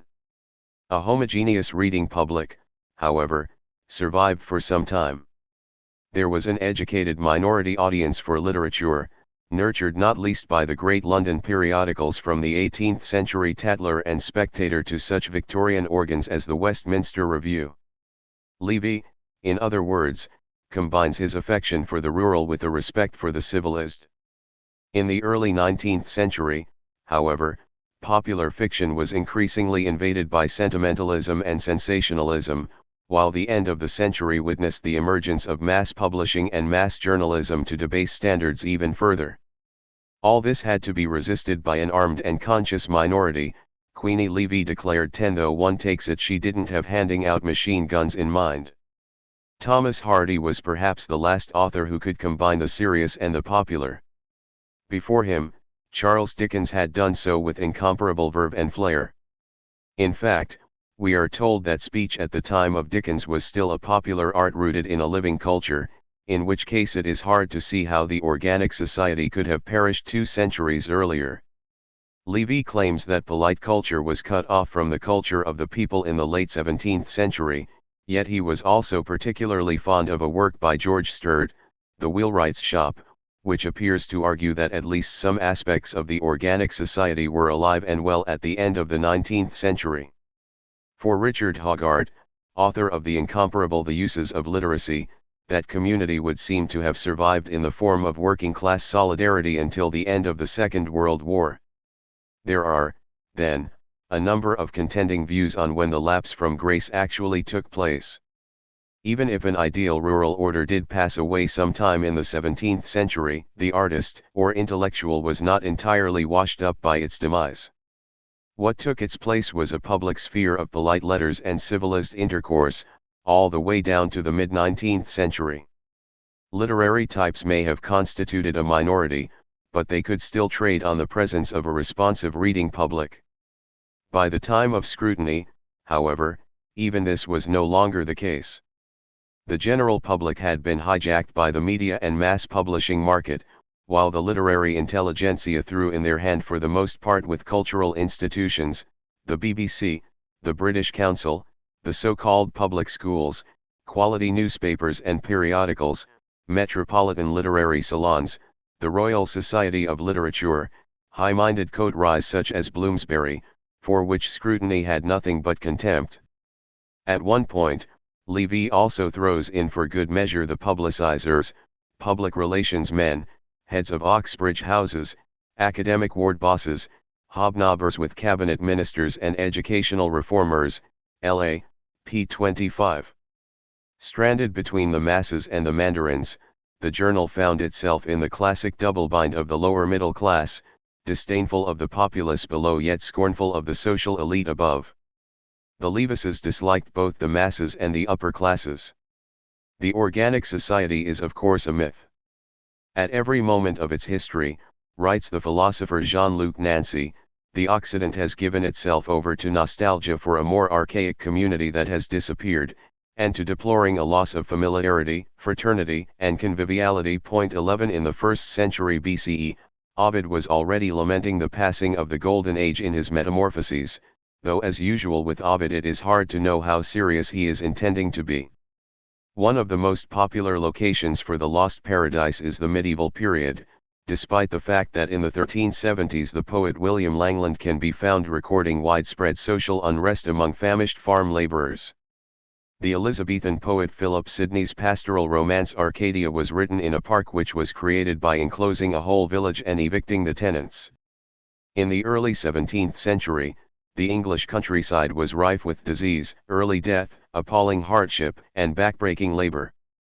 Land was for the most part exploited as capital, almost half the working population were wage earners rather than peasants, and unemployment was high enough for public order to be recurrently endangered. There is plenty of evidence, writes C.B. Macpherson, that England approximated closely to a possessive market society in the 17th century. It is this that Levy describes as the old fine order, r. p. 34. So there was no fall from the happy garden into industrialism. It was not a question of one social order giving way to another, but of industrial capitalism gradually overtaking the agrarian capitalism with which it was interlocked. Capitalist social relations had colonized rural England some centuries before the Industrial Revolution. Besides, squalid and oppressive though the conditions of factory workers were, it is arguable that in the long run their material conditions improved in some respects in comparison with those of the traditional rural laborer. In this sense, if in few others, there is something to be said for Snow's case. Some scrutiny contributors warned against romanticizing the wretchedly impoverished life of rural laborers. Queenie Levy, among others, was conscious of the dangers of idealizing Merry England. As Robert J.C. Young remarks in a different context, those who do not have access to modernity generally want it when they get the chance. Those who reject it on ideological grounds are often those who already have it. 13 In any case, Levy does not make as much of the old organic England as some commentators have suggested, and there is nothing necessarily amiss with nostalgia as such. In certain respects, the past was indeed preferable to the present, just as in other respects the present is an improvement on the past. There were no nuclear missiles in medieval England, but there was no anesthesia either. The chimera of endless progress is just as one-sided as Levy's view of history as decline. Karl Marx believed that the modern age was one of exhilarating emancipation, but saw it as one long nightmare as well. He also regarded these two narratives as being closely interwoven. For a group so keen on fine judgment, the scrutineer's view of contemporary civilization was alarmingly indiscriminate. As far as popular culture went, Levy would no doubt have seen no difference between John Wayne and John Coltrane, assuming that he was aware of either of them. From this Olympian height, the popular cultural landscape appeared uniformly barren. Modernity was almost unreservedly deplored as a spiritual wasteland. There was no attempt to balance the pollution of rivers with advances in medicine and sanitation, to weigh the influence of the tabloid press against the growing power of women, or to offset the mass publication of so-called pulp fiction with the spread of literacy, democracy, and civil rights. What was needed, given this soulless condition, was the cultivation of a civilized, educated reading public, of the kind once enjoyed by the 18th and 19th century periodicals, and scrutiny would constitute the nucleus of this readership. Through a program of social and cultural reform, it would concern itself not just with literature but with the destiny of modern civilization as a whole. It would constitute a self-conscious elite, though, unlike Eliot's mixture of the landed gentry and conservative intellectuals, a thoroughly meritocratic one. Only in minorities, Levy holds, is there life and hope. Dissociated from all partisan interests, the group would act as the custodian of creative values in a degenerate era. As such, it would represent that rare English phenomenon, an independent intelligentsia.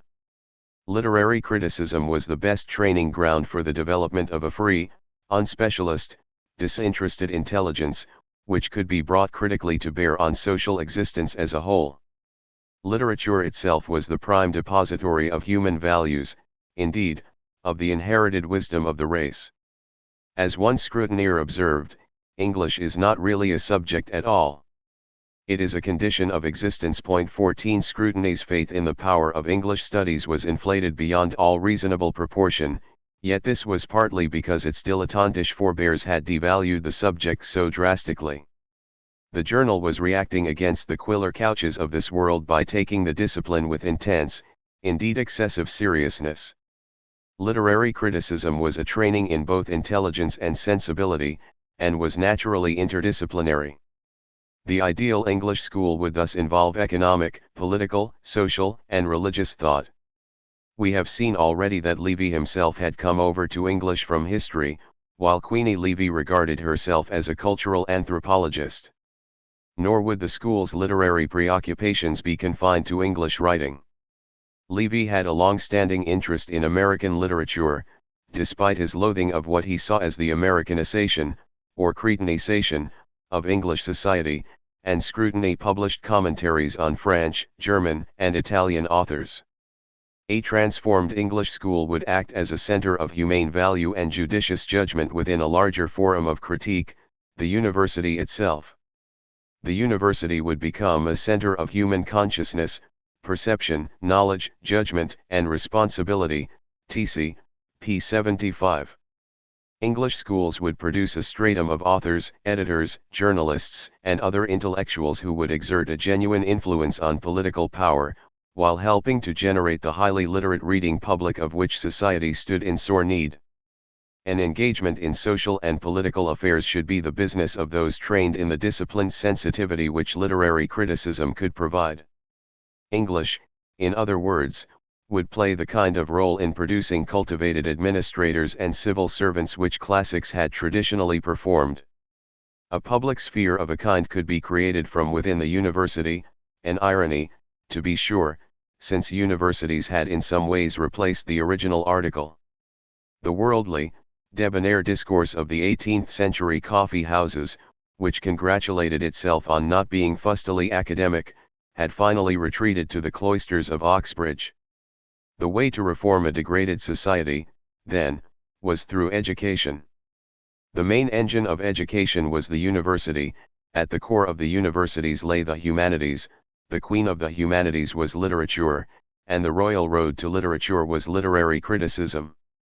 If you believe in humanity, Levy maintains, there is nothing more important than to keep alive the idea of the university. It is, in fact, hard to see how keeping the idea of the university alive is more vital to the fate of the species than the drugs trade or the prevention of sex trafficking. Besides, the universities in Britain were undergoing a drastic change for the worse in Levy's eyes at roughly the time he was proposing them as an ideal. The expansion of higher education in the 1960s was not a change he looked upon benignly. He took an equally dim view of the wave of student militancy which swept across the globe shortly afterwards. Education on what he called an industrial scale was the enemy of minority culture.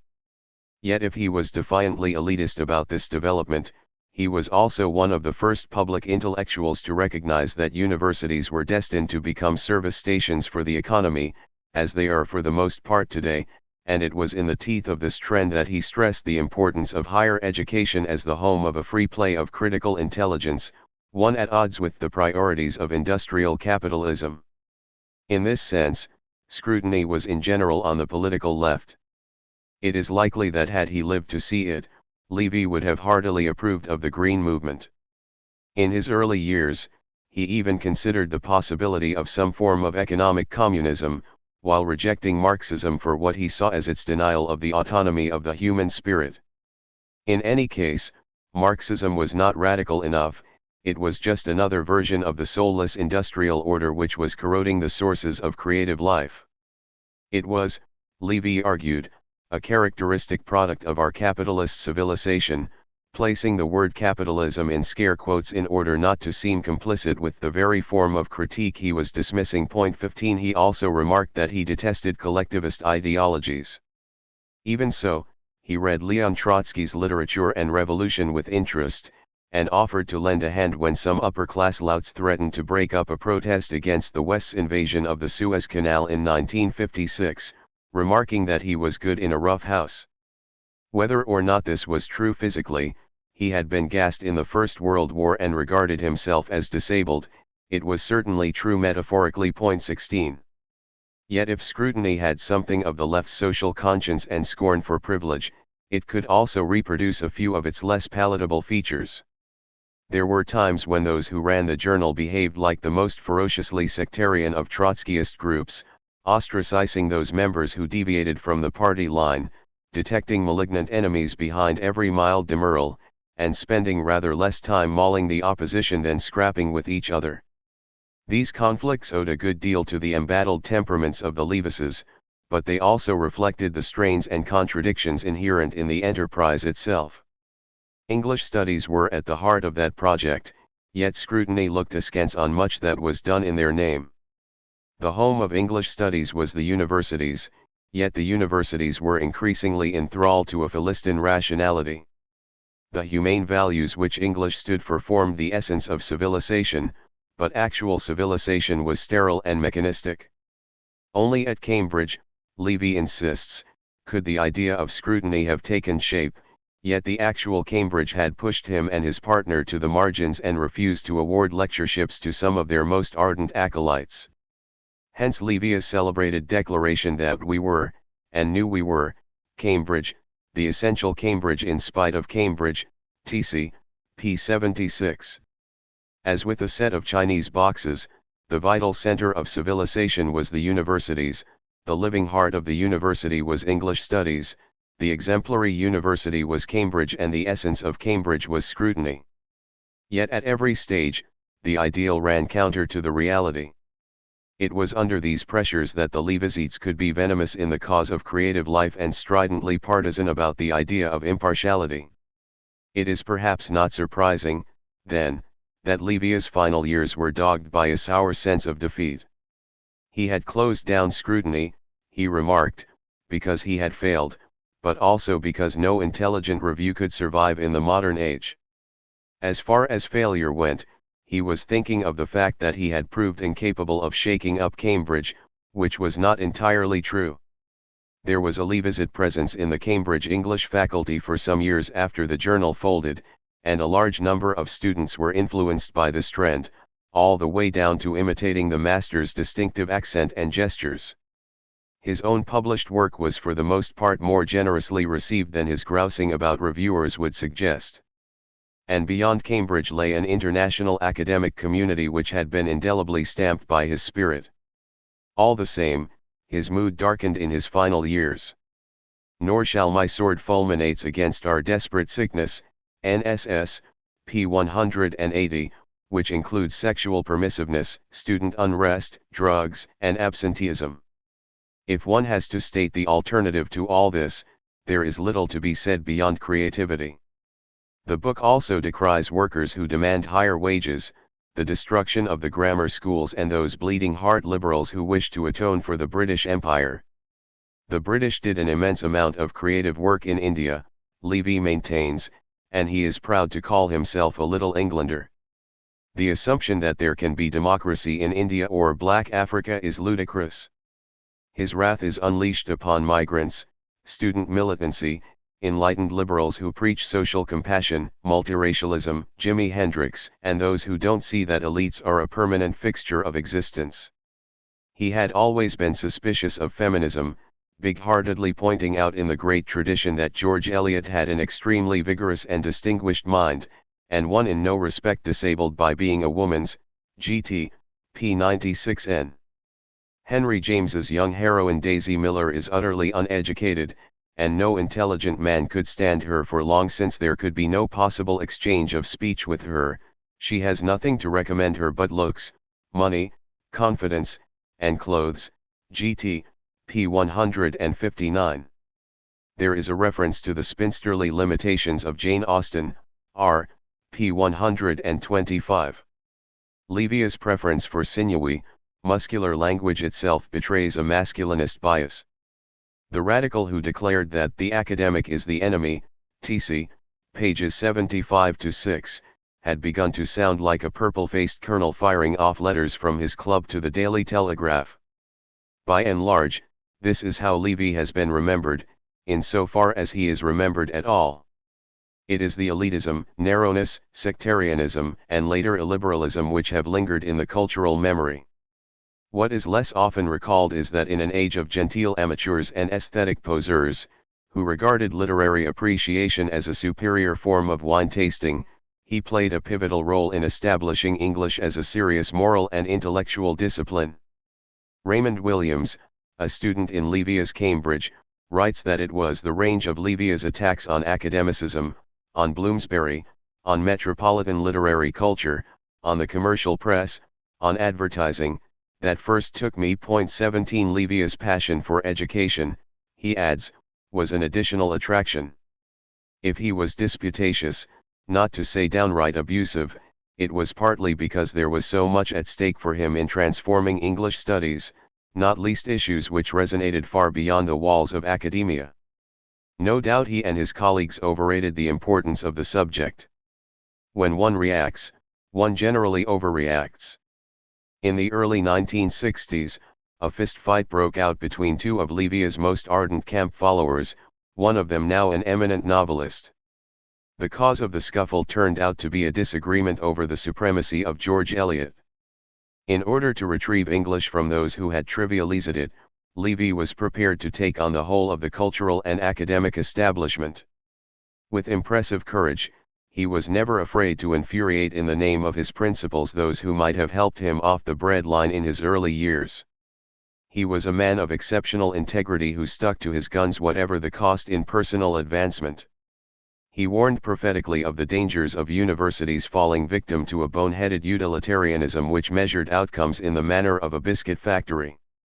He was also a superb teacher, deeply devoted to his students, whom he advised to cultivate intellectual promiscuity rather than settle for tunnel vision. His conception of literary studies was unusually generous for the time, shading into history, religion, economics, sociology, and anthropology.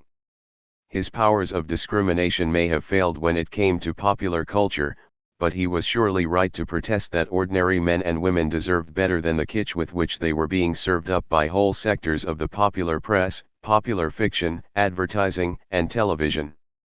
He had a keen sense of responsibility not just to literary studies but to the quality of life of society as a whole.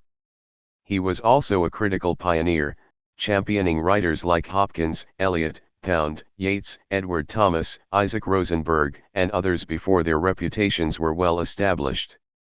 As a critic, Levy could be excessively rigorous in his judgments, but most of them turned out to be sound enough.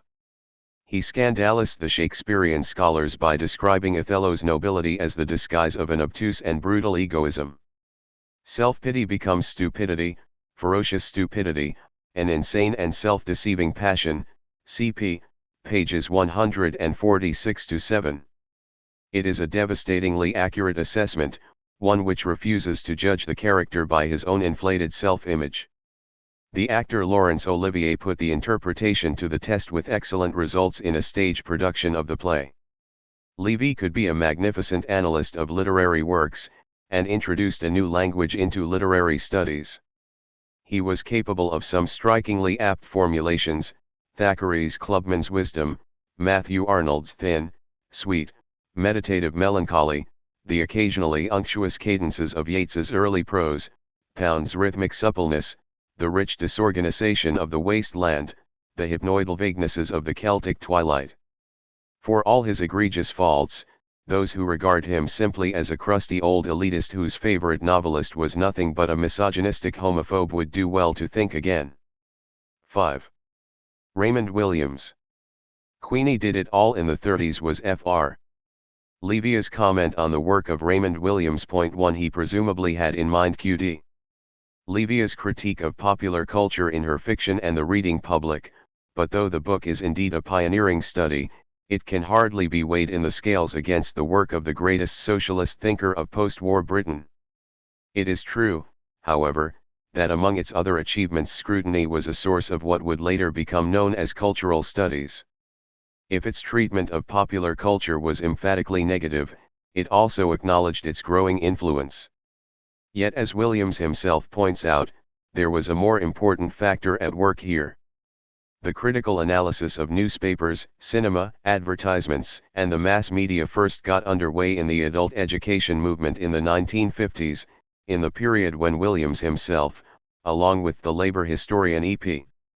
Thompson and the literary and cultural critic Richard Hoggart, were working in this field. 2. Williams was born in 1921 in a small Welsh village not far from the border with England, and metaphorically speaking he lived in border country all his life. He was caught between England and Wales, city and country, middle class and working class, intellectual and popular culture, the experience of mobility and a love of the place where he grew up. One might add to these polarities the division between mental and manual labor. He did some hedging and ditching in the countryside and had a remarkably quick feel for material processes, along with a practical understanding of how things worked untypical of an intellectual. His materialism, in a word, was not just a cerebral affair. The son of a railway signalman and the descendant of generations of farm laborers, Williams read English at Cambridge, but had to break off his course of studies to fight in the Second World War. As a lieutenant in an anti-tank regiment at the age of 22, he was engaged in military action in continental Europe, and regarded the Allies' campaign as a form of solidarity with the Red Army. Some years later, he was deprived of his military commission for refusing to fight in the Korean War, but managed to avoid imprisonment for this offense. After returning to Cambridge to complete his degree, he took a political decision to teach in the adult education movement and the Workers' Educational Association, a career which he later described as a vocation rather than a profession. It was work of rare value, though, as Williams once wryly remarked to me, it could sometimes be a matter of teaching doctors' daughters rather than, as at the male-dominated universities of the day, doctors' sons. In the late 1950s he was involved with the early New Left and the campaign for nuclear disarmament, and on the strength of his path-breaking study Culture and Society 1780 to 1950 was appointed to a lectureship at Cambridge and later to a chair. He died in 1988.3. Williams's chair was in drama, a subject which concerned him practically as well as theoretically. He wrote 2 plays for television, along with some theater scripts. There is a mutedly theatrical, powerfully emotive strain in much of his non-fictional work, suggestive of an artist writing as a critic. There are also snatches of rather portentous rhetoric. In his mature work, drama is exemplary of what he calls cultural materialism, meaning the study of culture as a set of material practices, but his early writing on the subject is very far from such an approach. Drama from Ibsen to Eliot, 1952, and Drama in Performance, 1954, published at a time when Williams was still much under the influence of Levy, are pieces of conventional literary criticism which have almost nothing to say about the social conditions of production of the drama with which they deal. Instead, the plays are treated simply as a set of texts to be examined, a method that the later Williams would decisively reject. Even so, to apply the close reading of the Cambridge School to drama was a relatively original move.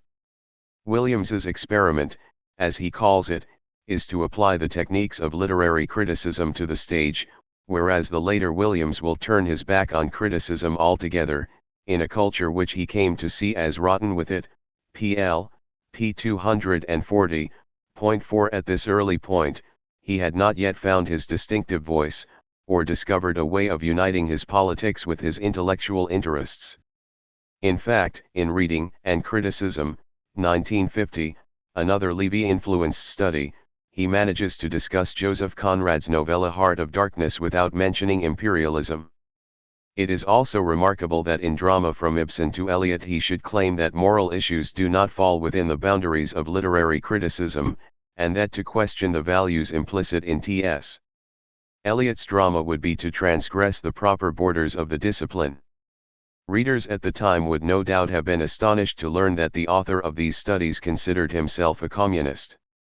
As Williams was to remark later, he was a relatively sound academic before he was an actual member of academia, meaning while he was still working in adult education, but became much less orthodox and acceptable when he was a university teacher, pl. pages 211-12. All the same, these early offerings, along with Preface to Film, 1954, co-authored with Michael Oram, have strengths which prefigure the innovative, revolutionary Williams of the 1970s and 1980s.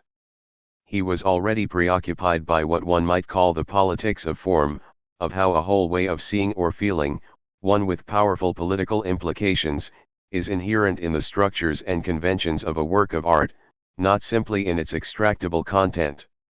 Drama from Ibsen to Eliot is a critique of one such form, dramatic naturalism, which aims for verisimilitude, which is to say, creating the illusion of reality by representing a familiar world on stage. In his later work, Williams would come to acknowledge the radical nature of naturalism in the late 19th century, its militantly secular rejection of the supernatural, its attention to the poor and disregarded, its exposure of sordid realities which polite society would prefer to suppress, its materialist vision of humanity as the product of its environment, its close affinities with the socialist movement and with the enlightened worldview of science. Naturalism as verisimilitude in art, however, is a different matter. In Drama from Ibsen to Eliot, Williams is conscious of the limits of naturalism, or indeed of any representational form of art. There are deeper realities, as well as inner ones, which a portrayal of the everyday world is unable to reveal. Putting a factory on stage, Bertolt Brecht remarked, will tell you nothing about capitalism. So this theatrical form has political effects. Naturalistic theatre is also marked in Williams's view by an impoverishment of language, which he relates in Leavis's style to the tarnished, threadbare speech of modern industrial society. The emotional paucity of George Bernard Shaw's dramatic prose is a case in point. The dramatic representation of everyday speech, Williams claims, is less satisfying in modern conditions than it was in Shakespeare's day. An exception can be found in the pre-industrial Ireland of J.M. Synge, an author once described as the only man who could write in English and Irish simultaneously. Serious drama, Williams maintains, requires a rich common language. It also demands a community of sensibility between artist and audience which cannot flourish in a mechanized social order. Synge, by contrast, discovered in the west of Ireland a community of expression, which may be a more charitable way of saying that all his characters sound much the same. It is true, Williams concedes, that his extravagantly poetic dialogue, which at times can be no more than a verbal flavoring, falls short of Shakespearean stature, and is pressed to an extreme in his compatriot Sean O'Casey's adjectival drunkenness, di. p. 117. Even so, the burnished splendor of Synge's language is based in Williams's view on an organic form of life, whereas O'Casey's dialogue, adjectival drunkenness apart, reflects the drab, bleached speech of the city. He fails to note that Dublin, the city in question, also gave birth to one of the most verbally opulent of all modern literary works, James Joyce's Ulysses.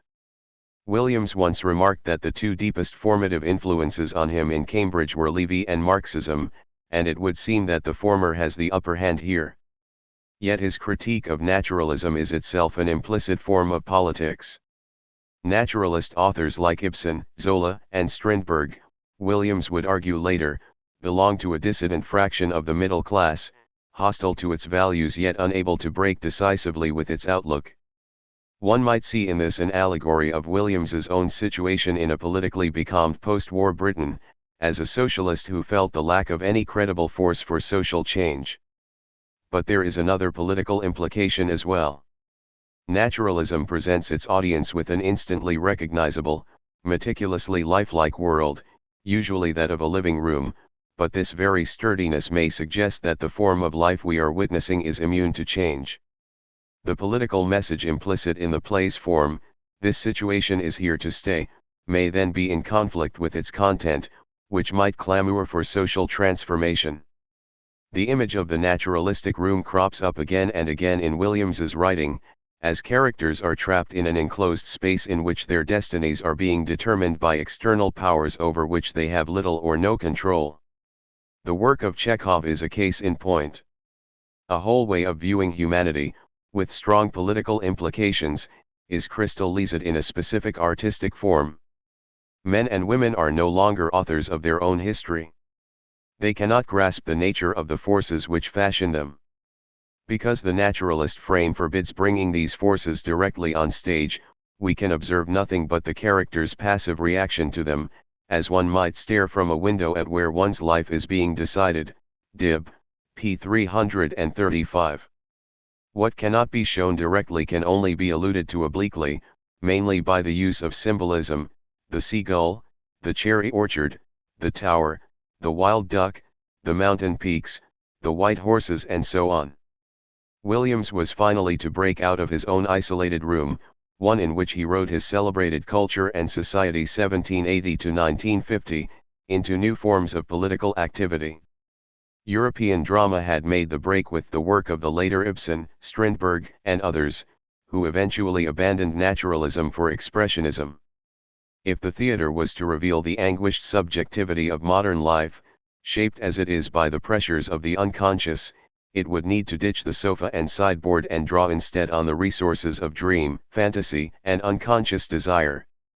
The result is a world in which characters split and merge, the past blends with the present and there is no longer any firm frontier between self and others, inner and outer, image and reality, conscious and unconscious. Alternatively, you can fight your way out of the private room into the public sphere of a Bertolt Brecht, creating a form of theater which can put social realities directly on stage. There is no living room in Mother Courage and Her Children. These dramatic techniques found their equivalents in cinema and later in television, so that there is a logical progression from Williams the critic of drama to Williams the theorist of popular culture. Generally speaking, Williams preferred modernist experiment in drama and realism in the novel. In The Long Revolution, he calls for a new realism, meaning the kind of novel which creates and judges the quality of a whole way of life in terms of the qualities of persons, Lr. p. 278.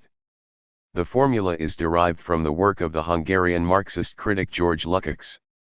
Genuine realism rejects the kind of fiction which reduces the world to the consciousness of a solitary individual, but also refuses to treat individuals as mere functions of their environments. Instead, characters remain what Williams calls absolute ends in themselves, while society, rather than behaving simply as background, represents the living substance of their actions and relationships. As he puts it in his study of the English novel, a unique life, in a place and a time, speaks from its own uniqueness and yet speaks a common experience, n. p. 192. In this sense, realism is the form which corresponds most closely to Williams's socialist humanism. He opposed a society which severs the links between individual lives, but also one which reduces men and women to mere effects of the social totality. Realism, so to speak, is an antidote to both capitalism and Stalinism. Where he differs from Lukács is in the latter's conviction that realism must involve verisimilitude, presenting a familiar world in recognizable ways. It is this which underlies the Hungarian critic's stiff-necked hostility to modernist experiment. Williams, by contrast, had lived through a Cambridge in which Joyce, Eisenstein, and surrealism were revered in student socialist circles, so that realism for him was open to a variety of formal techniques. It is a way of seeing, not a matter of trying to write like Stendhal or Tolstoy. All the same, his commitment to realism in the novel is implicitly prescriptive. A particular way of viewing the world, whatever literary form it assumes, is privileged above all others. By and large, Williams disliked an art which he saw as abstract, distancing, bloodless and analytic, all of which can be taken as shorthand for modernism. If he could admire literary works which hold the world at arm's length in their crystalline concern with purity of form and psychological depth, it was against the grain of his deeper inclinations. Over a decade after the appearance of drama from Ibsen to Eliot, Williams was to publish a far more embattled study of theatre, Modern Tragedy, 1966. Convinced that he had encountered various forms of tragedy in his own life, he found himself being informed by traditionally minded literary scholars that this could not possibly be so. Tragedy concerned the death of princes and the downfall of the mighty, not the misfortunes of ordinary men and women. It involved a belief in gods, heroes, myth, fate, blood sacrifice, cosmic order, the nobility of suffering and the exaltation of the human spirit. Since none of this had survived in the prosaic world of modern democracy, tragedy had perished along with it. In this sense, the very title of Williams's work is a gesture of defiance. Tragedy, it would appear, did not die with Jean Racine, at least not for this thinker. The book thus represents a courageous political intervention, defending tragedy in the everyday sense of the term against the patrician disdain of the academics. There is a cold, sardonic anger about the work which is very far from Williams's earlier writings. It is a tone which we shall hear repeatedly in the studies that follow. War, revolution, poverty, hunger, men reduced to objects and killed from lists, persecution and torture, the many kinds of contemporary martyrdom, however close and insistent the facts, we are not to be moved, in a context of tragedy. Tragedy, we know, is about something else, MT, p. 62. For the conservative scholars whom Williams has in his sights, Aeschylus is tragic but Auschwitz is not. Some of these scholars point to the Nazi concentration camps as testimony to the malevolence of human nature, evidence of an evil at the heart of the human condition which no political change could cure. For the humanistic Williams, however, this meant falsely generalizing a historically specific fact to a demeaning view of humanity as a whole. He was one of the few writers to make the point that while men created the camps, other men died, at conscious risk, to destroy them, mt. p. 59. Indeed, he himself had risked death for the sake of others. Throughout his career, Williams spoke up for hope while keenly aware of human cruelty and corruption. He was also conscious of how incorrigibly naive the virtue of hope is bound to seem in a world characterized by what he calls a widespread loss of the future, pm. p. 96. In fact, tragedy and hope are not in his view mutually exclusive. Not all stage tragedies end in death and breakdown. On the contrary, the emergence of new life, however frail and precarious, is an integral part of the classical tragic action. In an imaginative move, Williams linked this fact to the nature of modern political revolution. Revolution, he believed, is needed in any society which cannot incorporate all of its members in their full humanity. It is thus an essential project in all societies in which there are, for example, subordinate racial groups, landless land workers, hired hands, the unemployed, and suppressed or discriminate sick minorities of any kind, mt. p. 77. This is not how most academics were speaking in the mid-1960s, though by the turbulent end of that decade a sizable minority of them had come to adopt such views. Modern tragedy was written in a period of anti-colonial insurrections across the globe, a series of events which taken as a whole represent the most successful political revolution of the late modern era. Williams saw these scattered seizures of power as constituting a complete action, one which he regarded as the inevitable working through of a deep and tragic disorder, mt. p. 75. The action is tragic not because it ends in failure, but because of the fearfully steep price it is forced to pay for justice and freedom. If life is to flourish, it must pass through the possibility of death. The need for emancipation cannot be denied, but neither can the affliction it brings in its wake. The two are linked in a single tragic condition. Tragedy, then, did not end with Euripides, Corneille, or Ibsen. On the contrary, it is the keynote of the world in which Williams is writing. It was Culture and Society 1780 to 1950, 1958, which first brought Williams widespread acclaim. As with many an influential work, its impact was a matter of the spirit of the times as well as of its inherent value. In a world of relative post-war affluence, dissident novelists, playwrights, and filmmakers, the emergence of cultural studies, the politics of the New Left and the campaign for nuclear disarmament, the Cold War, the imperialist debacle of Suez and the crisis of the communist parties with the Hungarian Revolt of 1956, Williams's book spoke urgently to the condition of Britain in the late 1950s. Faced with a Stalinist form of Marxism on the one hand and a deeply compromised Labourism on the other, he had few political resources to hand. Accordingly, he reached back into English social thought in order to construct a radical tradition of his own. It is this remarkable project that Culture and Society represents. The heritage in question is a moral and cultural critique of industrial capitalism. It is an attempt to base social thought on the idea of a general humanity, rather than on the specialized language of politics, sociology, and economics. Because so many thinkers in these fields had been co-opted by the conventional wisdom, it had been left largely to artists, cultural thinkers, and free-floating intellectuals to challenge the social order, from William Blake and Samuel Taylor Coleridge to George Orwell and Fr.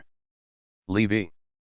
Edmund Burke stands at the source of this current, with his insistence that the state ought not to be considered nothing better than a partnership agreement in a trade of pepper and coffee, calico, or tobacco. It is a partnership not only between those who are living, but between those who are living, those who are dead, and those who are to be born, quoted in C.S., pages 21-2. In his assault on a crass utilitarianism, Burke prepared a position, Williams comments, from which the march of industrialism and liberalism was to be continually attacked, cs. p. 23. A contemporary of his, William Cobbett, may have idealized the Middle Ages but showed an attachment by instinct and experience to the laboring poor, cs. p. 32. There is also the heritage of the radical romantic artist, who Wordsworth sees as carrying everywhere with him relationship and love, cs. p. 63. Such individuals find in art certain human values, capacities, energies, which the development of society towards an industrial civilization was felt to be threatening or even destroying, cs. p. 56. So the romantic poet is less a lonely visionary than the bearer of a common humanity, resisting a view of human beings as mere extractors of profit or instruments of production. The creative imagination is a political as well as poetic force, directed against mechanical production, the cult of utility and a coercive politics. The arts, Williams writes, defined a quality of living which it was the whole purpose of political change to make possible, cs. p. 211. From Schiller and Coleridge to Marx and Matthew Arnold, culture in the sense of the harmonious development of human faculties is pitted against the stunting of human potential by industrialism. Mechanism, comments Thomas Carlyle, has now struck its roots down into man's most intimate, primary sources of conviction, and is then sending up, over his whole life and activity, innumerable stems, fruit-bearing and poison-bearing, quoted in cs. p. 104. At the same time, cash payment has become the sole nexus between individuals. For Victorian sages like John Ruskin, the art of a period is a measure of the quality of life which produced it. The art of any country, Ruskin writes, is the exponent of its social and political virtues, quoted in cs. p. 184. Two concepts of culture, as art and as a whole way of life, are yoked fruitfully together. Culture involves wholeness of being and creative self-realization, both of which are hard to come by among the cotton mills of Lancashire.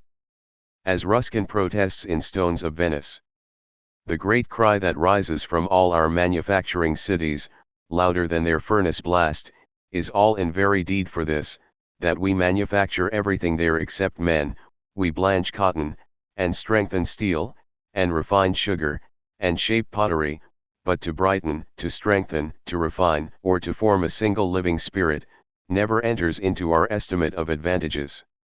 Quoted in cs. p. 190. In the life and work of William Morris, romantic artist and Marxist activist, these values are harnessed for the first time to a specific political force, the working class movement. It is the province of art, Morris observes, to set the true ideal of a full and reasonable life before humanity, quoted in cs. p. 202. It is not a question of using art as an instrument for moral or political ends, but of finding in it an image of self-fulfillment with political implications. One of the most eminent 20th century inheritors of the culture and society legacy is D.H. Lawrence, the child of a working-class home close to the countryside, with whom Williams strongly identifies. The communitarian impulse in himself, Lawrence remarked, was stronger than the sexual one. True freedom consists in belonging to a living homeland, not in straying and breaking away. Democracy is a condition in which each man shall be spontaneously himself, each man himself, each woman herself, without any question of equality or inequality entering in at all, and that no man shall try to determine the being of any other man, or any other woman, quoted in cs. p. 276. What Lawrence felt in the presence of another human being was neither equality nor inequality but, in his own term, otherness, and few English writers have conveyed so finely a sense of the thisness or uniqueness of persons, animals, and objects. He has a remarkable sense of what the philosopher Martin Heidegger calls Gelassenheit, the capacity to be open and responsive to the pure givenness of another being, without any attempt to bend them to one's will. We cannot possess one another, and only on this understanding can there be genuine intimacy between us. A number of the figures whom Williams examines are nostalgic for an organic society, one which flourished before the calamitous fall into possessive individualism, mechanistic habits of thought and the replacement of natural bonds between individuals with commercial or contractual ones.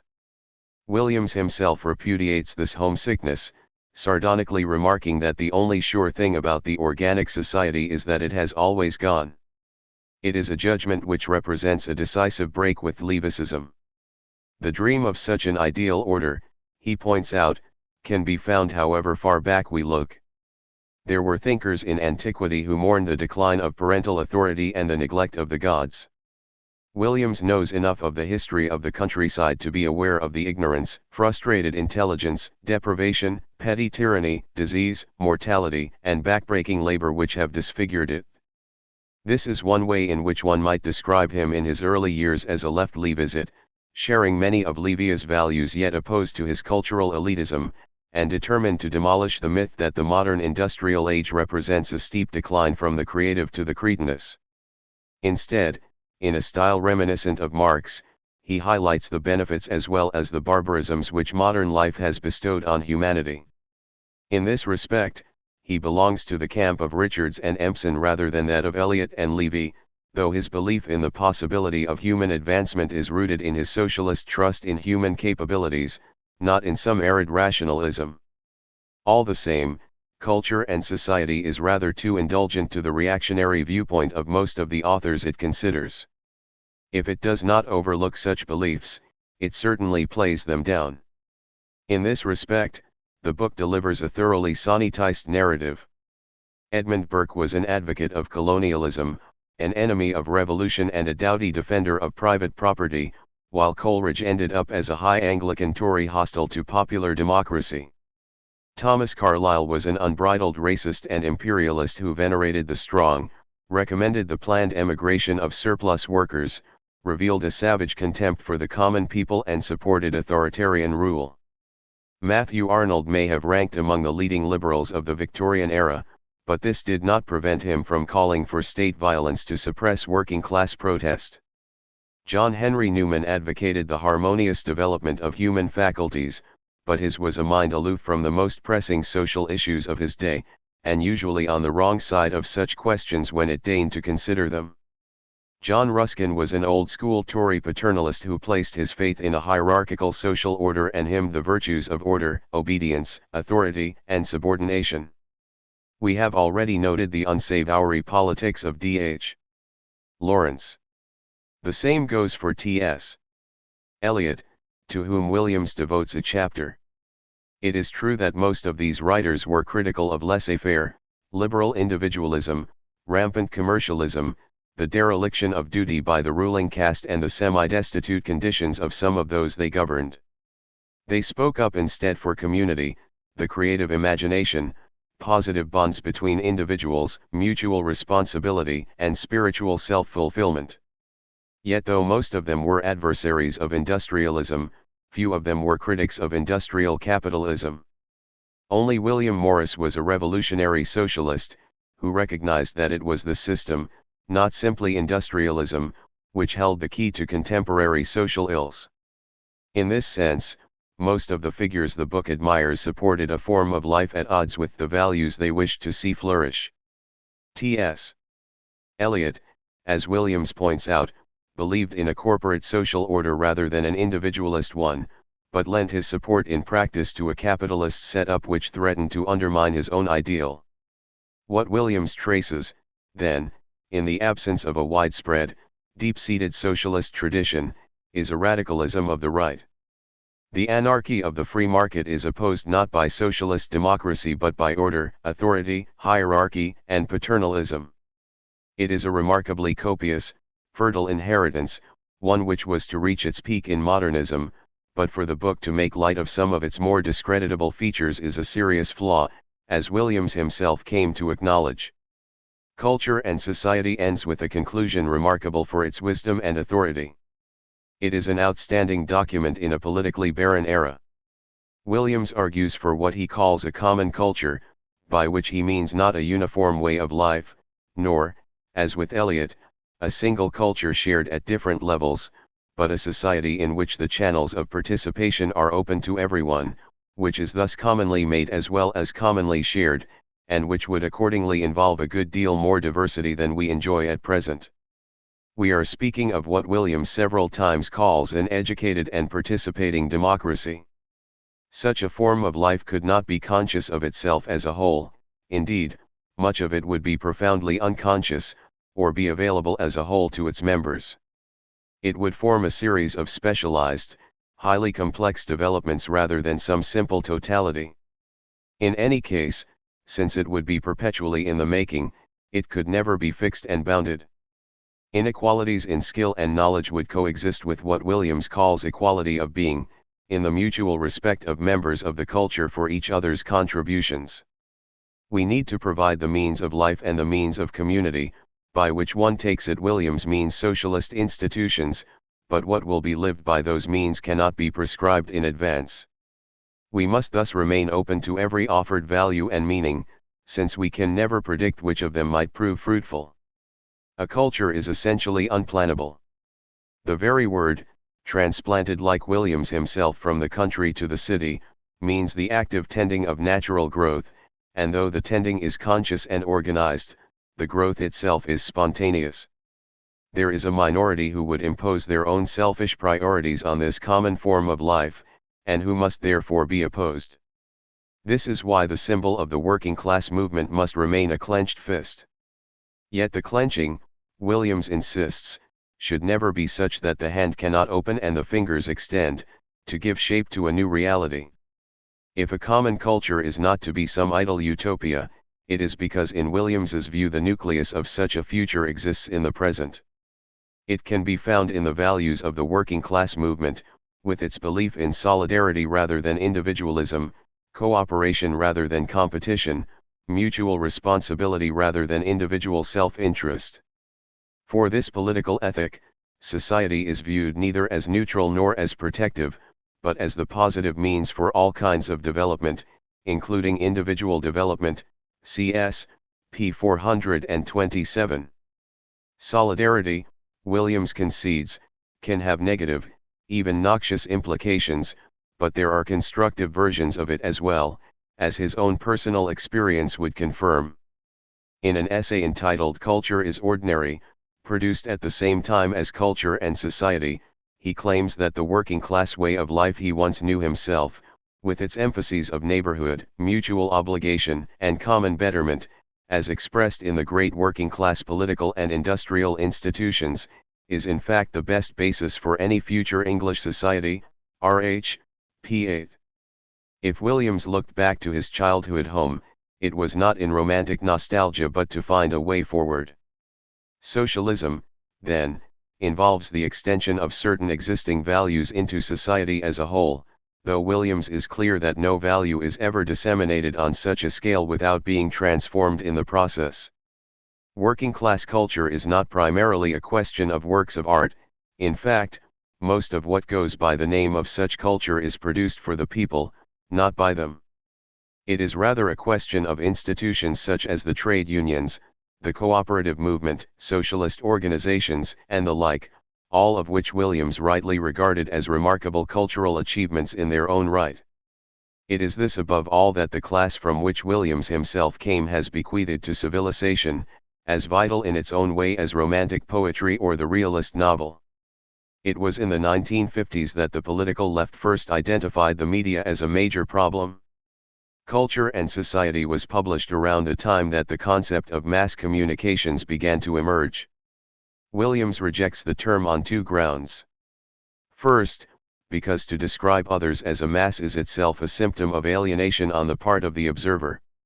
There are, in fact, no masses, simply ways of seeing people as masses. Masses are other people. We do not generally consider our families or ourselves as part of the masses, so why should we not extend this respect to others? Secondly, the notion of mass communication is hard to disentangle from the reality of manipulation.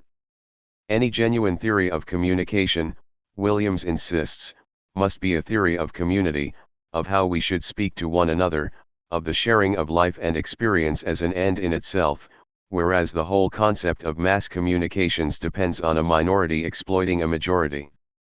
The so-called masses form a faceless public to be cajoled, persuaded, diverted, and instructed, and the chief motive behind this process is the accumulation of profit. At the same time, the public is fed with political views, if only by the silent exclusion of certain convictions, which buttress the status quo, including the power and financial resources of the press and media themselves. A small clutch of billionaires are able to mold public opinion to promote their own interests, and this in a supposed democracy. It is striking that for all we learn of the state of popular culture from Richards and Levy, George Orwell, and Richard Hoggart, it is not until the work of Williams that this cheapening of everyday existence is set in the context of a capitalism which preys on the ignorance or cultural inexperience of millions of men and women in order to reap a lucrative gain from it. For Richards or the Levises to have broached such questions would have meant overstepping the limits of their liberalism. In their view, the solution to the problem lay in education, which is more of a defensive strategy than a transformative one. Williams is rather less long-term. When asked his opinion of entrepreneurs like the media baron Rupert Murdoch in the set of interviews entitled Politics and Letters, he replies with disarming bluntness that such men must be driven out. He also produced a brief but original study, Communications, which instead of simply bewailing the flashiness of advertising or the sensationalism of the tabloid press, advances concrete proposals for transforming the ownership and management of the press and media, removing them from the distortions of the marketplace without succumbing to the dangers of state control. Even so, he rejects the pessimistic view of Eliot and the Levises that there has been a catastrophic decline in cultural standards. Empson, as we have seen, took a similar view to Williams, while Richards believed in cultural degeneration but also in the possibility of renewal. Williams is similarly judicious. There is indeed a good deal of shoddy art, journalism, and entertainment around, but there is also some superb popular culture, as well as a notable increase in the audiences for ballet, opera, museums, art exhibitions, and classical music. You can find kitsch in a national theater, he remarks, and an intensely original play in a TV police series, RWCS, p. 163. He might also have pointed to film, a cultural form which fascinated him as a student, which he was among the first to teach at Cambridge, and which has produced one masterpiece after another while remaining enormously popular. Williams does not idealize the working class, as some of his fiction bears witness. His portrayal of working people in these novels is for the most part clear-eyed and undeceived, and he has an unerring ear for the speech of Welsh working-class men and women in what was once his home. What he proposes as a source of value is less working-class life in general than the ethic of cooperation and common responsibility which informs its political institutions. He would have encountered this ethic as a child in the activities of his father, who took part in the general strike of 1926 and was secretary of his local Labour Party branch. Middle-class intellectuals who romanticize working people do not generally picture them as engaged in strikes, pickets, lockouts and demonstrations, actions which can pose a threat to their own interests. Yet the fact that Williams's father was a political activist also makes him untypical of working people in general, as well as making it easier for Williams to rebut the case that ordinary men and women are materialistically minded, politically apathetic and more enthused by bingo than Bolshevism. Williams was fortunate enough to experience the class into which he was born at its finest, and though this lends his work much that is precious, it also breeds in him a trust in the capacities of ordinary people, as well as of humanity in general, which is occasionally too credulous.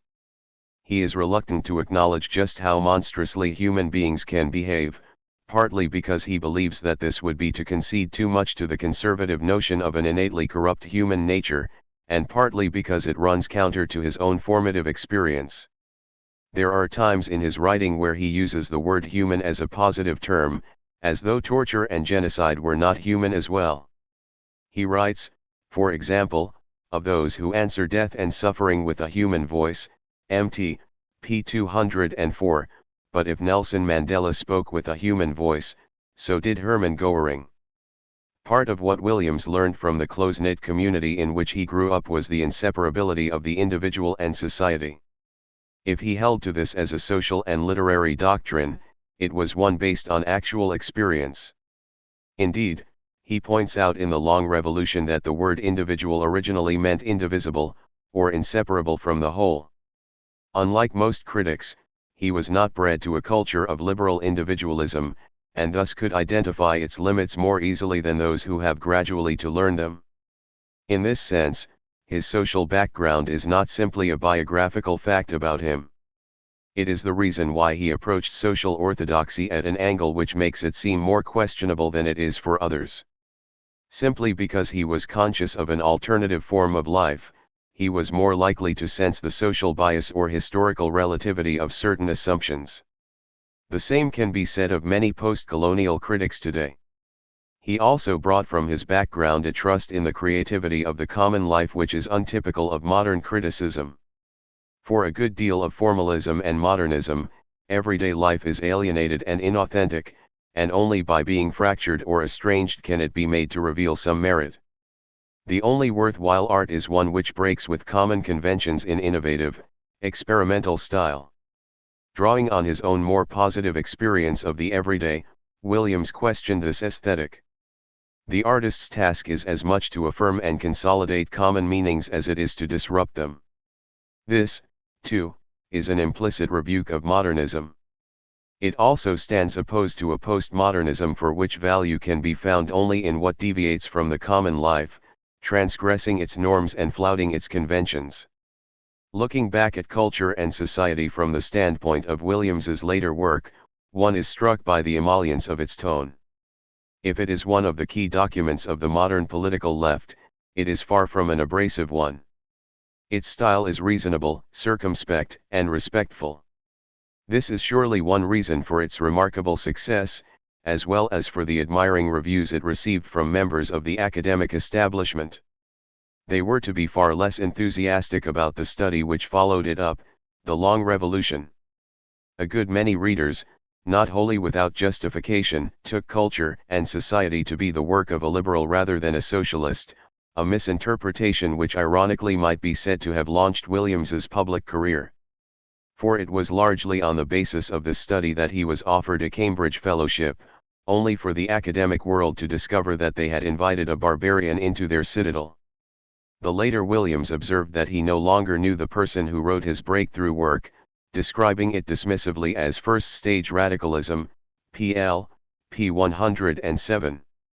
The authors discussed in it, he comments, put the right questions but gave the wrong answers. It is hard to think of a more succinct way of summarizing the book. If he speaks dismissively about the study, it is because it was taken to define who and what he was at just the point when he was moving beyond it. One of Williams's abiding interests was the novel, a form of which he himself was a practitioner, and his reflections on the subject are at their most searching in the English novel From Dickens to Lawrence, 1970. In the 1840s, when the English became the first predominantly urban people in history, the novel brought in new feelings, people, relationships, rhythms newly known, discovered, articulated, defining the society, rather than merely reflecting it, n. p. 11. There were deep changes in inward feelings, experiences, self-definitions, n. p. 12. The fiction of the Brontes, Dickens, Elizabeth Gaskell, and others does not simply portray a rapidly changing social order, instead, it catches up and helps to define its rhythms and habits of feeling, its modes of perception and forms of consciousness. Far from being a mere reflection of history, it reveals aspects of it which would not otherwise be knowable. It shows society not as a static backdrop to its characters but as a process that entered lives, to shape or to deform, n. p. 13. History, then, is present in the very forms and styles of realism. As society is transformed, so is human subjectivity, and the novel, while registering this crisis of feeling and identity, also lends it some of the terms in which it can be formulated. An example of this can be found in Williams's remarks about Dickens. Dickens is the first great novelist of urban England, but the city does not enter his writings simply as setting and social background. It is also to be felt in his way of delineating his characters, who are presented often enough by way of some single fixed feature, a trick of speech, an eccentric walk, a peculiar facial feature and so on. This, Williams claims, is a way of seeing men and women that belongs to the street, n. p. 32. It is the kind of rapid, partial perception we have of pedestrians we bump into at some busy crossroads and never see again. Figures emerge for a moment from the crowd and are instantly swallowed up by it. We do not view them in the round, as we do with George Eliot's rural figures, since in the anonymous space of the city the lives of others are inaccessible. It is though they exist simply as vivid appearances, shorn of any history or complex hinterland. Individuals in Dickens often enough collide rather than relate, bounce off each other, speak past or at each other rather than engage in meaningful dialogue. In this great web of coincidences and random encounters, people live in the interstices of each other's lives. They are strangers to one another, even if the plots of the novels sometimes bring to light concealed relations between them. And all this, while a symptom of some grievous alienation and disconnection, is also exhilarating in its constant novelty and mutability, so that Dickens's own style, rather than being the controlled language of analysis and comprehension, n. p. 31, we associate with Jane Austen or George Eliot, is one of rhetoric, display, theatricality, emotional empathy, public exhortation. It is in this way that history can be found secreted in the very forms of his work, not simply in its portraits of workhouses and debtors' prisons. To grasp this idea more completely, we need to understand something of Williams's key concept of a structure of feeling. The phrase is almost an oxymoron, since structure suggests something fairly solid, while feeling is more elusive and impalpable. As Williams observes, it is as firm and definite as structure suggests, yet it operates in the most delicate and least tangible parts of our activity, Lr. p. 48. It thus reflects something of the dual character of literary criticism, which deals in feelings but in an analytical way. Or one might regard it as a bridge between criticism and sociology, since the latter deals largely with structures and the former takes more account of lived experience. Williams works for the most part at the point where the two converge. It is this stress on lived experience, this felt sense of the quality of life at a particular place and time, Lr. p. 47, that the arts can contribute to a more sociological study of human cultures, without which it is bound to be incomplete. The influence of Levy lingers on in Williams's description of the concept. Structure of feeling also suggests that feelings are shared and social rather than merely subjective. A structure of feeling is a precise historical pattern of feeling which can be typical of a whole age, but also of a group, an artistic current or an individual work of art. In this sense, the concept can be used as a link between a broad span of history and more specific phenomena. There can also be conflicting structures of feeling within the same artwork or social condition. It is a novel concept for a Marxist to employ.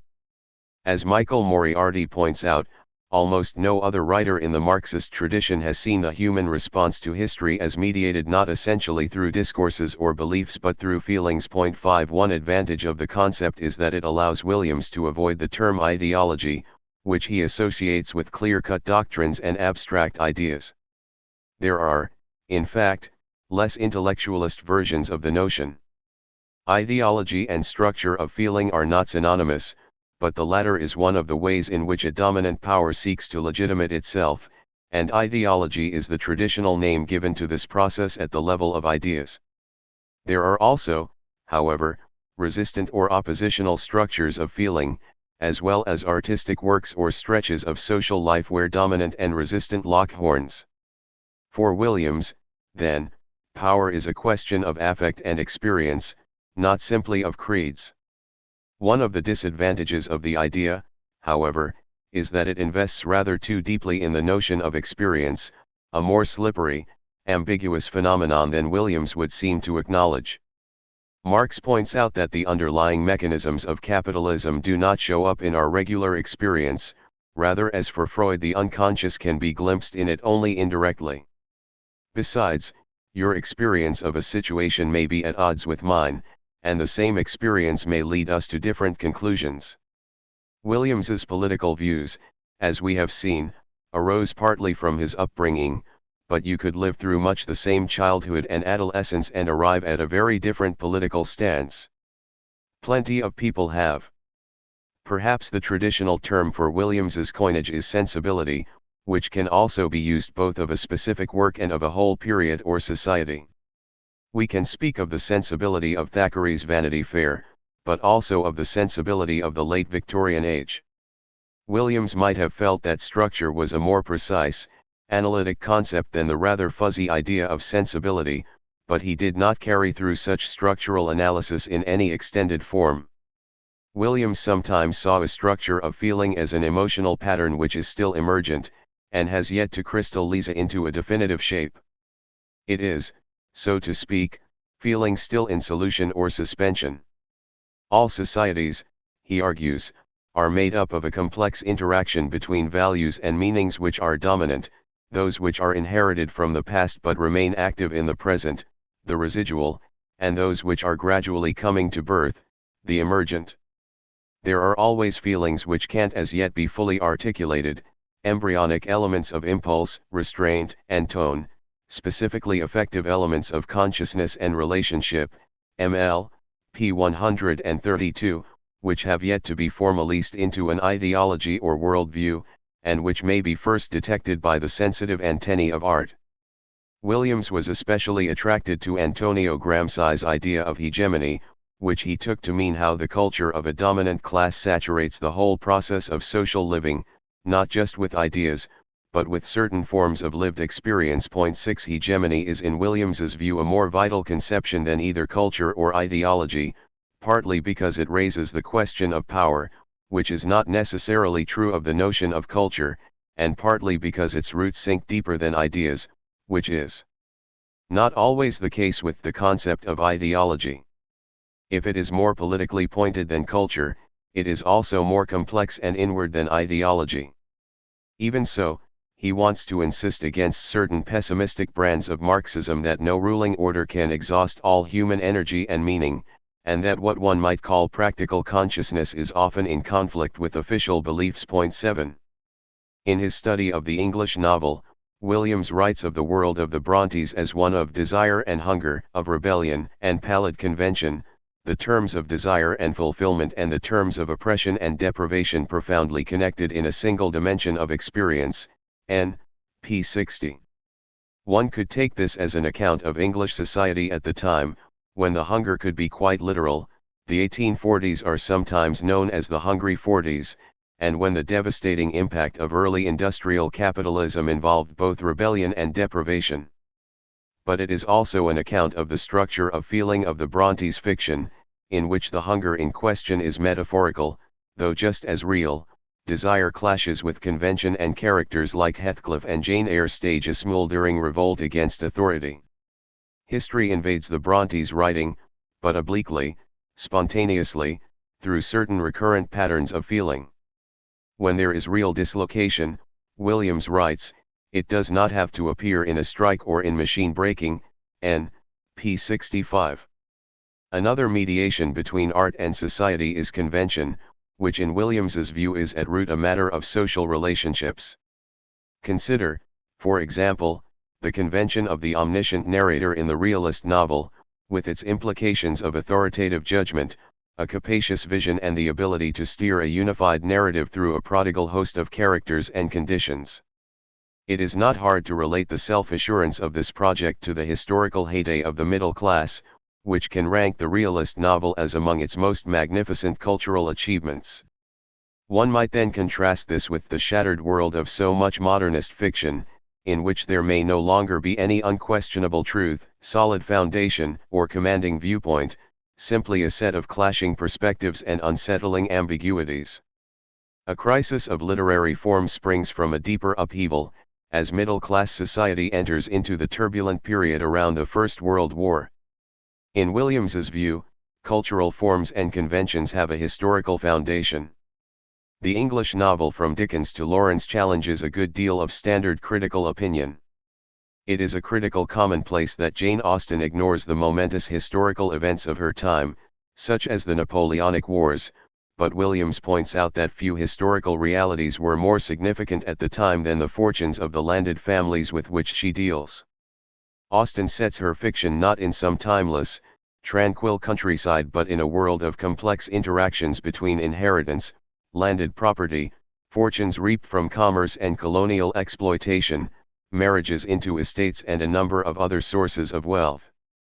For all its elegance and decorum, this is an openly acquisitive society, as landed, trading and colonial capital increasingly interlock.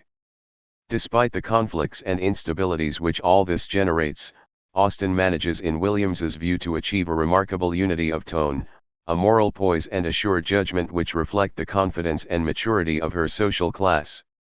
She measures the traditional genteel order, as well as the social climbers trying to scramble into it, by certain absolute standards of moral conduct, and can pass some tart comments on how dismally so many of her characters fall short of them.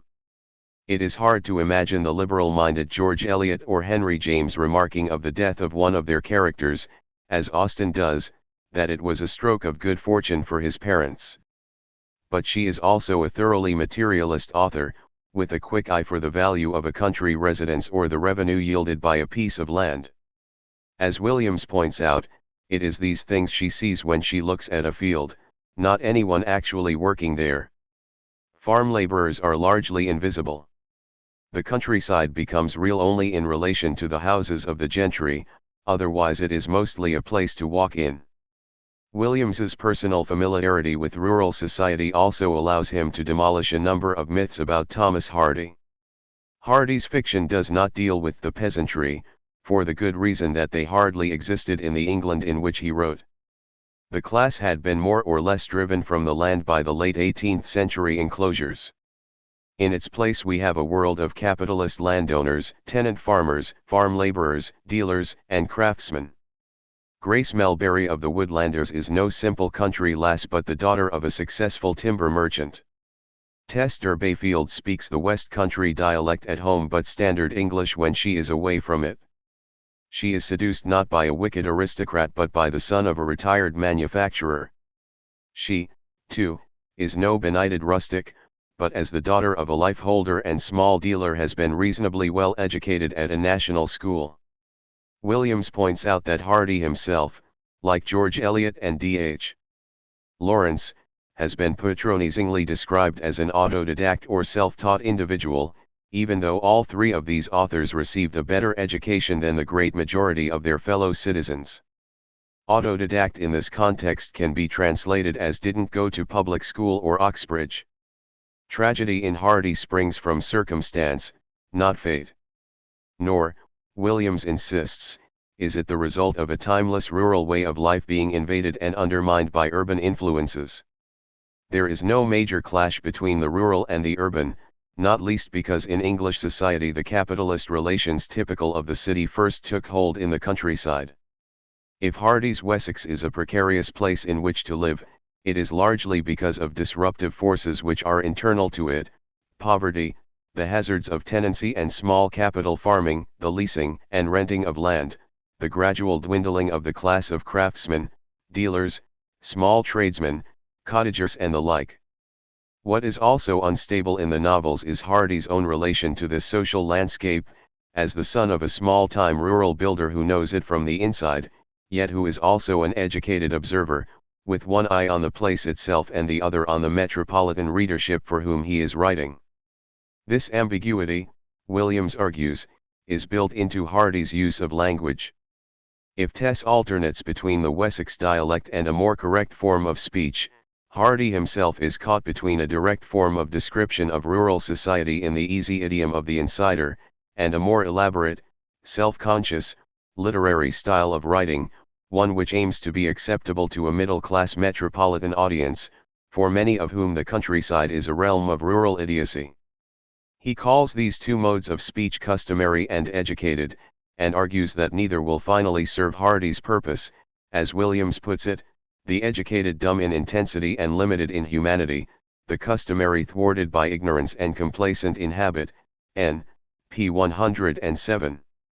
Form, once again, is social and historical, A stylistic disturbance is symptomatic of a deeper social crisis. A similar tension between the articulate and inarticulate, belonging and not belonging, the need for rootedness and freedom of spirit, is traced by Williams in the work of D.H. Lawrence, in his view the most gifted English novelist of his time.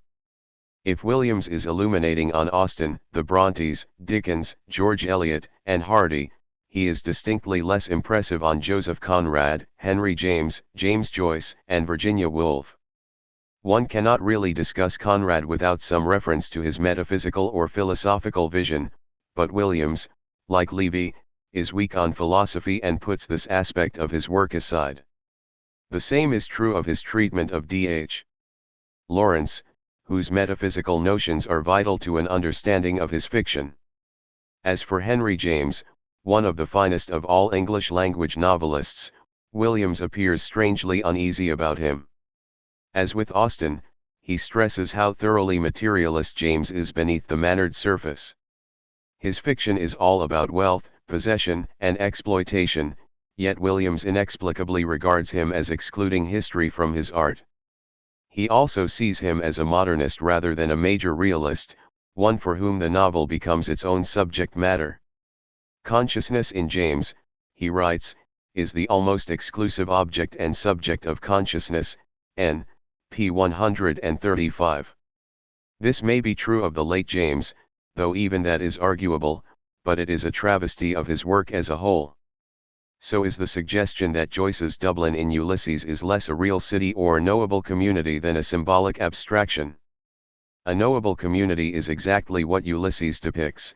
Indeed, it is true to some extent of this small post-colonial capital today, where everyone seems to have been at school or college with everyone else.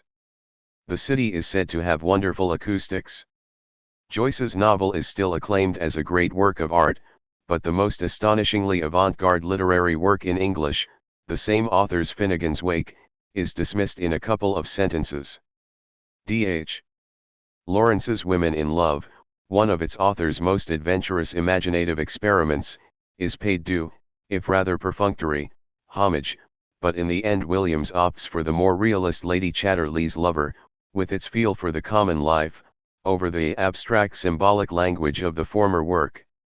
It is a spectacularly wrong-headed judgment.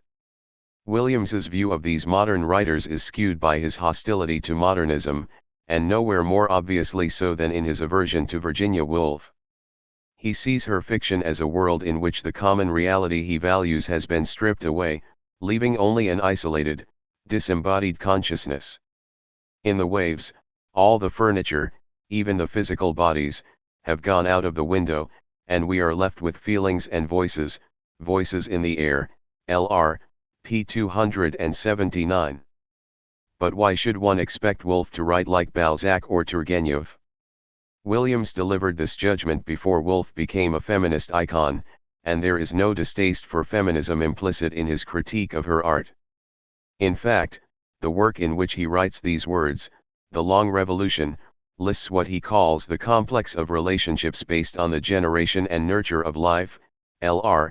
p. 114, alongside politics, economics, and culture as the main sectors of any society. A social order which regards the birth and care of human beings not as a primary concern but as a way of being supplied with potential workers is to be resisted. The growth of love and the capacity for loving, Williams comments, are fundamental to the development of a society. In 1961, the year of publication of The Long Revolution, these were far from received positions, on the political left or anywhere else. Williams remarks elsewhere that it is scarcely possible to doubt the absolute centrality of human reproduction and nurture and the unquestioned physicality of it, pl. p. 340, and notes how sexuality is among the subjects which have traditionally been excluded by Marxism. He has, in fact, little directly to say of it himself. In fact, there is a certain puritanical evasion of the issue in his work, as there is a similar prudish streak in the writings of Levy. Yet he also approaches the now rather modish issue of the human body from a revealing new angle, insisting on the very deep material bond between language and the body, pl. p. 340. As early as the Long Revolution, he was interested in the effects of poetic rhythm on the blood, on the breathing, on the physical patterns of the brain, Lr. p. 24. There is a parallel here to Eliot's concern with poetry's effect on the visceral regions. Unlike postmodern culturalism, for which biology is largely an embarrassment, Williams retained a materialist grip on the idea of human beings as physical organisms. Whatever nobility of spirit we may attain, we remain in the first place lumps of material stuff. Williams's account of English rural society is developed on a larger scale in The Country and the City, 1973. It is a work which he found harder to write than any of his other books, perhaps because it touches on matters so central to his own identity. Among other things, the study considers the country house tradition in English poetry from the standpoint of the exploited farm laborers who were Williams's own ancestors, seeing such mansions as commanding statements in stone, cc. p. 106. Very few titles to property, he writes, could bear humane investigation, in the long process of conquest, theft, political intrigue, courtiership, extortion, and the power of money, cc. p. 50. These are not the terms in which literary criticism has traditionally discussed such poetic masterpieces as Ben Jonson's To Penshurst or Thomas Carew's To Saxham, and the book met with a frosty reception from a number of reviewers. Yet it is worth noting that one of the earliest examples of pastoral verse that we have, Virgil's Bucolics, combines its idealization of rustic life with a cry of outrage at the plight of those smallholders evicted by the Roman regime under which the author lived.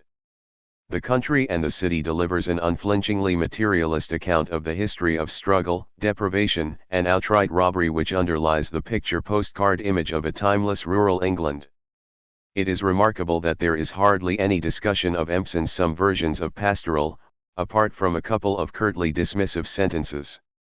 Perhaps this is partly because Williams found the book as baffling as most other readers did.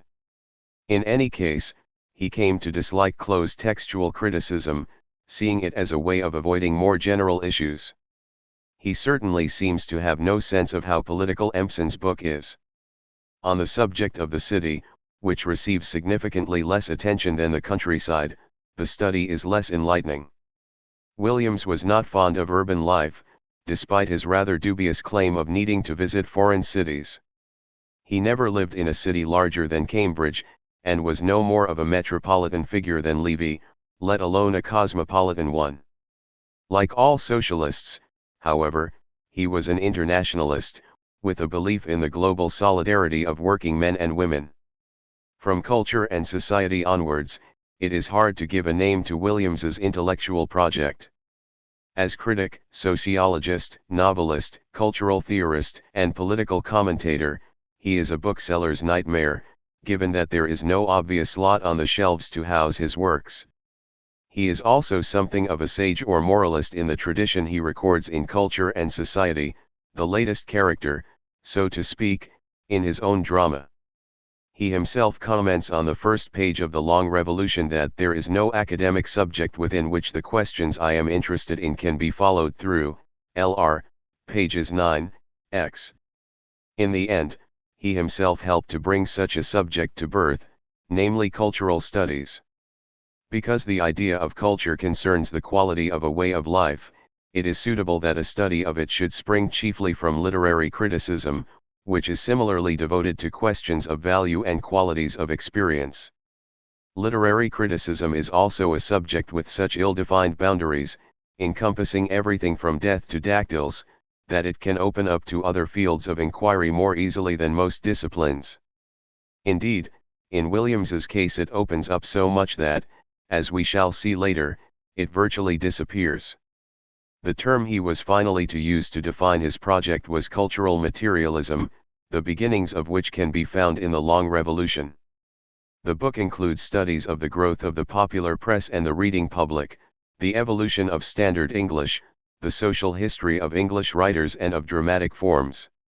Only 3 years had intervened since the appearance of Culture and Society, but the tone is notably more abrasive. Whereas the earlier work uses terms like a common culture, mutual responsibility and the means of community almost as euphemisms for socialism. The later one speaks openly of class and capitalism. All the same, the revolution referred to in the title is not of the kind that leaves the streets running with blood. It signifies rather a process already well underway, the gradual extension of democracy, industry, literacy, education, and new forms of communication. The revolution, in short, is gradual and threefold: political, economic, and cultural. This, one might note, would not count as a revolution in classical Marxist terms, which consists in the transfer of power from one social class to another and which usually involves violent confrontation, but Williams's relation to Marxism was always a complex, ambiguous affair. He is commonly described as a Marxist, but though he was a member of the Communist Party for 18 months when he was a student, he explicitly distances himself from the creed in culture and society.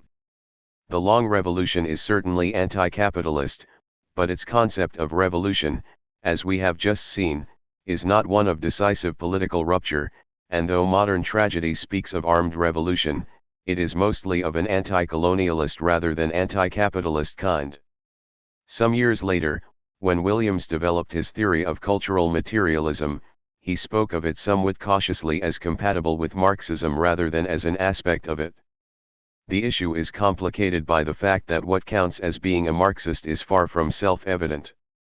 There are thinkers who have laid claim to the title while rejecting one or several key doctrines of Marx himself, and a number of ideas which are sometimes thought to be Marxist were already well known when he came to write. They include communism, revolution, alienation, social class, class struggle, and the class nature of the state. The concepts of use value and exchange value, though not the terms themselves, can be found in the work of Aristotle. Both Adam Smith and Jean-Jacques Rousseau believed in the primacy of material production in social affairs, and so in a sense did Sigmund Freud. One of the few theses which is arguably peculiar to Marx is the contradiction between the forces and relations of production, which is also one of the most controversial of his claims. Williams makes scarcely any comment on this supposedly indispensable feature of Marxist thought. Even so, there is no doubt that by the time of Marxism and Literature, 1977, Williams's position had shifted decisively to the revolutionary left. In this sense, his career challenges the dreary cliché of the street-fighting young firebrand who matures into a placid middle age. The development of his views coincides with the period from the late 1960s to the mid-1970s in which the political left was briefly in the ascendant. Williams was even to speak positively at this time of the brutal Chinese Cultural Revolution. It was also a time which witnessed the influx into Britain of various neo-Marxist theories, in most of which culture, language, art, consciousness, and communication were granted a more pivotal role than the Marxism of Williams's student days had ever allotted them.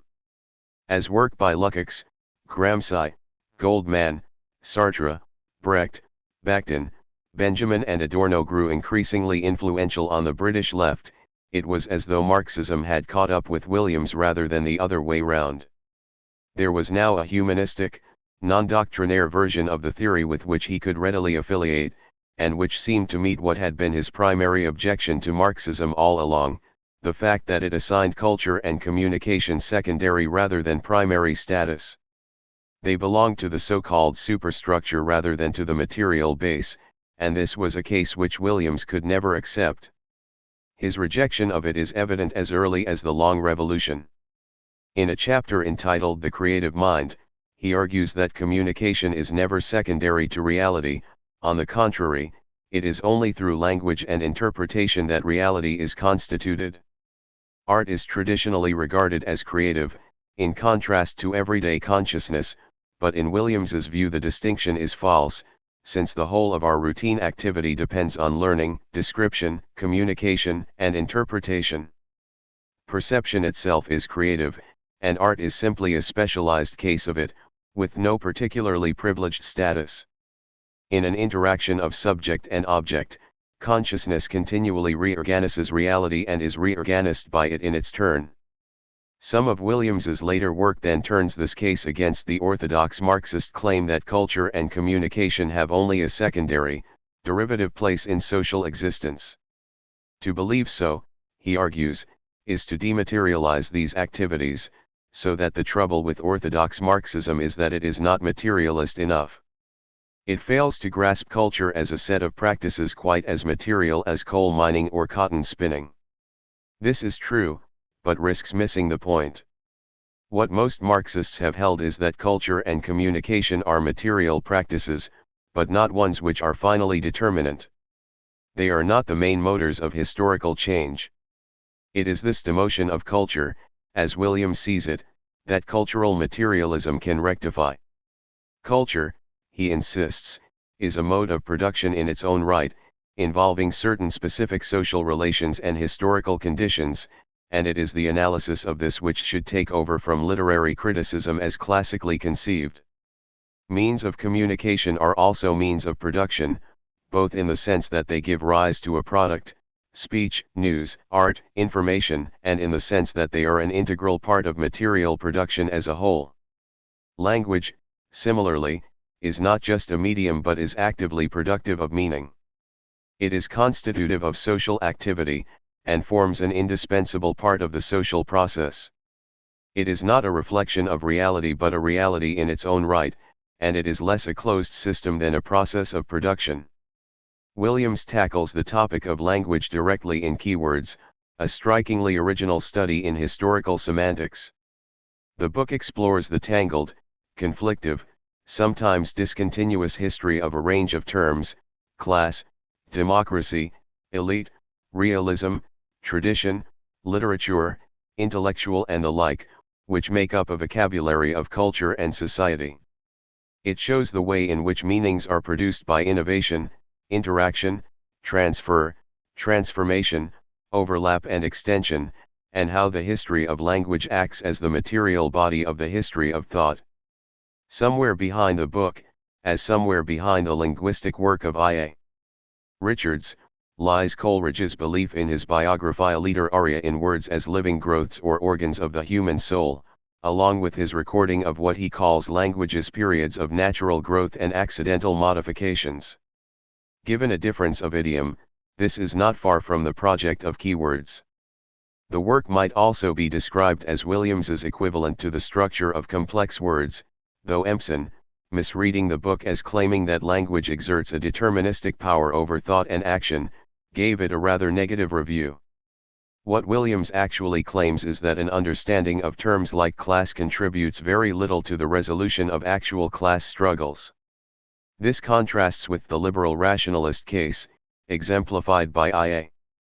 Richards and perhaps shared by Empson, that conflicts may be resolved by dispelling misapprehensions. Even so, Williams and Empson are at one in rejecting Richards's contention that meaning can be wholly dissolved into context. Contexts are vital, but terms for Williams have their own internal developments and structures, p. thirsive, which cannot be reduced to their verbal surroundings. For him as for Empson, they are many texts which weave a whole series of complex historical strands into their compact space. Keywords unpacks over 130 words into their diverse historical components, reversing, so to speak, the tapestry of the language in order to reveal the sprawl of untidy stitching which went into its making. It is worth adding that Williams has his own keywords, in the sense of terms which crop up constantly in his work: complex, difficult, diverse, variable, specific, active, changing, connecting, extending, growth, form, relationship, negotiate, meanings and values, feeling, experience.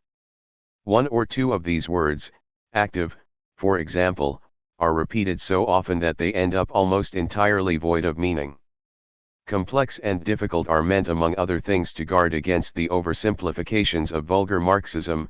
Growth, changing and variable belong to the questionable belief that mutability is generally positive, while diverse is partly a strike at Stalinist uniformity. In postmodern culture, diversity and plurality have become something of a mantra, and are not easily reconciled with conviction and commitment. One of the remarkable strengths of Williams's work, by contrast, is that diversity and commitment are in his view not in the least incompatible. In fact, he can be found using the word diversity almost from the outset. He has no doubt that a genuinely socialist society, given that it would extend active participation to a far greater number of citizens, would inevitably be more complex and heterogeneous than the social order we have at present, where meanings and values are largely determined by a minority. Culture on this view is a signifying system through which a society is experienced and communicated, and is intrinsic to any social, political, or economic formation. This has implications for literary studies. As long as Marxism provides us with just another way of interpreting literary texts, it remains trapped within the same paradigm as the criticism it opposes. Nor is it in Williams's view a question of relating two fixed, knowable entities called art and society, since both of these are abstractions from the total social process. What is needed rather is a decisive shift to new ground, in which writing, not simply the recent historical invention known as literature, will be studied as a material, historical practice.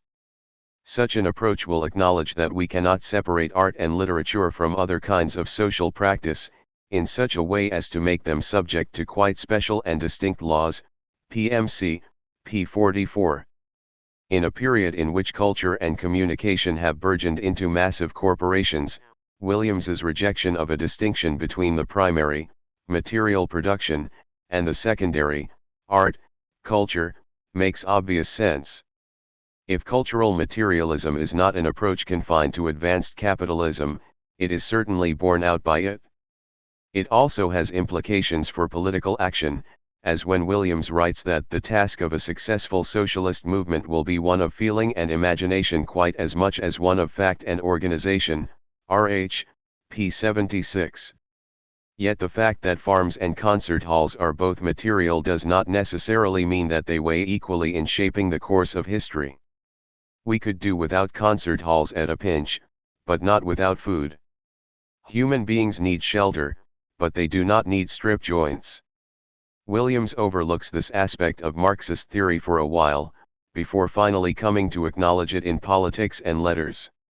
He also recognizes more fully than he did before that for Marxism, areas like law, art, politics, religion, and so on are superstructural not because they are less material than sweatshops, but because among other more admirable things they help to legitimate the kind of society in which sweatshops are possible.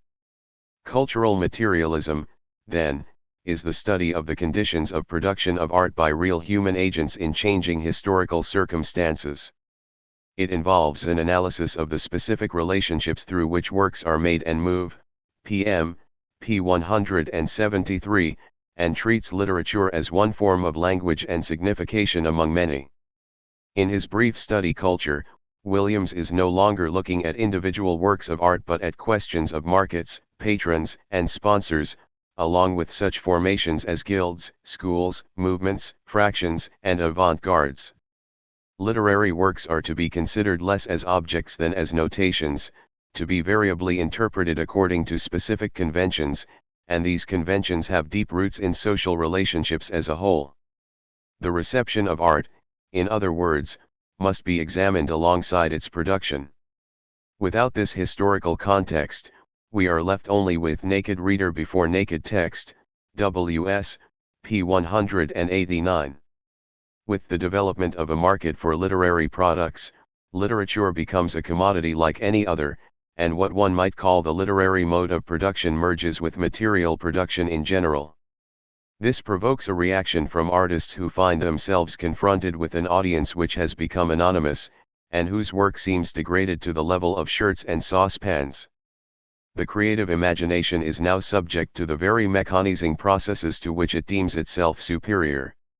One name for this reaction is Romanticism, which generally fails to reckon with the benefits of mass production in the form of a vastly increased readership.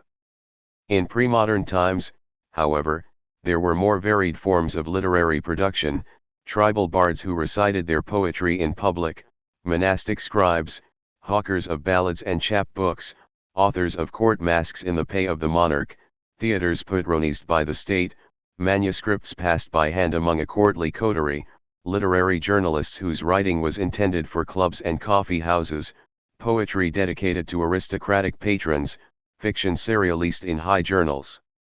Even when literature is driven primarily by market forces, alternative practices and social relations emerge. The small press, worker writers' associations, radio and TV drama, book clubs, literary festivals, amateur theatrical companies, public poetry readings and so on. To attend to all this is not simply to inspect the sociological outworks of culture, since it helps to shape the form and technique of literary works themselves. W.B. Yeats, for example, has behind him an Irish tradition of public, political poetry, so that much of his verse is composed in ways which lend it to being declaimed, as T.S. Eliot's do not. Cultural materialism is among other things a riposte to structuralism and post-structuralism, which were popular at the time but which in Williams's view are damagingly formalist and unhistorical. In fact, his reaction to the growing influence of these theories probably helped to move him further to the left, and this at a time when a number of erstwhile Marxists were scrambling in the opposite direction. He has a rather British distrust of theory, which strikes him as too remote from lived experience. As a radical historicist, he is also hostile to what he sees as closed, static, absolute systems. Instead, he prefers the changing, diverse and open-ended. This inclination needs to be questioned. Change is not valuable in itself. Nor is a diversity of fascist parties to be applauded. There is no virtue in being variable in one's degree of generosity. A guarantee that you will not be buried alive should not be open-ended. The static and immutable may be deeply desirable. One hopes that women having the vote won't ever mutate into women being deprived of the vote. System is not to be rejected in itself. To think through the interconnections between things in a rigorous spirit may be emancipating rather than imprisoning. It is partly in reaction to Stalinism that Williams, along with his New Left colleagues E.P. Thompson and Stuart Hall, is so wary of systematic thought. Neither is there anything wrong with absolutes. In traditional moral thought, absolute simply means that there is no set of circumstances one could think up which would justify a certain action, roasting infants over fires, for example. It is not clear how cultural materialism differs from a traditional sociology of culture, which also investigates such matters as reading publics and artistic formations, and there would seem to be no ready answer to this, beyond the fact that Williams's brand of cultural sociology is more Marxist than most. Yet if culture is to be studied not so much in itself but in terms of its conditions of production and reception, isn't one in danger of overlooking the role it can play as social critique? And what becomes of the pleasure of the text, of its utopian aspect, along with its capacity to yield its readers insight and enjoyment? Are these to be set aside for an account of the social provenance of authors or the changing nature of theatrical forms? Williams also overlooks the fact that historical or sociological inquiries into art are by no means always radical. From Edmund Burke onward, historicizing has been at least as typical of the political right as of the left. Besides, you do not produce a subversive reading of Tom Jones simply by setting it in historical context, even in a context of conflict, or by investigating its means of production. Despite all this, there are important political implications in this turn from texts to institutions. As we have seen already, it allows Williams to advance concrete proposals for the transformation of the culture industry in a way that Richards or Scrutiny never did. One might claim that Williams starts out by overrating the importance of literary criticism, a mistake he inherits from Levy, and ends up by underestimating it.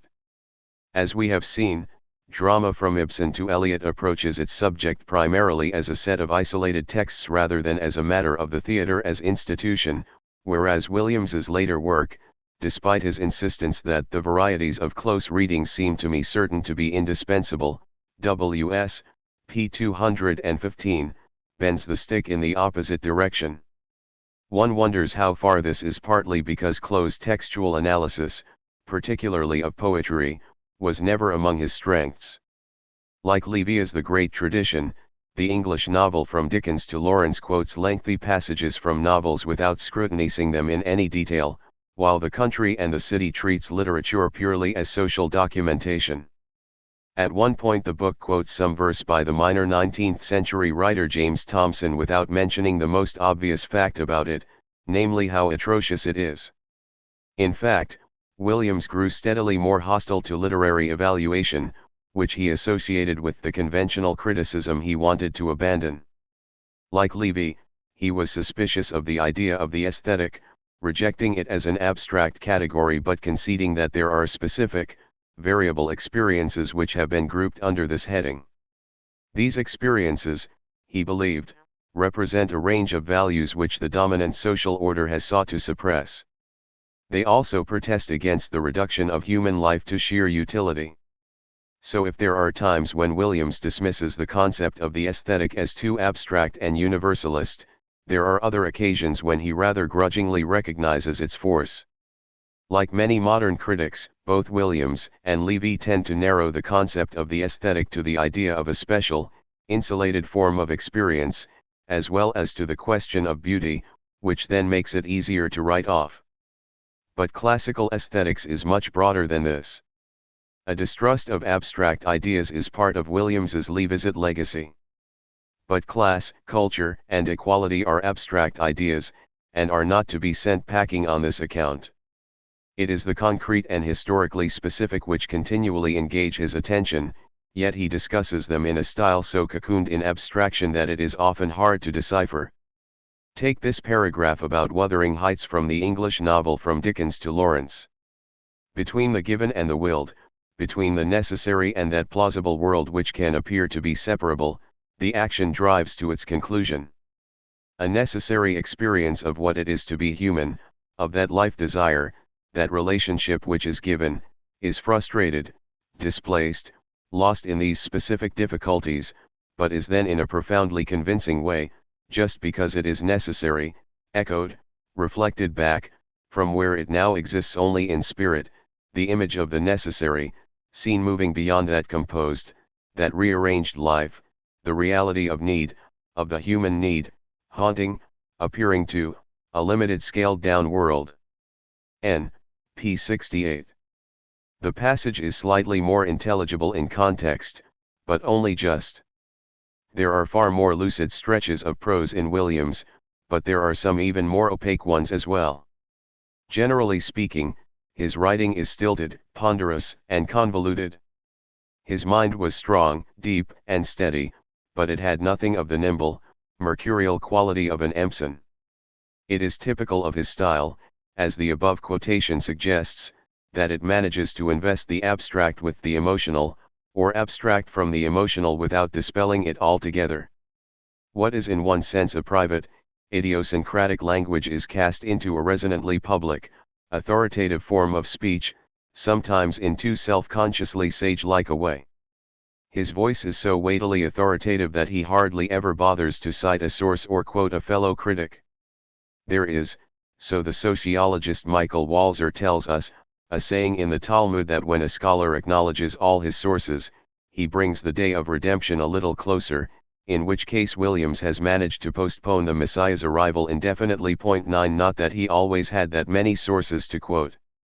There were many significant thinkers whom he never read, and while this reflects something of his originality and independence of mind, the way he draws so deeply on his own resources, it also betrays a certain pride and aloofness, a refusal to be beholden to his fellow intellectuals, which is not easy to square with his politics. It is the style of a man who is continually speaking up on behalf of others, of his own people, of working people in general, even of humanity as such, yet who is also curiously detached and self-isolating. Some of those who were close to him detected these qualities in his personal life, curiously combined with a warmth and geniality not always conspicuously on show in Cambridge senior combination rooms. One of the most striking features of Williams's work is the depth of its humanity. In a period which witnessed some of the most fundamental changes ever to take place in the forms and technologies of cultural production, he was the primary spokesperson in that realm for working people, and the advocate of a social order which would grant them full respect. By my educational history, he writes, I belong with the literate and the literary. but by inheritance and still by affiliation I belong with an illiterate and relatively illiterate majority, W.S., p. 212. Yet if Williams was much concerned with culture, it was not at the expense of nature. Like his favorite poet William Wordsworth, he grew up among farms and mountains. It was from him that I first learnt the meaning of the word ecology, which he himself had picked up from his son's biology homework. He was an ecologist long before the word was in general currency. The ominous final words of culture and society predate an awareness of ecological catastrophe, and have weapons of mass destruction in mind instead, but it is not hard to read them as prophetic of the global calamity that now confronts us. There are ideas, and ways of thinking, with the seeds of life in them, and there are others, perhaps deep in our minds, with the seeds of a general death. Our measure of success in recognizing these kinds, and in naming them making possible their general recognition, may be literally the measure of our future, cs. p. 442.